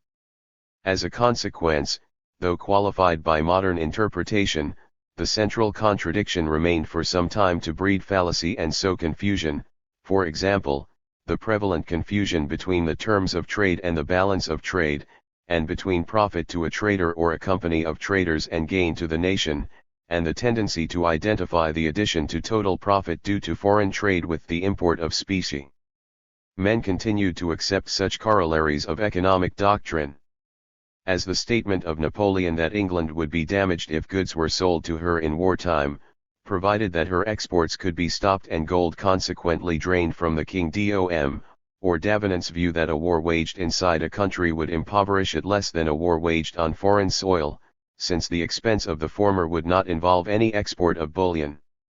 Entwined with the central protectionist issue were a number of subordinate themes. The usury question, for example, was a concern of a number of the writers of the time, and at any rate the earlier writers apparently saw a causal relationship between plenty of money and lowness of interest rates. Here they were successors to the early Tudor debate about the ethics of usury and the desirability of its prohibition, but with this difference, that, while they shared the anxiety of writers like Thomas Wilson that interest should be lowered, they sought to do this indirectly by the measures they advocated rather than by legal prohibition. One, as Professor Viner has remarked, verbally at least they identified money with capital, and much of their argument can be explained only if they regarded money and capital as identical in fact as well as in name. 2. But in that age of nascent enterprise such an identification is not only understandable, it also mirrored a large element of truth. What the individual capitalist needed if he wished to be an economic pioneer was command over resources. What limited the field of his endeavors in an age of undeveloped credit was not only the non-availability of the requisite resources, e.g. labor power or raw materials or mining rights, but the non-availability also of the liquid means with which resources could be mobilized. Experience had taught him, or at least had deposited a strong impression on his mind, that when money be plentiful in the realm, not only was credit more plentiful, but markets were more brisk, and this meant better and quicker sales and a shorter period between production and sale for which provision had to be made. Yet this aspect of mercantile policy seems rarely to have been uppermost in people's minds, and generally to have been subordinate to a preoccupation with the increased profit to be obtained from improved terms of trade. Among the more important writers of the late 17th century and after, any simple connection between money and interest rates began to be explicitly denied, emphasis being placed instead, and not only by Hume, on the growth of commerce and of a capitalist class, and hence on a growth of stock, as the surest way to make borrowing cheap. 1. Midway between these views stood the emphasis of some writers on hoarding, whether of actual coin or of plate, as tending to divert loanable funds from trade, and hence make credit for the merchant dear, and of others on luxury expenditure and grand living which, like hoarding, was regarded as a special sin of the aristocracy as having a similar effect. 2. Again, as a setting to their economic theorizing there was the embittered controversy over the East India Company and the merchant adventurers, in which the better-known Stuart pamphleteers were interested partisans. Miss Eldon wrote as a propagandist for the original Merchant Adventurers Company, of which he became a deputy governor, in opposition to Maloney's who had been in partnership with Cochin in his ill-starred rival project, the so-called King's Merchant Adventurers. In his first pamphlet Miss Eldon, while CFE fending chartered companies in general, criticized, by implication, the East India Company and its license to export bullion, a view which he changed in his second pamphlet after the East India Company had taken him into its employ. Again, Munn, who was the son of a mercer and a director of the East India Company, in his Discourse of Trade developed what has been called the more liberal tendency of his doctrine, relaxation of control over bullion export and his substitution of a theory of a general balance for that of particular balances, as a special plea for the activities of the East India Company against their critics, and the same was true of what have generally been regarded as the free trade tendencies of late 17th century writers like Child, Davenant, and North, who were Tories, at a time when the East India Company was essentially a Tory corporation, as well as of the Tory critics of the Whig-owned British merchant and its policy of prohibiting trade with France. 8. Anyone contemplating mercantilist writings through modern spectacles might perhaps be excused for concluding that their emphasis on a favorable trade balance indicated a confused intention to increase the rate of profit by encouraging foreign investment. But such an interpretation has little evidence to summon to its support. Undoubtedly a certain amount of foreign investment occurred during this period, which aggregated over a century amounted to a considerable sum for those times, and part of the profits of trade represented profits not only on working capital but on fixed capital sunk in the equipment and fortification of trading stations abroad and in ships, in bribes to purchase the goodwill of foreign notables, as in the East, and in plantations in the New World. Nevertheless, with AFEW exceptions, such as West Indian sugar plantations worked by Negro slaves, such investment was an accessory to trading ventures rather than an independent enterprise, valued for its own sake, and the preoccupation of practical men and of economic theorists alike was essentially with the terms of trade rather than with the conditions for investment abroad.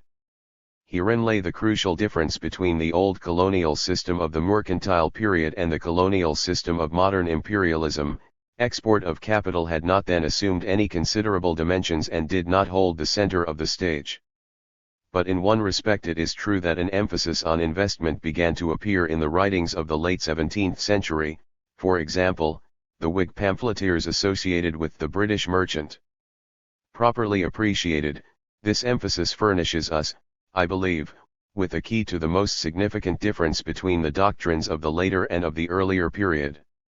But the investment to which these later writers made implicit reference was the increased investment, not abroad, but at home, resulting from an expansion of export markets. In their hands the advocacy of a favorable balance of trade came to be interpreted, not so much as a balance of goods simpliciter, as of employment created by the trade. Trade should be so regulated that the things exported created more employment than the things imported created abroad, which they considered would be the case if finished manufactures were exported and only raw produce imported. This new emphasis on employment is not really so surprising as at first it might seem.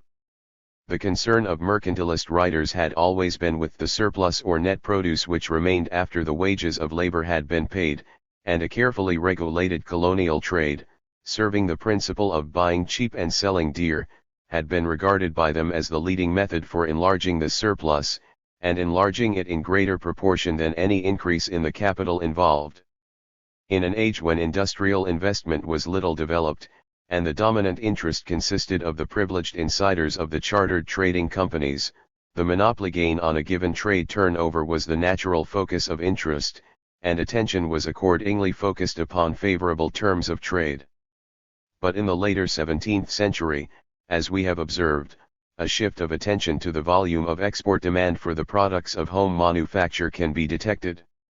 Greater export meant greater opportunity for the employment of labor in J.I.O. manufacture, and increased employment of labor, like increased cultivation of land in a plantation economy, represented a widened scope for investment of capital in industry, since each additional laborer was a potential creator of additional surplus, and more employment meant more creators of surplus at work.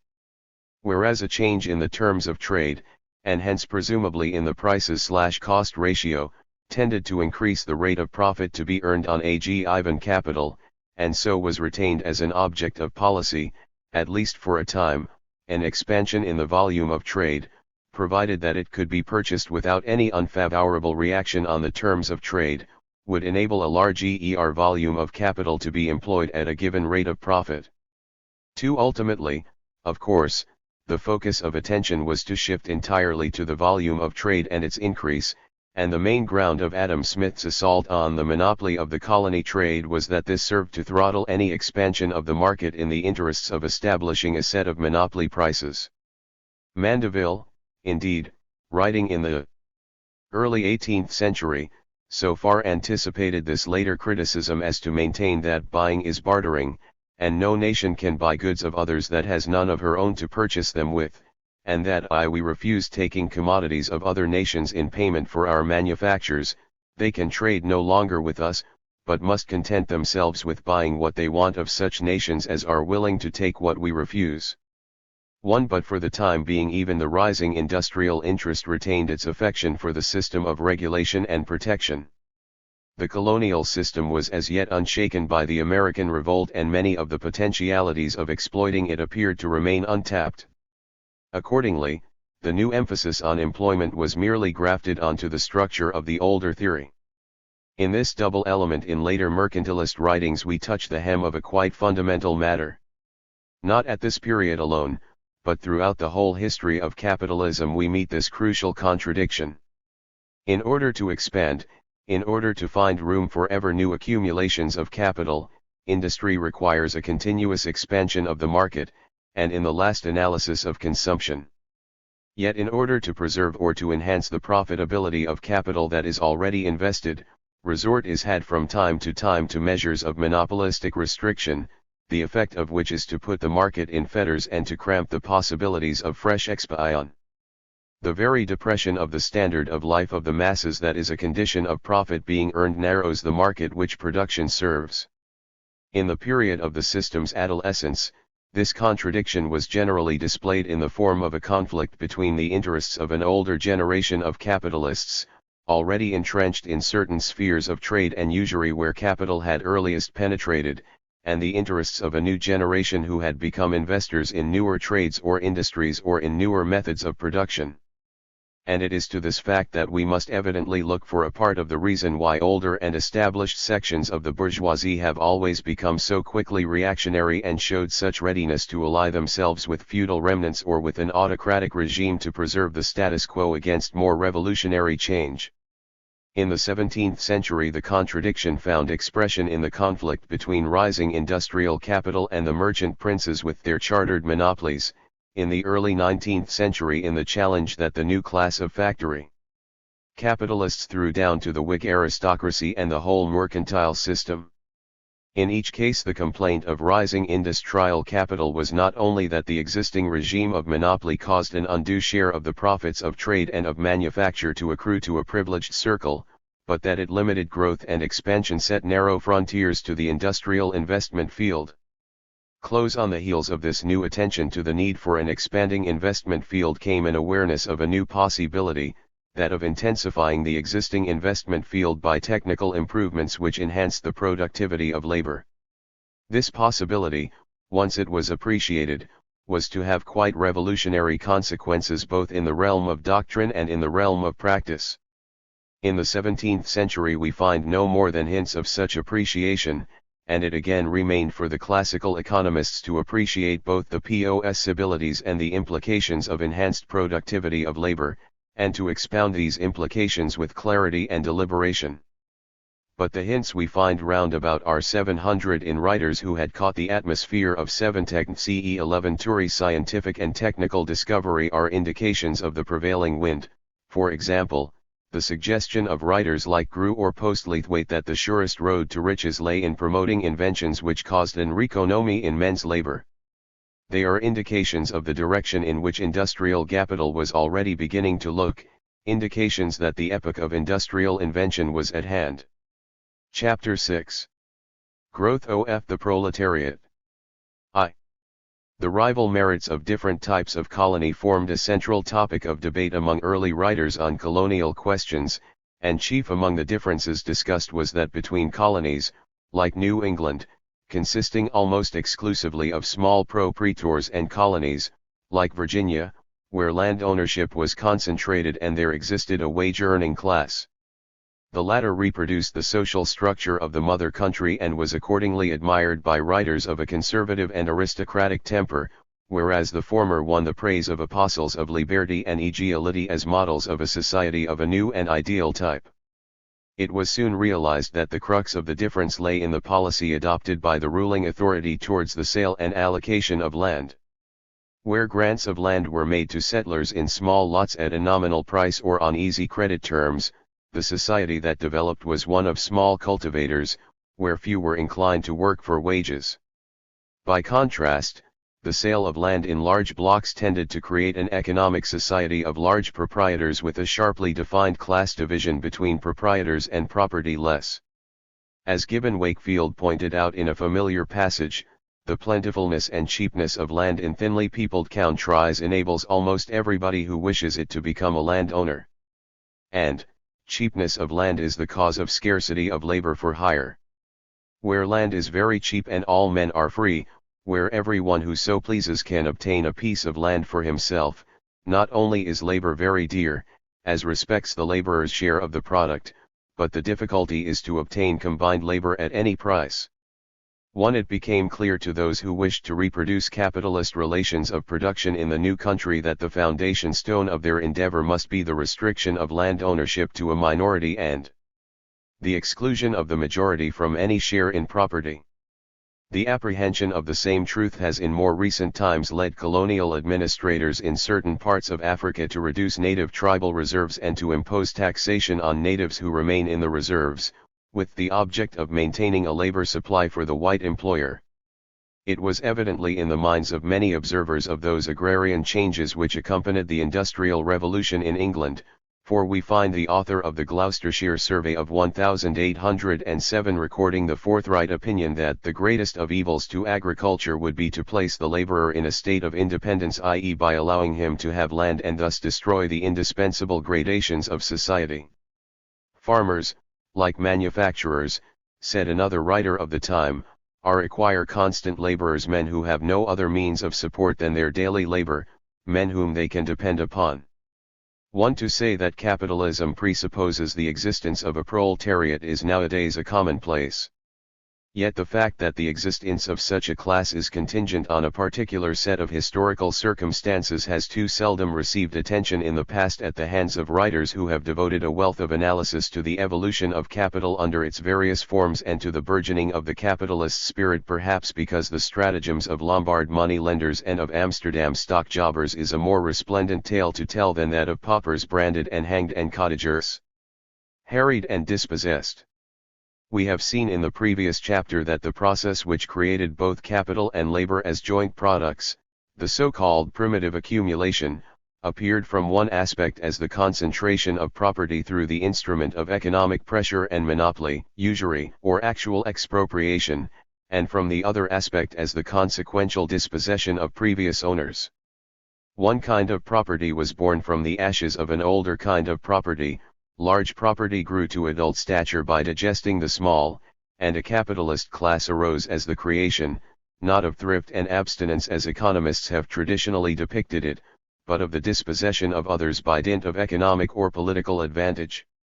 For capitalism as a system of production to mature, said Marx, two very different kinds of commodity possessors must come face to face and into contact. On the one hand, the owners of money, means of production, means oj.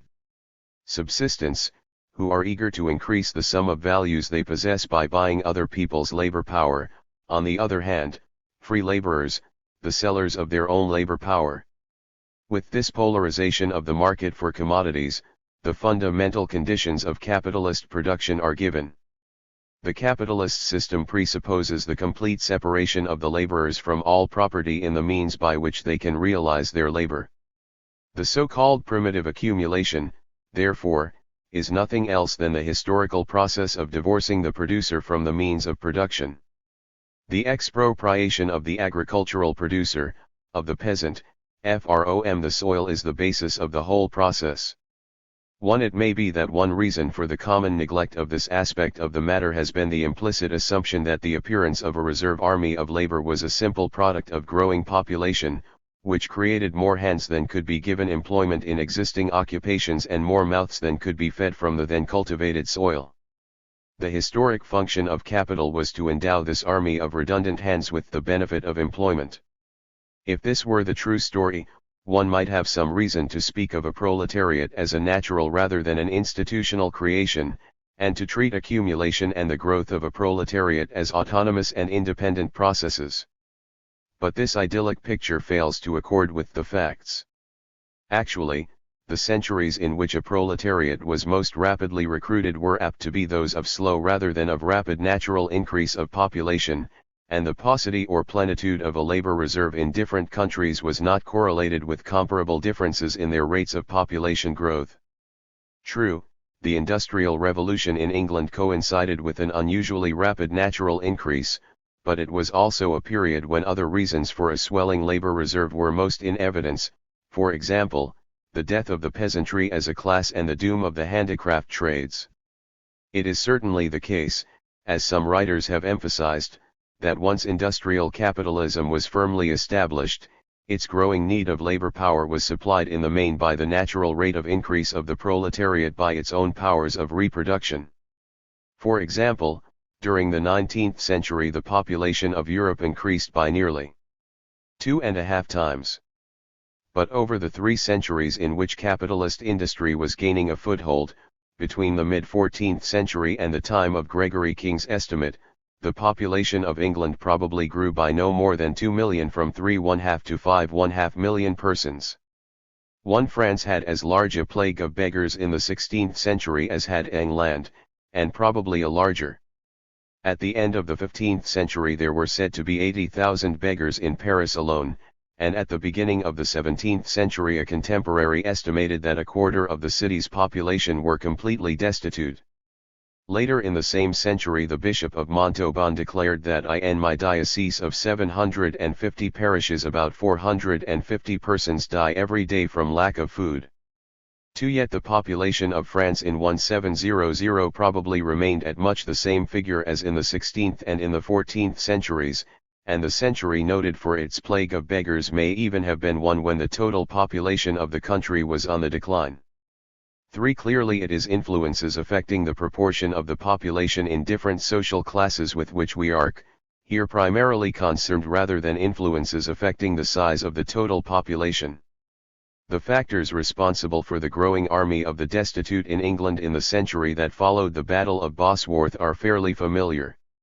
The disbanding of feudal retainers, the dissolution of the monasteries, the enclosures of land for sheep farming and changes in methods of tillage each played its part, and while the absolute number of persons affected in each case may seem small by modern standards, 5. The result was large in proportion to the demand for hired labor at the time. It was the age when sheep devoured men, the age of the insatiable cormorants who depopulated villages, when husbandmen were thrust out of their own or by violent oppression put beside it, or by coven and fraud so wearied that they were compelled to sell all and depart away poor, silly, wretched souls, of lords devising new means to cut them, their tenants, shorter, doubling, trebling and now and then 7 times increasing their fines, driving them for every trifle to lose and forfeit their tenures, an age when desperate men took to highway robbery, and thieves and vagabonds alike were subjected to the brutalities of Tudor legislation with its brandings and whippings, its public hangings and quarterings. What was happening over an important section of the countryside is well illustrated in 2 manors of Northumberland belonging to the same owner, a certain Robert Delaval. Here was sick in Seaton Delaval to W.J. Ship, said a contemporary document, 12 tenements whereon there dwelt 12 able men. All the said tenants and their successors saving 5 the said Robert Delaval either thrust out of their ream holds or wearied them by taking excessive fines, increasing of their rents unto £3 apiece, and withdrawing part of their best land and meadow from their tenements. By taking good land from them and compelling them to win moorish and heath ground, and after their hedging beth ground to their great charge, and paying a great fine, and bestowing great reparation on building their tenements, he quite thrust them off in 1 year, refusing either to repay the fine or to repay the charge bestowed in diking or building. The holdings displaced were here fairly substantial ones, being every one of them 60 acres of arable land.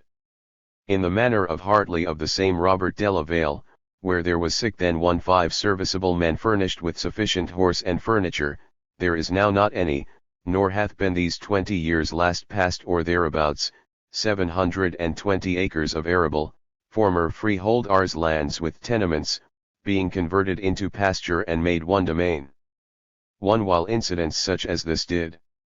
not characterize all the manors, far from it, or even all the counties of England, they were by no means isolated cases, and the general tendency of the time over a substantial, if still minor, portion of the cultivated land of the country was in the direction of supplanting many small holdings by a few much larger ones. This process is seen at work, at least, there is strong prima facie evidence of it, in the 16 sample manors examined by Professor Tawney, on 8 of which 2/3 of the whole area and on another 7 more than 3/4 had come into the hands of one individual, the farmer of the Demesnes. Written on a 1/620 map of one of these manors, in Leicestershire, like an epitaph, are the words "He place where the town of what borough stood." It is hardly surprising that the Tudor countryside should have been the scene of a pitiful host of refugees, the vagabonds and beggars of the official documents of the period, drifting into the boroughs to find such lodging and employment as they could, or migrating to such open field villages as would allow them to squat precariously on the edge of common or waste. It was to the latter, perhaps more fortunate, part of the vagabond host that a 17th-century pamphleteer refers when he says that in all or most towns where the fields lie open and are used in common there is a new brood of upstart intruders as inmates, and the inhabitants of unlawful cottages erected contrary unto law, adding a common employer's grumble at his labor reserve that these were loiterers who will not usually be got to work unless they may have such excessive wages as they themselves desire. 2. To render them entirely submissive in a master's hand required that these poor folk be further deprived even of the wretched parcel of ground to which they still clung. The enclosure movement, while its consequences were probably less drastic in the ensuing century, since it coincided with some reversion from pasture to tillage, continued after 1600, until it reached a new peak in the orgy of enclosure bills which accompanied the Industrial Revolution. By contrast, with this peak of the movement in the 18th and early 19th century, the effects of Tudor enclosures on the concentration of ownership and on the numbers of the landless was a moderate one. With these effects the beginnings of industrial capitalism, which we meet at the end of the 19th century and in Stuart times, are manifestly connected. But for a century following the Restoration complaint of labor shortage abounds, and the weak development of the proletarian army at this time must have exerted a retarding influence upon the further growth of industrial investment between the last of the Stuarts and the closing years of George I. In the middle of the 18th century, however, the pace of dispossession quickens. An admirer of enclosures, little inclined to exaggerate their evil effects, put the number of small farms absorbed into larger ones between 1740 and 1788 at an average of 4 or 5 in each parish, which brings the total to 40 or 50,000 for the whole kingdom. Whereas during the earlier wave of Tudor enclosures the percentage of land enclosed probably never touched %, even in the 4 counties most affected. During the 18th century and the first half of the 19th, in as many as 14 counties the percentage of acres enclosed by acts enclosing common field and some waste rises as high as 25% to 50% and only falls below 5% in 16 counties, and whereas only 25 counties in all were affected at all in the earlier period, in the 18th and 19th centuries acts were passed for 36 counties. 2. Moreover, in the later period the total amount of land enclosed was some 8 or 9 times as large as that involved in the earlier period, and embraced about 1/5 of the total acreage of the country. 3. Small yonder that conscience should have goaded even the Earl of Leicester to the frank confession, I am like the ogre in the tale, and have eaten up all my neighbors. But this does not measure the full extent of the change in land holding in the direction of replacing many small holders by a few large ones. In addition to forcible eviction, many small holders, burdened by debt or in the later 18th and early 19th century cut off from their traditional by employments in cottage industry or adversely affected by the growing competition of larger farms equipped with newer agricultural methods, requiring capital, must have surrendered their holdings to the more well-to-do peasant or to some improving landlord without any explicit act of eviction. In regard to leases, there was evidently a widespread tendency for landlords to encourage a few large tenancies in preference to a larger number of small. Arthur Young, for example, combined with his advocacy of higher rents the advice, if you would have vigorous culture, throw 15 or 20, small, farms into one as soon as the present occupiers die off. In certain parts of the country a marked tendency begins to appear from about the second decade of the 18th century to replace leases for lives, copyholds, by leases for a term of years, and on some estates there are signs of an active attempt to buy out the interest of leaseholders for lives which almost reaches the magnitude of a campaign. It was chiefly the smaller tenant farmer who was affected by this process and by the rise in rents it entailed, and landowners in the early 18th century were quite clear as to what was a good estate. It was one tenanted by large farmers holding 200 acres or more.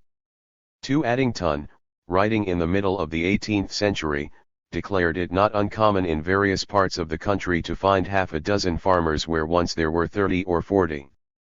A modern historian of these agrarian changes, whom we have already quoted, has concluded that, on the basis of the available evidence, there was a very remarkable consolidation of estates and a shrinking in the number of the smaller owners somewhere between the beginning of the 17th century and the year 1785, more especially in the Midland counties, and has found, for example, that in 24 Oxfordshire parishes, the number of freeholders and copyholders holding land of less than 100 acres diminished by more than a half in number and the acreage included in such holdings by more than 2/3, while in 10 Gloucestershire parishes the number decreased to nearly 1/3 and the acreage to less than 1/5. 3 Goldsmiths' sweet smiling village, loveliest of the lawn. Where rich man's powers increase, the poor's decay. Where amidst thy bowers the tyrant's hand is seen, and desolation saddens all thy green. One only master grasps the whole domain. A half a tillage stints thy smiling plain. Was no mere fancy, nor was it exceptional in 18th century England. Coincident with the influence of enclosures in the Tudor age was the growing exclusiveness of the guilds which barred the way to any urban occupation except as a hired servant.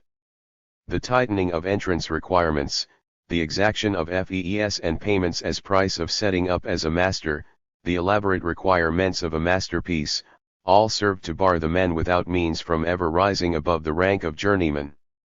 Some towns even imposed obstacles and prohibitions upon the advent of newcomers and sought to drive away the mixed communities of unemployed and peddlers and would-be artisans that had settled as squatters outside the borough walls.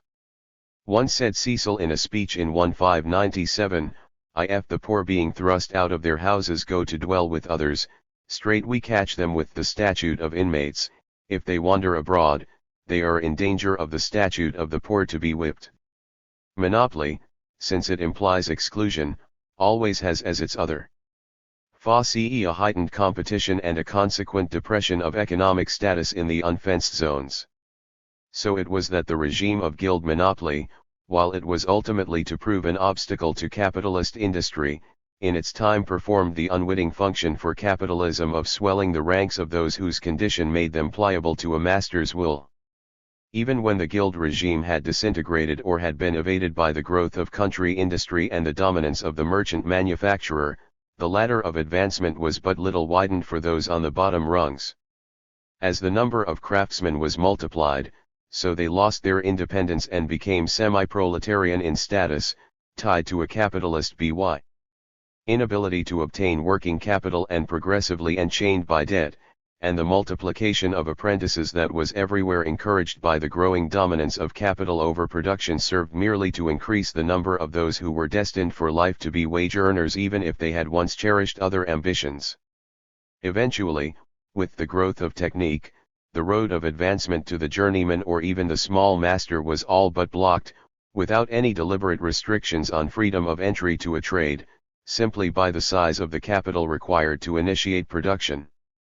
For those who lacked the means to set up the plant, to purchase a credit-worthy reputation, business connections, or the requisite training, such freedom remained purely nominal except in the very occupation that required none of these things, manual wage earning, and it was this occupation that the newly grown freedom of the labor market served to fill with a superabundance of willing and empty hands. It would be a mistake, however, to suppose that in either the 16th or the 17th century the proletariat constituted an important part of the population. Its numbers remained small, and its mobility was restricted, both by legal restrictions designed to protect the estates and the larger yeoman farms against the loss of their labor supply, and because so much of the work for wages was done by those who still retained an attachment to the land, even though a slender and precarious one. Professor Clapham has suggested a figure of about 500,000 as the size of the rural proletariat in 17th century England, a ratio to freeholders and farmers of about 174:1. It seems clear that, after the initial stimulus given to the growth of industry by the cheapness and plentifulness of labor in the 16th century, the growth of capitalist industry must have been considerably handicapped until the later part of the 18th century, despite the events of the Tudor period, both by the comparative weakness of the labor army and by its non-availability at those locations that were suitable for the concentration of industry. At the same time, the existence in the countryside of so large a number of small cottagers, still clinging to the soil but unable to gain a full livelihood from it, was evidently an important factor in the growth of the putting out system, and in causing capital to be invested in the financing of cottage industry rather than in concentrating production in the factory or manufactory. This tendency for the continued attachment of the peasantry to the soil to encourage village industry and to preclude the formation of a mobile labor supply largely serves to explain the persistence of more primitive forms of capitalism and the retarded growth of factory industry in countries where primitive accumulation was undeveloped. Not until the period of the Industrial Revolution was this rural semi-proletariat to be finally uprooted from the land and the obstacles to labor mobility from village to town removed. Only then could capitalist industry reach full maturity. A witness to the still backward state of development of a proletariat in these earlier centuries is the extent to which compulsion had still to be applied to maintain the supply of wage earners. Preoccupation with the fear that the labor reserve would be inadequate to meet the demands of farming and of industry is evident in the measures of coercion that were tacitly accepted as a normal constituent of public policy at this period.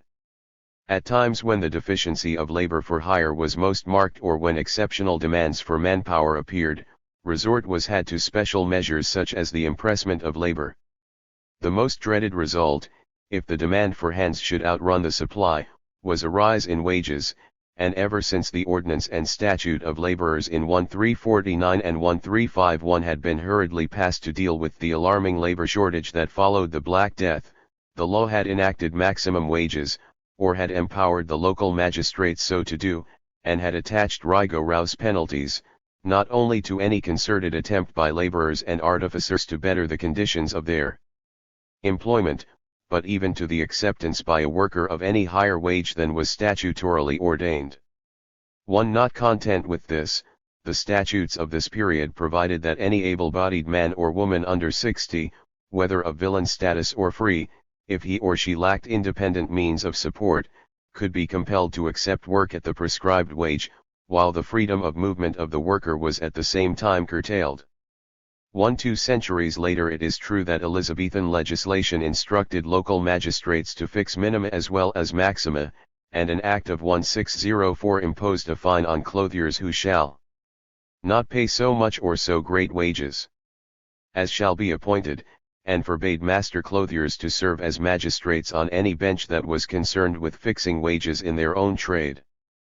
But this was at a time when the rapid price inflation had rendered the old statutory limits obsolete, and had lowered real wages, particularly in the countryside, to such a level as to threaten a drastic rural exodus, despite prohibitions upon unlicensed migration, an exodus calculated to have serious consequences for that balance between industry and agriculture which Tudor policy was so anxious should not be disturbed.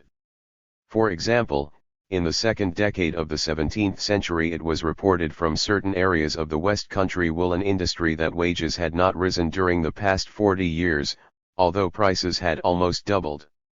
And over the country at large it seems probable that in the 16th century prices, in terms of silver, more than doubled while money wages only rose some 40% or two. Moreover, this was a time when the number of the landless and destitute had grown sufficiently large to remove any serious danger that real wages would rise by the unaided influence of demand and supply. It was a time when officials raged against the great number of idle vagabonds wherewith the realm is so replenished. Actually, the clauses which dealt with minima, while they seem to have been enforced in the letter, had apparently little effect in protecting the laborer against a worsening of his condition, since in most cases the magistrates, having once established a scale of money wages, did little more than reissue these same scales year after year, despite a continued rise in the cost of living. Thorold Rogers described the Statute of Artificers of 1563, which reenacted the control of wages, made service in husbandry compulsory on all persons not otherwise employed, and forbade servants to quit their town or parish without a written license, as the most powerful instrument devised for degrading and impoverishing the English laborer, a degradation which, a century later, the Act of Settlement consummated and made him, as it left him, a serf without land, the most portentous phenomenon in agriculture. 1 from 1563 to 1824, the same writer declared in a deservedly famous passage, a conspiracy concocted by the law and carried out by parties interested in its success, was entered into, to cheat the English workman of his wages, to tie him to the soil, to deprive him of hope, and to degrade him into irremediable poverty. For more than 2 centuries and a half the English law, and those who administered the law, were engaged in grinding the English workman down to the lowest pittance, in stamping out every expression or act which indicated any organized discontent, and in multiplying penalties upon him when he thought of his natural rights. 2. When, even under these conditions, the supply of labor for any new enterprise was insufficiently plentiful, for example in mining, it was not uncommon for the Crown to grant the right of impressment to the entrepreneur or to require that convicts be assigned to the work under penalty of hanging if they were refractory or if they absconded. This was done in the case of South Wales lead mines leased to royal patentees in Stuart times, from which apparently numerous convicts ran away, despite the threatened penalty, declaring that they had better have been hanged than be tied to that employment. 3. Throughout this period compulsion to labor stood in the background of the labor market. Tudor legislation provided compulsory work for the unemployed as well as making unemployment an offence punishable with characteristic brutality. A law of 1496 enacted that vagabonds and idle persons should be placed in the stocks for 3 days and 3 nights, and on a second off ence for 6 days and nights. Vagabonds in London in 1524 were ordered to be tied at a cart's tail and be bitten by the sheriff's officers with whips and have round collars of iron affixed to their necks. The notorious statute of Edward VI decreed that anyone refusing to labor held be branded with a red-hot iron on the breast and should be adjudged the slaves for 2 years of any person who should inform against such idler, the master being entitled to drive his slave to work by beating, chaining or otherwise in such labor, however vile soever it be, and to make him a slave for life and brand him on cheek or forehead if he should run away. Elizabethan legislation provided that begging should be punishable by burning through the gristle of the right ear and on a second offence by death, the former penalty being humanely modified in R 597 to one of being stripped naked to the waist and whipped until the body was bloody. 1. After the Restoration, when labor scarcity had again become a serious complaint and the propertied class had been soundly frightened by the insubordination of the Commonwealth years, the clamour for legislative interference to keep wages low, to drive the poor into employment and to extend the system of workhouses and houses of correction and the farming out of paupers once more reached a crescendo. 2. On the continent legislation in these centuries was, if anything, more draconian. In Flanders and in France alike, and the same was true of Germany, the 16th century was one of acute destitution and a redundant army of laborers, as it was also a century of falling real wages. Government intervention endeavored, more deliberately it would seem than in England, to maintain money wages at their old level in face of a doubling of prices. Combination among workers was visited with brutal punishment, flogging, prison and banishment were the penalties for strikes. Workers were bound for long terms of service, often extending over several years, and were hounded down like military deserters if they left their employment. In the following century, which was one of greater labor scarcity, Colbert waged a war against the destitute of a callousness even more remarkable than that of the Tudor regime in England, persons without a means of livelihood being given the alternative of expulsion from the kingdom or condemnation to the dreaded slavery of the galleys. Vagabond hunts were organized alike in the Netherlands and in France to supply crews, and pressure was brought to bear on the courts to make condemnation to galley slavery a common punishment even for trifling offences. There was frequently forced recruitment of labor for privileged establishments of all kinds, and parents who did not send their children into industry were threatened with heavy fines. Houses of correction for the workless were multiplied as virtual convict establishments for forced labor, their occupants being frequently hired out to private employers, in other cases the institution itself being leased to a contractor. 1. If the formation of a proletariat by the methods we have outlined played the role in the growth of capitalism that we have assigned to it, One would expect to be able to trace a fairly close connection between the main stages in this process and the condition of the labor market, as reflected in the movement of real wages, and consequentially between this process and the growth of industry. Such a connection is not difficult to find. It is a familiar fact that during the 2 centuries of labor scarcity prior to the events of the Tudor Age, real wages in England rose considerably, and by the end of the 15th century stood at a relatively high level. Estimates suggest that between the early decades of the 14th century and the end of the 15th, real wages may have increased by about a half, or in terms of wheat more than doubled. But after 1500 the reverse movement sets in, and what wage earners over 2 centuries had previously gained, within a century they were to lose, and more than lose. In recent years a good deal of prominence has been given to the so-called price revolution of the 16th century as a powerful agency in the transition from the medieval to the modern world. Professor Earl Hamilton has attributed to the influx of gold and silver from America to Europe in this century the greatest influence that the discovery of America had upon the progress of capitalism, and Lord Keynes, in a frequently quoted passage, has called the authors of the Cambridge Modern History to book because they make no mention of these economic factors as molding the Elizabethan age and making possible its greatness. One on whether the emphasis often given to these events is exaggerated opinion has been divided. But that they exerted a powerful influence few will be prepared to deny. What is important for our present purpose, however, is less the size of that influence than the fact that the precise character of the influence which this price revolution exercised was very largely determined by the state of the labor market, the size of the labor reserve at the particular time or place when these monetary events occurred. It is a commonplace that a price revolution which touched all prices equally would have no significant effects upon the economic order, at any rate, none of the epoch-making effects of which these writers speak. What gave the Tudor price inflation its special significance was the influence it had either upon the relative incomes of different classes or upon the value of property. Some part, as we have seen, was no doubt played by its tendency to impoverish the older landed interest, whose rental claims in money tended to be fairly rigid, or at least to be sluggish in their upward adjustment to a rising price level, and who consequently tended to part with their property at a low valuation to the rising bourgeoisie. This particular influence may have been partly counteracted by the growing demand during this century for wool, and the advantages to be derived by landlords from enclosure, too, which tended to have a favorable effect on the value of land. But this influence nevertheless must have remained an important one. Scarcely less important, however, was the effect of monetary change upon the movement of real wages, and it is undoubtedly upon this effect that the historical role of the price revolution very largely depended.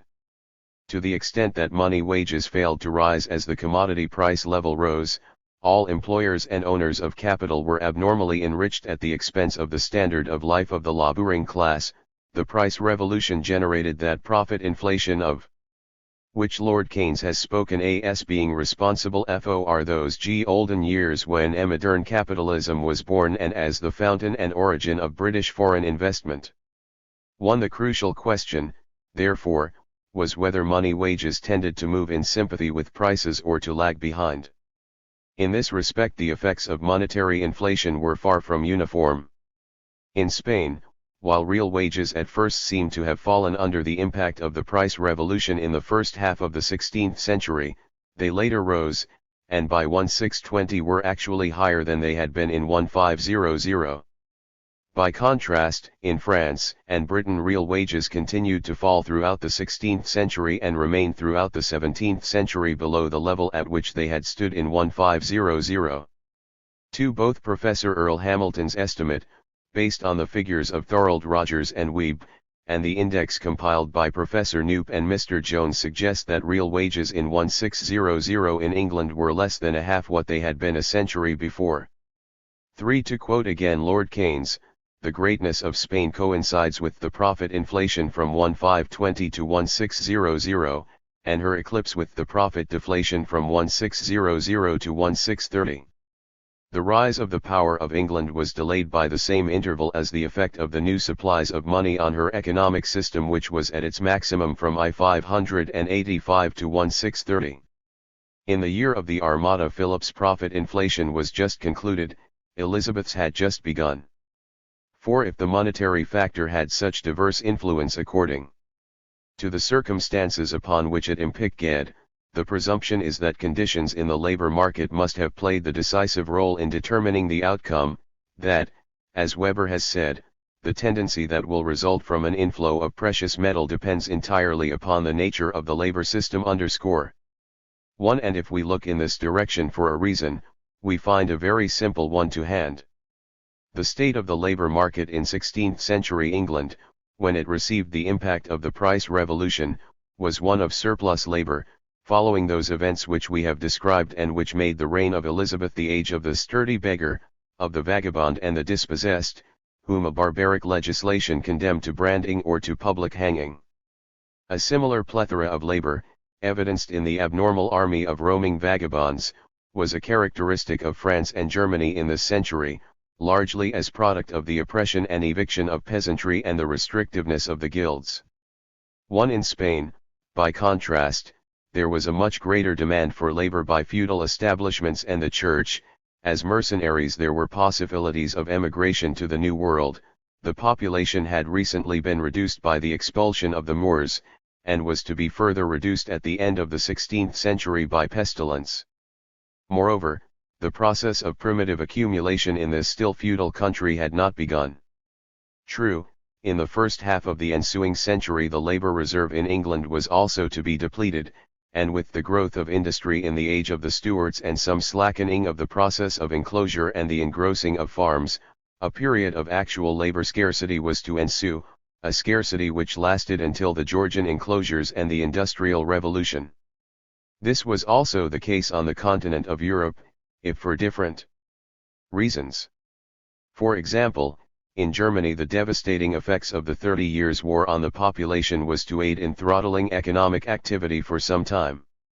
But it was precisely during this period that real wages were stabilized, although at a lower level than at the end of the 15th century, and during the 17th century they even showed a tendency to rise, both in England, during the Commonwealth, and in France, during the first few decades of the century, before oppressive legislation reduced them again. Finally in England, with the new and more powerful wave of enclosures in the latter part of the 18th century, dislodging as it did the army of cottagers from their last slender hold on the fringes of the commons, a tendency appeared for a further decline in real wages between about the 1760s and the end of the Napoleonic Wars, a tendency which coincided with a new epoch of industrial expansion. Of the replacement of many small properties in land by FAW large ones, England provides the classic example, and with the radical nature of this change the comparatively early transition to industrial capitalism in this country is evidently connected. But if it were the case that only by this classic method of dispossession could a proletariat arise, the growth of industrial capitalism in certain other countries of Europe, if tardier there and less assured in its beginnings, would be hard to explain. In certain parts of the continent, but not in all, some parallel to the English situation could be found by the beginning of the 19th century. In certain districts of France by 1789, including Picardy, Artois, and the Tie de France, there existed, mostly on church lands, large farms of the type that was coming to predominate in 18th century England. A few French landlords had thrown farm to farm and had let the consolidated holdings to men of substance. But even in these districts probably no more than a fifth of the land was farmed in this way, and over most of France the nobility, almost without exception, let out their land in scraps to wretched little farmers from the lower ranks of the peasantry. Few of the laborers who hired themselves for wages were completely landless, outside Flanders and Normandy, Picardy, Burgundy, Brittany and the neighborhood of Versailles. They were mostly poor peasants, a semi-proletariat, still possessing a scrap of land, which, though insufficient to maintain a family, was generally enough to save them from utter destitution. 2. In parts of northern France between 60 and 70% of the peasantry owned less than 1 hectare of land, and between 80 and go% held less than 5 hectares, 5 hectares being generally considered the minimum size that could support a peasant family, while at the same time there existed a small minority of well-to-do large peasant farmers. 3. Even the extensive purchase of church lands and of confiscated estates of the nobility by the bourgeoisie and by what she calls the peasant aristocracy during the Revolution did not result in enclosures on the English model. A bourgeois became the rentier instead of cleric or gentleman, but the actual leasing and working of the estate remained generally unimpaired. In Schleswig-Holstein and in Denmark there had been an enclosure movement of the English type in the late 18th century, in the latter case supported by the government, and a similar development had occurred in southern Sweden. The old framework of village life gave way before a deliberate attack from above. But in Western Germany conditions were much closer to those prevailing over the greater part of France. While there had been some tendency towards eviction and the consolidation of land into the landlord's hands, this tendency was relatively little developed, pax tly owing to the weakness of the knights, and partly because the princes were inclined, like the Tudors in England, to legislate against such tendencies in the interests of maintaining the traditional economic order. In the countryside there was no distinct landless class as yet, but there existed, as in France, a semi-proletariat of those unable to jive from their holdings, who worked for the richer peasants and performed supplementary labor for wages on the lord's estate. In the East, the home of the powerful Junkers, things were very different, and the tendency of Junkers to dispossess peasants and to enlarge their own holdings had in many districts progressed apace. In parts of Pomerania things had gone so far that the true peasant who lived by his holding had almost disappeared. When serfdom was abolished in Prussia under the edicts of Stein and Hardenberg, the most privileged type of serf, roughly the equivalent of the English copyholder, had to sacrifice a part, sometimes a third, sometimes a half, of his holding to the lord in compensation, while the lowest ranks of the peasantry, cottagers and virtual tenants at will, were in effect dispossessed and became a labor reserve for the Junker estates. In the Russian Baltic states emancipation in the reign of Tsar Alexander I was accompanied by the dispossession of the peasantry, so that the former serfs now constituted a landless proletariat, still forbidden to migrate and accordingly obliged to work for the landowners on what was now nominally a free wage contract. In the remainder of Russia, the emancipation of 1861 provided for the retention by the peasants of the land they had previously occupied, and no sweeping dispossession such as occurred in Prussia and the Baltic states took place. The serf owners were compensated by redemption payments from the state which were to be collected from the peasantry by annual payments spread over 49 years. 2. As these redemption arrangements worked out, however, they resulted in a decrease in the area allotted to the peasantry as compared with the area occupied by them on the eve of the emancipation, a decrease which was small when averaged out over the whole country, but which reached as high as 25% in the Black Earth belt east of the Dnieper, where holdings in many areas had previously been exceptionally small.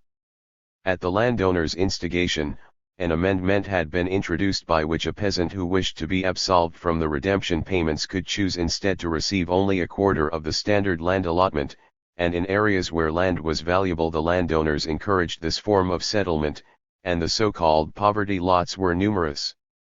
This resulted in the immediate creation in these districts of a semi-proletariat, forced by the insufficiency of their holdings to take hired employment on the nearby estate or in local industries, or driven to that hunger renting of additional land at inflated rents or in return for labor performed for the owner, the Otrabonic system, which characterized the half-century following the emancipation, a tendency accentuated by subsequent developments in the economy of the Russian village in the later 19th and early 20th centuries which will be discussed below. One section of the former serfs, the household serfs or dvorny gudi, were emancipated without land, and being completely landless became forthwith the recruiting ground for the new industrial army. 1. 2. There is another method by which a proletariat may come into being, Tardier perhaps and certainly less obtrusive than the classic English method of eviction and engrossment of farms as a policy initiated from above, but nevertheless extensively found. It consists of the tendency to economic differentiation which exists within most communities of SLLJ all producers unless special institutions prevail which are capable of preventing inequality. The chief factors in this differentiation are differences that arise in course of time in the quality or quantity of land holding and differences in instruments of tillage and of draft animals, and the agency of eventual dispossession is debt. In this connection, two examples illuminate very clearly the essentials of the process by which the small producer became a servant of capital and a proletarian. This process is, perhaps, nowhere more clearly depicted than in the case of those mining communities which were anciently characterized by the practice that is known as free mining. The example they offer is of special significance because both law and custom were in their case devised to give the maximum stability to such communities of small producers and to preserve the rights of the small man. Yet despite this, the forces making for economic differentiation and the final disintegration of these communities eventually prevailed. The districts in England,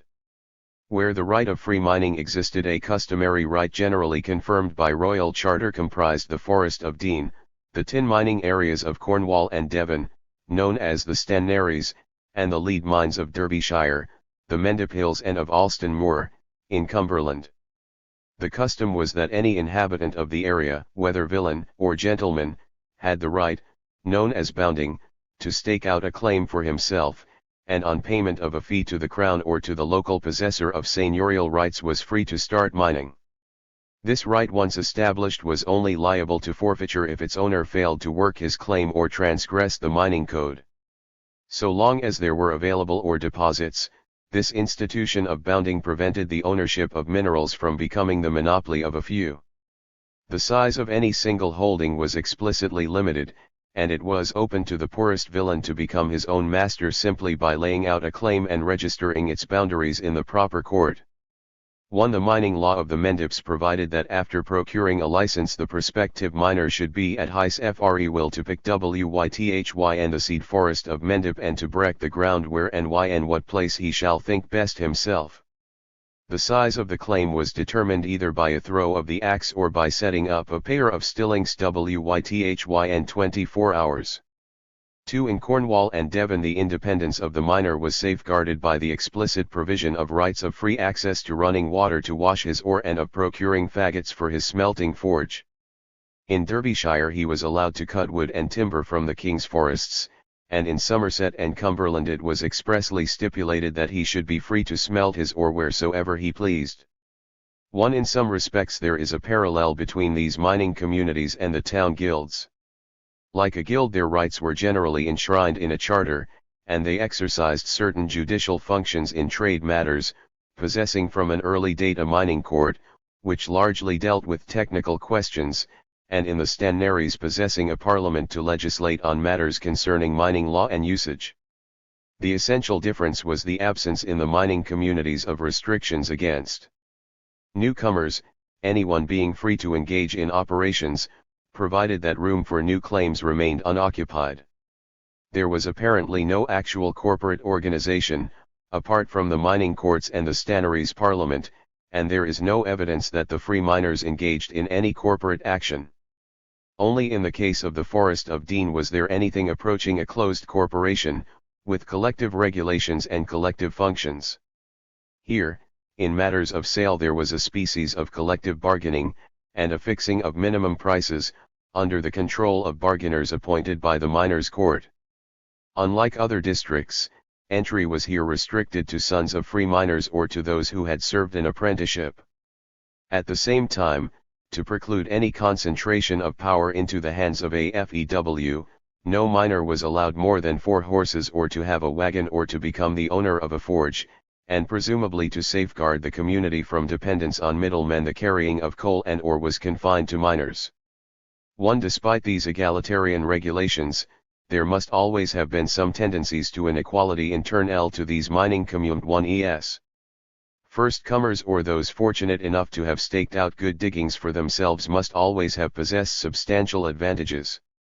But as long as there were new diggings available and access to them remained free, the differential advantages of the favored few could hardly have formed the basis for class differentiation, since, so long as self-employment was open to all, the basis for a class of persons who were willing to labor for others because they lacked any alternative was absent. These differential advantages may have formed the ground for the growth of a small Kulak class, but had it not been for the impact of external forces, inequalities would probably have remained relatively small and the free mining districts would have retained their character as fairly homogeneous communities of not very sharply differentiated small producers. What seems to have been of crucial importance, if only as the initial wedge of a series of disrupting influences, was the rise in the 14th century of the so-called cost agreement system, under which one of the associates of a mining group was excused from actual labor in return for a monetary payment. Despite enactments to the contrary, many of those possessing mining claims sold them or sold shares in them to towns. As a result, we soon find in the coinage rolls persons like Thomas the goldsmith, Richard the smith and Thomas the pewterer, the vicar of Bodmin and the rector of St. Lottis, the clerk of Listwithiel, the priors of Tywerdrach and Mount St. Michael and Sunday merchants recorded as producers of tin. As a later development we meet the tribute system, under which the owners of a claim, when they were unwilling to work the mine, leased it to a group of workmen or to a small master in return for a share of the product. But he again, so long as free diggings were available and trade in tin was unobstructed, the possibility that a class which drew income from ownership claims and not from productive activity would fatten on this system remained limited, since the lessees of a mine could exact from the tributors no more than the equivalent of the superior productivity of their mine over an available marginal digging, otherwise the tributors would presumably have preferred to dig an inferior claim for themselves. In other words, the only surplus that could appear was the equivalent of differential rent.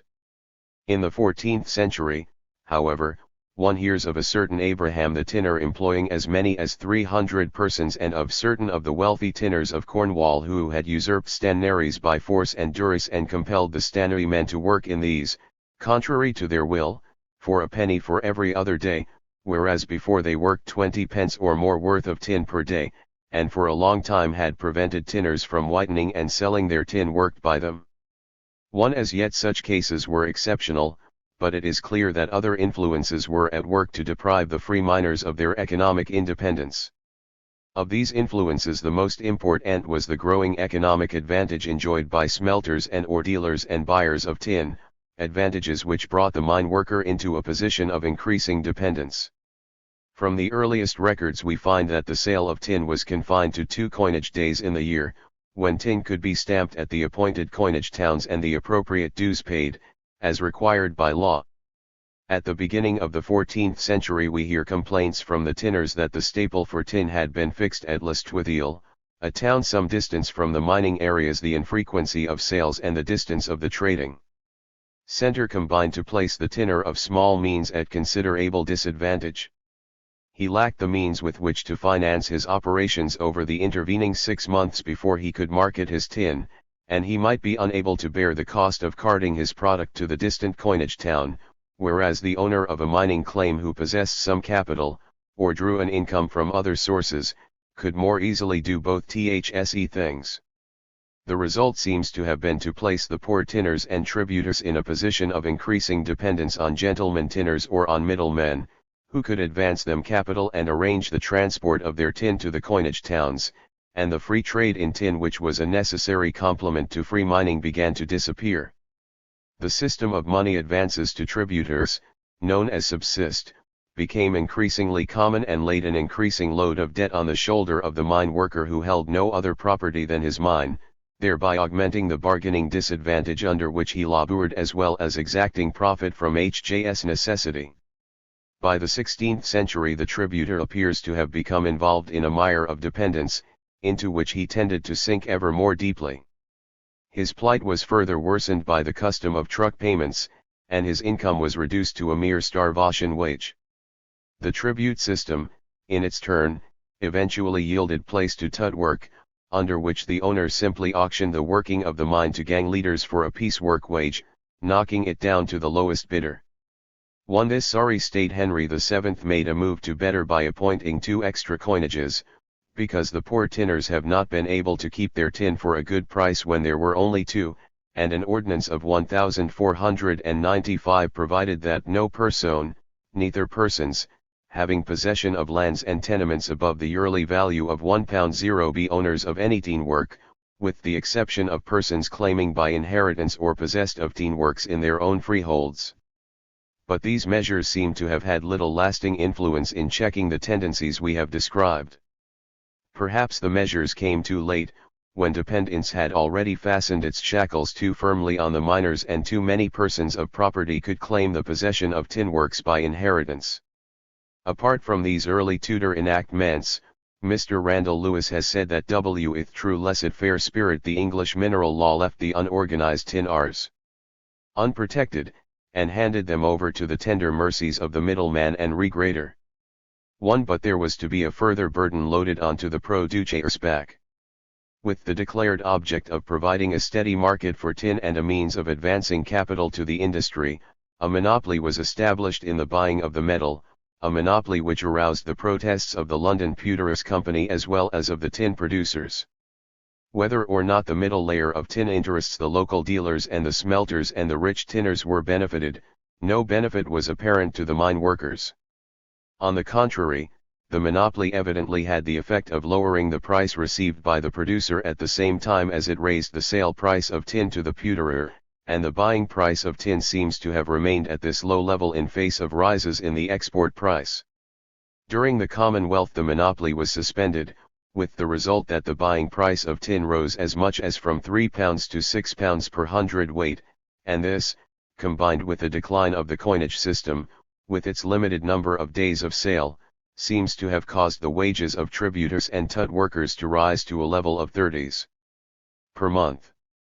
But with the restoration both the buying monopoly and the coinage rules were reimposed, and wages fell by a half. There followed riots in Falmouth and Truro, the miners demanding free sale of tin and the removal of the monopoly, a demand which it is interesting to note that the rich tinners opposed. But the resistance of the miners was ineffectual, and by the end of the 17th century the producer's subordination to capital appears to have been complete. 2 stages of usury marked this subordination. At the top were the merchant monopolists, who advanced credit to the tin masters, dealers, and smelters, and by the lowness of the price at which they purchased the tin exacted a profit margin of something like 60%. In turn the tin masters and dealers and smelters advanced money to the tributers and tut workers, and not infrequently enjoyed in their turn a profit margin of 80 or go%. By 1700 the owners of smelting houses, instead of advancing money to groups of workers, had frequently become adventuring tinners directly employing miners at a piece wage. Exploitation through usury was passing, and the capitalist wage system was succeeding to its place. For other free mining areas the information we have is more scanty, and the governing factors in the transition from free mining to wage labor are less easy to detect. Nevertheless, the main outlines of the story remain fairly clear. In the Forest of Dean breaches in the protective regulations with which the miners had fortified themselves seem to have become increasingly common in the course of time. The custom grew, in imitation of the town guilds, of electing gentlemen of means to be free miners, and, despite explicit prohibitions, claims were leased by their owners to outsiders. But the most potent factor in disintegrating the old community appears to have been the growth of monopoly in the smelting of ore. In the late 16th century licenses were given by the Crown to capitalist adventurers to erect blast furnaces in the forest. These supplanted the old-fashioned bloomeries, and their introduction was responsible for riots among the free miners, who complained of frequent assaults upon the privileges of the miners by royal patentees. In 1640 these privileges were to suffer a more sweeping encroachment in the shape of a grant by the Crown of all mines and mineral rights in the forest to a Sir John Winter at an annual royalty of £1,000 to £1,600. Further riots, followed by prolonged litigation, ensued, but so far as can be gathered the miners were unsuccessful in upholding their claims, and in the course of the next few decades these claims had to be drastically abated. In 1678 the prohibition on carting of coal and ore by outsiders was abandoned, and 9 years later the miners surrendered their right to control selling prices. The encroachment of the capitalist, able to mine with improved methods and to market the product more easily, progressively increased until free mining was no more than a memory, but the mining law while it lasted must have had a considerable effect in delaying the intrusion of the capitalist undertaker, and it is significant that the latter was not fully established in this district until the late 17th century. In the Mendips the growth of monopoly in the smelting of ore seems, again, to have been the paramount influence in the disintegration of the system of free mining. The clauses in the mining law which secured to the miner freedom to smelt his ore where he pleased came to be progressively disregarded by the lords of the soil, and the more powerful lords used every effort to ensure that the lead ore raised on their own lands should be smelted at the furnaces of the lordship. Towards the end of the 16th century we find speculators and adventurers from outside advancing capital to miners in return for parts or shares, and, on the other hand, miners who were in difficulties mortgaging their mines for ready cash. We are told that Bristol merchants, neighboring gentlemen, local publicans, all took a hand in the game. Those who had capital to invest could sink deeper shafts and reach richer deposits.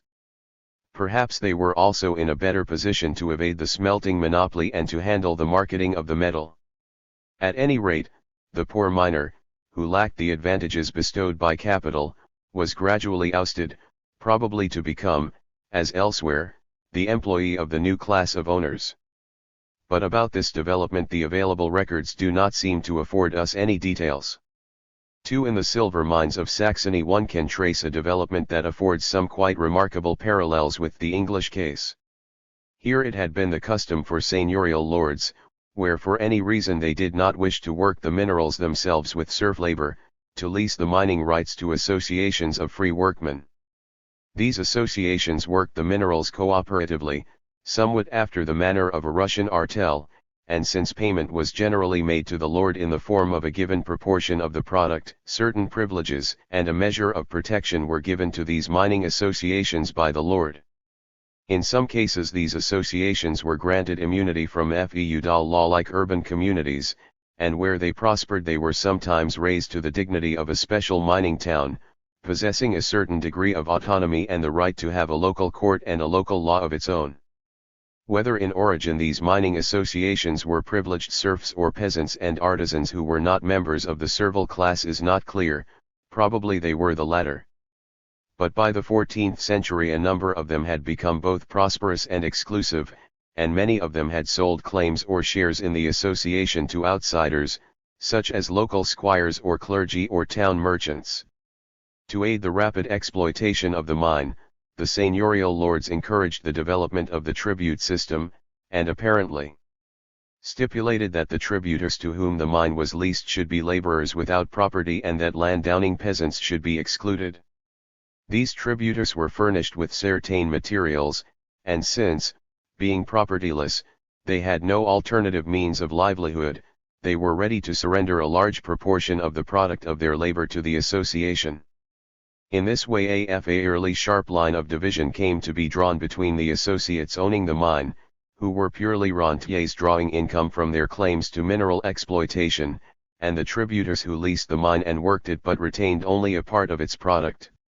This tribute system, accordingly, as in the English stannaries, represented a halfway house to the wage system, the latter, as time went on, tending to displace the former owing to the increasing disparity in bargaining power between the two parties concerned. In Saxony, as in the Forest of Dean and the Mendips, another factor was to intervene to complete the process by which the tributor was degraded to the position of a wage earner, and this factor which completed the transition was again the growth of monopoly among smelters and ore purchasers. The monopolistic rights of smelting capitalists were rooted in concessions to build smelting works which were purchased from the seigneurial lords, and in the 15th century the records give abundant evidence of the increasing difficulties in selling, and the complaints of the tributors rehearse in no uncertain terms the straits to which they were reduced by the oppressions of the ore purchasers and smelters. To ease their plight, the Emperor Maximilian, in response to appeals, erected a competing smelting house to take the tributers' ore, and Ferdinand took similar action in the Black Forest. But these cautious remedies seem to have given no more than temporary alleviation. We hear for a time of the miners resisting by forming guilds and by calling strikes, but in the course of the 16th century their status steadily deteriorated. Piecework, and sometimes even time work, supplanted the tribute system, and at the end of the 16th century it became common for leases to be given directly to capitalist lessees who employed hired hands to work the mines. This continued until, in the course of time, we find the lessee taking on more and more the character of a captain of industry, relieving the associates of the whole of their claim. 8. The main lines of this story of the mining communities can, indeed, be traced in the history of many peasant communities of recent memory, to which it seems likely that the largely unrecorded story of the English peasant community in earlier centuries affords a close parallel. In the case of the Russian village, there was much discussion in social democratic circles at the close of the 19th century concerning the actual tendencies at work inside the village economy with its roots in the traditional mir or village commune. Writers of the Narodnik or populist school had argued that the mir represented the germ of the socialism of the future, and that by preserving the traditional features of the village economy the development of capitalism could be avoided. The Marxists, on the other hand, and in particular Lenin, argued that village economy was destined to disintegrate in face of the influences of the market and was already well advanced on the road towards capitalist agriculture, with the growth of class differentiation among the peasantry. In this development usury, together with various forms of semi-usurious loan contracts in kind or in labor, appears to have played a leading role. The peasant who, from good fortune or good management, was better supplied with ready cash than his neighbors could rent additional land from the landowner and provide working cattle and instruments of tillage. But the poorer peasant was not in a position to do the same.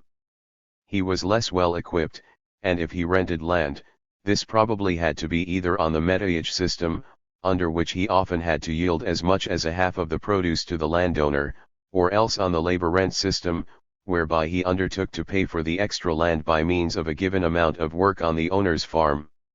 Unlike the purchase or hire of additional land by the rich peasant, this renting of land by the poor was a sign of poverty, of inability to scratch together sufficient for the subsistence of his family from his existing holding with the methods of cultivation available to him.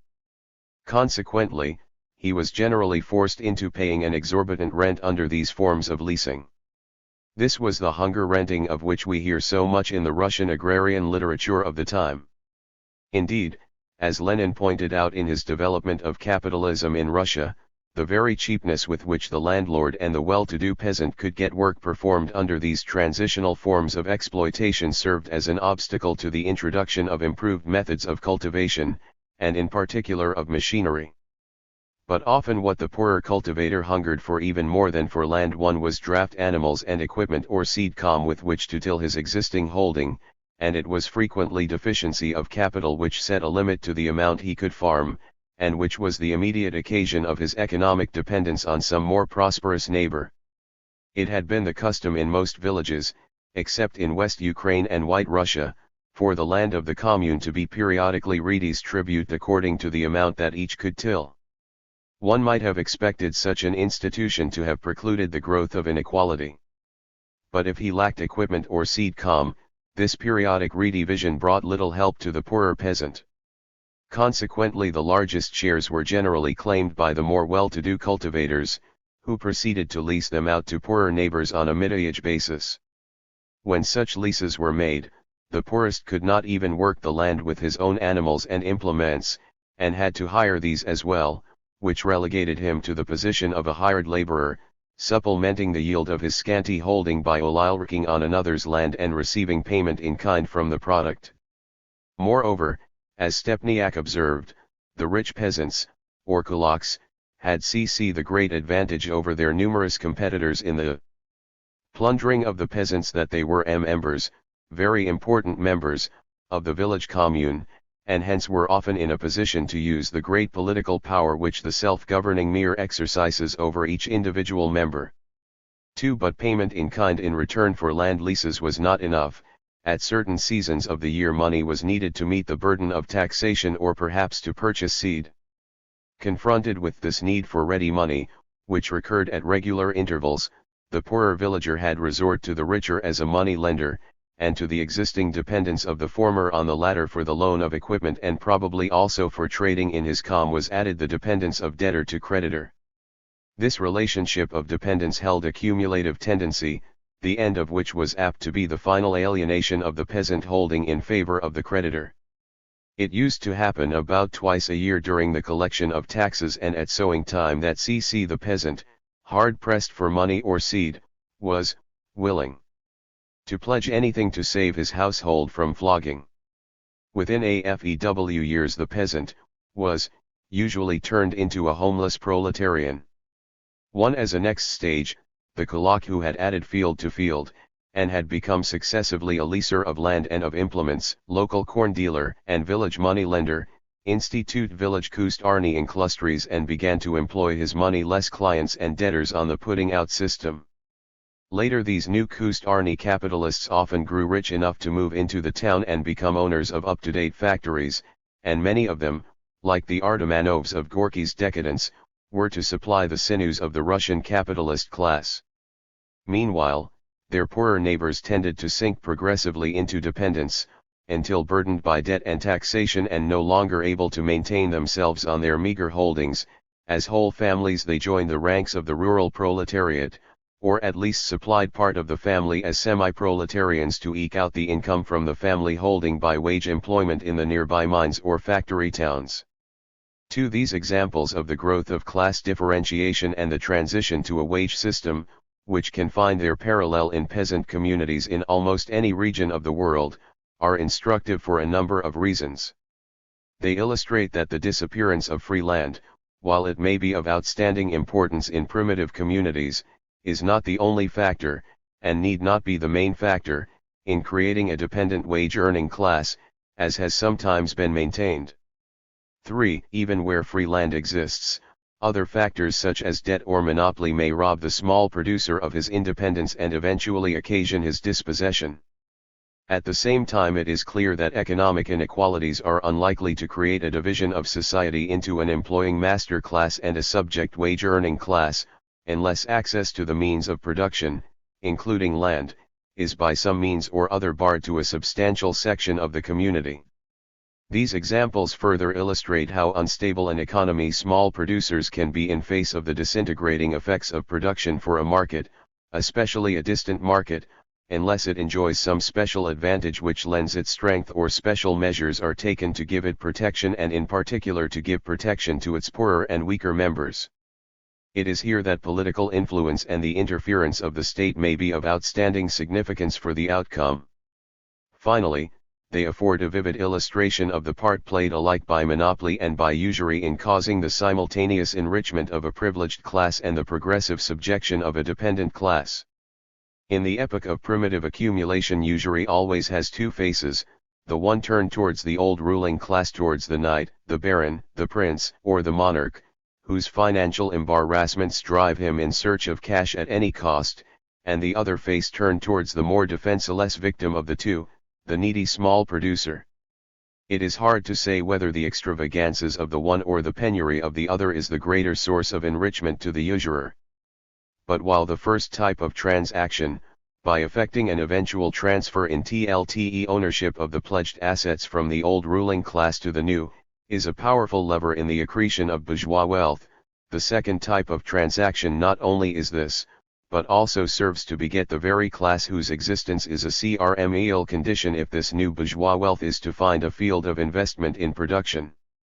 This class, once it is begotten, has a very convenient quality which gives it an important advantage, as a permanent object of investment, over others.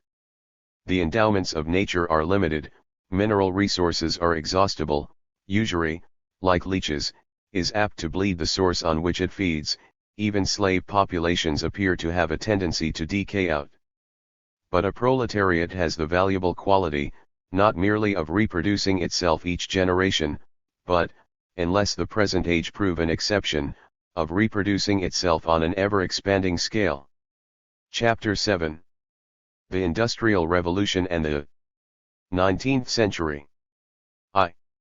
When one reaches the period of the Industrial Revolution, a major problem of scale and of perspective confronts any study of this present kind.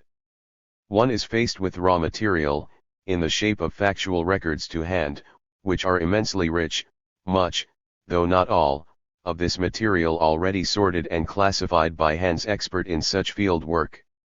The well-worked canvas is so crowded with detail that an intruder who approaches it, desirous of making a manageable and impressionist representation of the scene, is baffled by a serious dilemma. Either he may achieve no more than a few trivial strokes of the brush that retain little of the qualities of the original, or he may become so immersed in the depiction of detail of which he is no proper master as to produce merely an inferior copy of what others have done.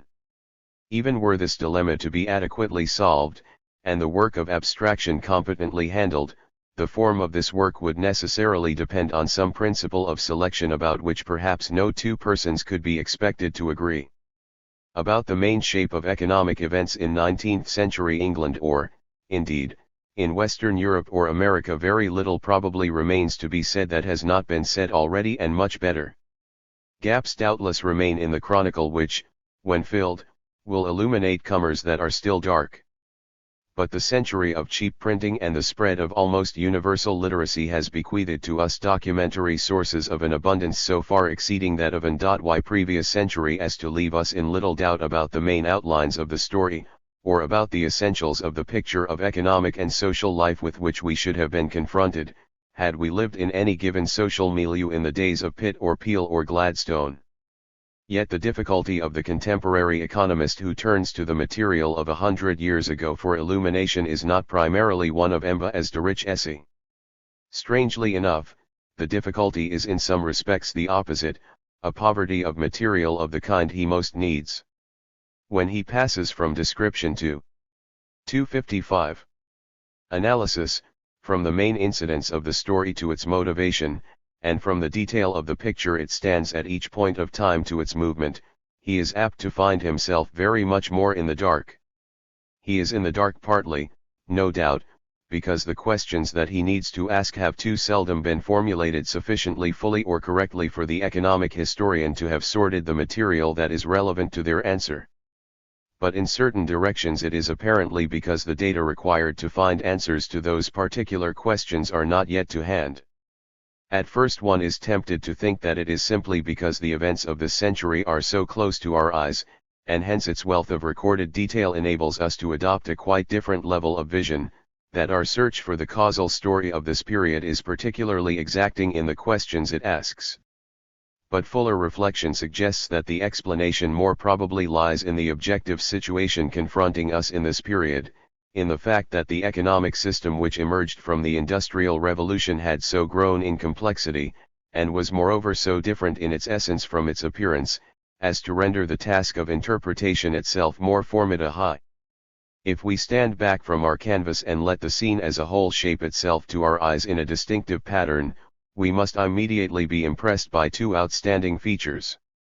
First, and most familiar, is the fact that in the 19th century the tempo of economic change, as regards the structure of industry and of social relationships, the volume of output and the extent and variety of trade, was entirely abnormal, judged by the standards of previous centuries, so abnormal as radically to transform men's ideas about society from a more or less static conception of a world where from generation to generation men were destined to remain in the station in life to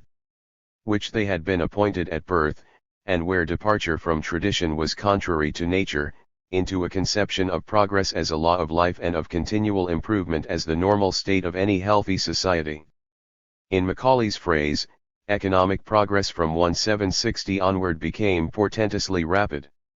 It is more evident than in any other historical period that interpretation of the 19th century economic world must essentially be an interpretation of its change and movement.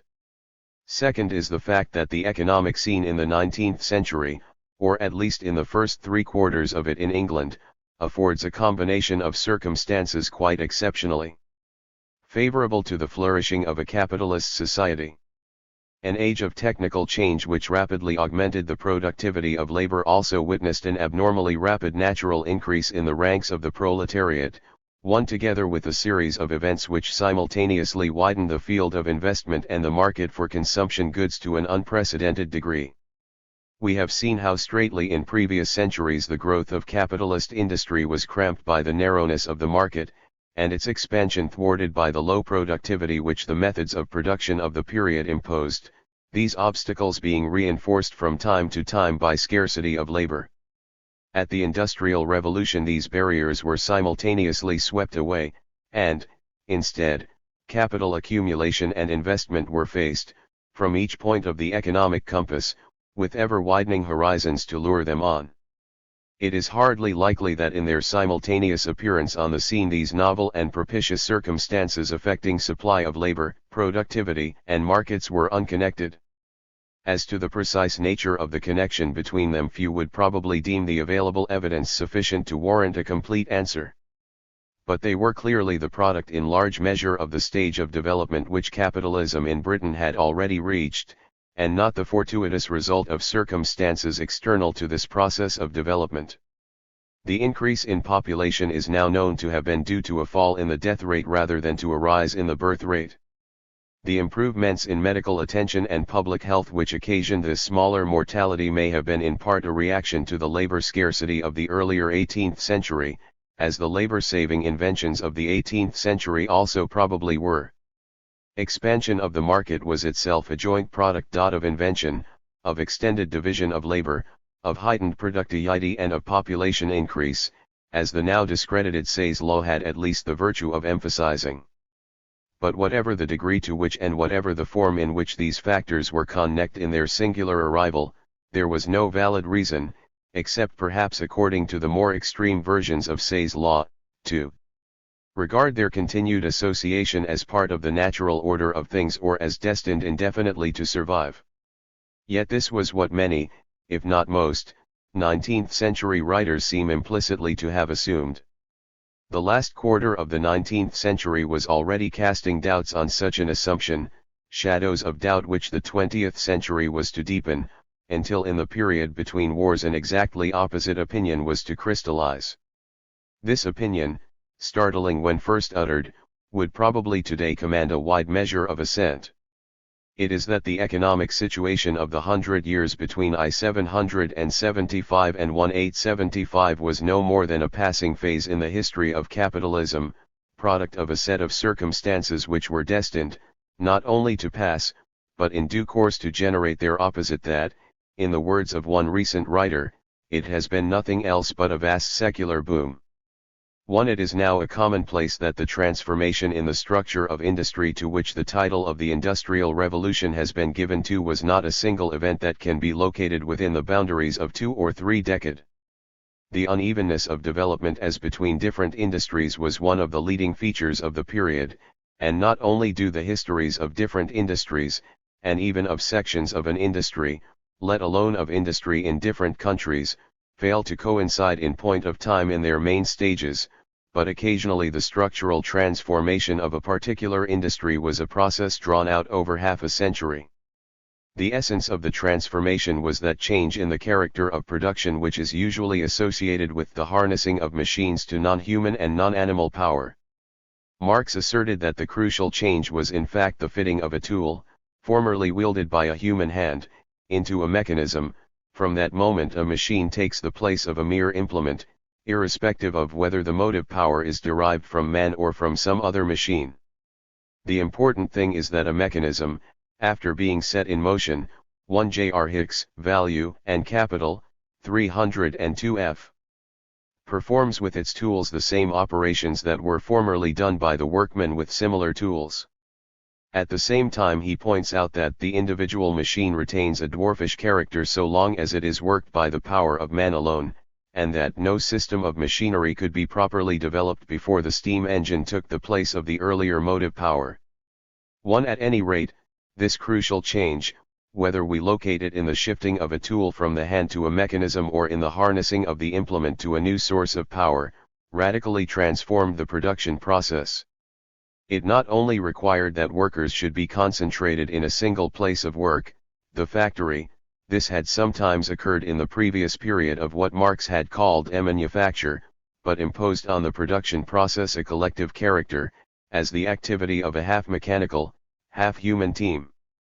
One characteristic of this team process was the extension of the division of labor to a degree of intricacy never previously witnessed, and its extension, moreover, to an unimagined degree within what constituted, both functionally and geographically, a single production unit or team. A further characteristic was the increasing need for the activities of the human producer to conform to the rhythm and the movements of the machine process, a technical shift of balance which had its socio-economic reflection in the growing dependence of labor on capital and in the growing role played by the capitalist as a coercive and disciplinary force over the human producer in his detailed operations. Andrew Ure in his Philosophie of Manufactures triumphantly announced as the grand object of the new machinery that it led to the equalization of labor, dispensing with the special aptitudes of the self-willed and intractable skilled workman, and reducing the task of work people to the exercise of vigilance and dexterity faculties, when concentrated on one process, speedily brought to perfection in the young. 2. In the old days production had been essentially a human activity, generally individual in character, in the sense that the producer worked in his own time and in his own fashion, independently of others, while the tools or simple implements he used were little more than an extension of his own fingers. The tool characteristic of this period, says Mantoux, was passive in the worker's hand, his muscular strength, his natural or acquired skill or his intelligence determined production down to the smallest detail. 1. Relations of economic dependence between individual producers or between producer and merchant were not directly imposed by the necessities of the act of production itself, but by circumstances external to it. They were relations of purchase and sale of the finished or half-finished product, or else relations of debt incidental to the supply of the raw materials or tools of the craft. This remained true even of the manufactory, where work was congregated in a single place, but generally as parallel, atomistic processes of individual units, not as interdependent activities requiring to be integrated as an organism if they were to function at all. Whereas in the old situation the independent small master, embodying the unity of human and non-human instruments of production, had been able to survive only because the latter remained meager and no more than an appendage of the human hand, in the new situation he could no longer retain a foothold, both because the minimum size of a unit production process had grown too large for him to control and because the relationship between the human and mechanical instruments of production had been transformed. Capital was now needed to finance the complex equipment required by the new type of production unit, and a role was created for a new type of capitalist, no longer simply as usurer or trader in his counting house or warehouse, but as captain of industry, organizer and planner of the operations of the production unit, embodiment of an authoritarian discipline over a labor army, which, robbed of economic citizenship, had to be coerced to the fulfillment of its onerous duties in another's service, by the whip alternately of hunger and of the master's overseer. So crucial was this transformation in its several aspects as fully to deserve the name of an economic revolution, and nothing that has subsequently been written in qualification of Toynbee's classic description of the change is sufficient to justify that abandonment of the term which some worshippers of continuity seem to desire. Its justification lies less in the speed of the technical change itself than in the close connection between technical change and the structure of industry and of economic and social relations, and in the extent and significance of the effects of the new inventions upon the latter. It is true that the transformation came very much earlier in some industries than in others, and while those events which we describe as a revolution are properly to be treated as a closely interconnected set, the timing of the set of events in different lines of production did not show any close relationship. Nor could it reasonably have been expected to be so in view of the very different character of different branches of industry and the quite different technical problems that each had to solve before power machinery could take the field. What is perhaps more remarkable is the stubbornness with which the old mode of production continued to survive and to hold a not inconspicuous place for decades, even in industries where the new factory industry had already conquered part of the field.